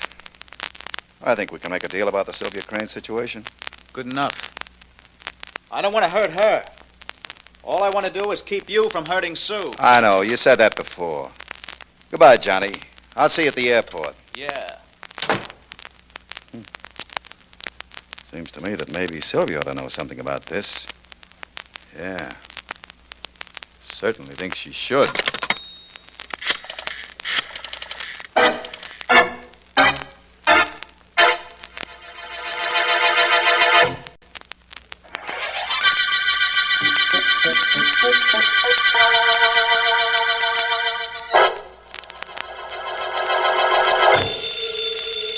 Shall I get it, Sylvia, dear? Don't bother, darling. Go on with your packing. I'll take it. Hello? Sylvia, this is Greg. Oh, hello, Barbara. I get it. Your husband's there. Okay, this won't take a second.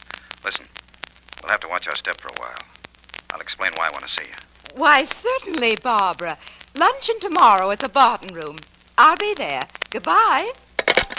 What did Barbara want, Sylvia? Oh, luncheon tomorrow, Millard, that's all. I'll help you finish packing. You won't need more than one shirt, will you, Millard? I think not, darling. I'll pack the other things I need myself. I'm going to miss you, dear. No, darling, I'll be back tonight. We'll get in the plane in an hour, be at Center City in 2. I'll be back before you know it. But I like the idea of you missing me. It's good for my ego. If you knew how much I miss you, you'd never be able to get your hat on. Ooh, that reminds me. One hat needed. Oh. In the closet there, please. Sure. Hope you close the deal, darling. It won't be any trouble. I still don't see why you don't send one of your men. That's what they're for, isn't it?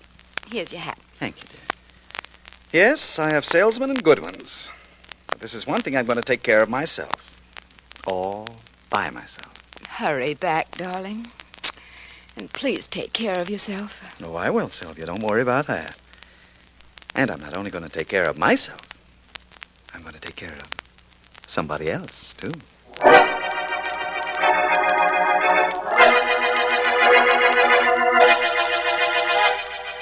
Flight 22 for Center City, now loading at Gate 7.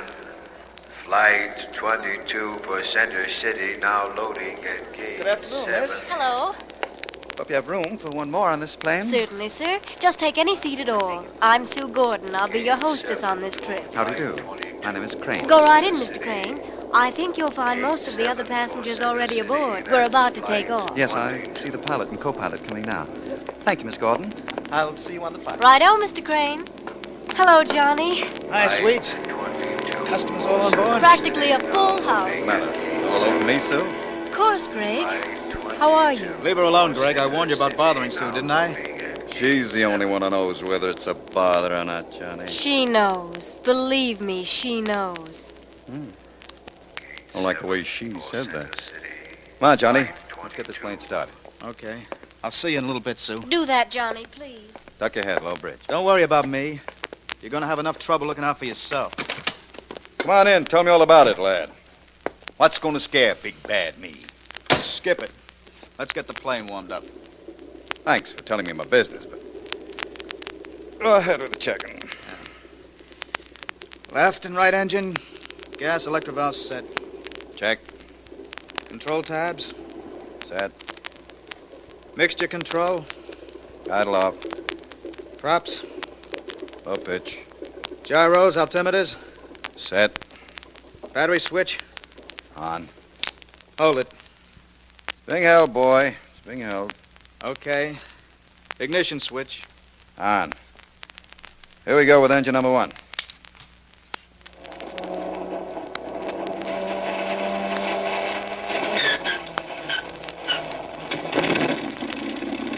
Purring like a kitten. Engine number 2. Listen to that. Hand me that microphone, will you, Johnny? I'll get instructions from the control tower. Yeah. Thanks. Flight 22 to control tower. Pilot, Flight 22 to control tower. Engine missing badly. What do you want us to do? Over. Control tower to Flight 22. Inform passengers there will be delay while we transfer them to another ship. Inform passengers they will be transferred and flight will be delayed 1 hour. That is all. Well, Johnny, my boy, cut the engines. And tell your girlfriend to relay that little information to the customers, will you? Tell them we're leaving in an hour. Okay, Greg.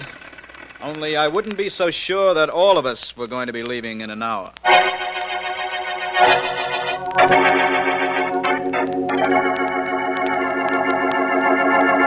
What I want to know is this, Miss Deering. Are you happy in your work? In my work? Yes, Vance, I'm very happy. A job with the greatest private investigator in the country?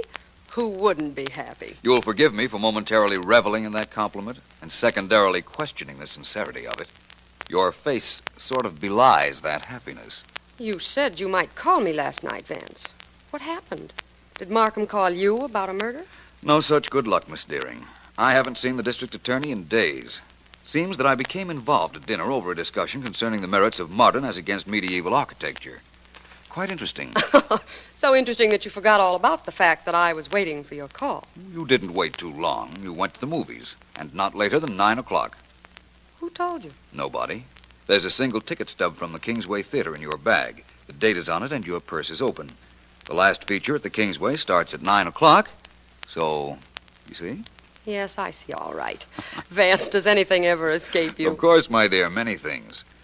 Now, inasmuch as I have explained how I knew you didn't wait too long for me, am I excused for last night? You were excused last night for last night, and you know it. Hello there, you two. Oh, apparently I'm hello, interrupting Mr. something pleasant. How are you? Hiya, Markham. Welcome to our little city. I hope I know why you're here. Yes, you do, Vance. Who was it this time, my friend? What puzzles me is that you don't know. You always seem to be able to anticipate everything. It was an airlines pilot, Vance, man named Gregory Allen. I was on my way to the airport and dropped by to pick you up. I'm glad you did. What are the particulars, Markham? Well, from what we've been able to gather so far, this Allen was kind of a ladies' man. Oh? He had a romance going with the airplane hostess, Sue Gordon, and this was resented by her boyfriend, his co-pilot, Johnny Taylor. That sounds like a nice, happy crew. Remind me to travel by train hereafter. Oh, that isn't all. The dead man also was going around with a woman named Sylvia Crane, and her husband was aboard the plane. You're going a little too quickly for me, Markham. Was Mr. Gregory Allen killed in the plane? No. It seems that when he was about to take off, one of the motors went bad, so everyone was to be switched to another plane. That would have meant a delay of about an hour. So Allen went into the pilot's room in the administration building, and that's where his body was found, in the pilot's room, with the lights out. The murderer probably turned them out to delay the finding of the body. When did all this happen, Markham? Not 15 minutes ago. I've had all the passengers held, although they're all quite anxious to get to their destinations. Good. You had the co-pilot and the hostess held, too, I imagine. Of course. Sergeant Heath is there now. In that case, Markham, I might say that within a half hour we should be there, too. Good day, Miss Deering.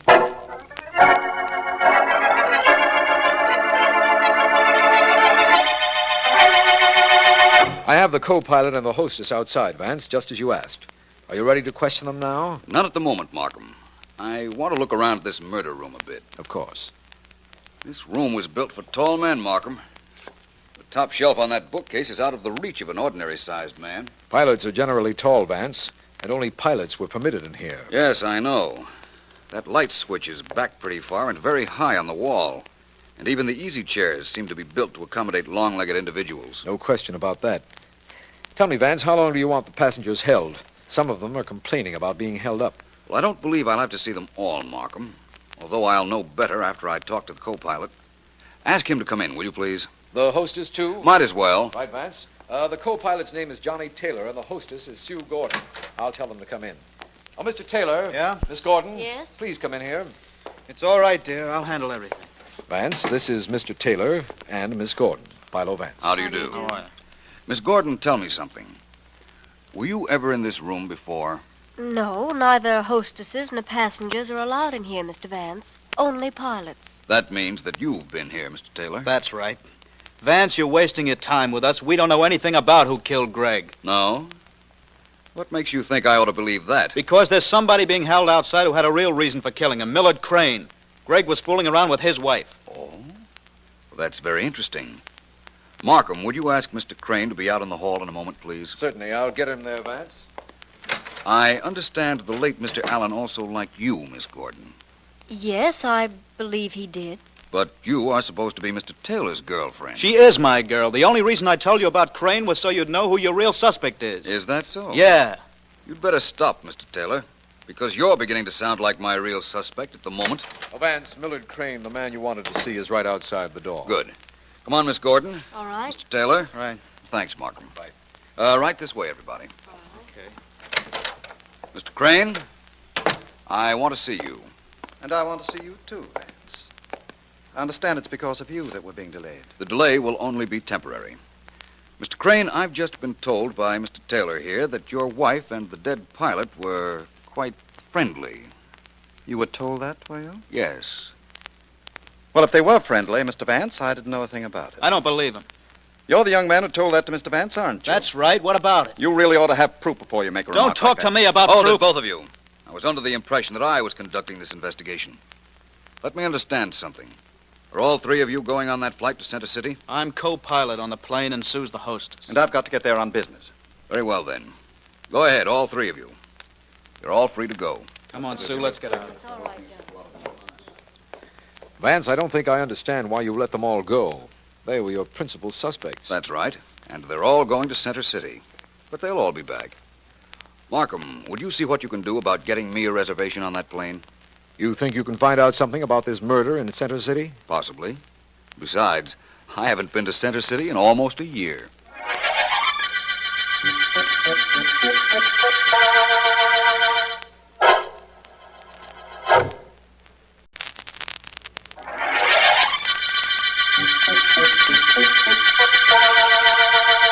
This is District Attorney Markham.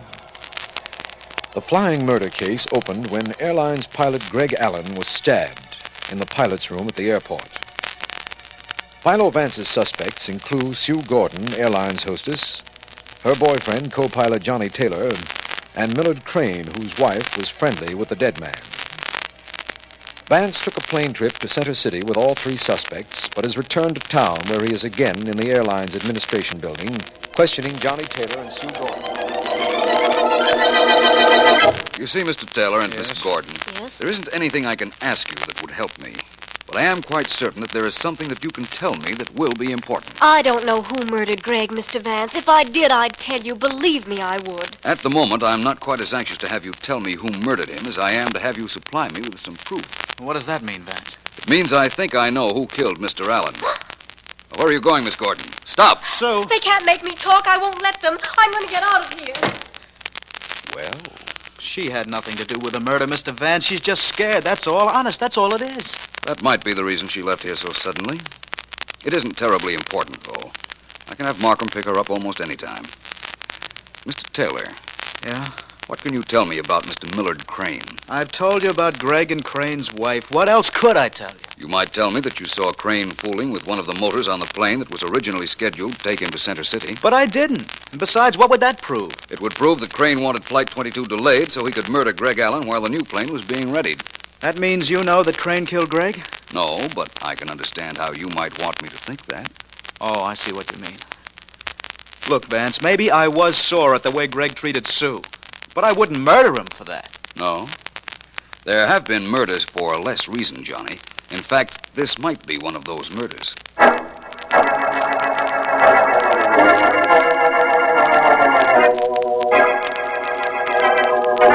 You haven't told me anything about your trip to Center City, Millie, darling. Was it successful? Very, Sylvia, dear. Very successful. I'm glad. There was a little delay at the airport before we got started, but that's all. Delay? What sort of delay? Oh, one of the engines on the plane went bad, and we had to wait around an hour. Oh, well, that wasn't too bad, was it, dear? No, but it seems that while we were waiting around, the pilot on the plane was murdered.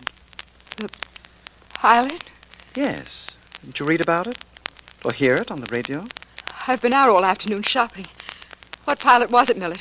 Oh, dear, please, don't be so upset. Of course, it was too bad, but after all, he was a stranger. He was a stranger, wasn't he, Sylvia? Who was it, Millard? What was his name? Pilots? Greg Allen. Greg! Oh. You knew him? How unfortunate. For him. Millard, did you know I knew Greg Allen? Did you? Maybe. You did know it, Millard. You killed Greg. Now, please, dear. You're hysterical. Of course I'm hysterical. Greg didn't. You killed him. You killed him. I wouldn't say I killed him. Philo Vance and the police have 3 suspects. Of course, I'm one of them. But the other 2, Johnny Taylor and Sue Gordon, both have pretty good reasons for killing I don't Greg. care how good their reasons were. They didn't kill him. You did. Sylvia, dear, you were the principal motive if any of the 3 of us killed your friend Greg. And if, as you believe, I killed him, it would be only a self-preservation for me to kill you, too. You wouldn't dare. I'll tell... Oh. Yes, dear? You were saying? Nothing. I'd better answer the door. I think you'd better control yourself and wipe away those tears. Don't you? I'll be in the library. Good evening, Mrs. Crane. Why, yes. Mrs. Crane, I'm Philo Vance. Is your husband at home? Why, yes. Would you please tell him I'm here? All right, Just one moment, Mrs. Crane. Yes. I notice you're upset. I hope not too upset to corroborate one fact. What is that? Were you and a man named Greg Allen friendly? I'll tell Mr. Crane you're here. Thank you, Mrs. Crane. And thank you for answering that question by not answering it. Millard. Millard, dear. Come in. I didn't mean to interrupt you, dear, but Philo Vance is here, and he wants to speak to you. Well, ask him to come in. I've nothing to hide. Come in, Mr. Vance. Hello, Mr. Crane. Sorry to have to drop in on you like this, but it was important. Yes, Mr. Vance? Mr. Crane, you took a plane to Center City today. Why? I had business there. That's the only reason? Of course. Did you transact your business, Mr. Crane? Yes, as a matter of fact, I did. Why? Nothing. Except that it's very strange where business is being transacted these days. What do you mean? Well, after you left the airport at Center City, I followed you. Yes, I know. You knew that, did you? Did you also know that I was in back of you when you went to a movie in Center City? Never forgive you for that, Crane. Bad picture. So I went to a picture show in Center City. And unless that's illegal, Vance, I'm afraid I'm going to have to ask you to leave. It isn't illegal, and you may invite me to leave if you like, of course. But may I extend you an invitation, too? Would you meet me and District Attorney Markham at the airport in exactly 2 hours, please?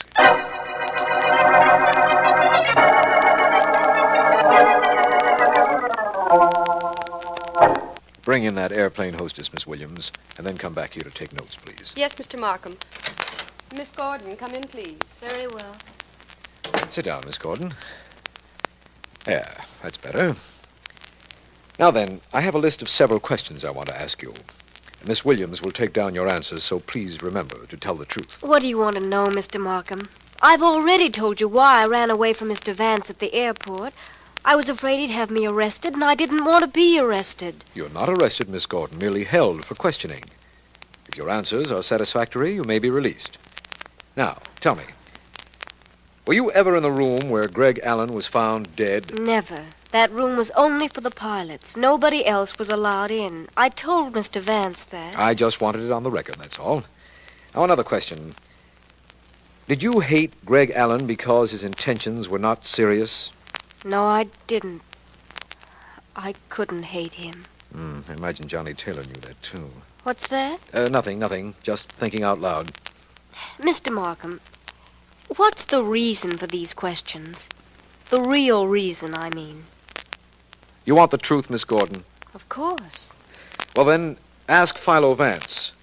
We're going to meet him at the airport now, and I have a hunch that this case might hang on your answers to these questions.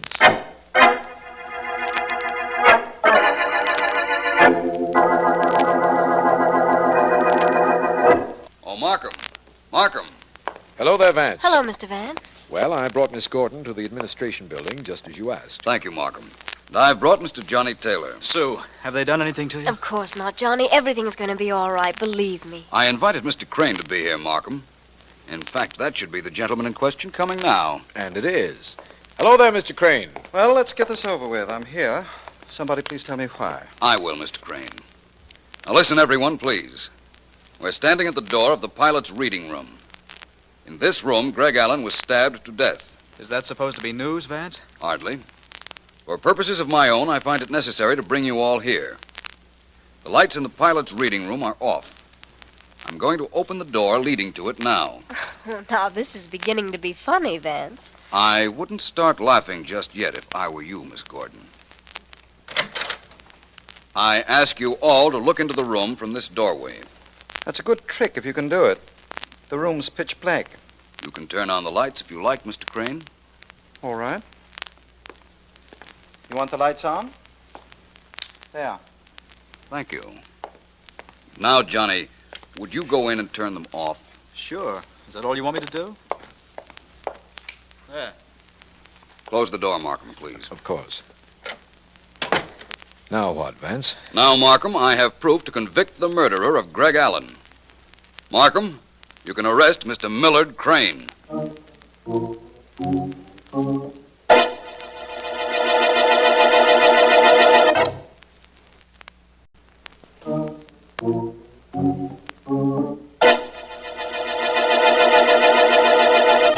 Ready, Miss Deering?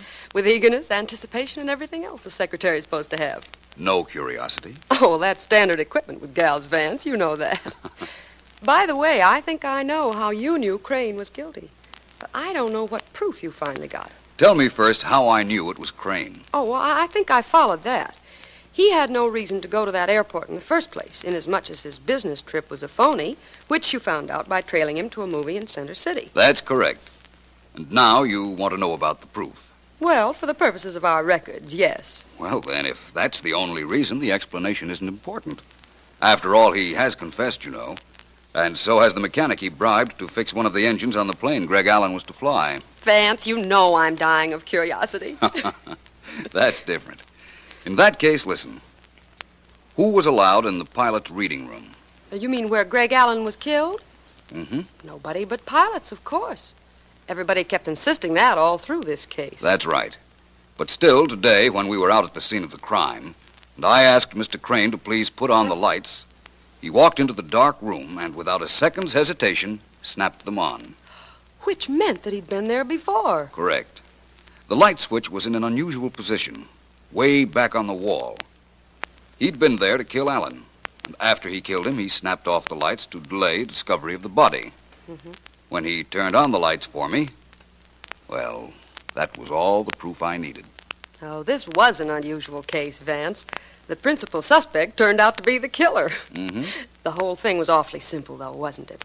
Not that it isn't always after you explain it. Thank you, Miss Deering.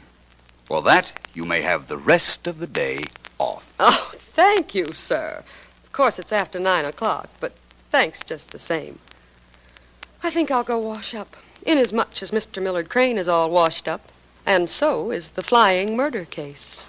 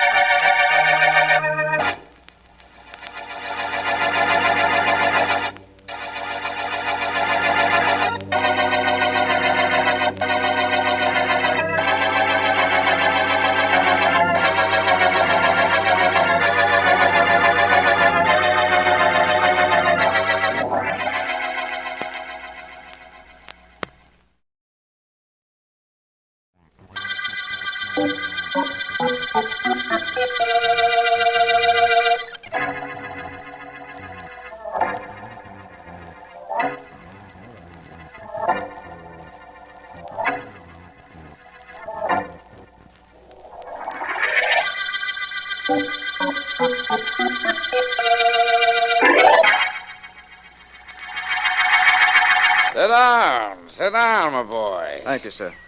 Sorry to make you come out to my home with those papers, but I did need them. That's all right, Mr. Church. Yeah, there they are. If you'll sign them, I'll take them back to the office in the morning. Very good, Paul, very good. Nothing like having a conscientious assistant, huh? Thank you. Have a smoke, boy. Have one here, right in this box. Oh, thank you. Wait a minute, I'll light it for you.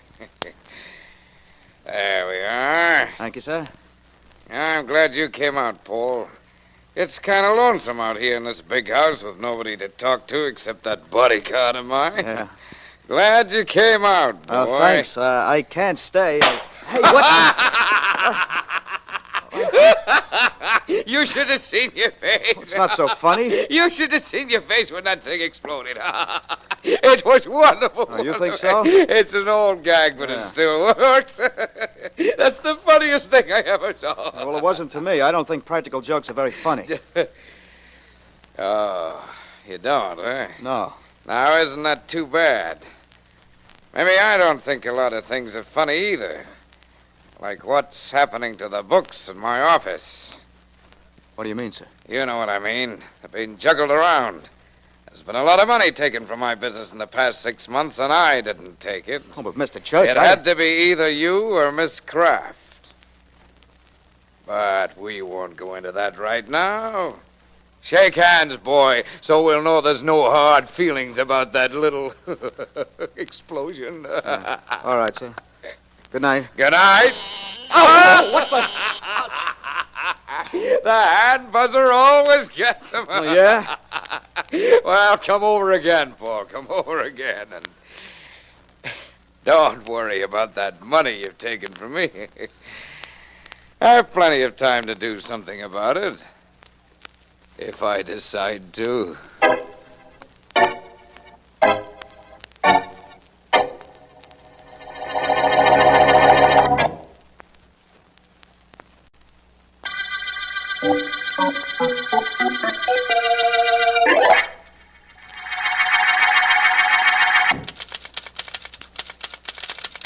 Can't you stop that typing for a minute, Anne? Why, sure, I suppose so. Why? Well, now what? Anne, something's got to be done about the boss. Sounds like melodrama. Now, please, listen. What'll you bet nothing has to be done about the boss? That you and I are normal people, and that outside of the fact that Mr. Church is a little eccentric with his practical jokes, he's pretty normal, too. Look, it isn't anything to kid about. Darling, I'm completely serious. Look, you tell me what's wrong with this situation. You and I have good jobs, we're in love. At least you try to convince me that you're in love with me, and I'm quite sure I am with you. So, what's wrong? Mr. Church knows that there's been money disappearing from his safe here in the office. He let me know he can send me to jail any time he likes. Paul, no. That's the way it is, Anne. Now, do you still think nothing has to be done about the boss? Well, do you? Well, I'm not sure. Anne, darling, Yes. you know how I feel about you. And nothing will happen to us, providing something does happen to Mr. Church.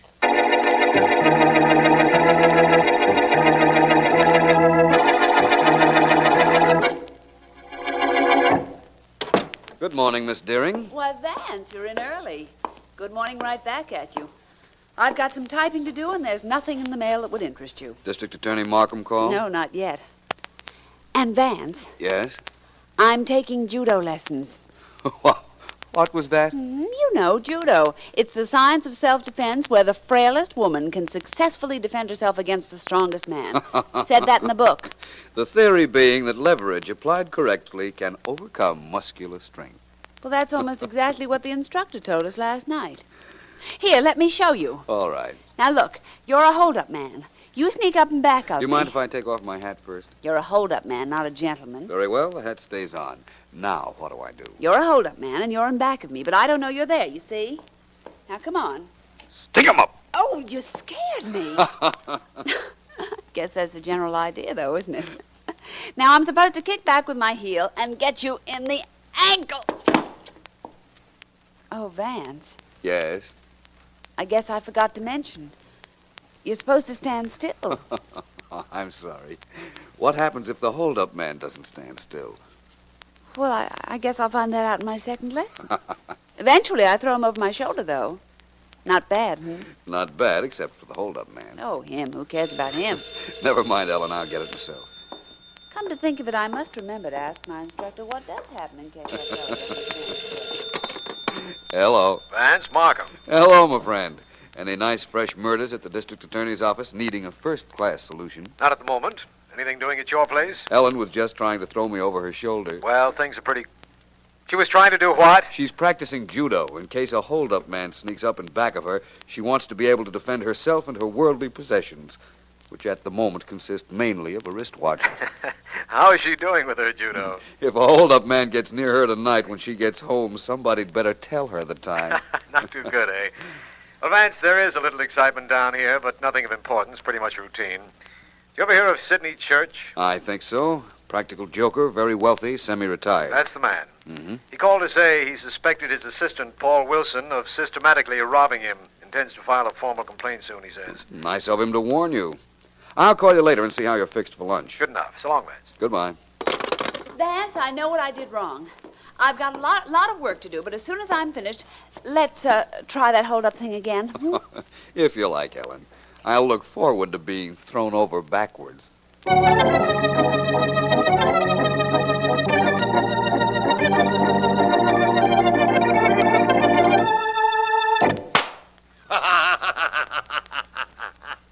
Wonderful. Wonderful. It's fabulous. Thank you. I got to try this again. Oh, yes, do. Now, all anybody does is sit down on this cushion. Yes, that's right. Like this. That's wonderful. Will I have fun with this? No, I thought you'd like it, Mr. Church. I originated You it. did? Yes. Well, all I can say is that you're a genius. A genius, Mr. Williams. Mr. Church. I've never seen anything quite like this. Well, now, I bet you never heard anything like it either. You really like it? Oh, it's just what I always wanted. Well, splendid. Now, let me see if I know how to operate. Oh, it's very simple. You load it with blank cartridges right here. Yes, at that's the right. Bottom of the seat. Mm-hmm. And then when somebody sits on it, boom! Mr. Williams, this beats everything. I'm so glad it you beats like the it. hand buzzer, the etching powder, the dribble glass, everything. Oh, well, you've made me so happy, Mr. Church. I want you to know that. I'll keep working on new things for you. I've got an idea for a gimmick that... Oh, what was that?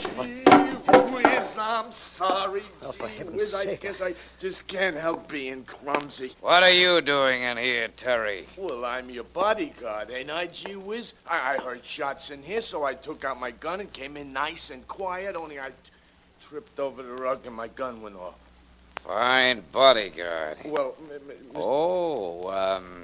Terry. Yes, Mr. Church. Come over here a minute, will you? Oh, okay. Right here next to me. That's right. Oh, gee whiz, you're not sore at me. Imagine, he thinks I'm angry at him, Mr. Williams. Yes, imagine. I knew you wouldn't be mad. Sit right down, Terry. Right there. Sure, Mr. Church, if you say so. Oh, I'm shot. I'll kill him. Terry, you're wonderful. Mr. Williams, you're wonderful. Oh, now, and Mr. this Church. new device of yours, it's wonderful. Thank you. I haven't had such fun in years. And I won't have as much fun again until I send Paul Wilson to prison.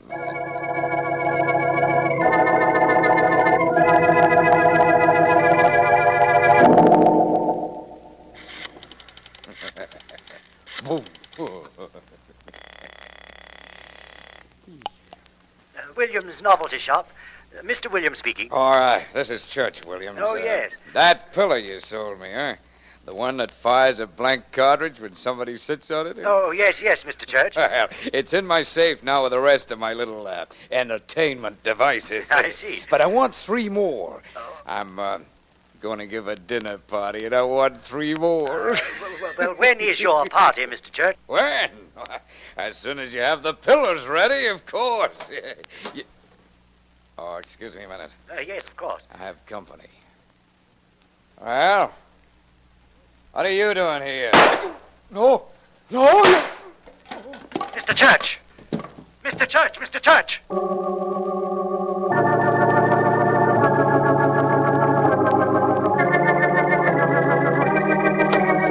Hello, Ellen. Hi, Mr. Markham. Where's Vance? Oh, come on in. Thank you. The boss is at the barber's. What's up? That Mr. Church I told him about on the telephone. Mm-hmm. The one that was going to have his assistant, Paul Wilson, indicted for grand larceny. Yes, I overheard your conversation. What about Mr. Church? There's very little about him right now. He's dead, been shot. Shot? Somebody came into his house an hour or so ago, killed him, and robbed his safe, which was open. Uh-oh.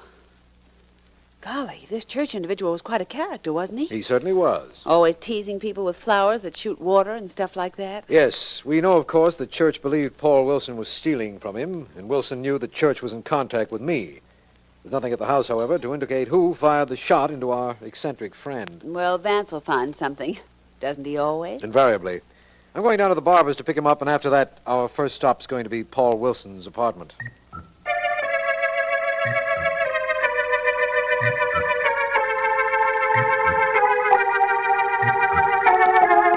A completely logical move, Markham. It would be the first thing I'd do. Wilson is your number 1 suspect, believe me. I think so, too, Vance. That's the reason I wanted you with me when I came to call on him. This is his apartment right here, the landlady said. Did you hear that, Markham? Yes. Somebody in this apartment's hurt. We've got to get in there. It wasn't locked. Well, come on in. The light switch, Vance. Should be alongside the door somewhere. Vance! That boy's hurt pretty badly. Is he Wilson? I don't know, probably. Wilson, who shot you? We better get this boy to a hospital. Yes. Better call, Markham. Phone's over there. Right. I have an idea about this shooting, though, Vance. It'll hold, won't it, Markham? Yes, I think so. All right, now, Wilson. Come on now. It'll be all right. Operator, This is District Attorney Markham. Send an ambulance to apartment 35 at the Dalton Arms right away. I'll take care of it, sir. How is he, Vance? Any sign of being able to talk to us? None that I can see. The bullet went in and out of his shoulder as near as I can make out. I fixed a temporary bandage that ought to hold until the ambulance gets here. Well, this complicates our case, don't you think? Maybe. Only I have a completely different idea. I think Wilson here killed Sidney Church, then came back here to his apartment and tried to commit suicide. By shooting himself in the shoulder? All right, then. He tried to make it look as if he was shot by whoever it was that killed Church. He didn't want us to suspect him, so he rigged this little production. You think that? Certainly. We'll probably find the gun downstairs in the alley where he threw it out the window. I don't care whether he tried to kill himself or whether he tried to make it look as if somebody else was trying to kill him. In either case, he was looking for an out after shooting Sidney Church. He's guilty. That, of course, is very possible, Markham. Uh-huh. It doesn't make me feel a bit better to say this to you, but I don't agree with that at all.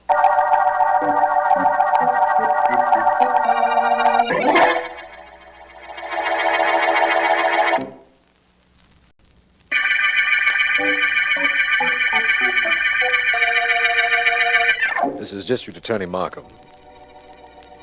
The Church murder case opened with the shooting of Sidney Church, wealthy practical joker who had previously reported to me that he suspected an employee, Paul Wilson, of stealing from him. Vance and I found Wilson shot, and although I'm convinced that the wound was self-inflicted, Vance thinks otherwise. Vance and I are in the hospital room now, trying to get the truth out of Wilson. We've kept information about this from the newspapers.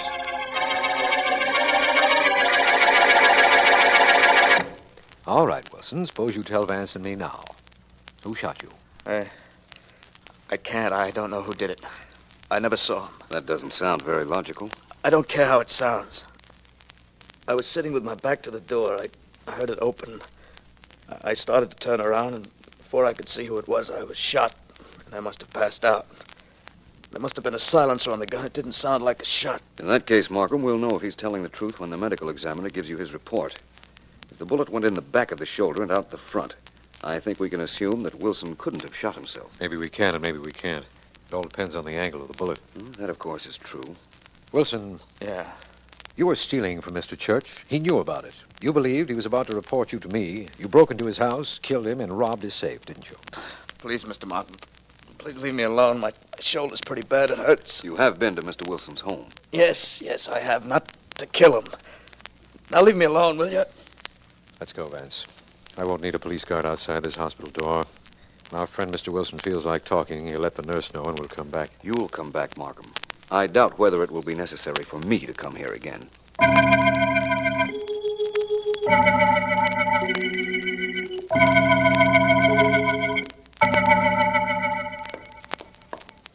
How are we supposed to act when we talk to a landlady? I don't know, Ellen.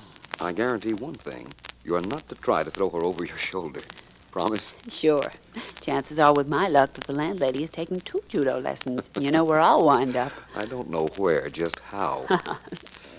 Well, Ellen, let's see what she can tell us about her tenant, the slightly shot-up Mr. Paul Wilson. Maybe she has an extra apartment she'd like to lease. Markham has his way. She's going to have one. Paul Wilson's. Yeah, what is it? If you're selling anything, I don't want any. No, You want to rent an apartment, I ain't got any. If you just want to waste time, I don't have any. How do you do? My name is Philo Vance. You don't say. Well, I can't use any of that either. What do you two want? We want to know something about Paul Wilson. Paul Wilson? Oh, that's fine. He's in my place 2 days and gets himself shot. Go see his girlfriend, Ann Kraft. She lives right next door. If anybody ought to know anything about him, she should. You say Paul Wilson only lived here 2 days when he was shot? That's what I said, ain't it? What's the matter, you hearing bad, dearie? Oh, really? 2 days ago, he took the apartment. He and this Kraft girl were going to be married, and that's all I know. Good day. Thank you, Mrs. Smith. Whew. Now there's a character to try my judo on. You'd better go home and practice, Ellen. I'm going to call on Miss Kraft. Will you call me and let me know what happens? Yes, I will. Well, in that case, don't think it hasn't been charming. See you later, Vance.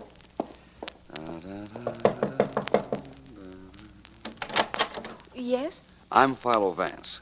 May I come in? Well, yes, I suppose so. What is it you want? I want to talk to you about your fiancé, Paul Wilson. Don't mention his name to me. I never want to see him again. We had an appointment last night and he never kept it. He hasn't been in his apartment all night. He couldn't very well be. He's in the hospital. Oh, no. He's been shot. What? Where? What hospital? What happened to him? Tell me what happened to Paul. I'll get my hat and coat. Please tell me what happened while I get them. We don't know. That closet door stuck. I'll help you with No, it. no, never mind. I can get it. There. Please, Sorry. Mr. Vance, tell me what happened to Paul and where he is. He's in the Baker Hospital. He's not hurt badly. Oh, thank goodness. If you want to know anything, come back some other time. Please, Mr. Vance, not now. I've got to get to Paul.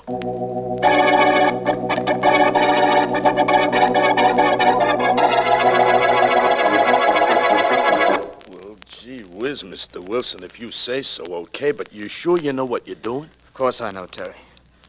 And you and I have to stick together, don't we? Yeah. We both used to work for Mr. Church, didn't we? Yeah, we work for Mr. Hand me that glass of water, will you? Yeah, sure. Here we are. Gee whiz, I'm sorry. Oh, what did you do now? Oh, I guess I'm just clumsy. That's why I decided to be a bodyguard. Nobody cares how clumsy a bodyguard is. Yeah. Look, Mr. Wilson, do you know what you're doing? Of course I do. Well, I mean, after all, you were shot and everything, and you could be a little touched, you know. I'm not. Now, take this money. That's all I have. $1,000. $1,000? I kept it under my pillow for safekeeping. I'm glad now that I did. Take it, Terry. It's yours. Well, gee whiz, okay. You know, I couldn't figure out what you wanted when you called me on the telephone, but gee whiz, if it was to give me a grand, call again, will you, Mr. Wilson? Yeah. Now, you understand what you're supposed to do. Oh, sure. Just not say nothing about seeing nobody around the house just before Mr. Church was killed. That's right. You can trust me, Mr. Wilson. Well, so long. I've got to go. What's the matter with you? I think I knocked over the thermometer. You see what I told you? I can't have it. Paul, what happened to you? Ann, who told you I was here? The district attorney wouldn't let anybody know, and I didn't call you because I didn't want to worry you. Oh, never mind that. How do you feel? I'll live. All right, Terry, that's all. Who's he? Nobody. So long, Terry. Oh, yeah, gee whiz, yeah. So long. Goodbye, miss. Nice to have met you. Some other time, maybe. Oh, Paul, what's happened? Now, Ann. First, Mr. Church was killed, and then nobody could find you. I know. Well, what is all this?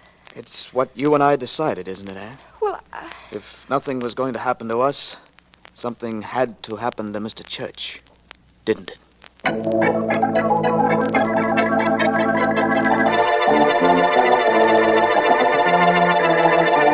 Look, I don't care if your name is Philo Vance or anything else. Nobody can come in here and talk tough to me. Terry, I want to know where you got the money to buy those new clothes. Now, tell me. I found it. Now, get out of here before I throw you out. Terry, listen to me. You were Mr. Church's bodyguard. You decided I guess that... you want me to throw you out of here. Oh, you ready to get tossed out? Hardly. Okay, you had your chance. Now see how you like this. There. Not very much. Now it's your... Look out!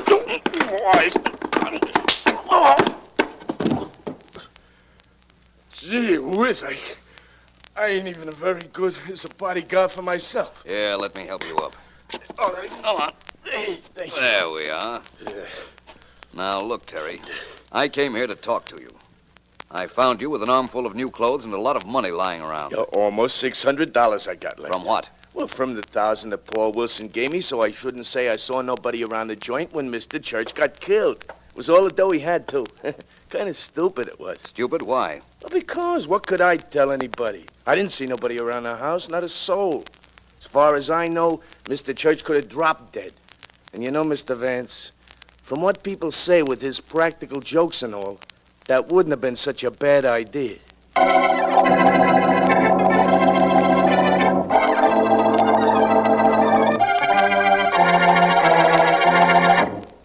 This safe here in the church house interests you, Vance? Very much, Markham. That's why I asked your permission to see it. If it's not locked, go ahead and open it if you want. It contains a lot of the tricks Church used to like to play on people. Also, a lot of money.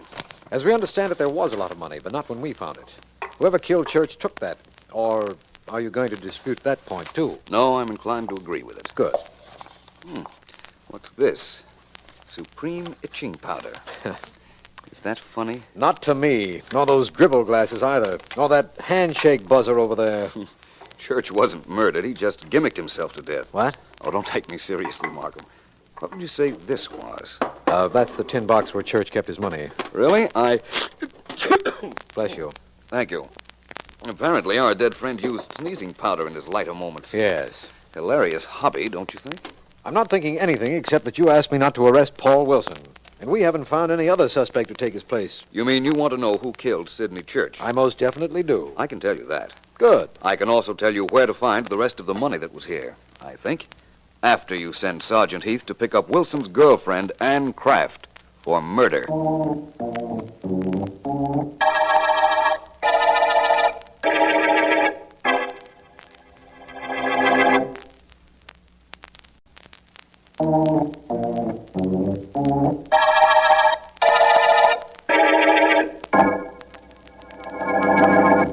Write down everything that goes on in here, Ellen, please. Leave it to me, Vance. I'll do it. Good.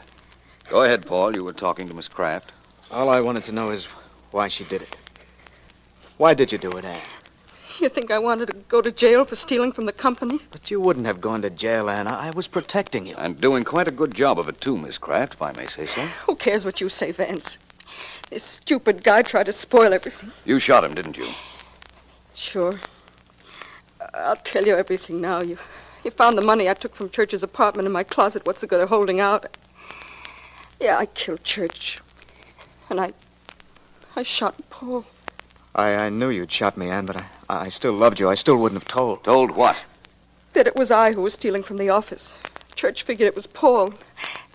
I think my boyfriend would have taken the rap for me, but I didn't want it that way. I saw how I could get rid of him, grab myself some money, and be in the clear. You really wanted to kill me then? Sure. What are you, a bargain? Oh, Anne, you poor kid. I meant to kill you in your room, put the gun in your hand, and make it look like suicide. And I didn't want you to see me. When you started to turn around, I shot. How was I to know you were so in love with me you'd never talk? I told you that, didn't I? Yeah, you told me. Guys say a lot of things. But I meant that. Look, Vance, how did you know I did it? If you really want to know why I knew you were the killer, we've got to go back to your apartment. For what? To look in your closet, where the police found the money from Church's safe. Once I knew you'd taken it, I knew you were the murderer. All right, but how did you know? I'm entitled to know that. Church kept sneezing powder in the box where he kept his money. When you opened your closet door yesterday to get your coat, remember, you sneezed. So that's what it was. That's what it was. When I saw Church's safe later, did a little sneezing myself when the powder got into my nostrils, I realized what must have made you sneeze. It was the money that had been lying in the safe next to the sneezing powder, which you had hidden in your closet. Fine thing. Old man Church still playing practical jokes after he's dead. I think maybe I'm going to have the last laugh. I think I can make a break for it right Ellen, now. stop her. You're nearest the door. Where do you think you're going? Let me alone! Oh, look, Vance, I did it. I did it with my little Juno. Look at her lying on the floor. I must have knocked the wind out of her. Oh, you most certainly did, Ellen. Well, I did. I guess it's time we turned this young lady over to Mr. Markham. I don't think she knew what she was getting herself into when she started stealing from her employer in the beginning. All I know is that we're at the end of the church murder case.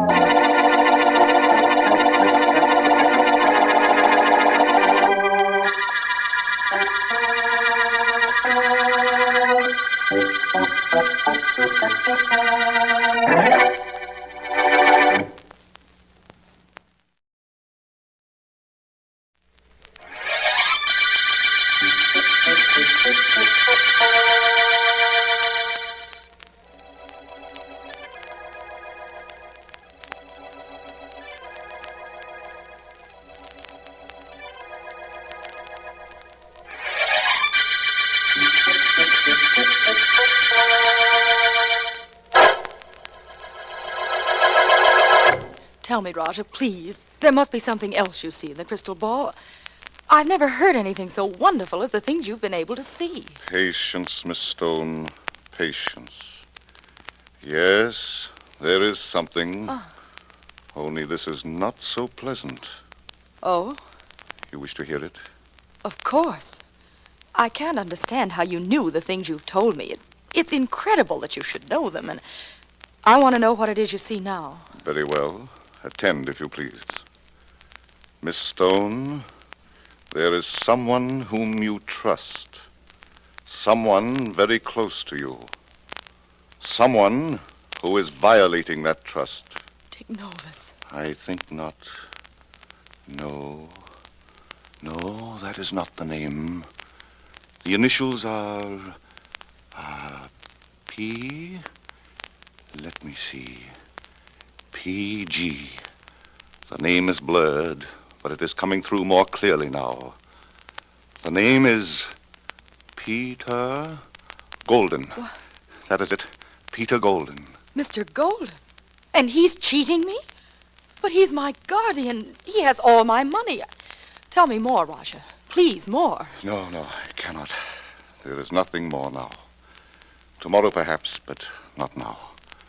I am sorry, Miss Stone. That is all. Well, here's the $100 we agreed upon, Roger. I'll be here tomorrow, and thank you. Thank you very much. Tomorrow, then. Good day, Miss Stone. Come out, Mr. Novus, please. It worked, didn't it, Roger? She believed what you told her. As much as I told her. You realize I've tried to tell her this myself, but she wouldn't listen. I require no explanation as to why you see fit to give me information to be passed on to Miss Stone. No, maybe not. But I just wanted to make sure my conscience was clear. You see, I work for Golden. He's been stealing from Miss Stone for months. I am quite sure that is so. Oh, there had to be some way for her to find out about this, Roger. I couldn't tell her, but if he keeps up his swindling, she'll be penniless. Which would mean that you would be marrying a penniless young lady. Yes, I suppose so, only, well, that isn't terribly important. No? No, I love Kay. I love her very much. And I'm greatly indebted to you for being the means whereby she knows about Golden. At $100 a visit, it's no trouble, I assure you. Thank you. Only suppose this doesn't work. Suppose Golden convinces Kay that he isn't cheating her. Then what? What? Well, that might call for a visit from me to Mr. Golden. Only, Mr. Novus, that visit will cost a good deal more than $100.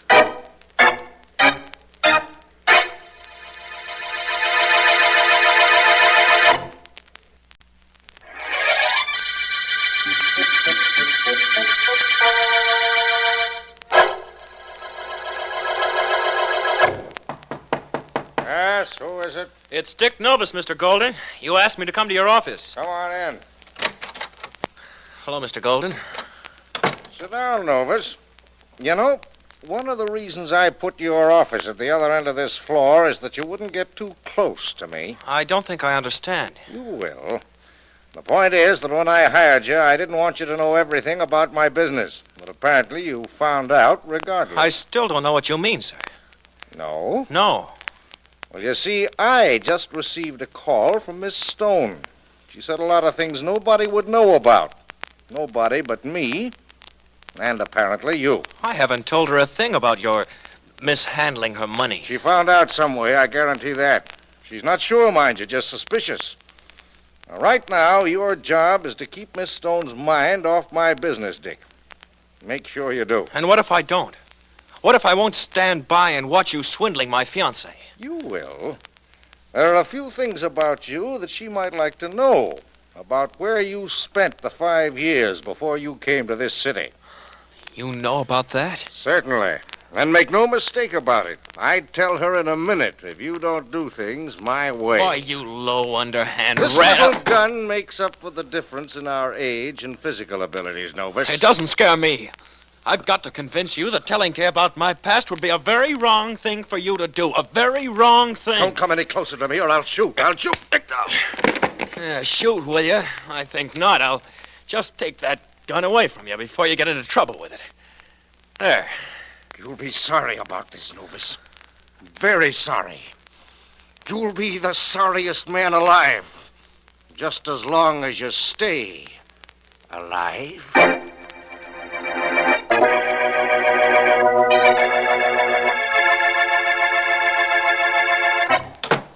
You are Philo Vance, the private investigator? Yes, of course. Please sit down, Miss Stone. Thank you. And thank you for your promptness. I imagine you're busy, Mr. Vance. I said on the telephone I'd be here at 3. Yes, you did, and it's 3 now. So suppose you tell me why you think you need my services. A very important reason, Mr. Vance.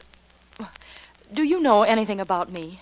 Only that you were left a sizable fortune when your father died, and that the money is being invested for you. Supposed to be invested for me, you mean? Peter Golden is my guardian and the executor of the estate. He's been cheating me. Really? How do you know? A fortune teller told me. Oh, don't laugh, Mr. Vance. I know it sounds silly, but he had facts and amounts and dates. He's fantastically accurate. He is, eh? Who is this great mystic? His name is Raja Ramoy, and I went to see him today for the first time.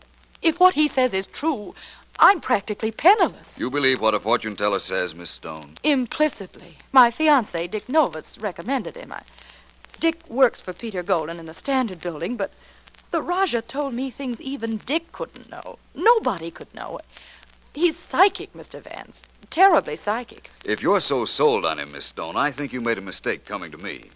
You see, I don't happen to believe in anyone being able to call on the spirits for information whenever he finds it convenient.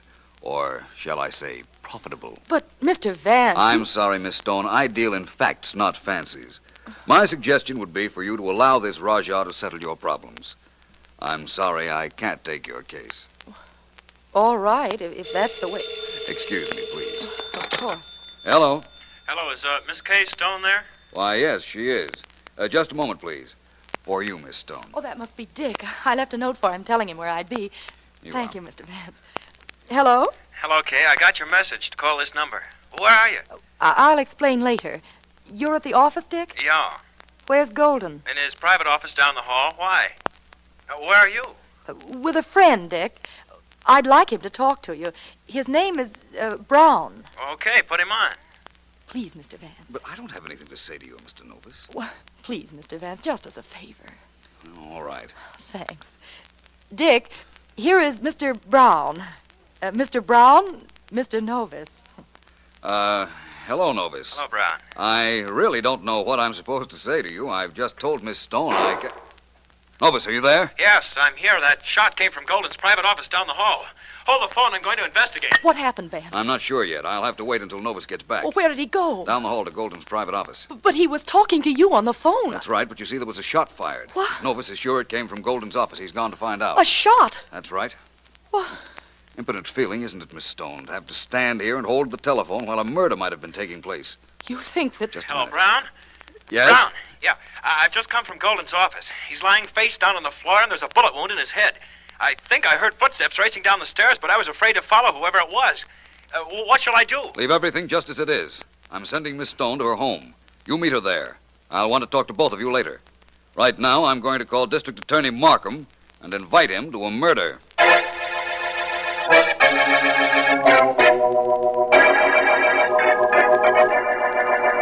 Well, Vance, we meet in strange surroundings, but in a familiar circumstance. Mr. Golden is quite dead, the medical examiner assures me. I never doubted that, Markham. His private office is furnished rather well, don't you think? Yes, in fine taste. And his murderer had the bad taste to leave us practically clueless, as usual. Lack of obvious clues hasn't deterred us on other cases, Markham. Hasn't deterred you, you mean?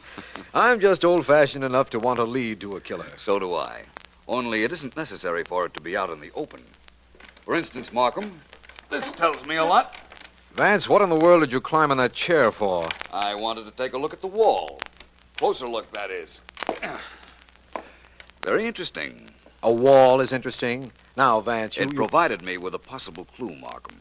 How? It's an ordinary wall. There's a little accumulated dust or something up where you looked, but what's that? That is the clue to our killer, Markham. Oh, no. Imagine the murderer would rather believe your remark than mine, but I'll stick with my theory for a while. Don't think I'm not glad you're going to. Vance, who was this Golden fellow anyhow? He was guardian for the money left to a girl named Kay Stone, for one thing, Markham. She was in my office when we heard a shot over the telephone. You were talking to the dead man? No, to Mr. Novus, Miss Stone's fiancé. Oh. I took the liberty of sending Miss Stone to her home and of asking Mr. Novus to meet her there. I don't see where that was such a liberty, Vance. Novus couldn't have been guilty if he was talking to you over the telephone when the shot was fired. That doesn't seem possible, does it, Markham? Of course not. There are some things, Vance, which even I am willing to bet can't be done. That may be, but if I were you, my friend, I wouldn't say this was one of them.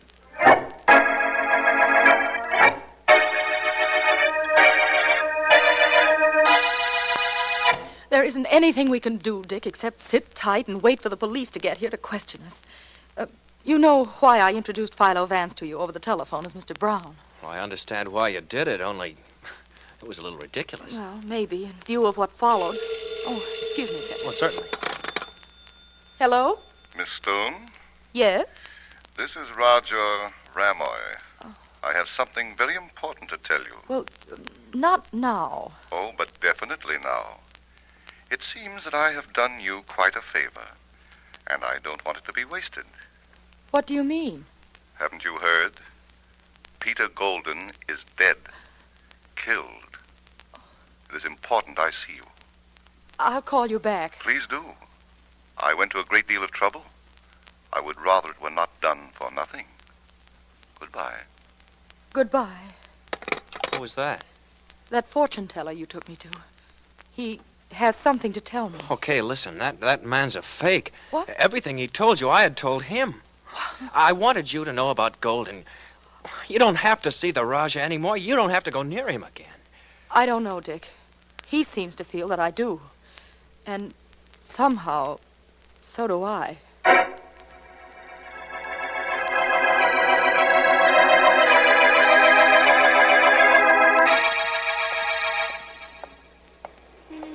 This is Miss Stone's home, Vance. Is this the place where our mystery comes to an end? Perhaps. All I can do is hope. There's one thing I don't understand, Vance. Then you're lucky. There are a lot of things that I don't.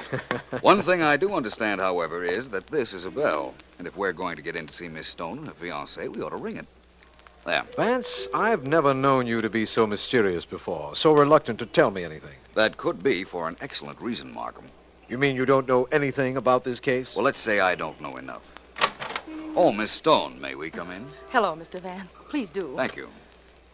This is District Attorney Markham. How do you do? How do you do? Mr. Novus is in the library.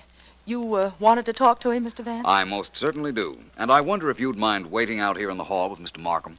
I don't think I understand. Neither do I, Miss Stone, but I imagine it might be a good thing for us to do. Thank you, Markham. I won't be long. All right, Vance, we'll be waiting. In here, Miss Stone? Yes. Thank you.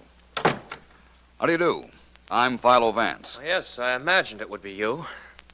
What do you want with me, Vance? A little cooperation, for one thing. Well, now, let's talk straight. You're going to find I have a record that I served time in jail years ago. You know, I was down the hall in my office when Golden was murdered. Now, what do you want with me? You were down the hall, you say? You know I was. I was talking to you over the telephone when we heard the shot. Kay told me you were Mr. Brown. That's quite right. And now, inasmuch as you were on the telephone when the shot was fired, you want to know what I want with you. Is that correct? Yes. It's very simple, Mr. Novus. You see, two people are involved in the murder. You might very well be one of those two.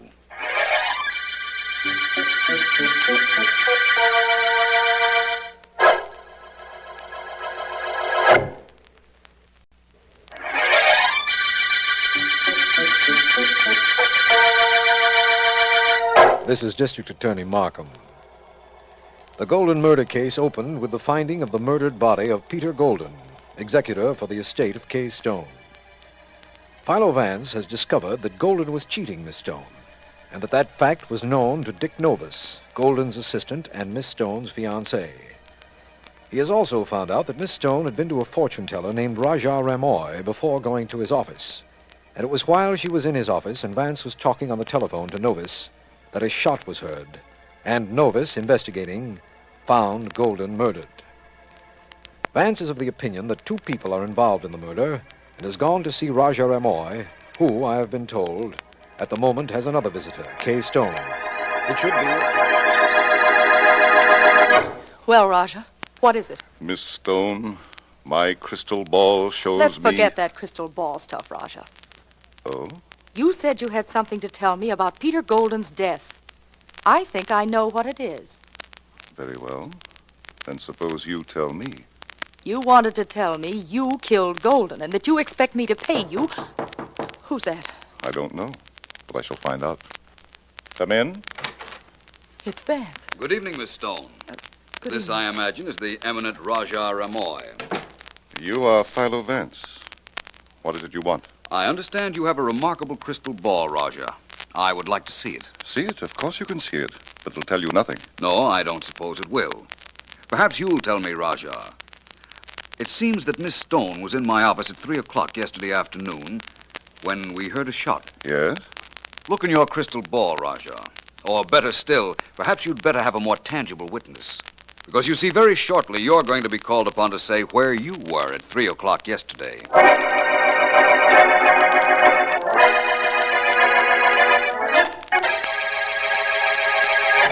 Markham. If that's you, Vance, I'm in here in the murder room. Right, Markham. You shouldn't be too difficult to find. And you're not. How are you? As well as can be expected, and just about as perplexed. Vance, I've gone over this room with the proverbial fine-tooth comb, and I can't for the life of me see what you've made seem like a clue. I'm prepared to tell you very shortly, my friend. Have you anything to tell me? Not especially. Here's the medical examiner's statement about the death of Mr. Golden. I don't believe it's terribly enlightening, though. Bullet entered the head, death instantaneous, that sort of thing. Mind if I see it? No, not at all. Here you are. Hmm. And what, may I ask, are you humming about? Nothing important. That's what I said. There's nothing terribly exciting in that information. What would you call terribly exciting, Markham? Well, for one thing, knowing who killed Peter Golden. Oh, I'm pretty sure I know who killed Peter Golden, Markham. What I want to know is who fired the shot.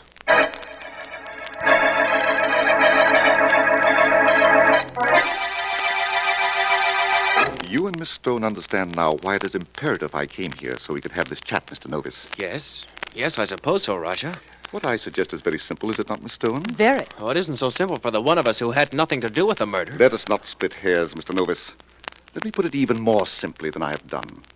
You came to me originally to have me tell Miss Stone several things about Mr. Golden. Well, that's right. But I've already told her I did that. Yes. Wait, please. You're too hasty, Mr. Novus. It is possible, of course, that Mr. Golden knew, as I know, that you are an ex-convict. Oh, you dirty... Never mind, Dick. I knew that. It didn't make any difference before. Don't see to it that it does now. Go ahead, Raja. It's so simple. Philo Vance thinks one of us killed Golden. So far, I do not think he knows which one. That is, if one of us killed him.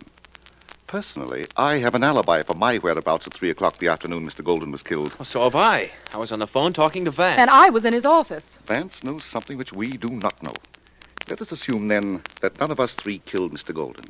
In view of that, let us keep what we know about each other and about him away from the police. I already told Vance that Golden was cheating me. That was not wise. Why not? I had nothing to hide.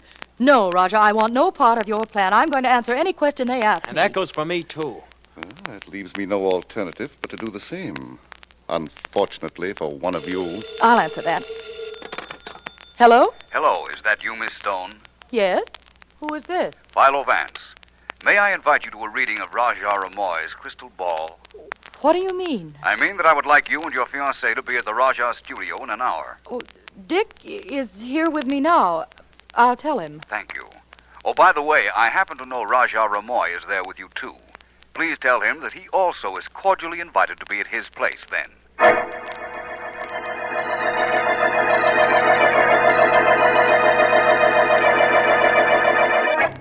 Draw the curtains, please, Markham. I want the room quite dark. Right, Vance. You're going to use my crystal ball, Vance? It works equally well in the light, believe me. Perhaps it won't for amateurs like myself, Raja. What do you expect to see in the crystal, Mr. Vance? The murderer of Peter Golden. Oh. You see, Miss Stone, perhaps Golden did deserve to die for cheating you out of your money.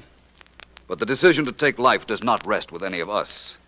Do you agree, Mr. Novus? Forget about me, Vance. Go ahead with that foolishness. Very well. Please, everyone, keep very quiet if you don't mind. Of course, we certainly Before I start this experiment, Raja Ramoy, do you have a gun? Why, no. No? It seems to me that at police headquarters this morning I saw a license issued to you giving you permission to possess a firearm. Oh, that? Why, that's a blank cartridge pistol. I use it in my act when I appear on the stage.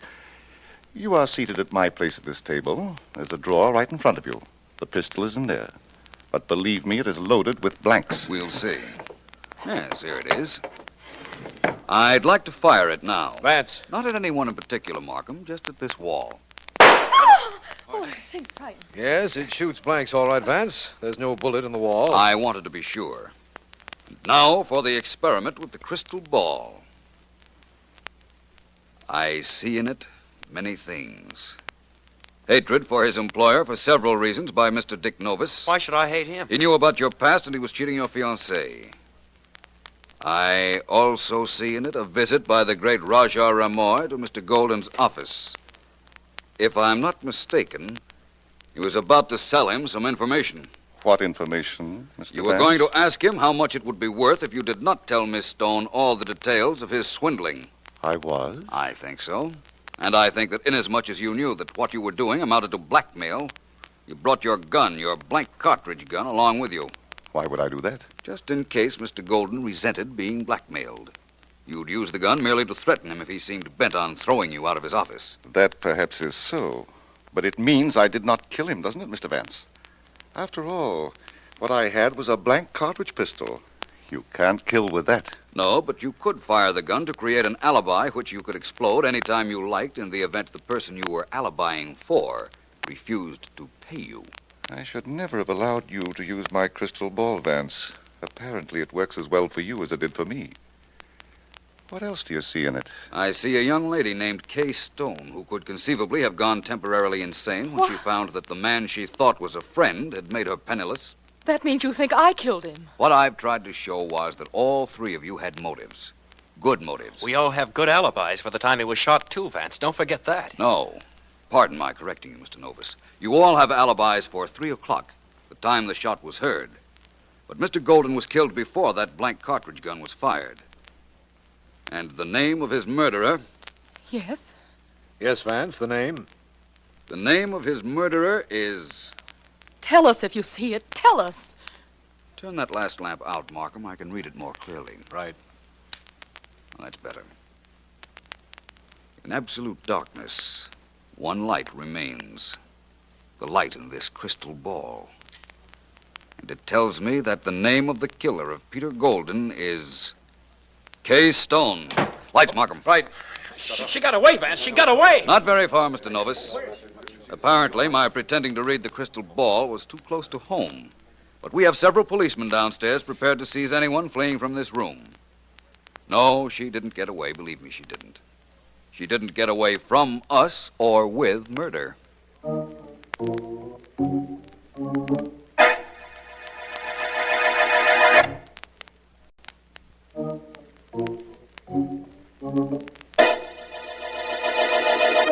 I, Kay Stone, of my own free will and volition, confessed to shooting Peter Golden in his office.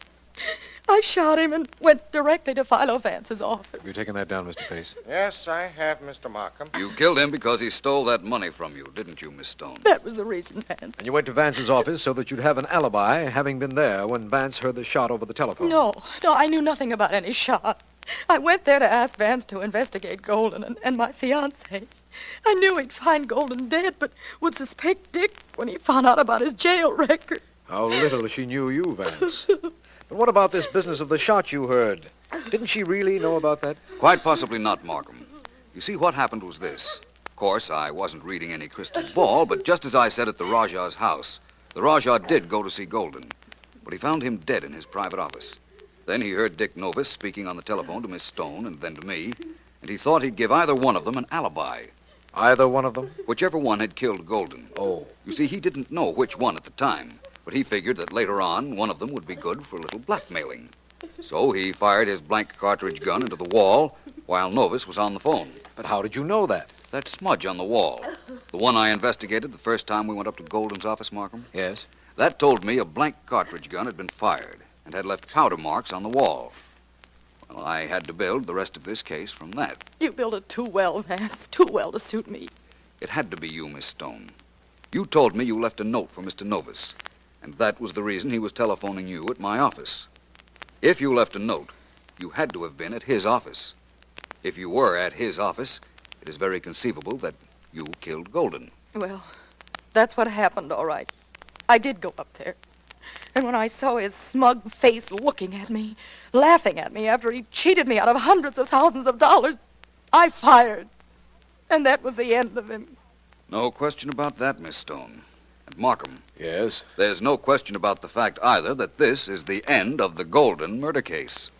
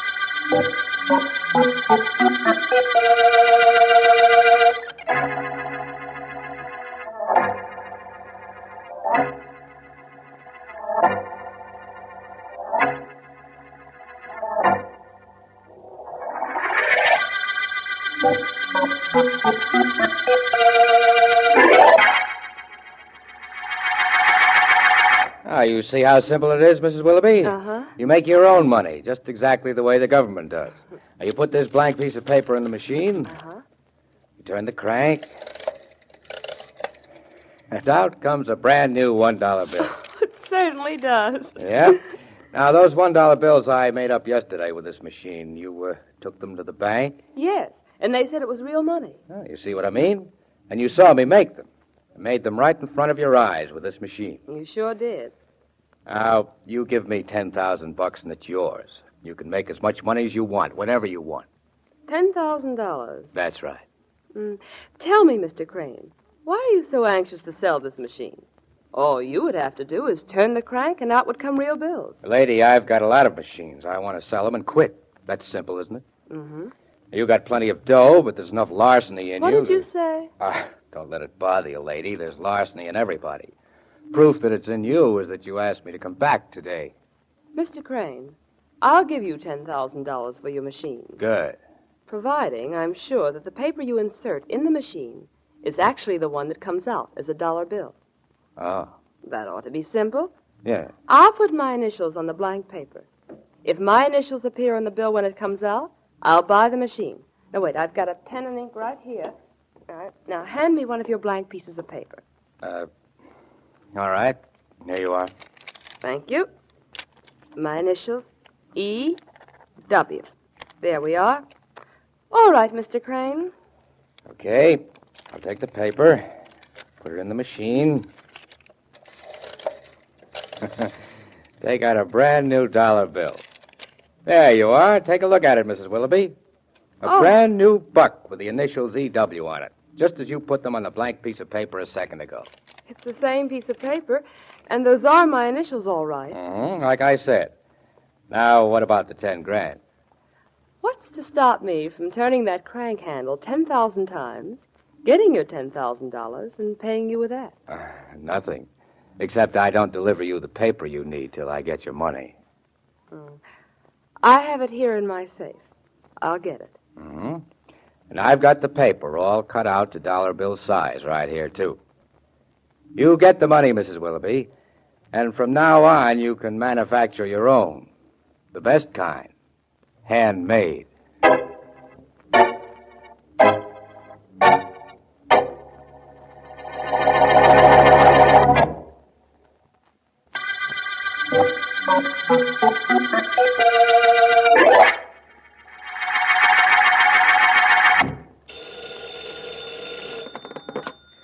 Markham speaking. Is this the district attorney? Yes, it is. Well, it better be. And you'd better do something about me. I'd like very much to. Don't be cute. I'm Emily Willoughby, and I've been swindled. I'm the district attorney, and I'm very sorry. Mrs. Willoughby, tell me exactly what happened, and I'll do what I can. Well, somebody sold me a money-making machine, and it doesn't work. And I paid $10,000 for it yesterday. Aren't you calling me 24 hours too late? Well, never mind when I'm calling you. I want to do something. I want you to do something. I paid the man I know, $10,000. He demonstrated a machine and took blank paper and converted it into $5 bills. $1 bills. Oh. But how did you know what he did? It's a very old racket, Mrs. Willoughby, and it wouldn't work except that people such as yourself are looking for something for nothing. Well, really? Have you any idea who the man is? He said his name was Crane. Joe Crane. Do you know him? No, I don't. Well, do you know where you can get him so you can arrest him? No, but I'll have a man put on it right away. You shouldn't have had anything to do with Crane, Mrs. Willoughby. Look, don't talk to me like that. He's the criminal. I'm not. The only reason you aren't, Mrs. Willoughby, is because the machine didn't work.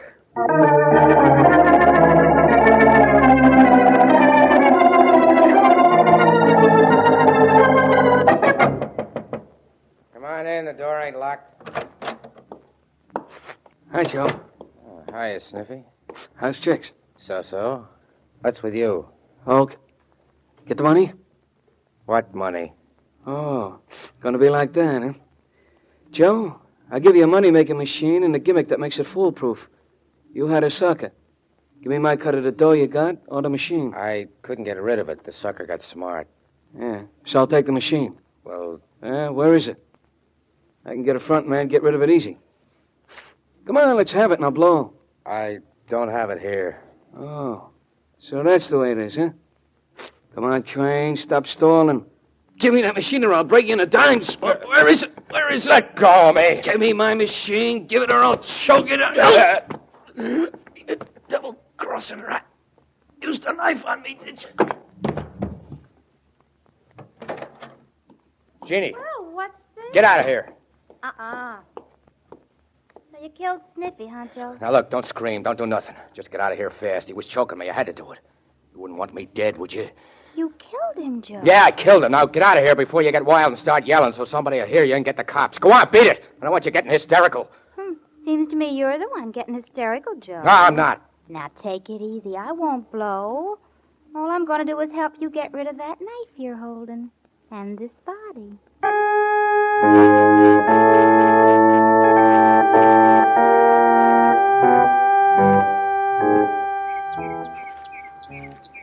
Well, Vance, there's the body, lying just where a farmer found it. It obviously had been knifed somewhere else and thrown from a car. You know who the victim is, Markham? Sergeant Heath identified him, a larcenous individual named Sniffy Edwards. I don't suppose this is any case that will intrigue you, but you were in my office when the call came. And I insisted on going with you. I know. Notice anything peculiar about Sniffy, Markham? No. He has a knife wound in his chest, and he's dead, which certainly is normal enough. Look at his shoes. The soles are very thick. Well, yes, I suppose they are. But this isn't a case for you, Vance. It's undoubtedly an underworld murder, and Sergeant Heath will get whoever killed this man. Mind if I look at the soles a minute? Go ahead. Your penknife, Vance, you need that to look with? You never can tell what it will help me see. What you're doing is a little illegal, Vance. Oh, my friend, is there such a thing as a little illegal? I stand corrected. You find anything? Yes. There was a piece of paper in the sole of the shoe. Take a look. It's a diagram of some kind of machine. An arrow indicates where blank paper is inserted. Another arrow where money comes... Vance, I know what this is. It's the diagram for a money-making machine. Undoubtedly. I got a complaint this morning from a Mrs. Willoughby that she had been swindled by a Joe Crane who sold her a money-making machine. This couldn't be a coincidence. In all probability, it isn't. I had a man trace Joe Crane. He called in his address just before we left. I think perhaps we ought to see Crane. What about it? I'm with you. Let's go call on Joe Crane and see if this plan for a money-making machine was the instigation of his plan to murder Sniffy Edwards.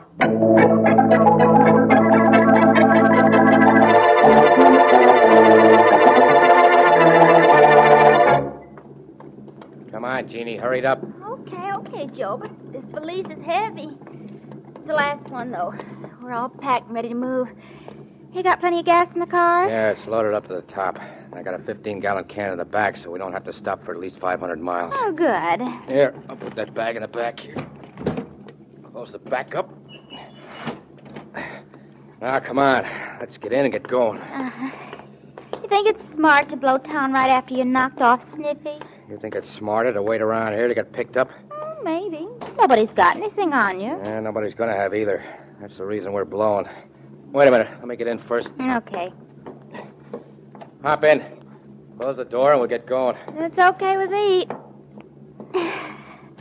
I don't even care where we're going, as long as I'm with you. Yeah, we're off. We won't speed. We won't do nothing to attract attention. In a little while, we're in the clear with 10 grand of Mrs. Willoughby's dough. And nobody to finger me for Sniffy's killing. Oh, sounds swell to me, Joe. Gee, I like being with you. Move away, honey. Gotta keep my mind on driving. Jeannie. Huh? There's a car following us. Where? How do you know it's following us, Joe? Take it easy. Oh, no. I'm gonna step on it and see if it is. The other car's picking up speed, too. There are 2 guys in it, Joe. Cops, I guarantee. Well, they won't grab me. This car of mine can get away from anything on the road. You got my gun? Yeah, sure. Here, Joe. Take it and shoot it out with them if they get close. Throw the gun out the window, quick. Throw it out the window? Sure, you dope. You want to get caught with it on you? Throw it when we go around this bend. Okay, Joe, I got rid of it. Now, let's see if we can get rid of that car. You're going 55 now. 58? I got my foot on the floor. This crate will pick up to 85 on a straightaway road. Just hold tight and say nothing. Gee, this is exciting. Yeah, sure, some exciting. If I don't lose that car in back of me, I get... Uh-oh. Oh, they're getting closer, Joe. And you made me throw your gun away. Oh, Joey. I can't lose them, Jeannie, so keep quiet and let me do the talking. I'm going to stop. You made me throw your gun away, Joe. Why did you make me do it? You could have killed them when they drove up. Shut up and don't move. Well, what'll they do to us, Joe? What do you think? I don't know. I don't think they got a thing on us. We'll know in a minute now. Here come the 2 guys. I know I see them. Remember what I told you. Shut up. Well, you 2 certainly led us a chase. I'm District Attorney Markham. You're Joe Crane. That's right. Who's the young lady with you, Crane? Who are you to be asking questions? He's Philo Vance. Who is she? Well, My girl. What do you want with me, D.A.? That remains to be seen. Right now, I want you to come back to my office with me. Then I'm going to call on Emily Willoughby and see if she can identify you as the man who sold her a money-making machine. That's the rap, huh? Part of it, Crane. There's a possibility we might be able to prove you killed a man named Sniffy Edwards, too. Edwards? Edwards? Never heard of him. Me either. I suppose you never heard of a money-making machine. That's right. The things these people don't know, Markham. Yes. Well, let's get going back to your office. I'm not half as concerned over what they don't know as they will be over what we do.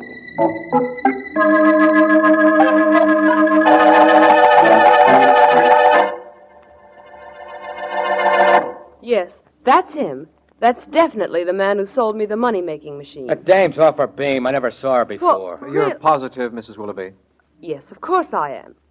Well, you have him right here? You have the machine your men picked up at my house right here? Well, Markham? We'll take care of him. Markham. Yes, Vance. Suppose you take Mrs. Willoughby into the next office and get her to sign a complaint against Crane. I want to talk to him. Certainly. Mrs. Willoughby? I'll be glad to sign a complaint. I'll sign anything just to make sure he's arrested. Well, Vance, what do we talk about? The weather? Baseball? Pick a subject. Don't be cute, Crane. You're in the spot. Mrs. Willoughby's identification is all Markham needs to send you away. Oh, really? So she identified me. So what? So I sold her a machine. So what? It's a legitimate business transaction. There's nothing wrong with that machine. Except that it doesn't make money as you claim. Although even if it did, that, of course, would be illegal. That would be the government's worry, not the district attorney's or yours. That's partially true, but the fact remains that the machine doesn't work. No? No. Look, here's some of the paper that came with it. This hunk here. Just the size of a dollar bill. Put your initials on it. Put anything you want on it. What for? I'll show you it does work. Go ahead, write something on the paper. Well... What's the matter? Can't you write? I think I will test you, Crane.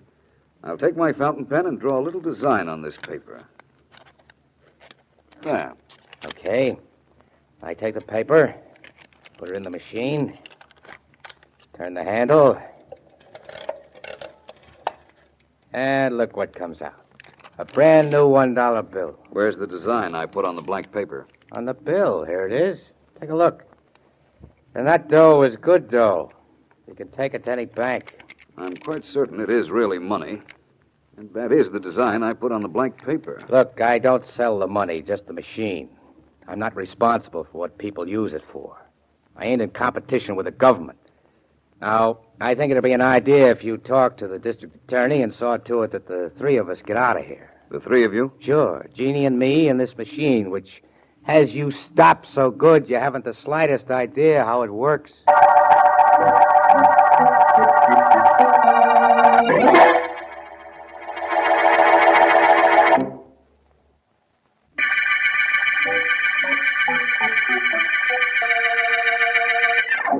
This is District Attorney Markham.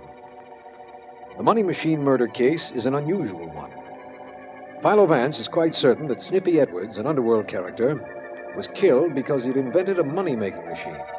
And we are equally certain that a man named Joe Crane, whom we have had in custody, is the killer. Although we have a larceny case against Crane, Vance is more interested in proving murder against him. We have let him and his girl out on bail. We don't know where they are. Scared? Of course I wasn't scared. It was wonderful. The DA chasing me in his car, and then Vance and him questioning Joe and me. Joe thinking I was his girl and not yours. Gee, it was swell. I'm glad. Oh, sure it was swell, Frankie. Only thing is, it's going to keep me from getting that money-making machine from Joe. He doesn't know what I'm playing along with him for. Sometimes I ain't sure either. Huh? You'd double-cross anybody in a minute if there was some excitement in it, Jeannie. You're double-crossing Joe Crane. You'd do it to me, too, if you got a chance. To you, Frankie? Oh, never. Never, she says. You have a lot on me, Jeannie, and I'm not sure whether I like that or not. Well, look, Frankie, I got to get over to see Joe. We got to stay in town because the cops told us to. I better see him so I can make plans to get that machine away from him. Sit down, Jeannie. But I got to... Sit down! Why? What for? What's going on? As I said, you know too much about me. So I have a little present for you. This. Hey, now, wait a minute, Frankie. What's a gun for? You aren't going to kill me. I didn't do anything, Frankie. I Who wouldn't... said anything about killing you? I said I have a present for you. This gun. Here, take it. You're going to need it if you keep trying to outsmart a guy like Joe Crane. Now,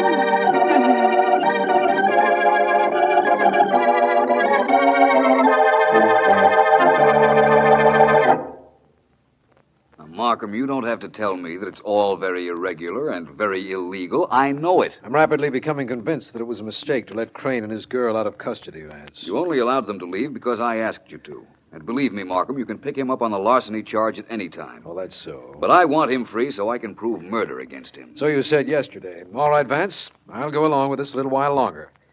By the way, how does that money-making machine work? I think I have an idea.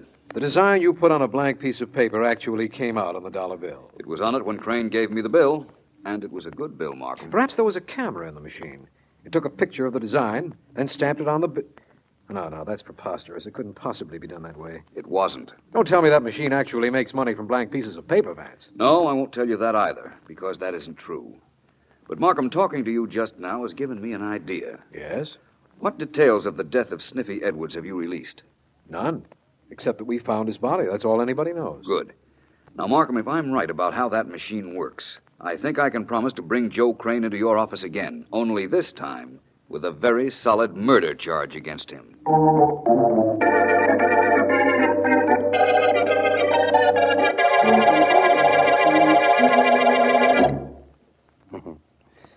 You sure you go for me, Jeannie? You positive? I'm positive. I'm superlative. I'm everything, Joe. I just don't want to do a thing except hang around you. Good. Don't that prove something? Maybe. Ah, Joe. What about Frank Lacey? Used to be pretty sweet on him. Sure, I used to be. I didn't give you any guarantee I'm going to be in love with you forever, Joey. Yeah, I know, but I hope so. All I know is right now, you're for me. Maybe. Joey, show me the money-making machine. It's over there in the corner. Go look at it. Oh, I don't mean that. I mean, show me how it works. I know that machine is nothing but a roller with 2 slits and a phony bottom. You feed blank paper in one slit, turn the roller, and it picks up a legit dollar bill from the bottom and slips it out the other side. Only, how do the initials get on the bill? I'll write you a letter about it sometime. Oh, come on, Joey. Tell me. I want to... Okay, Joey. Well, on your feet. Frank. Sure, Frank. Frank Lacey. And I'm getting a little tired of playing games. Come here, Joey. Hey, leave him alone, Frank. Shut up. Okay, Frank, what's with you? What's going on? What do you want? That machine over in the corner. The one Sniffy Edwards invented. And I want the monogram gimmick. Jeannie here was supposed to get it for me, but I've been waiting too long. Let's have the story, Joey. How do you do the monogram thing? Oh, that. Well, you see, Frank, you... Wait! Gene, help me! Help me! Sure, I'll help you. Thanks, Jeannie. He was killing me.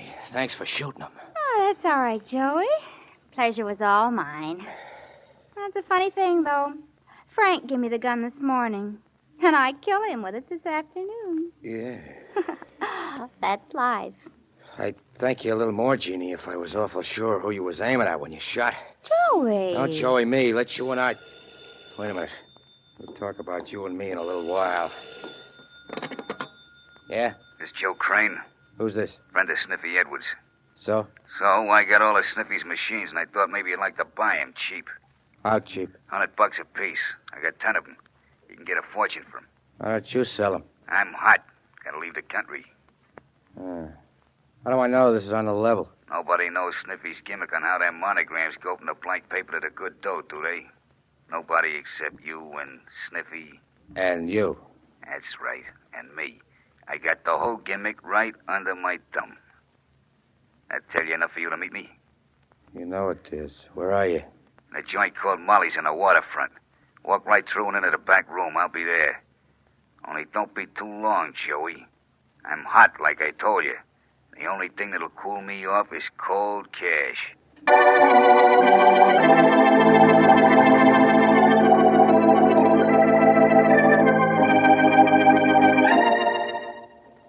Vance, you look like a professional panhandler if I ever saw one. Where did you get such ugly-looking clothes? Bought them, Markham. These overalls, this jacket, this cap, and these shoes cost me $7. Think I got cheated? Well, I don't know now. You've been doing some cheating yourself, I think. Cheating the barber, that is. When did you shave last? Yesterday morning. Pretty bad, eh? Not for what you're trying to do. If you can get what you think you can on Joe Crane, what's the difference how you look? That's exactly the... Uh-oh. Who is it? Crane, Joe Crane. That's your cue, Markham. Go out the back door there and don't come in until I call you. Right. Good luck, Vance. Thanks. What's going on in there? I'm coming. Come on in, Crane. Where are the machines? You don't think I keep them here, do you? I ain't sure you keep them anywhere. Then what are you doing here? Look, Bud, you know how Sniffy's monogram gimmick worked. You knew he let me have one of his machines to peddle. What else do you know? That you knocked him off? Oh, so that's the story, huh? Yeah. So long, Bud. Don't take care of yourself. Wait a minute. Well? I'm still hot, and I still need dough, like I said, to get away so I can cool off. And I still got those machines, 10 of them. I'll give you $100 for them. Take it or leave it. I'll take it. Now you give me $1,000 extra for keeping my mouth shut about you shooting Sniffy. Shooting Sniffy? You don't know too much, do you? Sniffy was knifed, dope. Go ahead, talk all you want it.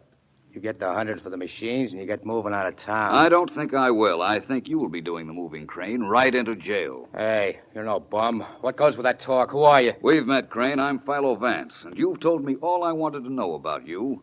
Only one person would know how Sniffy Edwards was killed, and that was the man who killed him. What you know won't do you any good. I'm good at...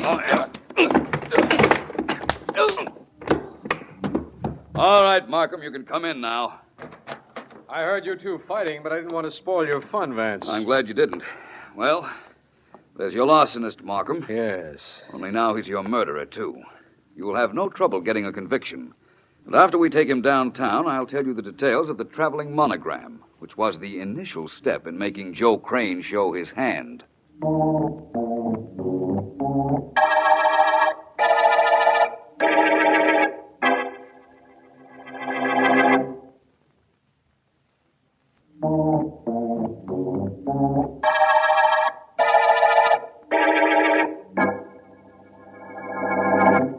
To begin with, Markham, as soon as Crane was convinced that I knew how a monogram on a blank piece of paper could be transferred to a real dollar bill, he had no hesitancy about coming down to the waterfront and talking to me. And in talking to you, Vance, he gave himself away. I know that. And I know we found Frank Lacey's body in the Crane's apartment, so we actually have him for 2 murders. But I don't understand how the device worked. I'll show you. Here's the machine Crane used, and some of the paper that comes with it. Yes? Write something on the paper. Here, here's my pen. All right. I'll put down my initials. F, X, M. There we are. Very well. I take the paper. Yes? And slip it into the machine. But before I do, I cover what you wrote with my thumb so the ink gets on my thumb. The ink gets on? Then I turn the handle of the machine, and out comes a new dollar bill. I take it out of the machine, and as I do, I press my thumb, still with the wet ink on it, on the bill, and your initials are transferred to it. Oh, brother, no, it can't be that simple. Oh, but it was. I see the dollar bill with my initials on it, but I'd never have known how they got there. Oh, really? I would have sworn that dollar bill actually was the blank piece of paper I saw you put in the machine. Well, Markham, the secret of the device was in its simplicity. It certainly was. Well, we don't have to worry about it now. Nor about Sniffy Edwards' murder, nor about any of the people concerned with it. That's right. Let's cart this machine down to the river and throw it overboard. That will be the end of it. The end of it, and thanks to you, the end of the money machine murder case.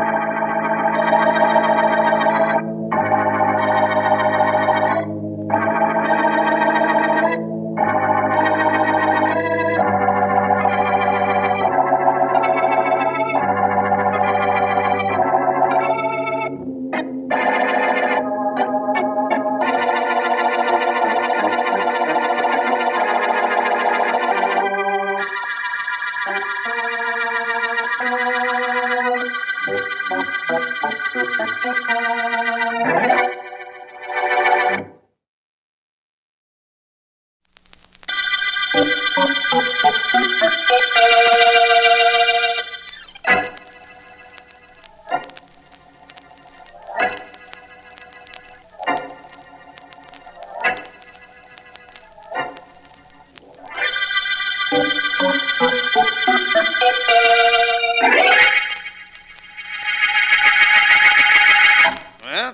that gives me 80 kings. I've got 120 points. Want to keep playing, Billy? If I had your luck, I'd quit the police force and play pinochle for a living. I'm packing you in, Dan. Okay. Let's see. Now, you owe me exactly 28 cents. Yeah. I'd let you keep it if we could get some action down here at headquarters. It's tougher sitting around waiting for something to happen than it is to catch a murder gang. You're not kidding. Think maybe I'll try you once more before I quit you. Deal cards, Dan. Maybe I'll break your luck this time. Anything you say, pal. Usual stakes? Suits me fine. Just don't give me my usual cards. I'm about due to... Hey, robbery alarm, Dan. Last we got some action. Let me take a look. Uh-huh. It's the office of the Wellington Loan Company on Rugby Street. Burglar alarm wired to the safe. There go the boys. Get going, Dan. We'll miss the fun. Yeah, if we get a break, we'll grab whoever it is messing with that safe. Rugby Street isn't far. Come on, get in the old bus, Dan. I'll drive you there in no time. That suits me. Let's step on it, though. Some of the boys are on the way out already. Get the car and we'll catch them.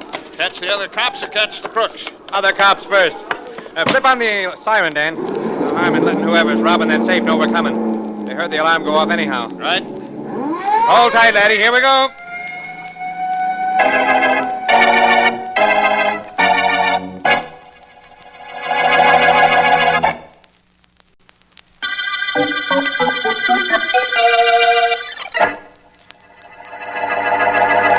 Sit down, Vance. Sit down. Glad to see you. Thank you, Markham. Nice to see you, too.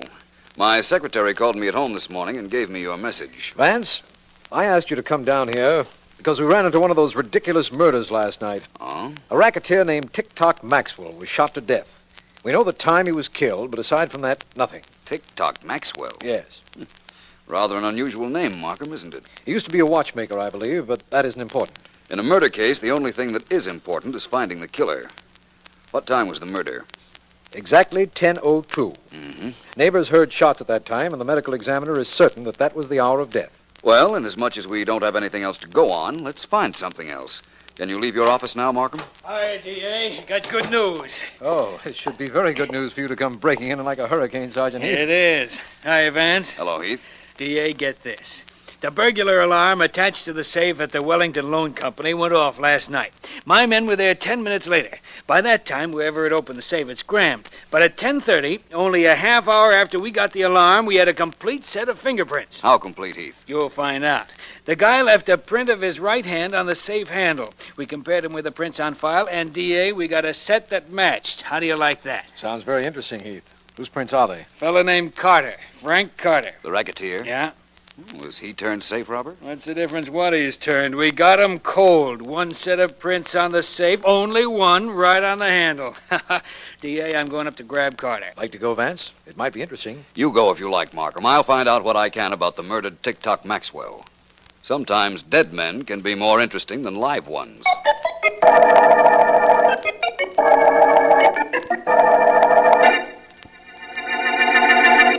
While Sergeant Heath is searching your apartment, Carter, perhaps you'll tell me where you were at 10:02 last night when the Wellington Loan Company's safe was robbed. You're the district attorney. You find out. He won't talk so tough in a minute, D.A. We could take him down and book him right now on those prints we found on the safe. Try it, Heath. I'll be out on bail in an hour. You might get out for a while, Carter, but after the trial, I guarantee that D.A., get this. 3 packages of $50 bills and the wrappers still around them. Look, Wellington Loan Company. Found him in his desk. Well, Carter, I don't suppose you have to do any talking now. This is conclusive enough. Come on, let's go. Why? Because that Heath planted some dough in my place? You still got nothing on me, D.A. Oh, the tough type, huh, Carter? Tough enough not to take any kicking around from you, and this'll prove it. Oh. Taking a punch at an officer, huh? Mr. Markham, would you turn around a minute? I think I'll go into the kitchen and get a glass of water. Hey, D.A., don't do that. Don't leave me with Heath. I won't be long. Carter, we got everything we need on you. Let's hear you do. Okay,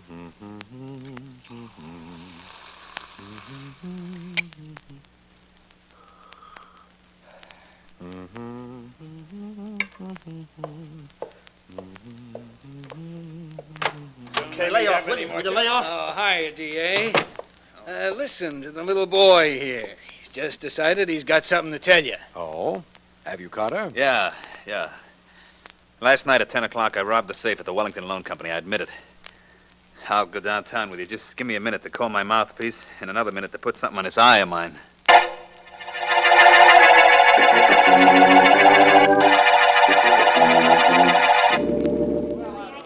Oh, look, girls and boys, let's do it right this time.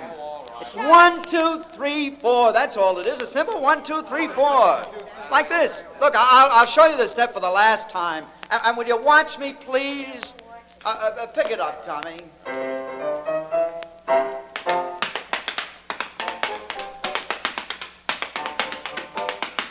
All right, now there, that's it. You see what I mean? That's what I want. Tommy, no, that's all right. Hold it, Tommy. Okay, now, kids, will you do it? Only do it right this time. That's the way we do it. Come on now, you've been rehearsing 3 days on this routine. It can't be that tough. But it is, Mr. Barton. I mean, it actually is. Oh, it is it, Maisie? Yeah. Look, you're the one that's been messing up the steps the last couple of times we tried this. Will you concentrate? Keep your mind on what you're doing. It's 1, 2, 3, 4. Can you understand that? Sure. 1, 2, 3, 4. Yeah. Okay, Tommy. Give the kids a pickup, and let's get it right this time, kids. Hit it, Tommy.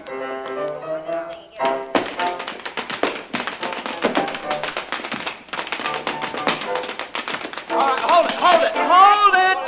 What's wrong now? Maisie. Yeah? Maisie. You want me, Mr. Barton? Yes, I want to talk to you. Did I do something wrong? Did you do anything right? Maisie, Mr. Carter's in the audience watching us. He's going to wonder why I don't get rid of you so these rehearsals won't take so long and cost him so much money. Oh, I don't think he'll mind. I mean, I actually don't. All right. Never mind what you think. If you think. Just do it right this time so I don't have... Come on down here in the audience. I want to talk to you. Oh, I'm coming, Mr. Carter. Okay, Maisie, go on over with the other kids and relax. Hey. Take 5, everybody. I'm on my way, Mr. Carter. Good. Hey, Barton, how long does it take you to teach a chorus a routine?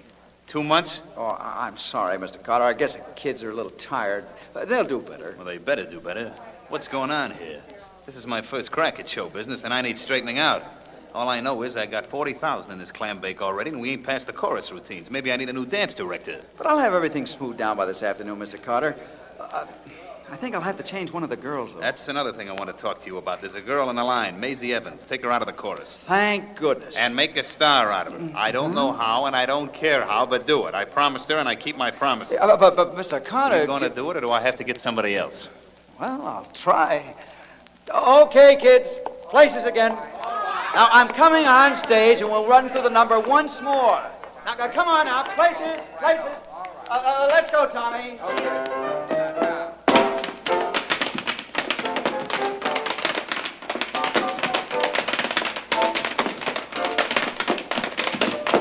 That looks better now, Barton. Thanks, Mr. Carter. Hello, Carter. Remember me, Philo Vance? Ah, Vance. Sure. I remember you. Sit down. All right. Come down to watch my show? No, I came down to see you. I went to headquarters to find you, but Sergeant Heath told me you were out on bail. Oh, that robbery rap. The Wellington Loan Company thing, you mean? Yes. Yeah, I think they got me on that one, Vance. I was a sucker to leave prints, but when that alarm went off, I just wanted to get out of there. That's how Sergeant Heath reasons. Carter, did you know Tic-Tock Maxwell? The guy who was killed the other night? Yeah, I know him. Casually, of course. That's not the way I hear it. I understand you were his partner. News sure gets around, doesn't it? I see what's on your mind, Vance. You think maybe I killed him? I was robbing a safe at the Wellington Company when he was knocked off. It was the same time, I understand. Lucky for me, I got an alibi. Yes, it is. You really take over for him now, don't you? You're the #1 boss now. So people keep telling me. You want to know the truth, Vance? I'm retired. I'm going into show business. I'm back in this show here. I'll have something going for me when I get out after taking the rap the jury's going to give me on that safe job. Of course, I don't believe you're retired, but I don't suppose that interests you. What don't interest me is you around here. You want to get lost, Vance, or you want I should throw you out? It might be fun having you try. What makes you so tough, Carter? The fact that I'm out on bail, and I haven't been judged guilty of nothing yet. Right now, I'm a respectable guy, and I can have you tossed out of here legally if I like. Make sense? Yes.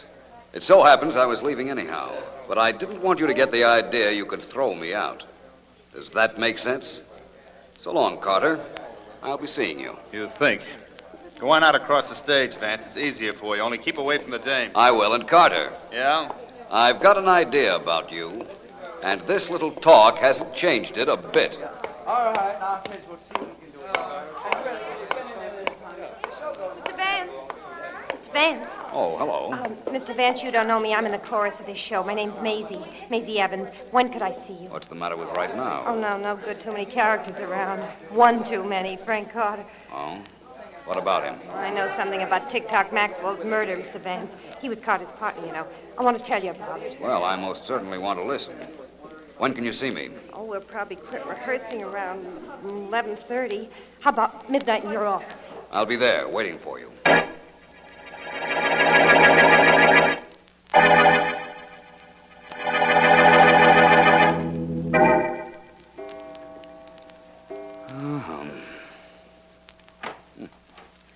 Vance? Oh, I'm here, Miss Evans. I've been here since midnight. You're late, but come right in. Mr. Vance, I'm scared. I'm awful scared.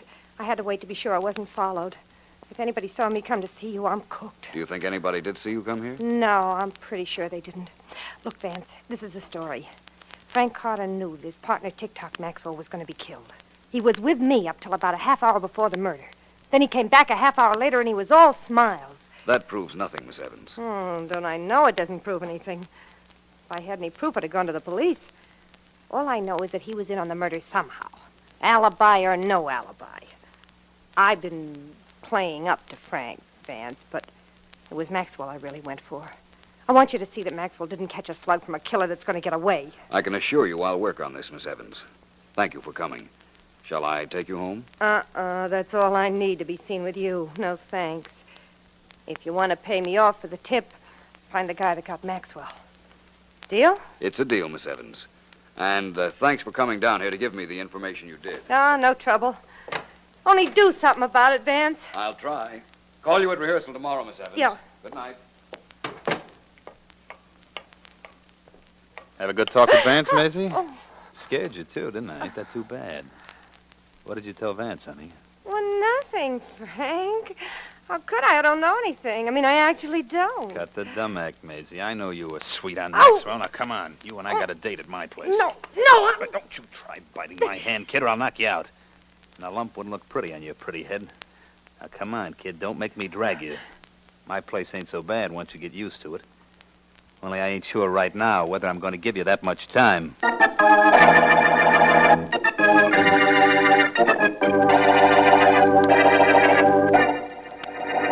You ain't happy leaving good enough alone, huh, Vance? You had to come to my house to pester me. Carter, where's Maisie Evans? Who? Oh, that's the way you're playing, eh? You know very well who she is. I just called her at rehearsal and she hadn't shown up. So I know you must have her, just as I know that your friend who let me in the house is standing right in back of me. And he stays there, Vance. Until you leave, that is. Right on? Right. You keep wanting me to leave you, Carter. What's the trouble? Don't you like my type? You keep hanging around me, Vance. What's the trouble? Do you like mine? You've never been further wrong in your life, Carter. Now, you listen. That's exactly what I was thinking. That girl is somewhere in this house, and I'm going to... You know, Leo, you could have done a better job on Vance if you'd have shot him instead of banging him on the head. It ain't too late, boss. No, but it might be a little too early. Tie him up. Okay. Hands and feet, and drag him upstairs where the girl is. You wanted to find her? He'll find her. And the cops will find them both if they drag the river good enough tonight.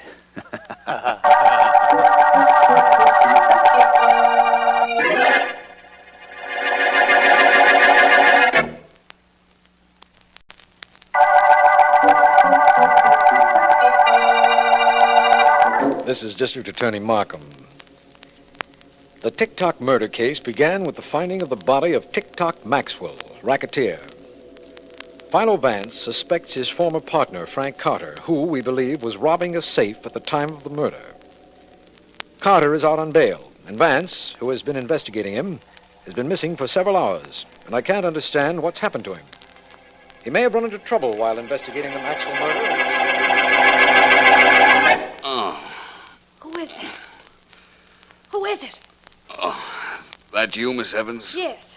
Philo Vance. Oh, Apparently, I've been thrown into the same room where Frank Carter was keeping you. grabbed me when I left your office. He's afraid I know something. Well, that's a good sign. What's Good's going to do it. My wrists are tied, my ankles are tied. I can't move. I'm tied up in the same way. Exactly where are you, Miss Evans?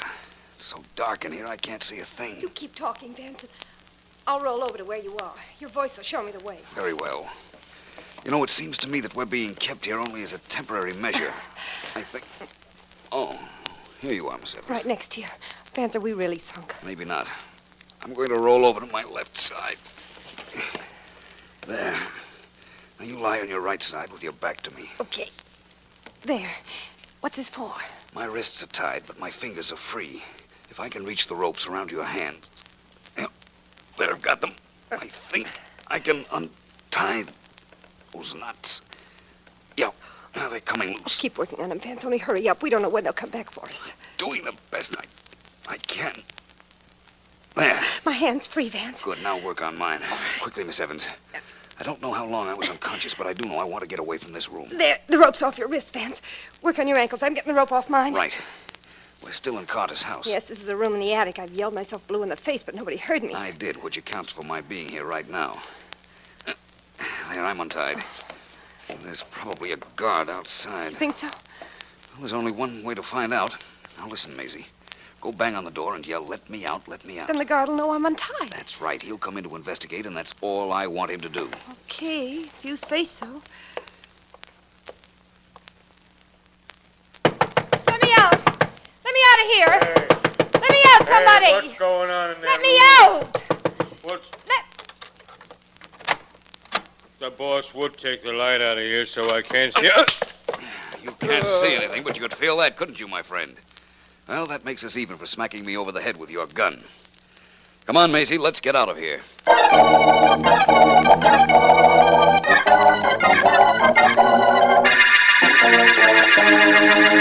Don't give me any excuses, Heath. Find him. Vance is in the city someplace, and I want him found. But, DA, it takes time to find a guy in this city. It's a big city, and he's only one guy. Heath, practically every one of your cops knows Philo Vance or what he looks like. Yep. I want them on the job every minute. Philo Vance must be found, and quickly. Well, we'll do the Couldn't best be we any more can. quickly than What? this, could it, Markham? What? Vance. Heath, never mind. Vance just walked in here. Sorry to have caused you all that trouble, Markham. Forgive me. I didn't mean to get myself kidnapped. I don't want to know anything as long as you're safe, Vance. Except, of course, if you want to tell me what happened. Sure, Markham. A girl came to see me. Apparently, Frank Carter saw her come to my office, and he abducted her. I went after her and was knocked out, but I managed to get away. I'm glad you did. Where's the girl now? She's over at my secretary's house. She'll be safe there. You know what she told me, Markham? No, something about the Maxwell murder? A great deal about it. She said that Carter was with her up until a half hour before Maxwell was killed, and he joined her a half hour after that. You're trying to tell me that he had the time to kill Maxwell. I know that. And I know that he had the motive, too. He was Maxwell's partner. But I told you, Vance, he has an alibi. He was robbing the Wellington Company's safe at the time of the murder. Then we'll break down that alibi, Markham. That's going to be difficult, Vance. I know, but I'm going to do something about it in just about an hour.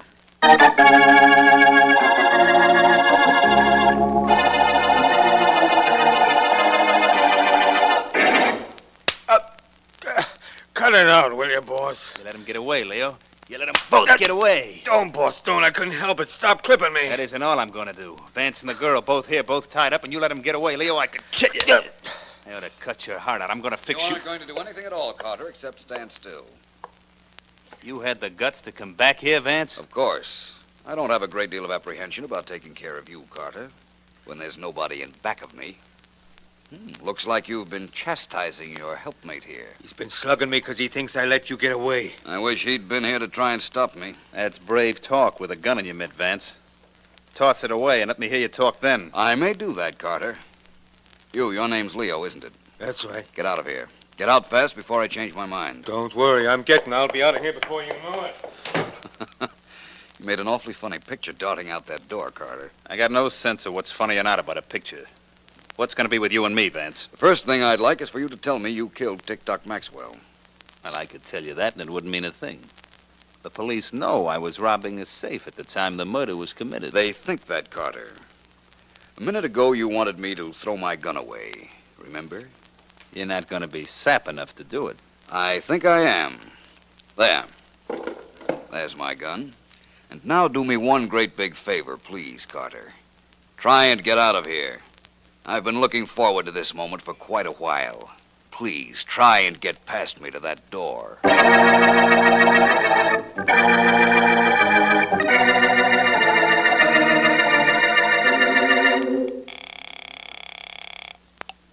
Hello? Wellington Loan Company. Agnew speaking. Mr. Agnew, this is Philo Vance. Vance? Don't tell me you need money. Not exactly. What I need is information. Mr. Agnew, what kind of safe do you have in your office? The one that was robbed, I mean. Well, it's a large safe, Vance. Large and unwieldy. We kept all our cash and records in it. Why do you ask? How is the burglar alarm connected to it? It's wired to the handle. When the handle turns, the alarm goes off. I see. And you say the safe is unwieldy. It's pretty old. The door's heavy and sticks. Takes quite a tug to open it. Strictly a two-hand job unless a fellow's pretty strong. Thank you, Mr. Agnew. I was hoping for a break like that in this case. You've helped me a lot. Thanks again. You're welcome. I appreciate what you've told me, even though Frank Carter won't.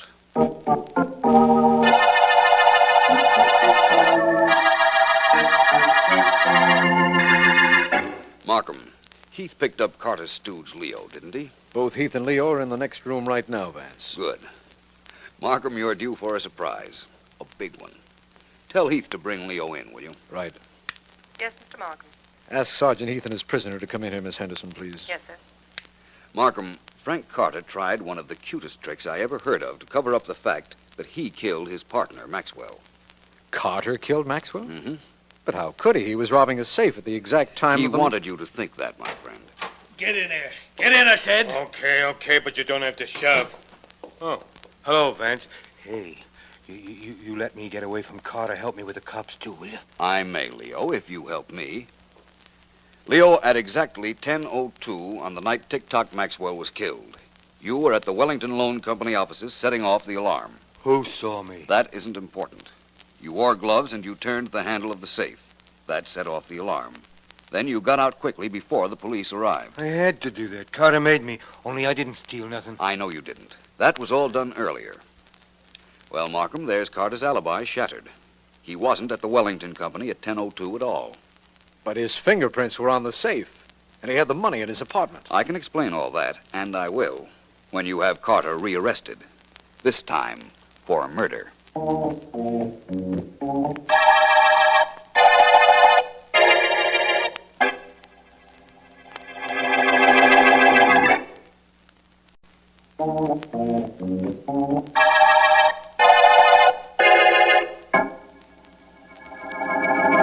It's quiet again tonight, ain't it, Bill? It's okay with me. Just deal the cards, and I'm satisfied if no alarms go off and nobody wants any cops at this hour of the morning. Thinking of the Wellington loan safe job that Philo Vance busted for us, huh? Yeah.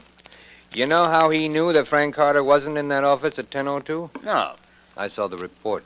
Seems it was a big safe. Mm-hmm. After you got the combination and turned the handle, you had to really yank to get the box open. Mm-hmm. Well, Vance reasoned that a guy would use two hands to do that.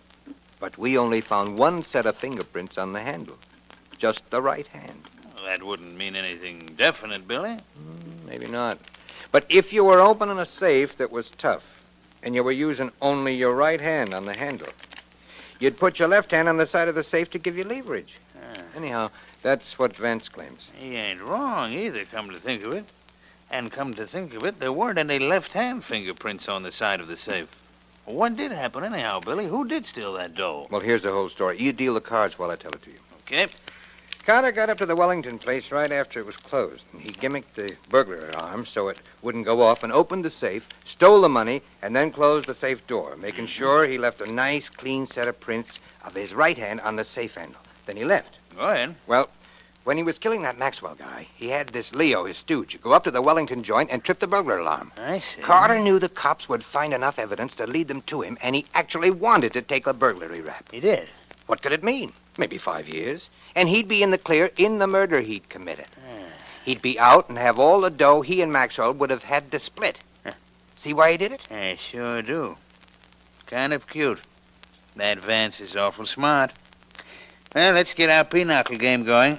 Time we started to play. Yep.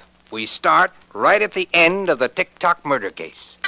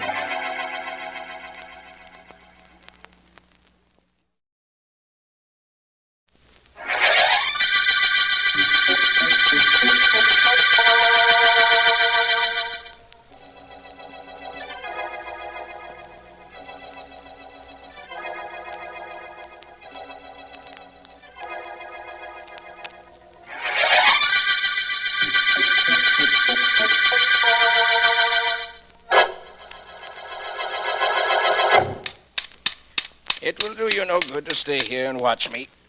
For you, I have no magic tricks to build or to sell. Now, look, Pop, I'll pay you just as much as any magician.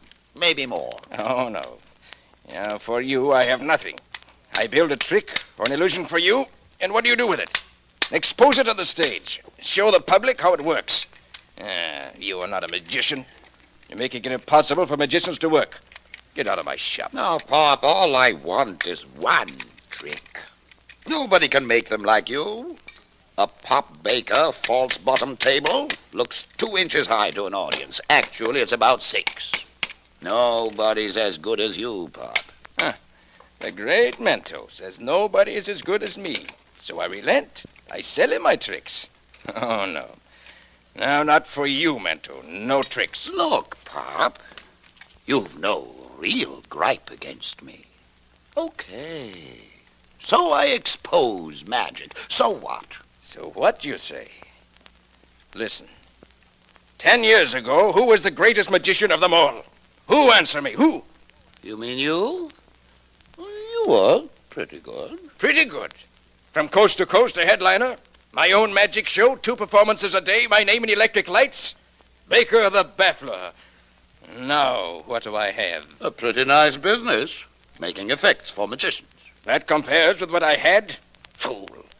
Here do I have an audience that applauds me? No. Here do I have anything except my tools, my work? You're not blaming me for getting you off the stage, are you? Yes. Yes, I blame you. I must blame you. Every trick I did on the stage, you exposed. Soon people did not want to see me anymore. They know how my tricks are done. They laugh at me. You made them laugh at me. No, Mento. From me, you get nothing. Ever. Sorry you feel that way, Pop. But I think you're exaggerating this a little bit, aren't you? Oh, no. No, I'm not. I think many times over the years I was on the stage, how it was everything to me. My whole life. Well? You took that life away from me, Mento. Remember, and be warned. You took my life from me. Maybe someday I do the same for you.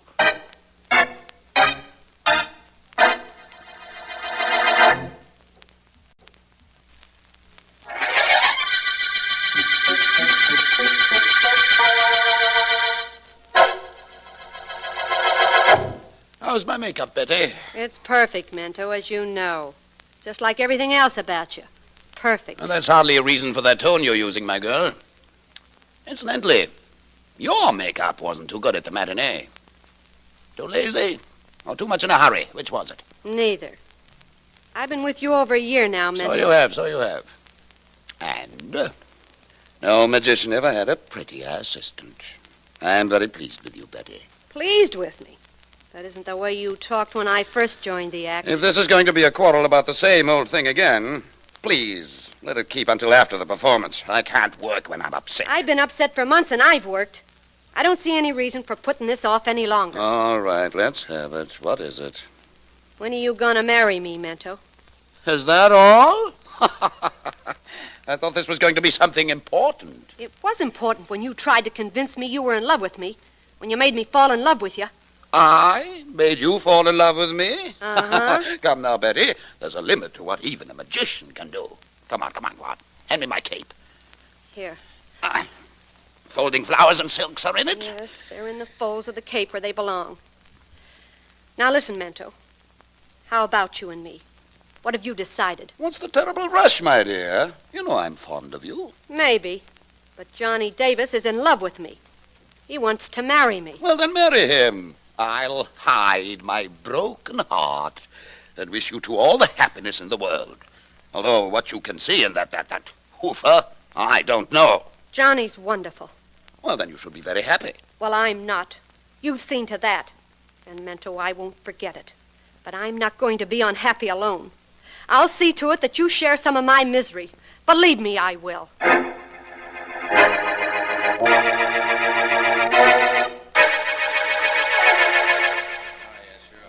Oh, snap out of it, baby. Things can't be that tough. Besides, the coffee cup isn't a crystal ball, so start staring into it. I'm sorry, Johnny. And Meadow has you upset, hasn't he? Maybe I ought to talk to him. Oh, it won't do any good, Johnny. I tried just before we went on stage 20 minutes ago. He won't tell me anything, one way or another. Is he in the dressing room now? Oh, I suppose so. Told me he was expecting 2 visitors after the performance. That might be just another stall so he don't have to take me out tonight. But he went to his dressing room, I know that. Why don't you give him up, Betty? He's only making you unhappy. I wish I could. Only without him, there's nothing. Well, there's a precious little guy called me. I could make you happy, dear. Yeah, I know one thing, Johnny. I know you'd try. It wouldn't be fair to you. There'd always be something missing. As long as Mento were alive, I couldn't help but want him. Is that so wrong? You know it is. That guy isn't happy unless he's doing something to hurt people. His fake magic act does nothing but expose tricks. He worked on you until you fell in love with him, just so he could watch you suffer. Yeah, and the awful part of this, Johnny, is I know all that. I know it, and I can't do anything about it. No, I guess you can't. But you said before that you'd want Mento as long as he was alive. Maybe I can do something about that.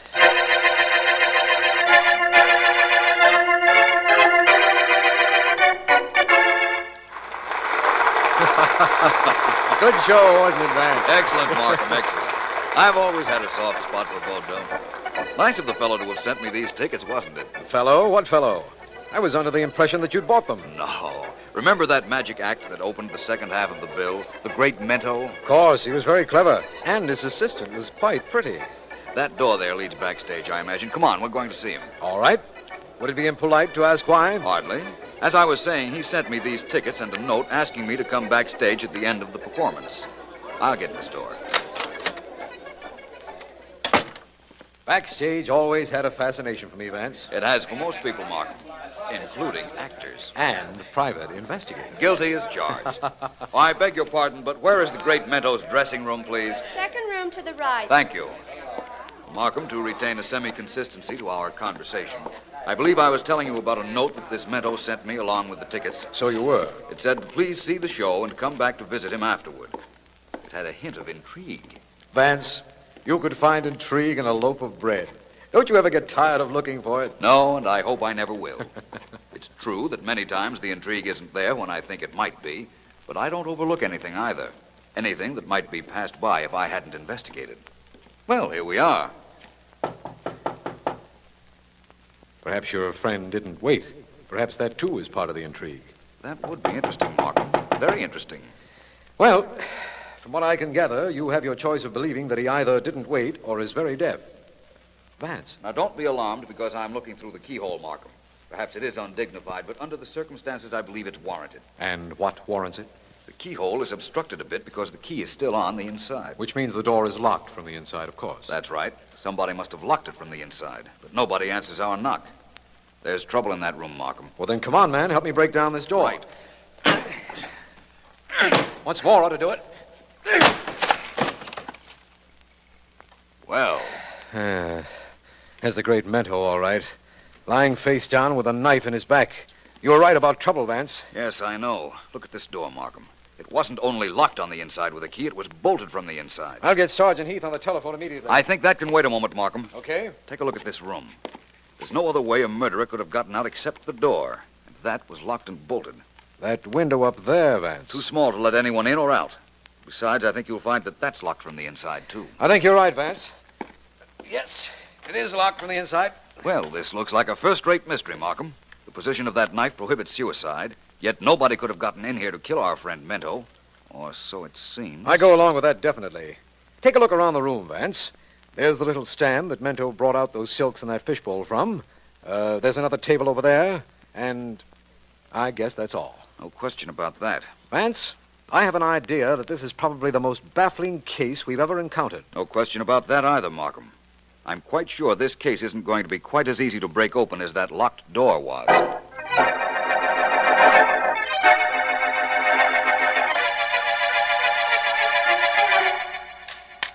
Bob Baker, I am, Mr. Vance. That's right. You in the right place? I imagined I was when I saw those magic cabinets. You build them? Yes, that I do. They are illusion cabinets. I'd like to see the inside of one. May I? If you like, open the one in front of you. Oh, go ahead, open it.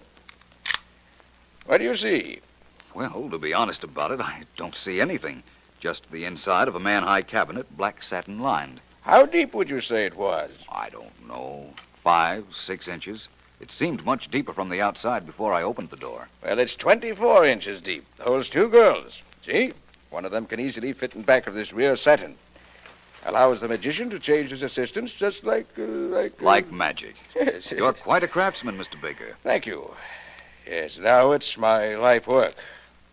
Well, what is it you wanted, Mr. Vance? To purchase one of my illusions? Not exactly. I'm here investigating the death of the great Mento. He was murdered in his dressing room last night with the door locked and bolted from the inside. Oh, you are a policeman. Not quite. Vance. Oh, of course, Vance. You are Philo Vance. I should have known. I am honored, Mr. Vance. But what do you want with me? Mr. Baker, I talked to Betty Anderson, Mento's assistant, immediately after the murder. She told me several things, among them one fact that brought me here. She told you I quarreled with Mento? That's right. Apparently, Mento told her when he returned from this workshop of yours. He was not a good man, this Mento. You knew that. That isn't what interests me, Mr. Baker. He is now a dead man. I want to know who killed him. So, the newspapers say he was killed in a locked room with a knife in his back. That police are checking the knife for fingerprints. Which they won't find. Anyone clever enough to have figured out this murder wouldn't be simple enough to leave his calling card. Thank you. Why thank me, Mr. Baker? I merely stated a fact. You were very complimentary. You said the murderer was clever. For that, I thank you. You're telling me that you killed Mento, Mr. Baker? Oh, not exactly. I'm not that stupid. This I will tell you, Mr. Philo Vance. You were perfectly right about 2 things. There will be no fingerprints, and the murderer is clever. All his life he has dedicated to making devices which will fool people. This could be his masterpiece. I'm not sure. No. So it's a contest, then. A contest between your knowledge and the murderer's. That's fair. Mr. Vance, this I will tell you. If I killed him, and if you find out how I did it, I will admit it. But this I tell you, too. The papers say Mento died at 10:15 last night. That death was instantaneous. The papers were correct. A man couldn't live 2 minutes with that knife in so vulnerable a spot. I do not wish to complicate your work too much, Mr. Vance, but from 9:30 until midnight last night, during which time Mento was murdered, I was with friends. Reliable, reputable friends, including a policeman whom I know. And you didn't leave them even for a moment? Not for a second. You see, Mr. Vance, execution of a crime is like building a magic cabinet. The effect is only perfect if the plans are perfect. Of course, it's very possible that you didn't kill Mento. I suppose so. But, Mr. Vance, I urge you, please do not believe that. I urge you not to believe anyone else murdered the great Mento.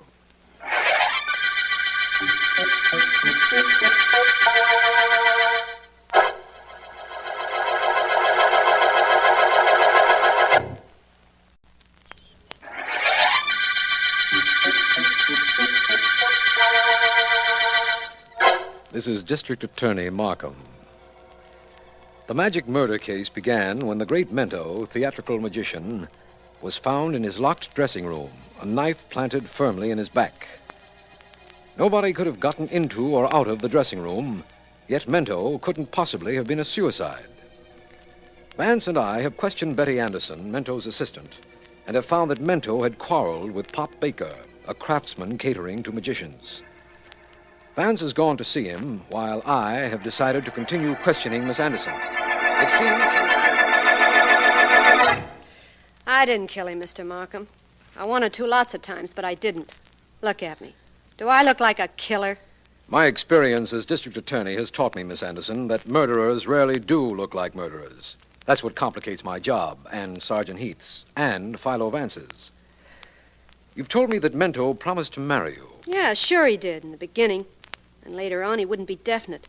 He wouldn't say when. He wouldn't even say he wouldn't marry me. He was that kind of a man, Mr. Markham. You're trying to tell me that even though he might not want something, he didn't want anyone else to get it either. If only he'd said we were through, that he wouldn't marry me. Maybe then I could have been happy with Johnny. Johnny? I didn't mean to say that, Mr. Markham. I don't want Johnny brought into this case. He had nothing to do with Mento's death. I think I might be a better judge of that than you, Miss Anderson. Who is Johnny? He's a dancer. He works in the theater next door. Oh, I must remember to tell Vance that. Miss Anderson, there is an element in this case we've never before encountered. The element of the locked door. It makes a puzzling case baffling. Because the door was locked and bolted on the inside? The door and the window, both. Now, I can remember watching a magician get out of a trunk that was locked from the outside. Perhaps this was the same trick in reverse. I doubt that. The locked trunk trick is done with a false panel in the trunk. The magician removes it while he's inside and gets out that way. You know all the tricks, Miss Anderson? Most of them. I watched Mento expose them for over a year. In that case, perhaps you can give... Oh, hello, Vance. Hello, Markham, Miss Anderson. Any luck in your talk with Pop Baker, Vance? I'm not sure. I got what practically amounted to a confession from him. Pop Baker confessed? I'm afraid I don't understand, Vance. What could it possibly be that practically amounts to a confession? Well, he dared me to prove he did it, for one thing. He has an ironclad alibi for the time of the murder. I know it's ironclad. I just checked it. And perhaps he didn't do it. After all, somebody stabbed Mento at 10:15.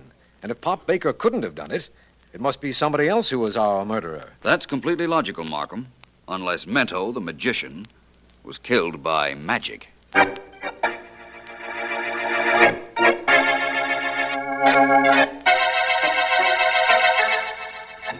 You want me to build some special effects for you, Miss Anderson? Yeah, please, Mr. Baker. I'll pay you for 'em. I want to do a magic act. Like the great Mentos? No, I won't expose magic, Mr. Baker. You see, I was with Mento long enough to know how all his tricks worked. I can do 'em, too. But I'll need something big. Some big illusion for a finish. You can build it for me. Undoubtedly, I can build it for you. But will I? No, I think not. You've got to. Oh, so it's a threat now. I've got to. Miss Anderson, perhaps you'd better... Hello there. Mr. Vance, why do you come here again? You expected me to come, didn't you, Mr. Baker? What I didn't expect was to find Miss Anderson here. I want him to build an effect for me, Vance. I'm going to do a magic act by myself now. Really? That's quite interesting. Mr. Baker, I came back because I want to know a little more about magic. I promise you that unless the information affects this case, I'll reveal it to no one. What is it you wish to know? Well, let's take the sawing a woman in half trick. How did that work? It does no harm to tell you. It has been exposed in theaters for years. 2 girls are used. One the public sees when she climbs into the box that is to be sawed. And the other? The other is lying on the table the cabinet rests on. It doesn't look wide enough to hold a girl, but it is. Illusion, eh? Yes. After one girl climbs into the box, she tucks up her feet in the top half. The girl in the table puts her feet through the bottom half, and the magician then saws in between them. Very simple, once it's explained, isn't it? If you saw Mento's act, you also saw a variation of the trick. He used a table similar to the one in the sawing a woman illusion. So he did. He took several large dogs out of the tabletop. Thank you very much, both of you. You're leaving, Mr. Vance? Definitely. I'm quite certain this mystery is no longer a mystery. I'll be seeing both of you again very soon. Good night. Good night, Mr. Vance. Now, Miss Anderson, we will talk about what you want me to build for you. No, Mr. Baker, not right now. I didn't like the look on Vance's face when he left. To me, it seemed a very satisfied look. That's just it. I think he knows something. I think he knows everything. And I gotta get out of here fast.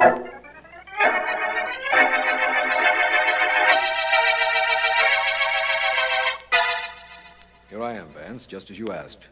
Why did you want me to meet you here outside Mento's dressing room? Why, Markham? Because I just left Pop Baker and Betty Anderson, and you are about to witness a dramatization entitled How the Locked Door Murder Was Accomplished.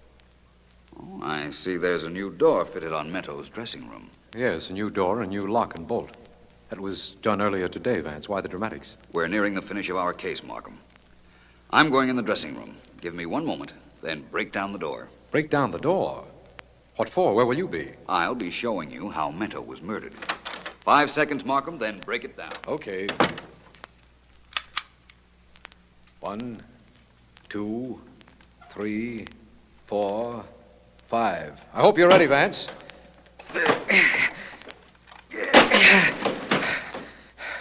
Well, Vance, Hey, where is he? Vance, where are you? Vance! Oh, what is this? Well, you can't be hiding. There's no place to hide. Vance, what is this? Where are you? Right here, Markham. Right where? Your voice seems to be coming from that table, but you couldn't possibly be hiding in that tabletop. No, but I am Markham. And now I'm coming out of my hiding place. Vance, that tabletop doesn't look deep enough to... No, it doesn't, does it? But it is. It's the same type of table I saw at Pop Baker's studio. Ready to make an arrest, Markham? Of course, but I'm just as ready to hear how this solves Mento's murder. I'll explain later. First, I've got to make a call. And then we've got to pay a call on a murderer.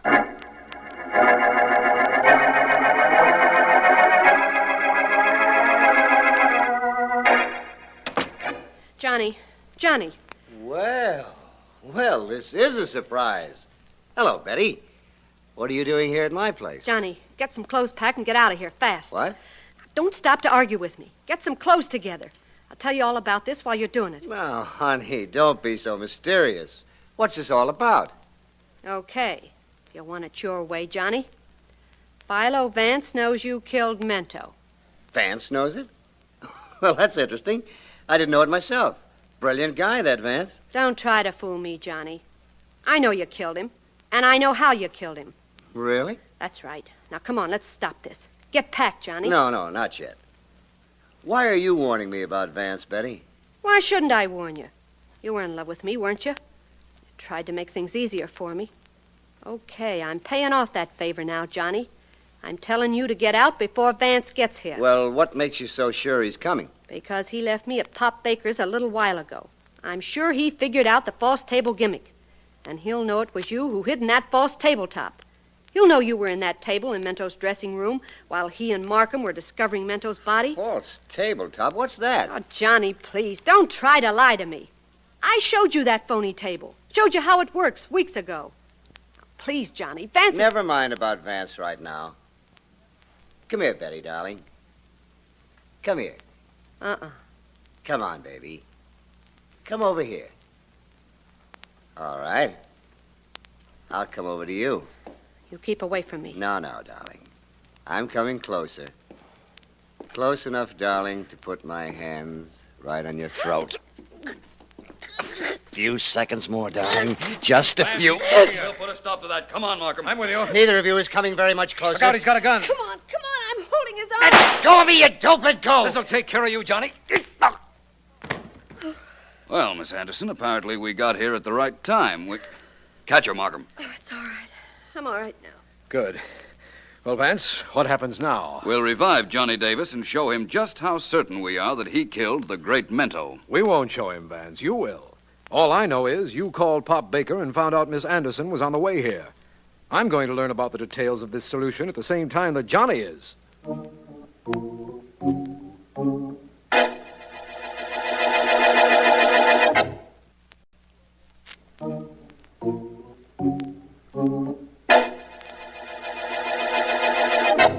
Johnny, we know you were in love with Betty Anderson, but she wouldn't marry you as long as Mento was alive. So what about it, Vance?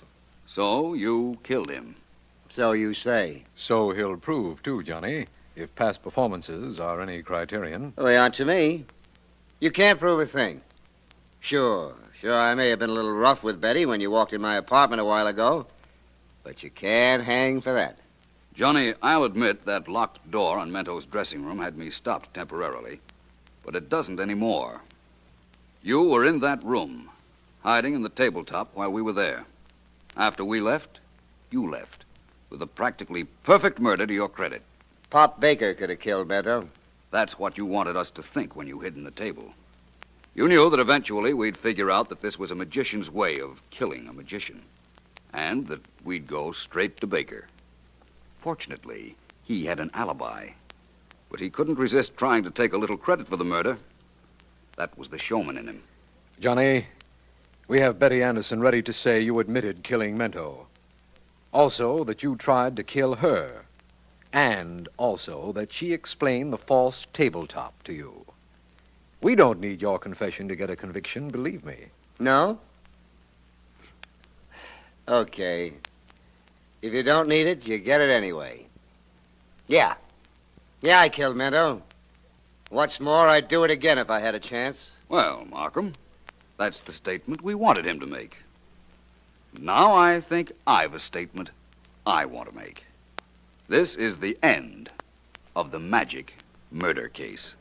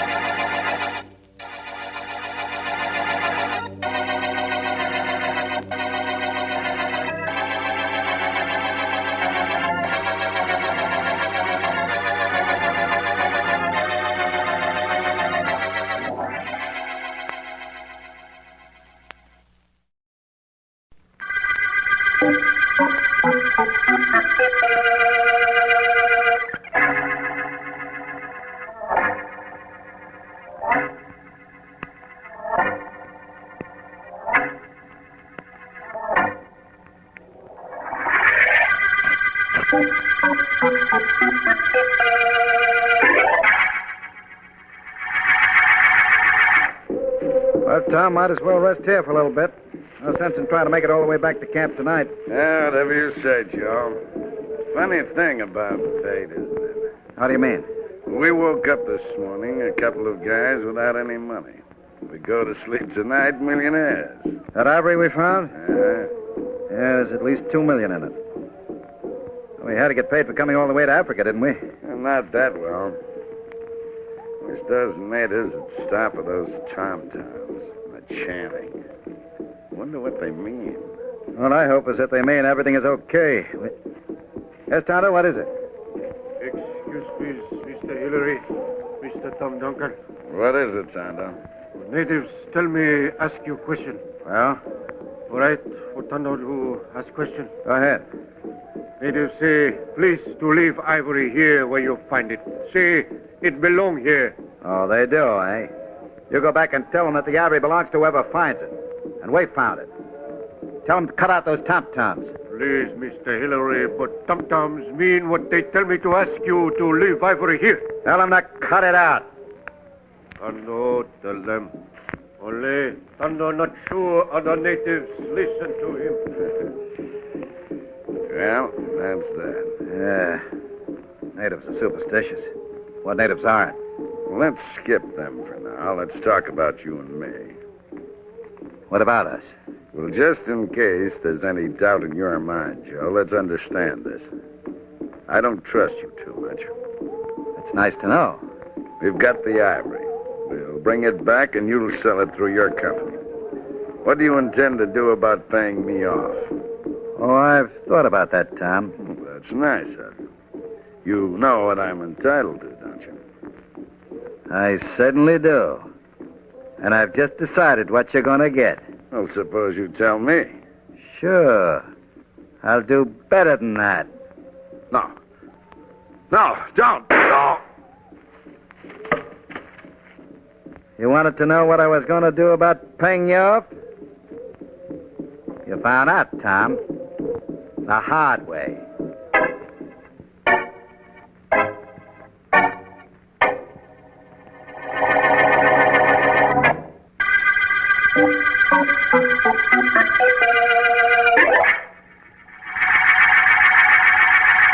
Take a letter to D. Amsterdam, son, Bulletin building. You got that, Miss Benton? Yes, Mr. Hillary. Gentlemen, I've just returned from Africa with a quantity of ivory, which I believe you will be interested. Mm-hmm. Quality's excellent. Samples are available immediately for your inspection. You will let me know when it will be convenient for you. Come in. Hondo. Excuse, please, Mr. Hillary. Hondo. What are you doing in this country? I come take back ivory, Mr. Hillary. Ivory belong in my country. Get out of here. That ivory belongs to me. Now, get out. Ivory found by you and Mr. Tom Duncan, Mr. Hillary. Mr. Tom Duncan no come back with you. Tando know what happened to Mr. Tom Duncan. Get out of here, I'll... Why, you... Tando sorry he throw knife into desk. Tando only want to show it good thing if ivory return. Very good thing for natives and for Mr. Hillary.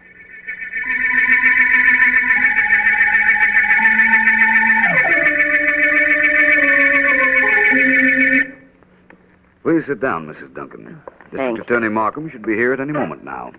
Oh, you, have spoken to him, Mr. Vance? Yes, right after you called me and said you'd be down here at my office. Markham said he'd be here, and I'm sure he will. Now that I've seen you, I'm not sure I want him here. Well, that's very flattering. I do better with a little encouragement. Let me understand something. Mm-hmm. You did want me to investigate your husband's death. That's true, isn't it? Oh, it can wait. After... Sorry I'm late. Hello, Vance. Oh, hello, Markham. Markham, this is Mrs. Tom Duncan. Her husband disappeared mysteriously while in Africa on an ivory hunt. Uh-huh. She thinks some investigating ought to be done. How do you do, Mrs. Duncan? At the moment, with two very attractive men, it seems as if I'm doing pretty well. Suppose we get down to facts, Mrs. Duncan. I suppose that might be an idea. Mr. Markham. Yes? As Vance told you, my husband was on an ivory hunting expedition in Africa. He didn't return. He went with a man named Joe Hillary, and Hillary claims Tom disappeared in the jungle and couldn't be found. Hillary's back in this country? Yes. I'll talk to him, Mrs. Duncan. But it seems to me that you've accepted rather casually the fact that your husband is dead. You're, very observing. In view of that, Mrs. Duncan, why are you so interested in finding out who might have killed him, conceding that he was killed, as you obviously imagine? You want to know why I want to know who killed my husband? Yes. Well, Joe Hillary brought back a fortune in ivory. I think half of that ivory belongs to me. And I'm the kind of a person who doesn't get what I deserve. Only what I want.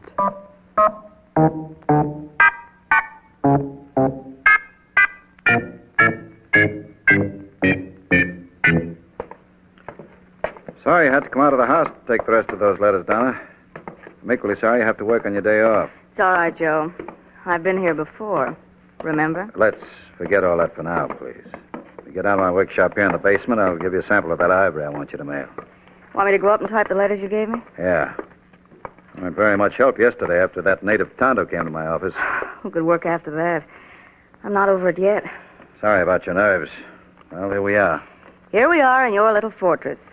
I could never do any work in a place like this. Why? Because there are no windows? The place is small? Mm-hmm. It's air-conditioned. When I lock myself in, I think better, plan better. Come, take a look inside while I get the sample for you. I've seen the inside. You've got so much junk in it, there's hardly room to sit down. Tools and nails and springs and vices and... Oh, what's the use? Give me the ivory and I'll get on with my work. There you are. Here's the sample. Want to come in a minute? No, thank you. Very well. See you later. So long. Oh, for heaven's sake. What are you doing, Joe? Putting a bar across the door? Certainly. I don't want to be disturbed, Donna. I really don't want to be disturbed. Wouldn't it be funny, Joe, if you were disturbed despite anything you might do to protect yourself?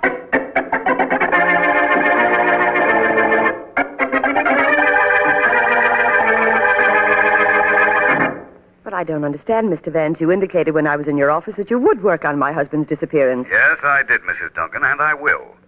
But there's no reason for my coming up to your apartment to make my plans. I'd like you to come. I want you to have a special interest in this case. Me. It would be much too disconcerting, I'm afraid. Oh, no. Please let me call you back when I find out something about your husband. Afraid there isn't anything else I can do. Goodbye, Vance. Happy hunting. Thank you. And the same to you. Goodbye. Well, I think I'd better go. Oh! Please, don't be afraid, Mrs. Tom Duncan. I Tondo. How did you get in here? Through a window. Well, get right out through a window, whoever you are, and fast. Tondo, no get out. Tondo must talk to No, you. keep away from me. Keep away, I said. I told you to keep away. No gun, Mrs. Tom Duncan, no gun. No, that's what you think. Now, will you get out of here? Tondo must talk. Give me gun, quick. Give me gun. No, let go of my hand. Let go right. Tondo, take gun. Somebody get hurt. Maybe Mrs. Tom Duncan. What do you want?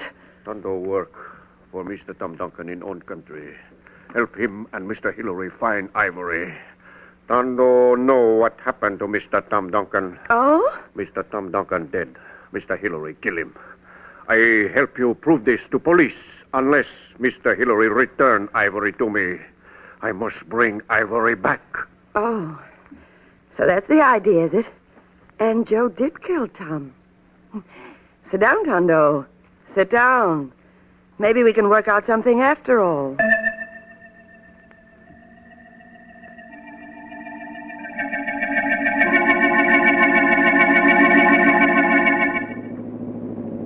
It seems logical enough to me that if we are to find out what happened to Tom Duncan in Africa, we come here to see Joe Hillary, the man he was with. Agree, Markham? Definitely, Vance. Coming? Yep. Out your side.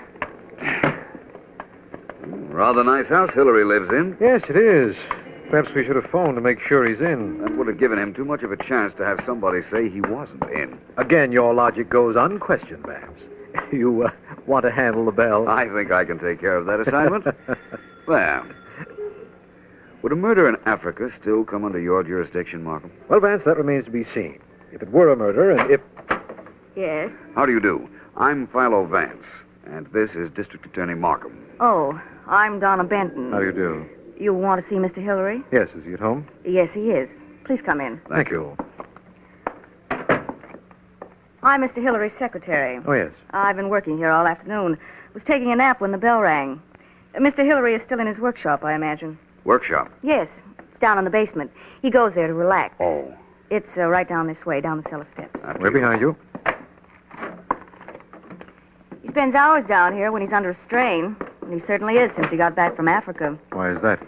He brought back $2 million in ivory. That's enough to put anybody under a strain. It certainly is. You know, when I left him down here this afternoon, he even put a bar on the inside of the door. That's odd. Well, here we are. Just a second.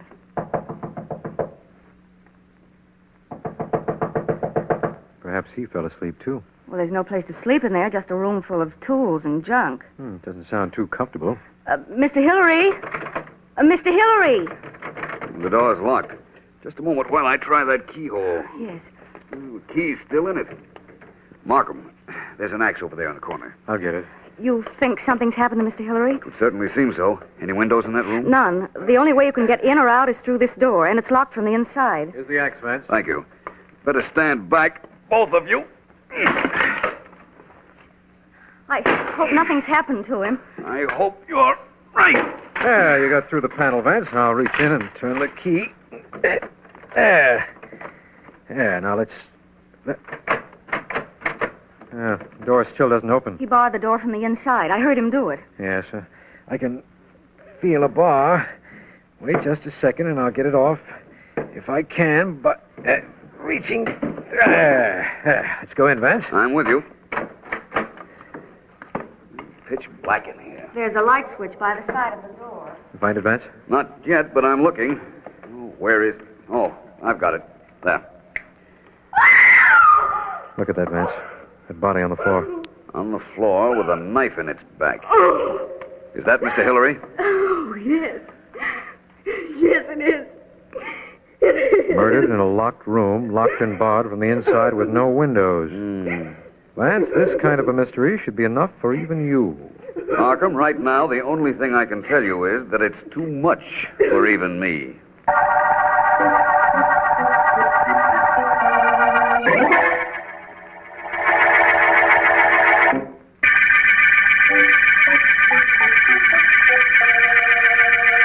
This is District Attorney Markham.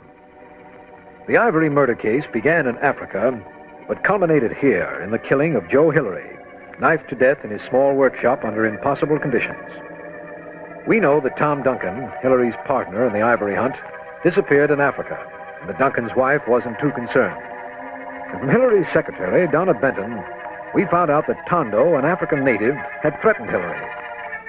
Vance has met Miss Benton outside the warehouse where the ivory was stored. I imagine you were very fond of your employer, Miss Benton, and that his death must have come as a great shock to you. I'm very sorry to trouble you like this. It's all right, Mr. Vance. I don't see the purpose of coming down here to this warehouse, but if you do, I want to help. Thank you. The mystery of that locked room is too fantastic for solution at the moment. Perhaps I can get to the bottom of this case by finding the motive. I believe it to be the ivory that's stored here. Do you have the keys? Yes, I'm getting them. Here they are. I can see how $2 million in ivory might provide an excellent reason for killing your employer. I suppose that's so. Vance, there's a light on in here. There shouldn't be a light on. Somebody's been here. Somebody is here. He just knocked something over. Sounded like it came from that direction. Vance, look. That figure, just going out the window. Stop him. I'll try. You! Stop! Stop or I'll shoot! Shoot, Vance, quickly! Did you hit him? I don't know. He was just getting out the window, and I'm not sure. Let's go after him. I'm afraid he has too much of a start on us. I'd better notify the police. They've got to find that man. Well, we won't find him. That man got too much of a jump on us. That is, if it was a man. If it was a man? Yes. Of course it was a man. We saw him go over the window ledge. He was wearing a turban. You saw that turban. That was Tondo Vance, the native I told you about. In that case, it shouldn't be difficult to pick him up. No, I guess not. However, it might have been a woman who wore that turban. But I tell you, Tondo wore one just like that when he came to Mr. Hillary's office. I know. All the more reason why somebody else might have worn one when they came down here.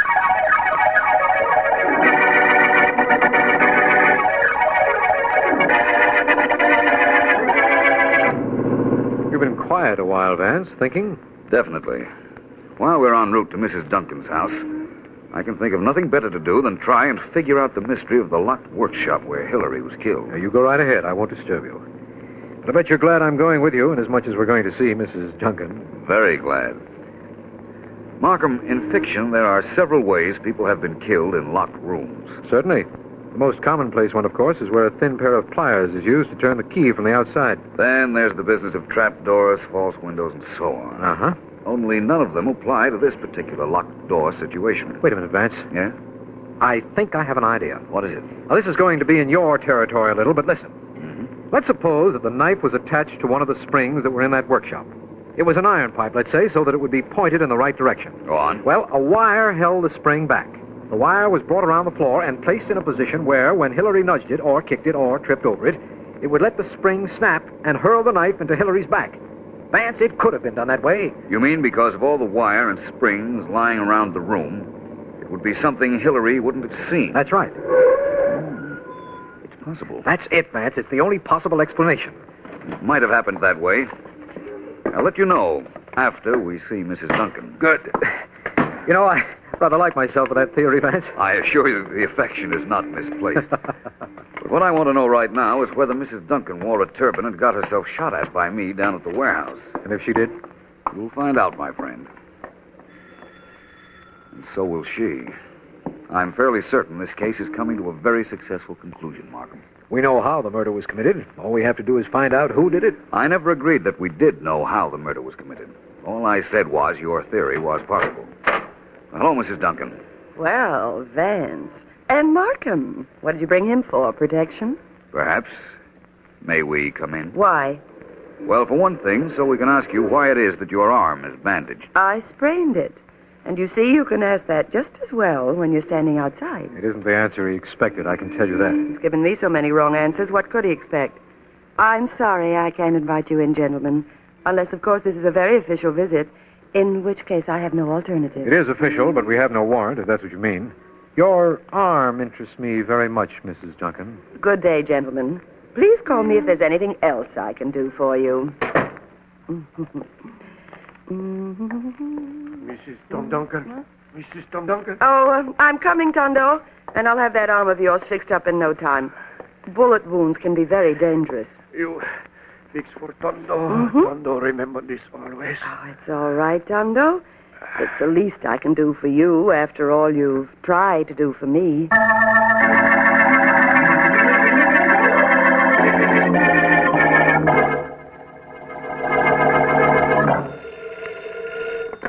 Hello? Is this Donna Benton? Yes. District Attorney Markham, Miss Benton. Yes, Mr. Markham. Have you found out anything yet? Vance and I think we have. Oh, what is it? Would it be convenient for you to be at Mr. Hillary's home this afternoon? Why, yes, I imagine so. Please be there then. Of course. Philo Vance thinks there will be some people there you want to meet, and for that matter, so do I. What's the reason for this? I think we can prove how your employer was killed and who killed him. Pretty good reason, don't you think?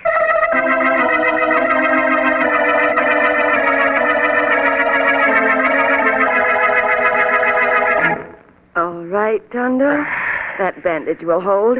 And after you put your coat on, nobody will notice it. Thank you, Mrs. Tom Duncan. Thank you. Now, I must go back and get Ivory. Well, there's really no hurry about that, is there, Tondo? I mean, you can wait a while, can't you? Tondo must bring Ivory back to own country. Is reason Tondo come here. Tondo sorry he caused many people many troubles. Tondo should be sorry. Oh, Mr. Vance.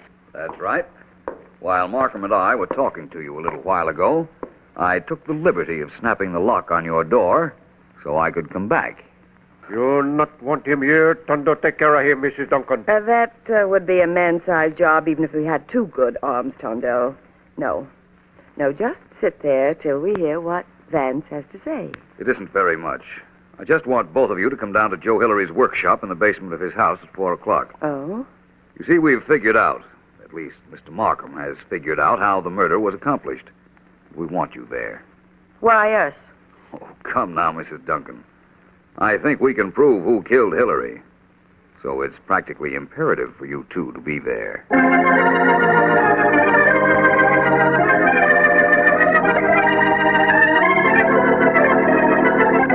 All inside, Vance. That's good. Secretary, Donna Benton, Mrs. Duncan, and Tondo.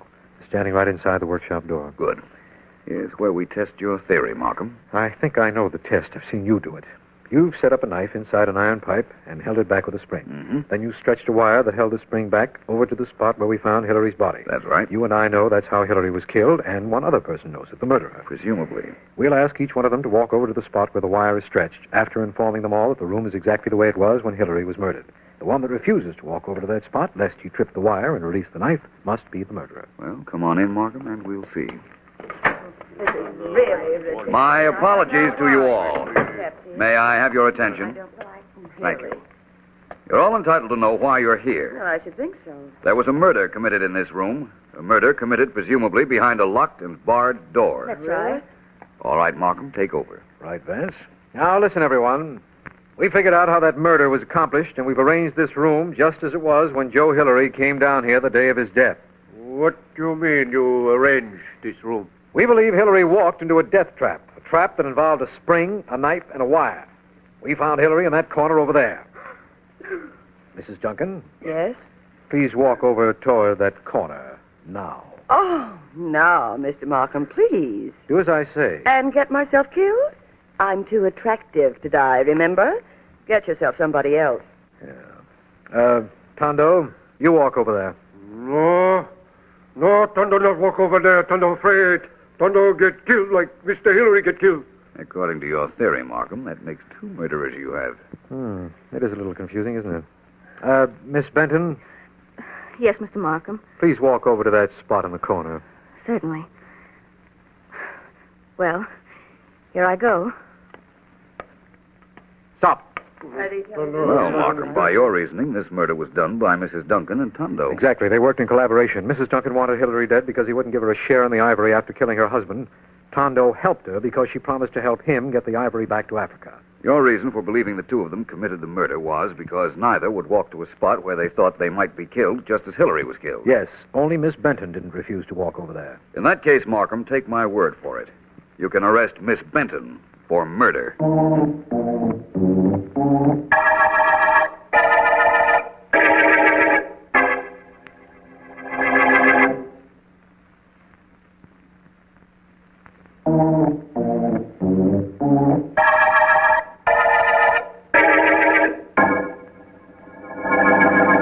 Why shouldn't I have killed him?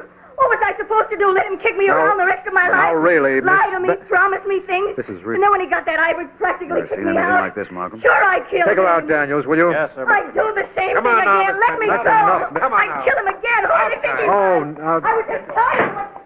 Oh.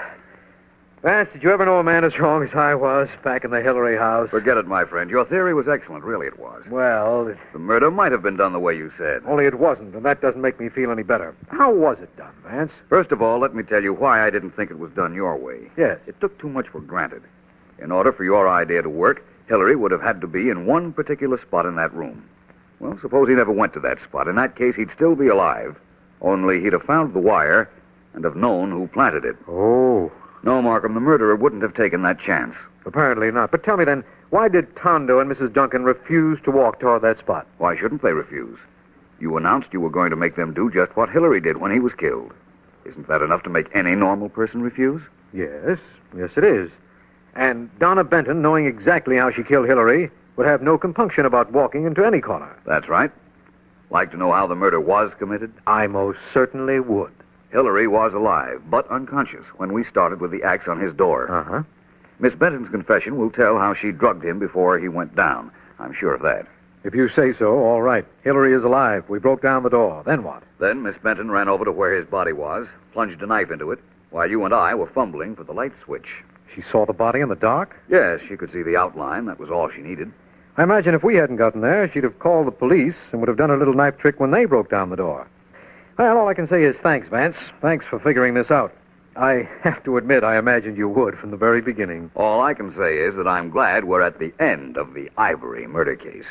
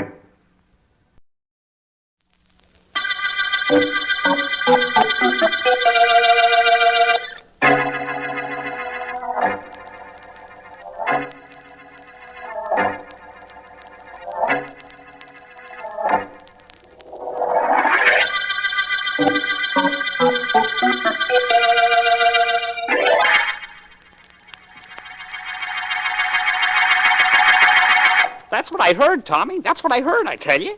Frankie ain't gonna stop until he stops you. That right, Chick? Oh, what do you know? So Frank Stacy's bringing our feud out into the open, That's what I heard. What are you gonna do about it, Tommy? Stop fluttering around. Maybe I'll be able to think. Oh, when do they call you Chick? You act more like a chicken than anybody I ever saw. A 40-year-old chicken. Hey, that's really something. Well, they don't call me Chick because I act like a chicken. It's because I got a high voice. Because you're yellow, you're chicken-hearted. Oh, gee, Shut boss. up. You're not my problem at the moment. What I told you about Frankie Stacy brought you down, huh? Not exactly. But it is making me think. I kind of got an idea he'd lay off if we'd keep away from his territory, boss. That's what's getting him so sore at you. What he wants doesn't interest me. Maybe if you two guys could get together, you could work something out. Only you better do it fast on account of Frankie figures on knocking you off. Anyway, that's what I heard. I know that's what you heard. Chick, I think I got something. Yeah, what? Frank Stacy wants to kill me, but I'm going to see to it that he killed somebody else. I don't think that would exactly satisfy him. He isn't going to have any choice in the matter. Chick, I got it. Stacy's going to murder somebody in front of witnesses. Witnesses who'll talk whenever I say the word. Oh, I see what you mean. You'll get Stacy to knock somebody off, and then hold that over his head like. Exactly. And he'll do anything I say. Hey, I gotta hand it to you, Tommy. That's swell. You got somebody picked out for Frankie to knock off? Yeah, I think so. Who? Why, you, of course.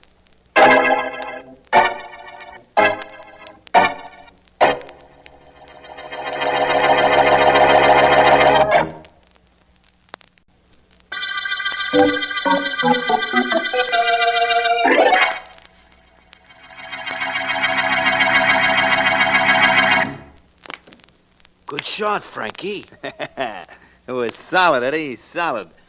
And I'm getting hep to all the angles on this billiard table of mine. I'm sharp, huh? Sure, Frankie, sure. You glad you bought the table now? Natch.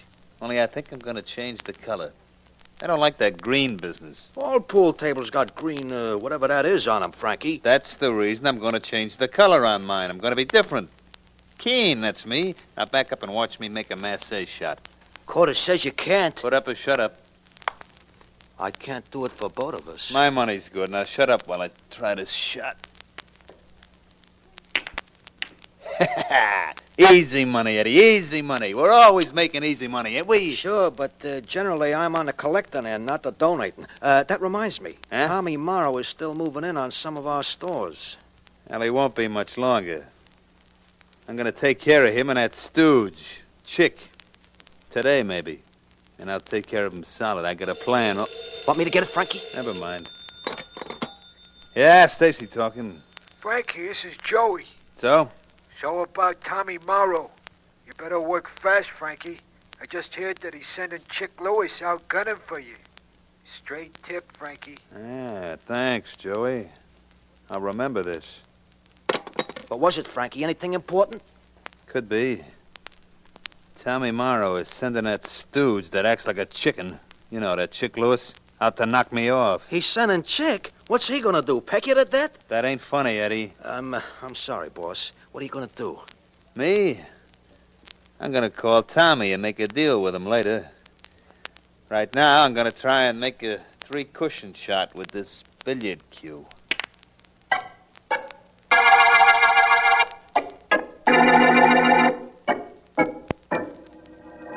You see why I asked you to come to my office, don't you, Vance? Well, no, Markham. To be perfectly honest, I don't.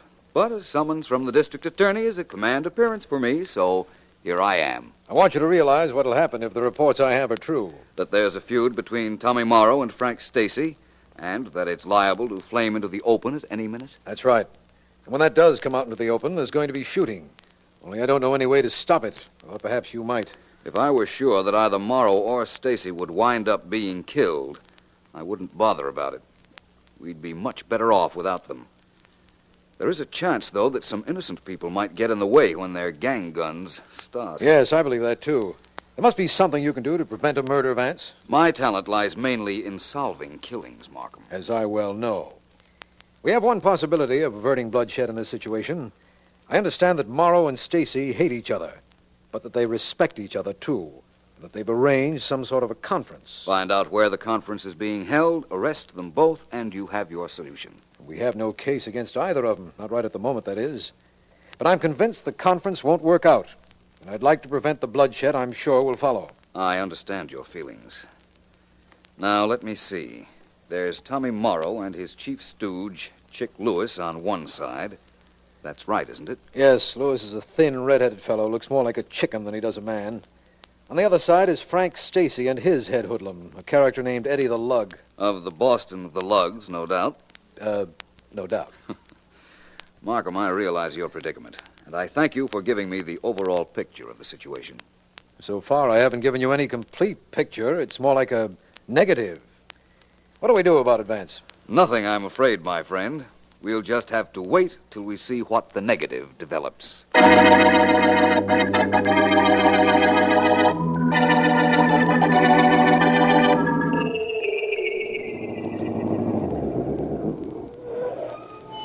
Well, Tommy, here we are.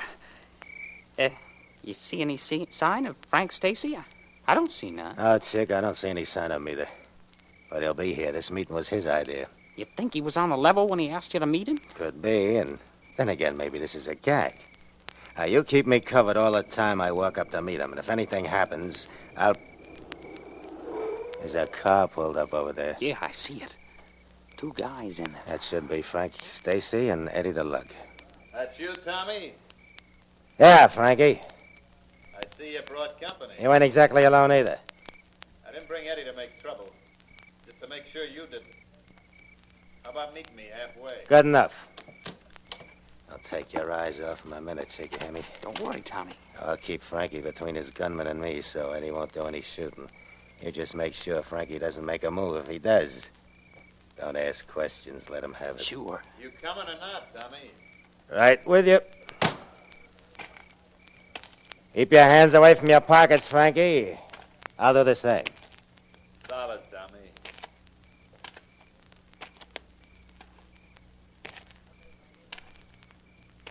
Okay, Frankie.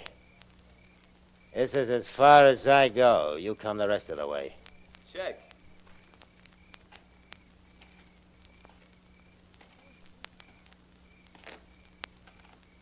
Glad you decided to meet me, Tommy. I listen to propositions all the time. What's yours? Here you got your stooge, Chick, gunning for me. What I hear is that you're a little sore at me for cutting in on you. You're supposed to be out after me. Maybe the whole thing is a misunderstanding. I wouldn't bet on that. Natch. Now look, Tommy. This is a deal. Stay away from my territory and there'll be no trouble. Keep cutting in and both of us will be sorry. You'll be sorry you did it and I'll be sorry about what I have to do to you. Latch on? That's no proposition. No? No. Well, this is. We start working together. Put your territory and mine together. Run things together and split the take right down the middle. Well, part of that sounds all right. It's okay with me to do just what you say, except one thing. We split 60-40, and I get the 60. That ain't exactly fair. So sue me. People say you're tough. I guess people are right. You don't like a 50-50 deal. Somebody must have told you. Okay, Tommy. You had your chance. As far as I'm concerned, we dig each other. The meeting's over. Good enough, only let me tell you something. Tomorrow at this time, you're going to be begging for the chance at a 40% cut. Spend a little time thinking about that, Frankie. You ain't got much more than a little time left.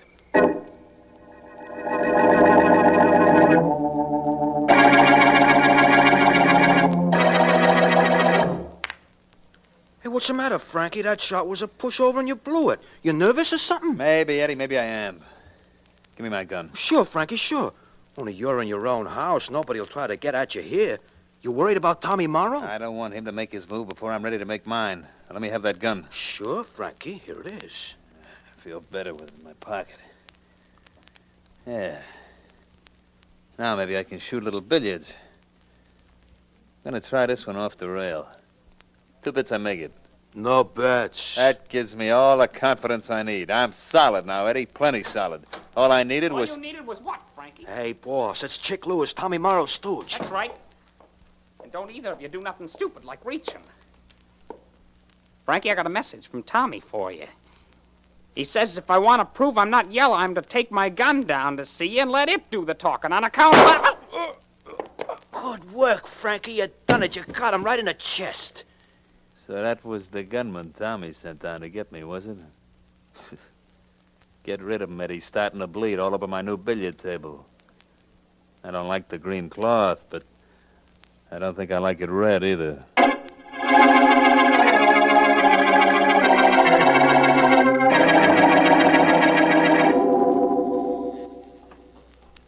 In detailing my notes on the Sterling murder case, it struck me that the first incoherency was... Vance, are you busy? Oh, please come in, Markham.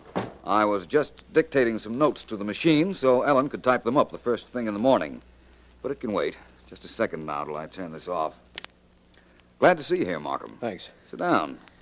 Your face tells me somebody's been killed. I must remember to make it a little less revealing because that's exactly right, Vance. One of those 2 gangsters you were concerned about? No. No? No, it's one of the henchmen I told you about. Remember a fellow named Chick Lewis? Yes, he worked for Tommy Morrow, and he acted a little like a chicken, I believe you said. That's the one. We found his body dumped in a lot about an hour ago. He'd been shot. 1 bullet did it. What's the obvious implication? That he was sent to kill Morrow's rival, Frank Stacy, and Stacy shot first. But that's not what you're thinking. It never is. You refuse to accept the obvious ever. That's one of the reasons I came down to you right away, even before we picked up Stacy. Now, wait a minute, Markham. I never refused to accept the obvious at any time. The point I think you were trying to make is that some things are obvious to me that aren't to other people. Nothing you've told me makes me believe that Chick Lewis was killed by anybody other than Frank Stacy. Good. That's all I wanted to know. Oh, that might be for me, Vance. I left word where I was going. There's only one way I know to find out. Hello. Hello, this is Marcy, homicide. Is District Attorney Markham there? Just a moment, please. Here you are, Markham. Take the phone on the other side of the desk. I'll continue with my dictating. Good enough, Vance. Sorry I'm such a bother. Hello? To continue with my notes Yes, on the Markham. Sterling murder case. What's The that? 2 sisters were very clever in their idea. What are you talking about? But their mistake was in trying to be cleverer in can't their be. execution of the crime than they were Yes, I do. in planning. Thank you. Vance? Yes? Vance, that call came from Sergeant Marcy in the homicide department. Yes, I know. I imagine it was something about the murder of the man who was called Chick, correct? Yes, he just got the police laboratory report on the bloodstains on Chick Lewis's clothes. And? Vance, it wasn't human blood at all. It was chicken blood. Chick Lewis had chicken blood in his veins. Really? Well, that changes things considerably. It does? How? I said before that I didn't know any reason that it wasn't Frank Stacy who killed Chick Lewis. I've changed my mind.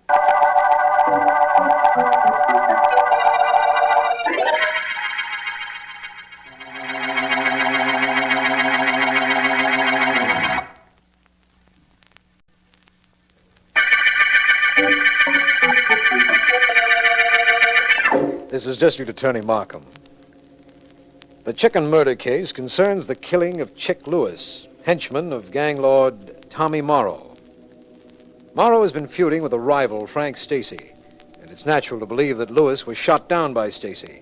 However, when Philo Vance was informed that bloodstains found on Lewis's clothes proved to be chicken blood, he immediately formed a theory as to his murderer. I'm still in Vance's office trying to find out what it is he has... I'm not trying to be mysterious, Markham. Honestly, I'm not. In that case, you're being mysterious without trying. That's all I can say. My theory as to who killed Lewis might be entirely impractical. Yours might be right. I'd rather not go into detail at the moment.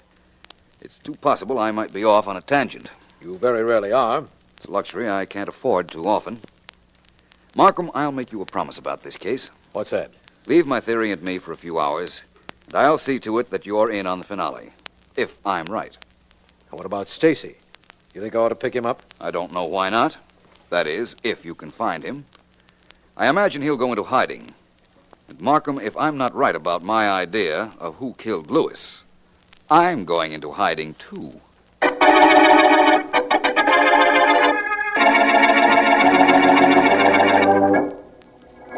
Well, this thing worked out just the way I planned it. Thanks for your help, kid. It's okay, Mr. Morrow. Now, remember what you did. It helped me get Stacy over a barrel, and that's where I'm going to keep him, too. Oh, and you can cut out that Mr. Morrow stuff, kid. Just call me Tommy. That's okay. Now, just a minute. Yeah, who is it? This is Stacy, Morrow. Hiya, Frankie. You got my message to call me? That's right. What happened? You decide to get together with me and split the take 2 ways? Well, I wouldn't exactly say that. In fact, I was pretty sure you were ready to listen to that 60-40 deal of mine. Now. What do you mean now? Just that. Now. You knocked off a pretty good boy of mine, Chick Lewis, Frankie. Oh, I did I? Well, that's news to me. Of course, I heard he was dead. Cut it. But, You killed him. You killed him at your apartment. with my little hatchet. Get cute if you want. But I can send you up anytime I like for knocking off Chick. You saw me do it, of course. I didn't. I got a little news for you.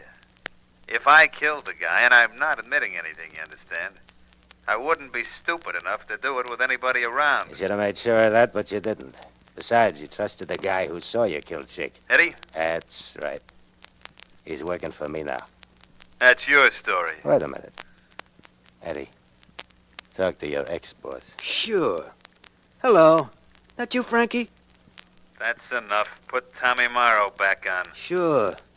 Wants to talk to you again. I thought he would. Okay, Frankie, what goes now? 60-40 split for me and you? Or does Eddie go to the cops? Tommy, it looks like you and I are partners. Well, practically partners, anyhow.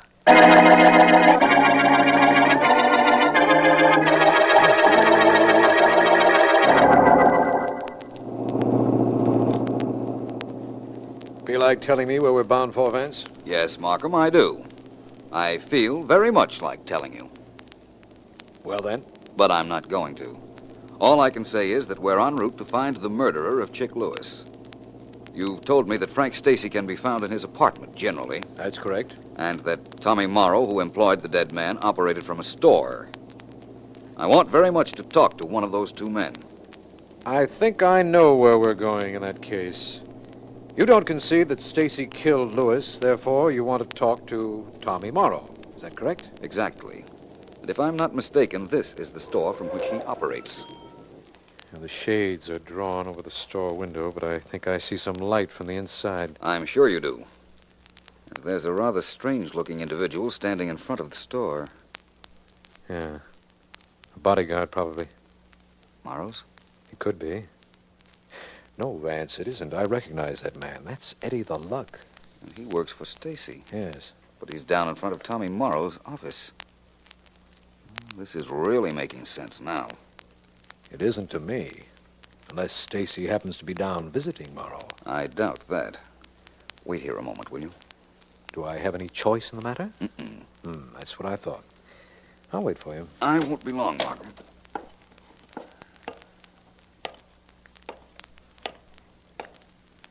Going somewhere, Bud?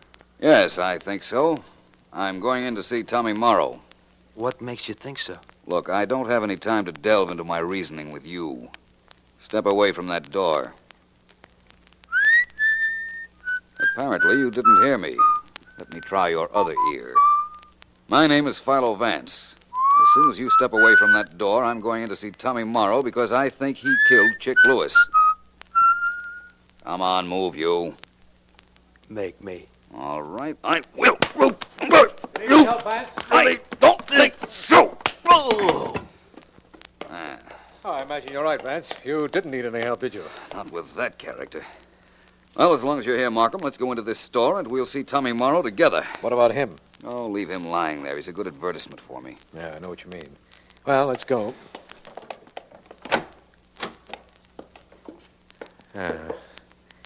Vance, there's nobody here. There's certainly no place for anybody to be hiding. But there's a door leading out the back of this store, and I imagine that Mr. Morrow went out that way when he heard the commotion in the front. Vance, let's wait right here until you tell me something.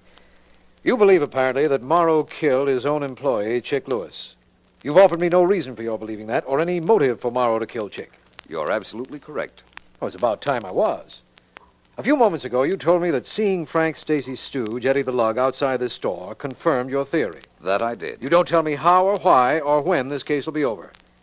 Don't you think it's about time you parted with some information? Yes, I do.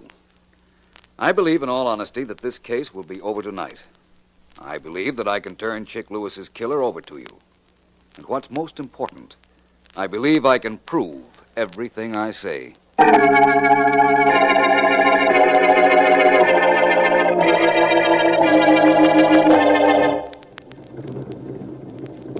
You sure he said his name was Philo Vance? Sure, I'm sure. And he was looking for you, Tommy. He knew something. I'm sure he knew something. That Vance is an awful hep character, Tommy. Nobody asked you, Frankie. Well, I can tell you what I think, can't I? We're partners now, ain't we?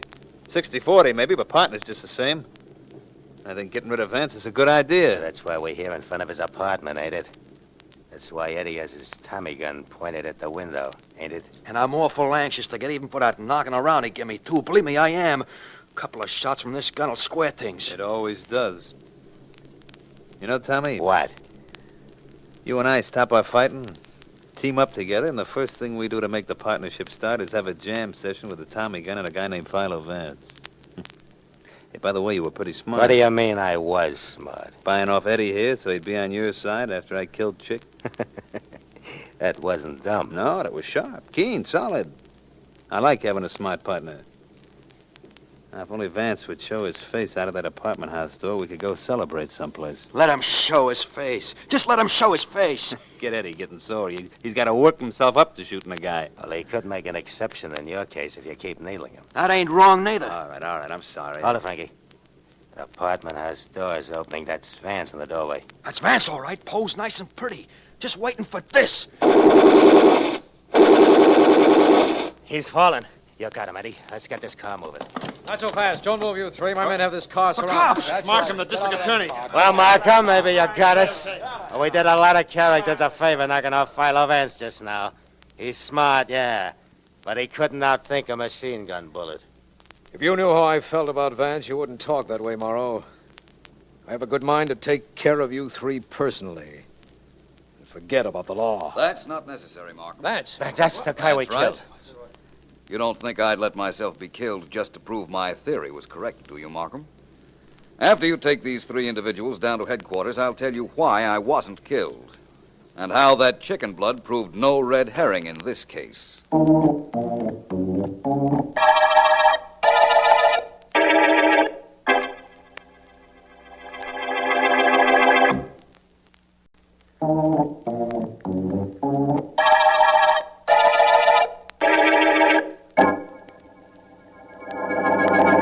You'd better start from the beginning, Vance. I have a hunch this is going to be complicated. It isn't at all, Markham, and I think I'd better start at the end. You know now why I called you to be in front of my apartment with some policemen. Yes. You saw something that led you to believe there'd be an attack on your life because you knew too much about the Chick Lewis killing. And there was. And we heard enough while the police and I were hiding in the hedges near the gangster's car to send them all away for a long time. If not forever. Very well, then. We have that much out of the way. I'll take it from there. When I saw the men parked in front of my door, I suspected who they were, so I called you. And then fixed up a dummy to resemble me as much as possible. Then you came down, opened the street door, set the dummy up, and ducked out the back way. I gathered that. That much is true. Now you want to know how the fact that there was chicken blood on Chick Lewis's clothes proved to me that Frank Stacy didn't kill him. Before you go into that, I think I'd better tell you that Frank Stacy has already confessed to killing Lewis. Well, I have no doubt that he thought he killed the man. What? This is what happened. Tommy Morrow wanted to get something on Stacy, so he framed the murder.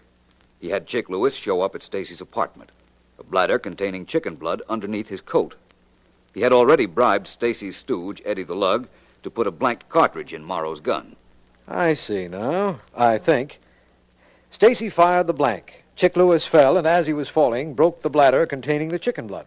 In other words, the whole thing was staged to make Stacy think he killed Lewis. That's right. So that Morrow could, in the future, dominate Stacy. But if what you say is so, Vance, that Stacy fired a blank, Lewis would still be alive. Yes, and the chances are he still would be alive if he hadn't quarreled with his boss, Morrow, after the supposed murder. This is pure supposition, of course, but I imagine Morrow's confession will show you I'm right. In other words, the supposedly dead Lewis was carted out of Stacy's apartment by Eddie. Lewis then went to report to his boss, but they quarreled, and Morrow killed him. I'm sure that's what happened. It was the only reasonable explanation of why there was chicken blood on Chick Lewis's clothes, Markham. You remember that's what interested me in the beginning. Yes, I do. And I'll be glad to remember that this is the end of the chicken murder case.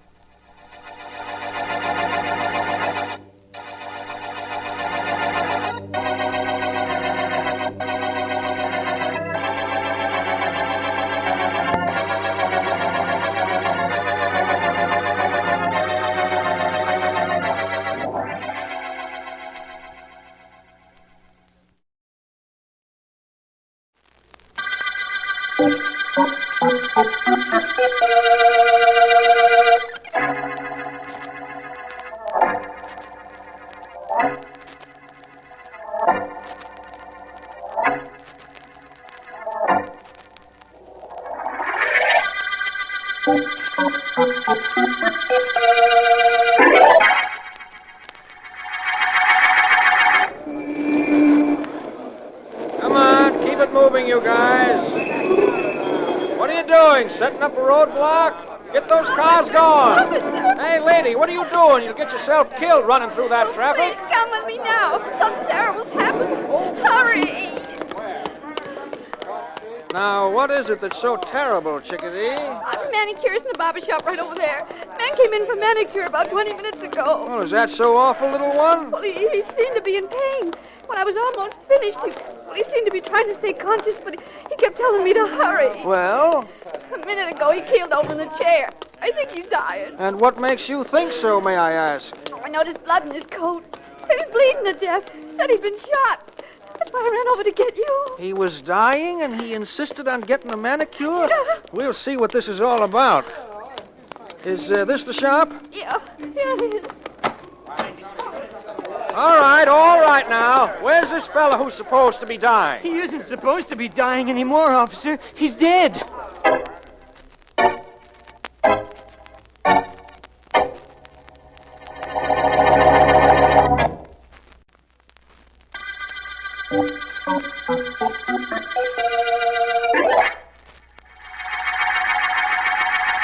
Tell me honestly, Vance, did you ever hear of anything so completely unreasonable? A dying man insisting on a manicure? Yes. No, Markham, I never did. But I'm glad you called me in on the case. I had to call you in. Despite the fact that I'm district attorney and have a very capable police force functioning, I'm sure this case will be a test for even your talents. You know who the dead man was? Yes, a scientist named Edgar Wilson. But we have no idea who shot him, or why, or for that matter, where. I understand that you don't know, but what theories have you, Markham? Theories? What theories could anybody have? Sergeant Heath has a fantastically fictional idea that there was a code message on the man's fingernails, and he wanted that message covered by liquid polish when he felt himself dying. That would be something new, wouldn't it? I suppose. What ideas do you have? Well, Hello, D.A. Sergeant Heath. You don't look very happy. I wonder why. Hi, Vance. Heath? What's the trouble, Heath? Trouble? Oh, I got no trouble. I just got a murdered guy who wanted a manicure on my hands, that's all. Seems to me he wanted the manicure on his hands. What? I'm sorry. Please. What about your theory that there was a code message written on the fingernails? What have you done about that? I had the laboratory put some polish remover on the guy's nails. Polish came off all right, but there was nothing written on them. But isn't it possible that whatever was written came off when the polish remover was applied? Hey, I never thought of that. Holy cow, if that's what happened, I'm the prize bonehead in the department. All right, now take it I ought to easy. kick myself all over. Don't do it on account of the polish remover here. Huh? I'm pretty sure there was nothing on the victim's nails. That makes me feel better. Hey, how do you know there was nothing on him? I don't know. I just don't believe there was. And I have good reason. As usual. The DA here is president of your fan club, Vance, but I'm not even a member. I want to know the reason why that guy got a manicure as he was dying if it wasn't to cover up something. I might be able to tell you that, Heath. I have an idea I'll be able to tell you the secret of Edgar Wilson's fingernails just as soon as I have his killer under my thumb.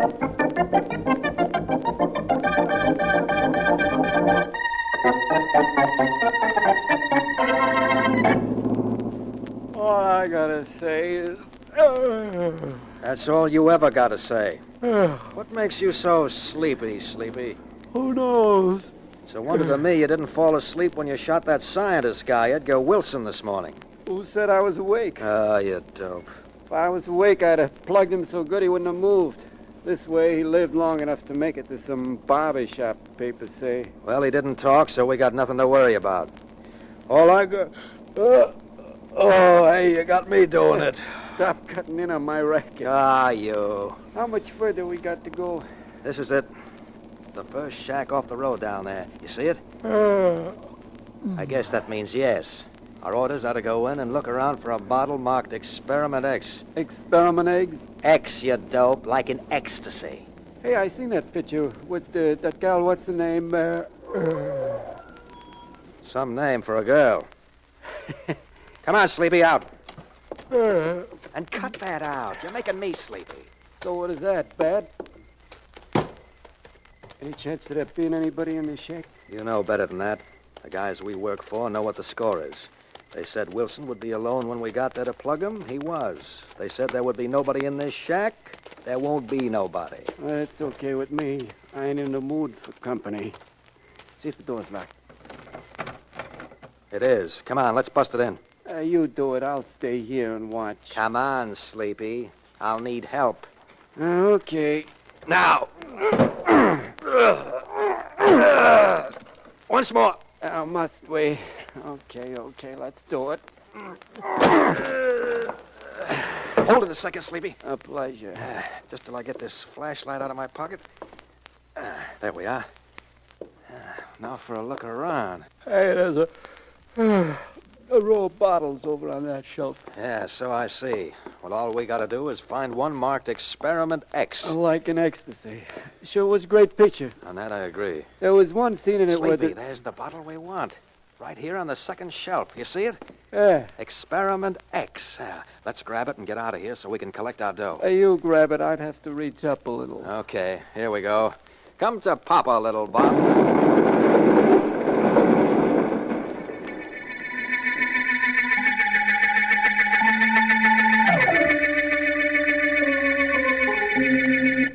Well, tell me, you fool. Tell me exactly what happened. Oh, it was like this.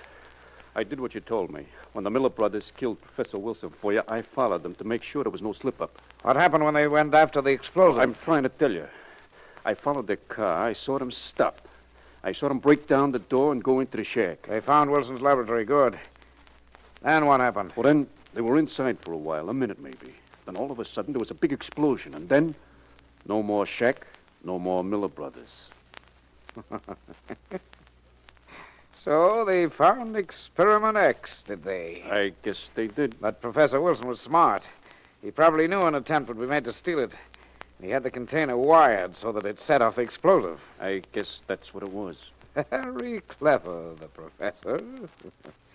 Even after he was dead, he managed to take care of the man who shot him. Oh, well. I have another plan. What's that? I must find out about Experiment X. And I think I know who can tell me. Professor Wilson had an assistant. I wonder how she's going to like assisting me.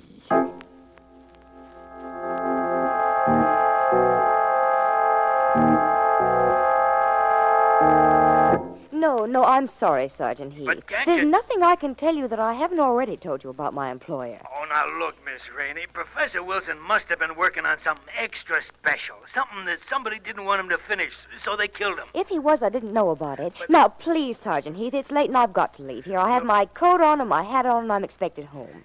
If I think of anything that can help you, I'll phone you. Okay. Goodbye. Well, that's that.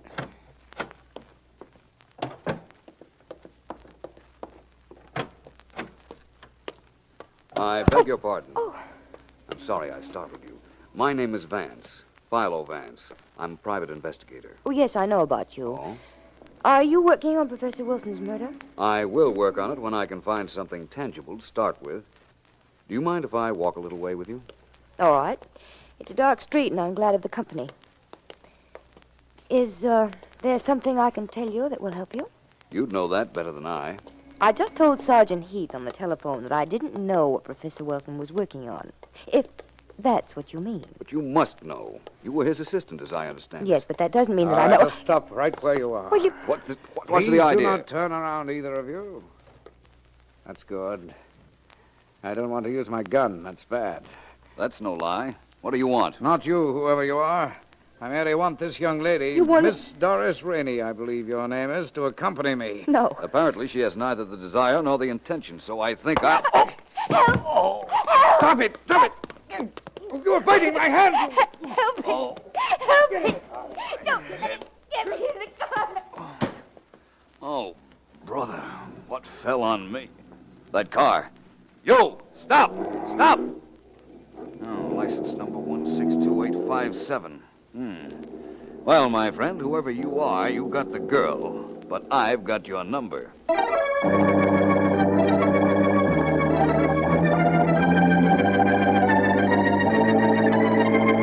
Yes, Vance, I'm having the license number you gave me checked right now. You're sure you're not hurt badly? I have a slight headache, but I'll be all right, and I guarantee I'll be a bigger headache to whoever hit me on the head. Sergeant Heath is checking the number. He'll buzz me in a minute. You say they kidnapped the girl who was walking with you? Yes, but I'm sure they won't harm her, for a while anyway. And by that time, with the help of the license checkup, I ought to have found them. You're lucky you got a look at the plates. Markham, I always get at least one lucky break on a case. Otherwise, I'd fail dismally in most of them. I think otherwise. Just a minute, Vance. That's probably Heath now. I'll hold on. Right. Yes? This is Heath, DA. Yes, Heath. I have Vance on the phone now, waiting for the name and address of the owner of that license number. Well, he's going to have a long wait. What do you mean? There's no such number listed, that's what I mean. What? Vance either got the number wrong or the car had phony plates. Well, if it's one of those two possibilities, I'm sure the plates were counterfeit. Thanks, Heath. Hello, Vance. Yes, I heard Heath, Markham. All I can say is that maybe I do always get one lucky break on a case. But apparently, that license number isn't it.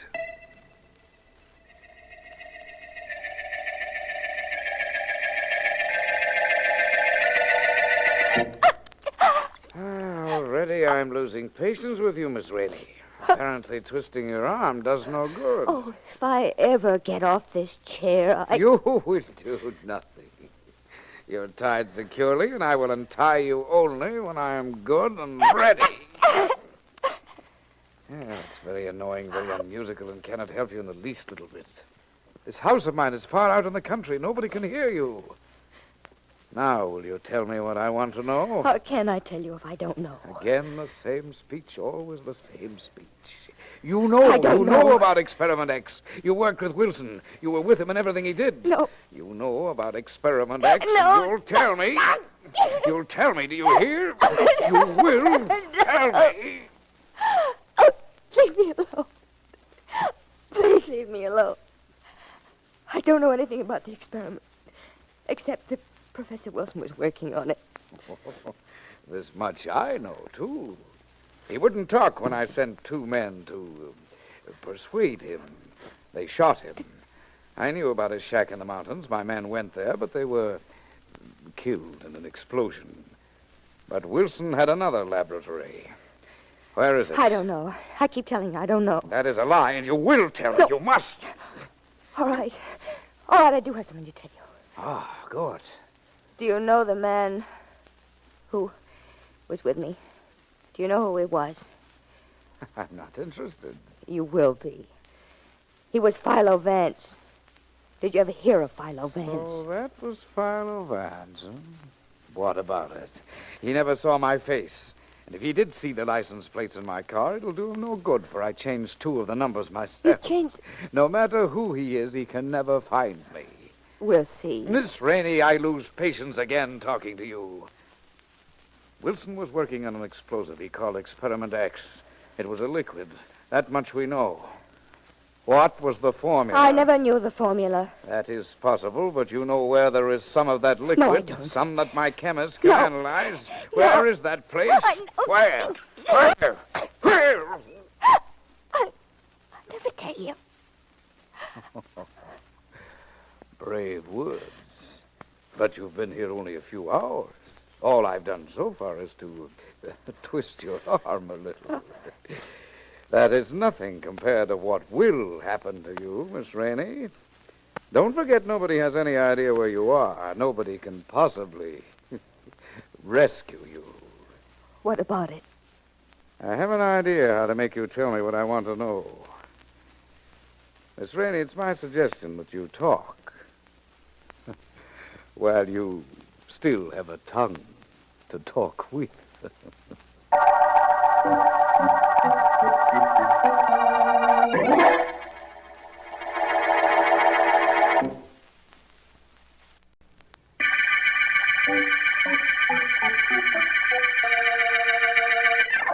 This is District Attorney Markham. The Manicure murder case opened when Professor Edgar Wilson, scientist, died in a barber shop after insisting the girl manicure his nails, even though he was dying. We have no explanation for this, no clue to the professor's killer as yet, although Philo Vance did have an encounter with an individual whom we believe was the brains behind the murder. In an effort to work out some tangible lead to that individual, Vance is in my office.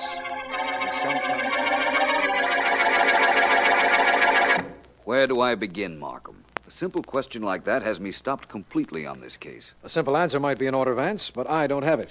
Either a simple or a complex answer. All I can tell you is I don't know. Well, let's start from the beginning. Professor Wilson wanted a manicure when he was dying. Why? You said you thought you knew the reason. Let's say I still think I know the reason. How do I prove what I think? There's one way, and Vance, it might be the answer to that question you asked. About where do I begin? Yes. Well, I'm listening. What's the one way? Why not check back at the barber shop where Wilson died? Perhaps that shop has some connection with his death and the reason he insisted on having his nails done. Good idea, Markham. That's where I'm going, for a little interview with that barbershop manicurist. Maybe I'll even let her do my nails. Maybe having her hold my hand will help me make heads or tails out of this case. Well,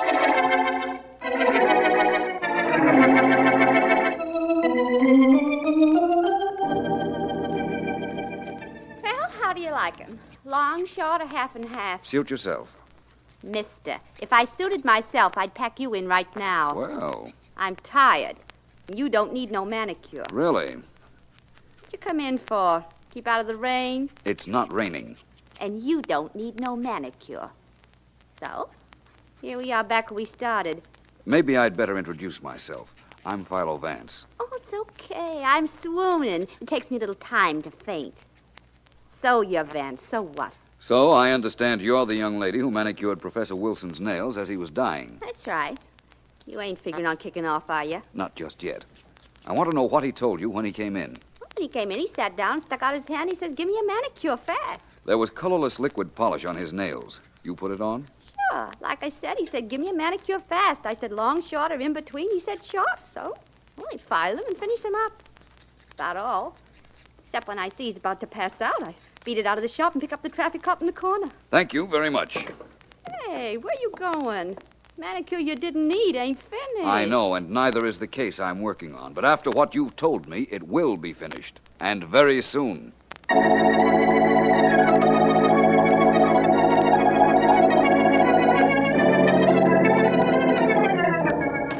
Hello, D.A. Come in, Heath, come in. Or am I a little late with my invitation? What's the difference? Better late than never, I always say. I always say something about an early bird. I can't remember right now what the rest of it is. What's on your mind, Heath? All right if I sit down? Apparently. What's that paper in your hand? This? Oh, it's a teletype report on an explosion out in the suburbs.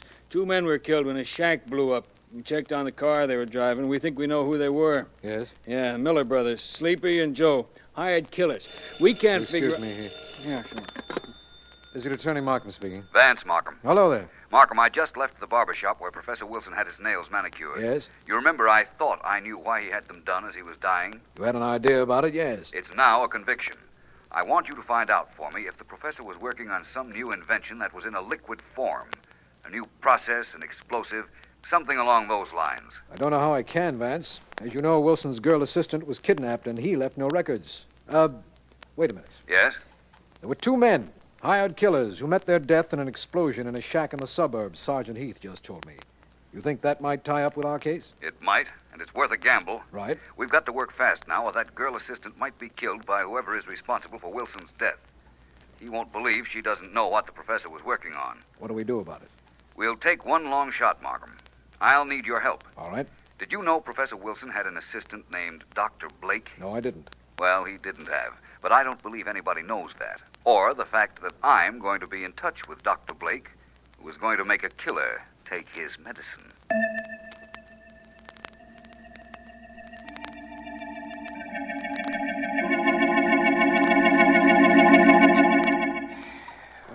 You are so obstinate, Miss Rainey.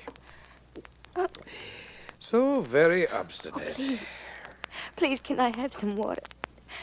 You can have anything you want after you tell me what I must know. Wilson was working on an explosive. He called it Experiment X. What were the components of Experiment X? Please, a little water, just a Where little... can I get a sample of Experiment X? A drop will do. The smallest possible sample. My chemist can analyze it and break it down. Tell me. I don't know. There's some way to make you talk. Some way you'll tell me what I want to know. Ah. You're a nice girl, Miss Rainey. Very nice girl. And you have a mother. You wouldn't dare go near her. The police will be protecting her. Philo Vance will figure that you'll try to make me talk to her. You leave my mother alone. Oh, so that is the way. No. Good. Now I can... Who is it? It's me, Andy. It's important. Come. What is it? Look, this newspaper. Look at it. Let me have it. What is it I'm to look for? On the first page, the item in the corner. Dead scientist assistant arrives tonight. This one? Oh, read it. Dr. William Blake, noted scientist in his own right and former assistant to the late Professor Edgar Wilson, arrives at Main Street Station at midnight tonight. Dr. Blake announced upon leaving his hometown that he was coming here to continue the experiment started by Professor Wilson. Mm-hmm. Dr. Blake declared that he has a complete knowledge of them, having been in constant contact via long-distance phone with Professor Wilson for months. Oh, you, knew Dr. Blake, Miss Rainey? I don't know what you're talking about. For a girl who was smart enough to be Professor Wilson's assistant, you have a terrible memory. Perhaps now we don't need you, You eh? won't need me. Andy. Yeah? I think we should be ready to leave here very shortly. You and I have to meet the midnight train. And Dr. William Blake.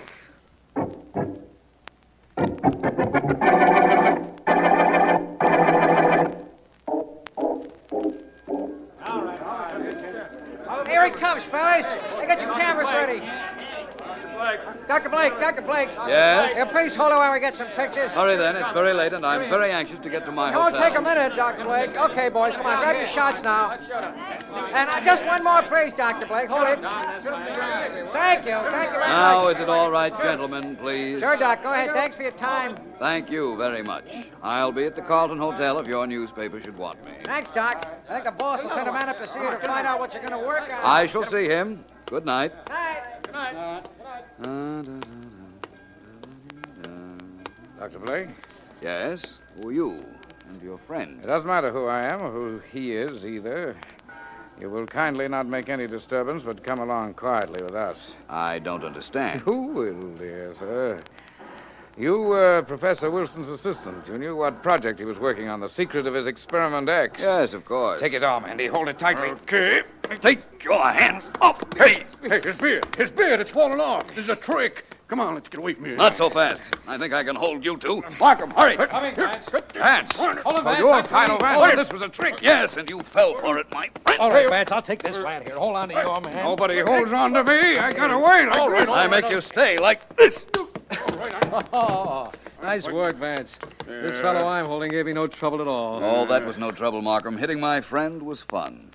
Let's get him up, get him out of here. And I'll be ready to tell you why Professor Wilson insisted that his nails be done even though he knew he was done for.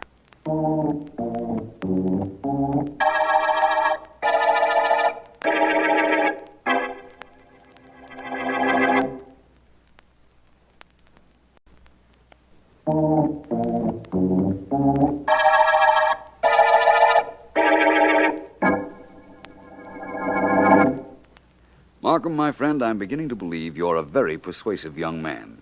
How do you mean, Vance? You persuaded those men we picked up at the railroad station to tell you where they were holding Professor Wilson's assistant, Doris Rainey. That was relatively easy.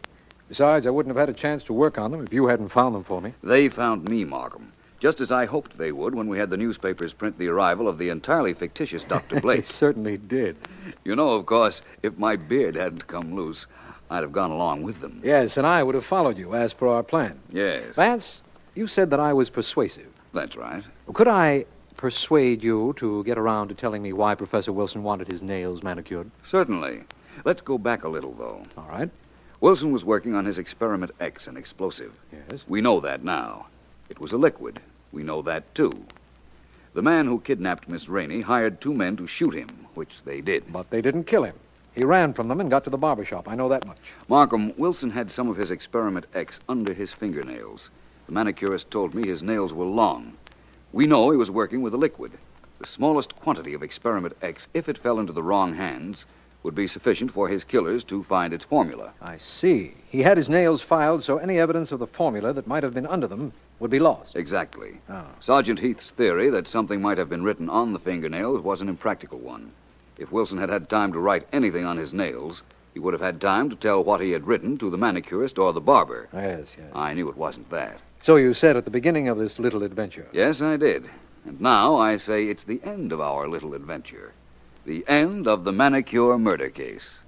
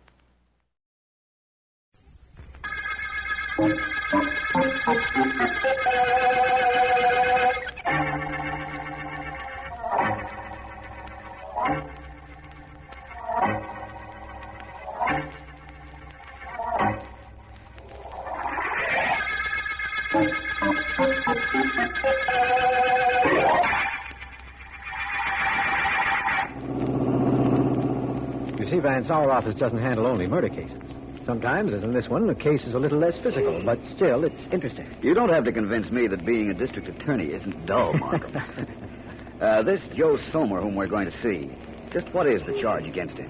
His partner is accusing him of grand larceny. Oh? I happen to know Somer pretty well, and before an indictment is handed down, I want to talk to him. I liked him. Quiet, always considerate. Nice of you to come with me, Vance. I'm glad of the chance to get out of the office. Good. Well, this is the street you said Somer lives on. His house should be that one. There's a crowd around that house, Vance. Something's happened. No doubt about that, my friend. Let's find out what. Well, there's a police officer over there, Markham. Yes. Let's find out about this. I'm with you, Vance. Hey, stop shoving, will you? Pardon me. Sorry. Excuse me, please. Get back, everybody. Get back there. Hello, officer. I'm District Attorney Markham. Oh, sure. I recognize you, Mr. Markham. It's quite a thing we have here. Fellow lives here. A man named Joe Somer jumped or fell from the roof of his house. What? He was dead when he hit the ground. Joe Somer, Markham. That's the man you wanted to see. Not right now. It was suicide, all right, Mr. Markham. Almost hit a couple of people when he jumped. That's awful. I found a suicide note in the house. There wasn't anybody home, but the note was right where I couldn't miss it when I went in. I'll turn it in with my report. All right, officer. Well, Vance, I promised you a case. It looks like it's over before it even began. That, my friend, is a matter of opinion. Perhaps there is no larceny case, but I have an idea that instead of it, we're going to have a murder investigation.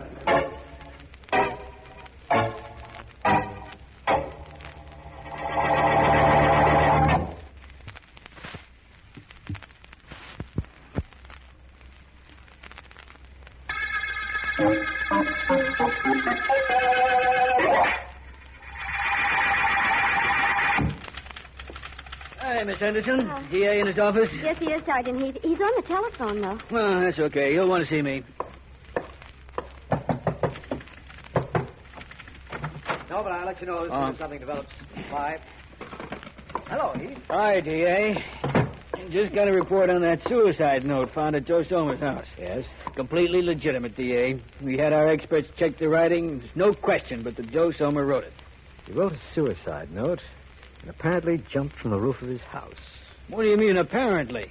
Well, Philo Vance thought it might be murder. Oh, he did? Yes. That guy thinks everything is murder. I'm waiting for the day when there's a murder case that he'll say it's suicide. You'll have a long wait, Heath. Vance doesn't often make mistakes. Everybody makes mistakes, DA. Even I do. Not you, Sergeant Heath. Yeah, me. And if I can make 'em, I guess Vance can make 'em once in a while, too. The possibility is there, undoubtedly. Well? The only thing is, I can't ever remember Vance being wrong for any length of time.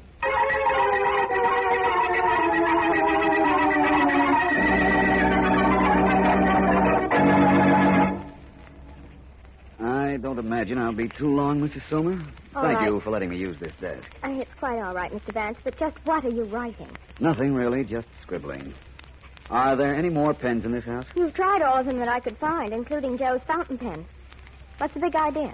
I won't know whether or not it's a big idea until later. Right now, Oh, there's someone at the door. Excuse me. Oh, go right ahead, Mrs. Somer. Please don't let me disturb you. Any more than you have, you mean? Yes? Oh, Mr. Dale. Mrs. Somer, may I come in? Why, yes. Yes, of course. I have company, as you can see. Oh. Philo Vance, the private investigator. Mr. Vance, this is Alfred Dale, my husband's partner. How do you do? Hello, Vance. It took Joe's death to get you over to our house, didn't it, Mr. Dale? Well, Too bad you didn't find time to come here while he was still alive. Mrs. Somer, I assure you, Excuse me, please. Mrs. Somer, I'm finished with those pens. All right. Now, can you tell me what your husband was doing on the roof? I'm trying to find out if he deliberately went up there to commit suicide or if he got the idea while he was on the roof. He left a note, the papers say. Doesn't that indicate he went up there to jump? Not necessarily. And I believe I was asking Mrs. Somer. Oh, sorry. When I left the house yesterday morning, Vance, I asked Joe to fix the radio aerial on the roof. That might have given him the idea. Yes, it might.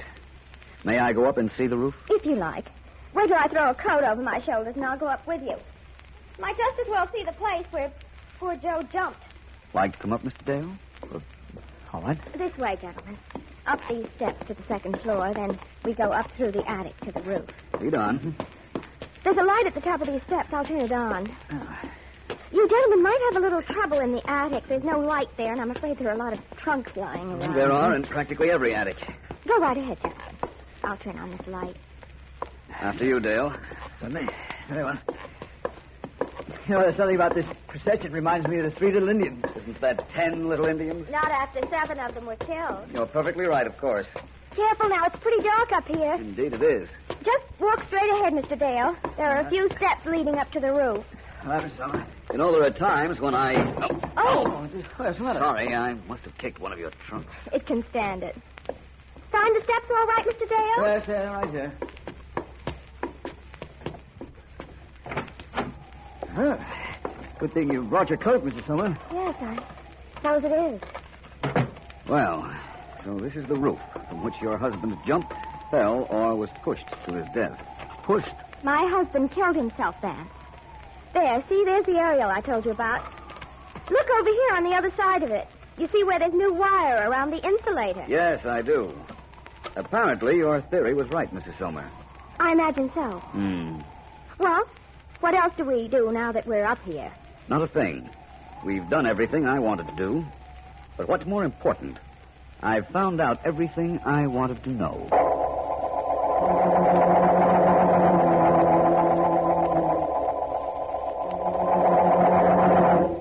I'm just about to go to bed, Markham, but I thought I'd call you and report what happened today at the Somers' house. You know, I'm very anxious to hear. What'd you find out? Well, first of all, I met Joe Somers' partner, Alfred Dale. You did? We went up to the roof. What? Vance, what's happened? That was a shot. Vance, are you there? What happened? It's all right, Vance, my friend. Good. I'm lying here on the floor, out of reach of any second bullet. Besides, there's no light in the room now. Somebody fired at me from the fire escape and got the lamp instead. But, man, how can you be that calm? Somebody just tried to kill you. Yes, I know. And that means you were right. That Somers' death wasn't suicide, but murder. And the murderer was just close to you. That isn't the only thing the shot meant, Markham. It also meant that I am very close to the murderer.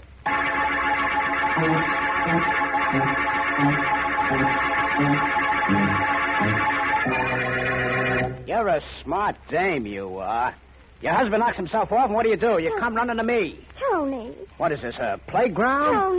Tony. Tony. What do you expect from me? Oh, Tony. You think I'm going to knock myself out crying? Now, get smart. You're cute and I like you, but keep away from me for a while. But I don't understand why. You don't understand why. I'll tell you why. You inherit a lot of dough. That special clause about suicide in your husband's insurance takes care of you. Me, I'm a mug. All right, so you go for me. So the cops find out. So what'd they say? What can they say? What can they say? They can say I knocked off your old man so I could get you in that dough. But Tony, me for now. So, there I finally got you two together. All right, now, Lila, take it easy. So this is the dame that took my place. I was hoping I'd find her here. I'm going to turn her inside out. I'm going to... Out. Now, you heard me. I said out. Oh, no, you don't. I don't get rid of easy. Nobody's moving in till I get ready to move out, and I'm not ready yet. No, get out of here, Lila. Why? Because you slapped me? Come on. You slapped me before and I stayed. What do Yeah. Stop pushing me. When I say out, I mean out. Tony, you'll be awfully sorry about this. Sure. I'll make you Ow. remember. Tony, let me in. Let me in. I'm sorry, sweetie. I guess Lila's got a temper. You guess she has. You're a pretty good guesser. I'd hate to think what that girl would have done to me if you hadn't stopped her. Right now I'm thinking about what she's going to do to me because I did.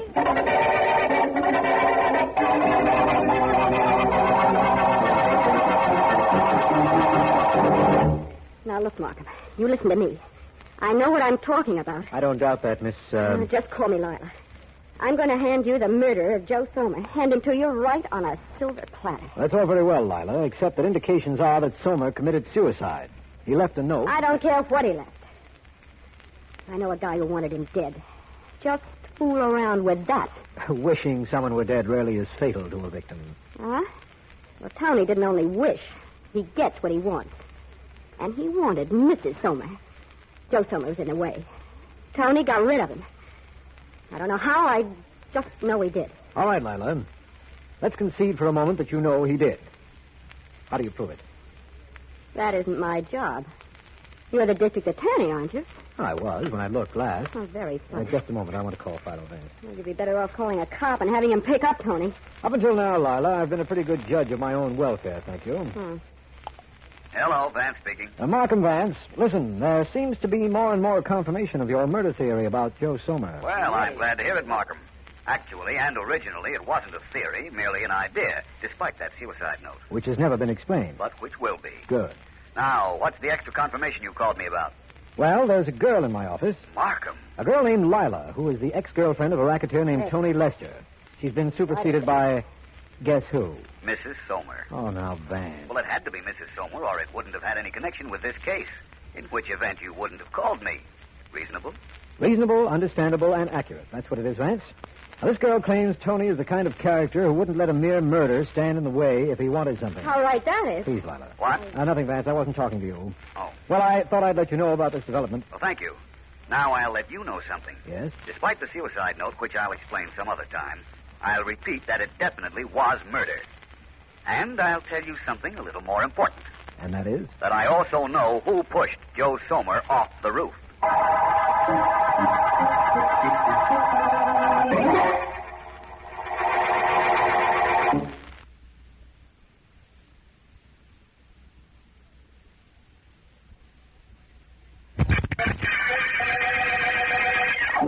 District Attorney Markham. The Rooftop murder case began with the apparent suicide of Joe Somer. Vance, believing Somer was murdered, has found substantiation of his theory, despite the presence of a bona fide suicide note. Inasmuch as Vance insists it is a murder, I know we have 3 suspects. Tony Lester, a racketeer, Alfred Dale, Somer's partner, and Somer's widow. To continue our investigations, I have met Vance in the office shared by Somer and Dale.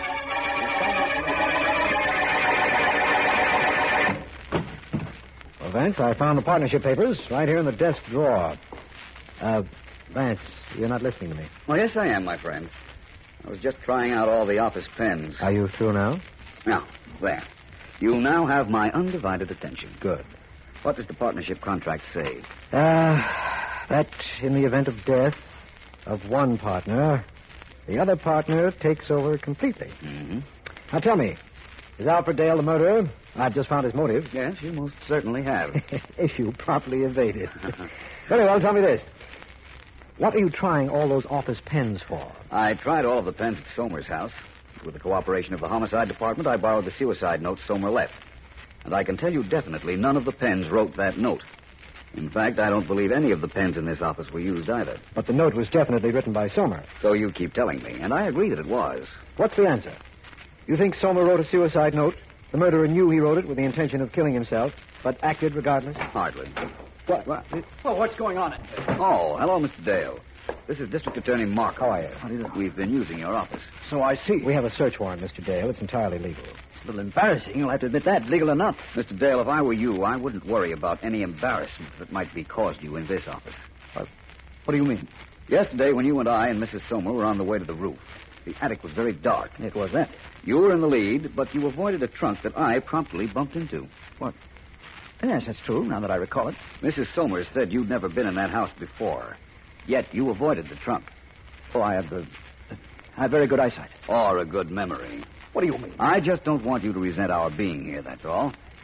We do have good reason, don't you think? I don't think I have anything to say. Well, that, Mr. Dale, is probably the smartest thing you've said since you came into this room. What does that mean? That I'm due to be arrested any moment on suspicion of murder? I wouldn't say that. Not any moment, Mr. Dale. I want to be very sure of my proof before Mr. Markham makes any arrest in this case. Oh,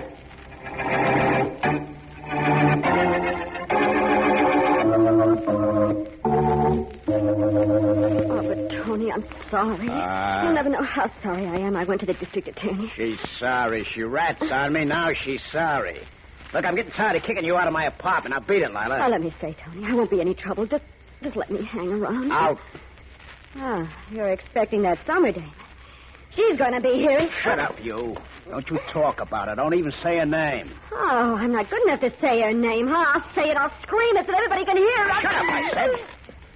All right, get out. Get out fast before I change my mind and start tossing you out.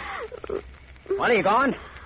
Tony, darling. Tony, darling, you make me sick. How did I ever go for a dame like you anyhow? Sometimes I think I'm... Okay, Lester, open it up in there. Who is it? Sergeant Heath, homicide. Open up. Oh, you really did it to me, didn't you, Lila? I gotta get out of here. I can't stand a pinch right now. Tony, I left the door unlocked when I came in. Oh, you dope, you. Okay, Lester, hold it. You're not going anywhere. According to you. According to me, I'm leaving right this minute. Hold it, I said. Okay. Thanks for the warning shot. I can take a hint, Heath. You want me to go with you? I go. Oh, Tony, don't. Come to think of it, even you'll be better company than this.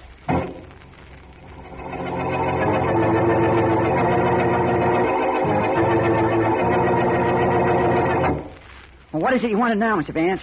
All the clippings you have on a man named Joe Somer. I don't imagine there'll be too many. Well, if his name was ever in our paper, we'd have the clips in an envelope. You don't want the stuff on his suicide, do you? No. Ah, it's a good thing those clippings haven't been filed yet. T-U-T-U-T-S-S-S-E-S-E-S-U. Oh, here we are. Silly, Savansky, Skelly, small. Oh, here we are.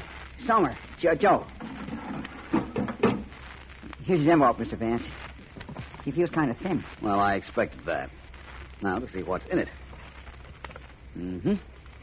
2 clippings, one dated 5 years ago. A little item about the marriage of Joe Somer and Dorothy Blaine. The other...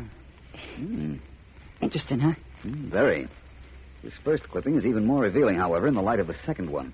Listen to this first one. Introduced only 3 months ago at a beach club, Dorothy Blaine and Joe Somer culminated a whirlwind romance in marriage at the home of so-and-so last night. Couple left for a honeymoon in Bermuda. Well, that's not too unusual. In view of this, it is. Listen, here's the second clipping. Joe Somer, local businessman and partner in the firm of Somer and Dale, was taken to Mercy Hospital this morning, suffering from a nervous collapse. Yeah? According to Alfred Dale, only his fortunate earlier arrival at the office prevented his partner's suicide. That means something, huh? It does to me. And it's going to mean a whole lot more to Alfred Dale.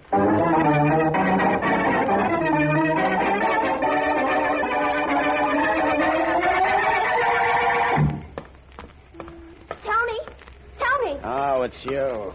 Tony, I waited out here in the street to find out what would happen to you. So what? I heard you were arrested. You heard I was arrested. Sure, I was arrested, but I'm out. Did they think you killed my husband? How do I know what they think? All I know is I'm getting out of town. I'm going with you. Now, don't be a dope. I need you like I need a hole in the head. You're taking me.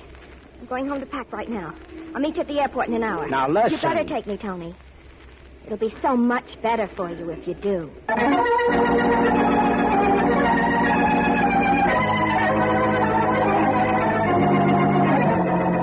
Look, I'm a busy man, Vance. I can't be running around town just because you call me and want me to be somewhere. You won't be bothered very much longer, Mr. Dale. That's good. I wonder why Mrs. Somer doesn't answer her bell. You'd better try it again. Did it ever occur to you that perhaps she isn't home? Did it ever occur to you that this house might be watched? And if she were at home, that man across the street, who happens to be Sergeant Heath of the Homicide Department, would have told me. But still, Mr. Vance. Yes, and Mr. Dale, your husband's partner. You two remember each other, of course. Naturally. We're coming in, Mrs. Somer. Yes, of course. I really don't know what I'm doing here, Mrs. Somer. I don't either. What is it you want, Vance? We want to go into the living room, for one thing. We'll talk out here if you don't mind. Oh, but I do. Well, What's that I see in the living room? A trunk. Going somewhere, Mrs. Somer? come in, gentlemen. Yes, I was going somewhere. I was leaving town. Any objections, Vance? Definitely. Mrs. Somer, do you own a gun? Of course not. What kind of a question is that? Figure it out. You see, the person who killed your husband fired a shot at me the other night. You're convinced that someone killed my husband? Yes. That he didn't commit suicide? That's right. Dale, do you own a gun? Why, Oh, come now. It'll probably be on record if you do. All right, Vance. I own a gun. And I carry it. I'll take it if you don't mind. Here you are. Thank you. Pardon my back a moment, Mrs. Somer. Sure. Mm-hmm. Mm-hmm. Vance, what are you trying to do? Stop right there, Dale. I want you to remember something for me. Just 1 second while I lay your gun down on the table. Now. Now what?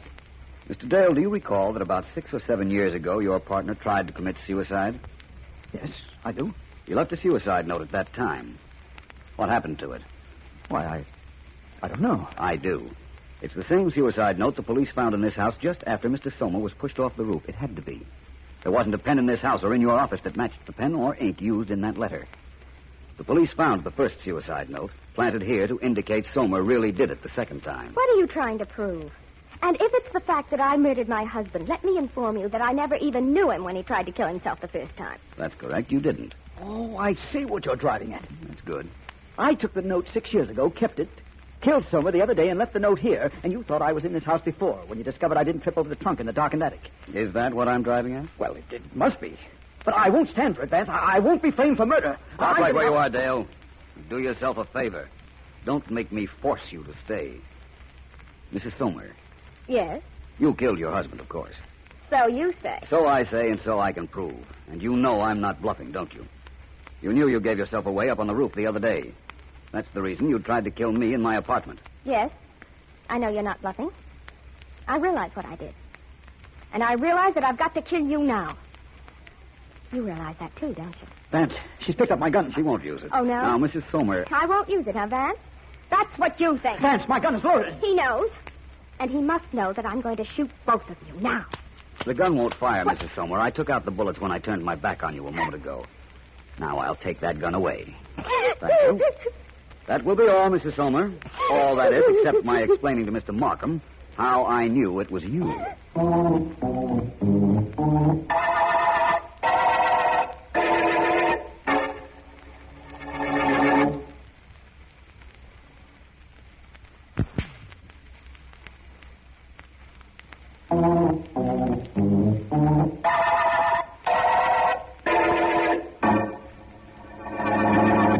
Vance, I guess there isn't anything more to tell in this case except the most important thing of all.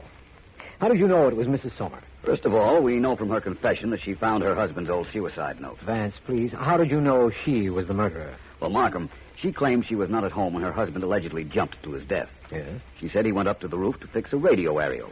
And that's what gave him the idea to come down, write the suicide note, then go back and jump. That was her story. She said she hadn't been on the roof after her husband was killed until she went up with Dale and me. Yet she knew the aerial was broken. Well, she could have known that without going up there, Markham. A wire dangling, bad reception if a radio set were in good order, a number of ways.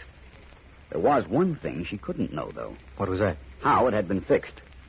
She walked right over to the spot where a new wire had been wound around the insulator. Yes? Now, the only way she could have known that was if she had been there when her husband was fixing it. Or, of course, immediately after, which wasn't likely. It couldn't have been immediately after, Vance.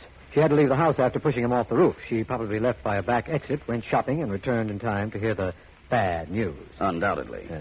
When she walked to the aerial, she knew she'd made a mistake. But she wasn't sure that I knew what she had done. Oh? She tried to kill me so as to be on the safe side. But then, when I let her alone for a while, she thought perhaps I hadn't noticed her error, and she didn't try to kill me again. Yes. I let her alone, as you must realize, because I wanted to be absolutely sure about her. I know that. Her motive was money. Money and her love for Tony Lester. Vance, one thing has always puzzled me about this case.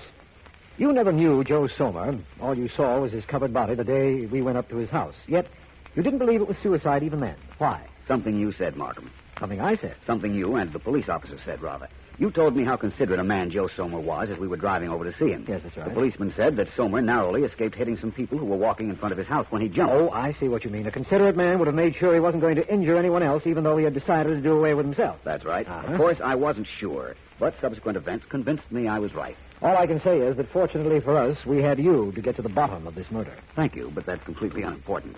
The only thing that matters is that when we reached the bottom of the murder, we reached the end of the Rooftop murder case.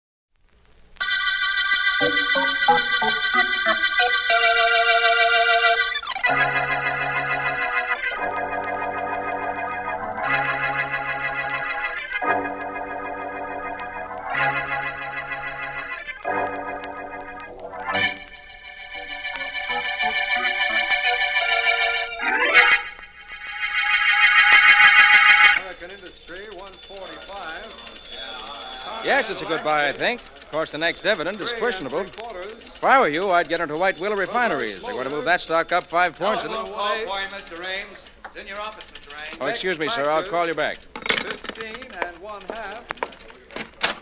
Davis Motors, 168. Ames speaking. Stuart, this is Dawn. Oh, yes, darling. What is it? I'm How's quite the busy. market? Holding its own, I'd say. White Willow is off a fraction. That's what you're really interested in, isn't it? Ah, you're what I'm really interested in, Stuart. Well, tell me about it tonight, will you, darling? I've got some people waiting to see me. I'll be up around... Well, you better name the time. Oh, I can get rid of Nate around 8:30. Play safe and be up around 9, will you? I'll be there.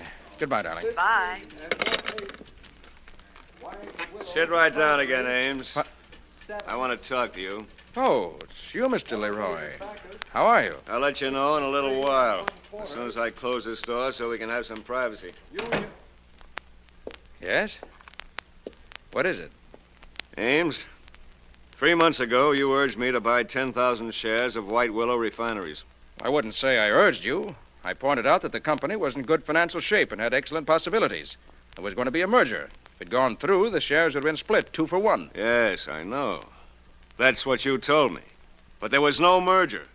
And the stock is off 15 points from what I paid for it. I'm sorry, Mr. Leroy. I don't control the companies. I just recommend investments for my clients, and most times they turn out well. You knew White Willow was a dog stock when you put me in it. I've lost $150,000, all the money I had in the world. Oh, look here, Mr. Leroy. You can't be blaming me for that. The investment must have looked good to you. Yes, it looked good because you recommended it. I mortgaged everything I own, went into debt to buy that stock. I'm broke, Ames.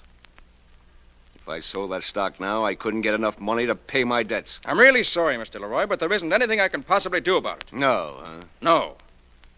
Well, there's something I can do about it. You don't think I'm going to take a loss like that lying down, do you? Oh, no. Somebody's going to take it lying down, but it won't be me.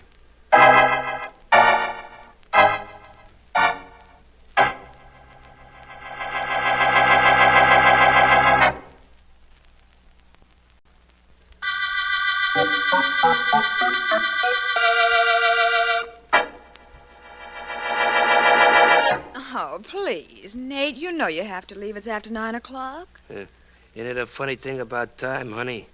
It goes so fast sometimes and so slow other times, huh? Ha ha, sure.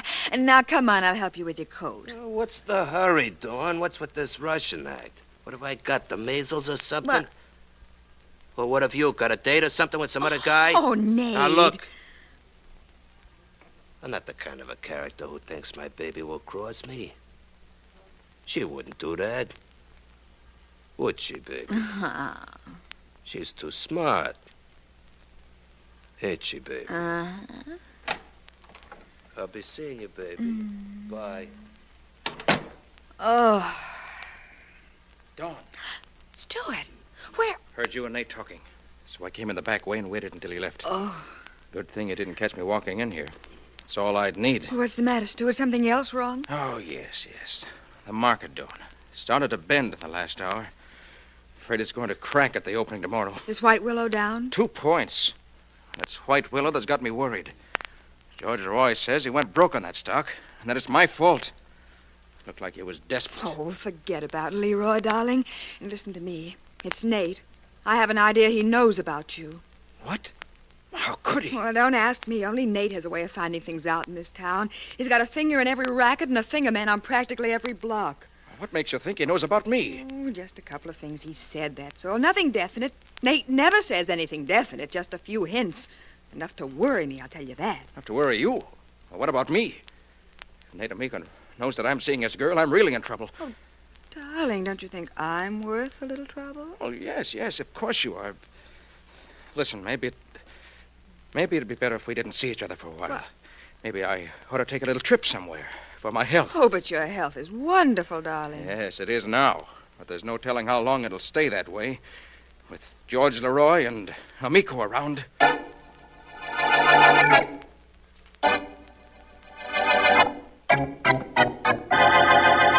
Sit down, Mr. Leroy. Sit down. Always like to have somebody that comes to see me sit down. Thank you, Mr. Amico. Thanks very much. It is perfectly all right with me should you want to cut out that Mr. Amico stuff and call me Nate. I am known mostly to most people as Nate. All right, Nate. I don't want to take up too much of your time. I know you're busy. Never too busy. I shouldn't take time out for something on which maybe I can make a buck. What's your proposition, Mr. Leroy? Well, I don't exactly know how to begin. Okay, so I'll help you. Somebody's lost you up somewhere and you want him taken care of, right? That's approximately right, Nate. A man in this town has ruined me, left me with hardly anything. Whatever it is I have, I'm willing to spend to see that he gets what's coming to him. That sounds like a very reasonable proposition. I'm very glad to take the details under advisement. You should tell me what's going on. How much would it cost to kill a man, Nate? Oh, you want he should be knocked off, huh? Yes. Well, that requires a little working on, Mr. Leroy. It's a pretty hot town for killings. At DA, we got Markham. He's a rough character. Now, if you want this friend of yours worked on a little, that could be different. I want him dead. I see what you mean. Well, I could get him good and scared for you and wouldn't cost you too much scratch. I want him dead, I said. Yeah, I know. I heard you.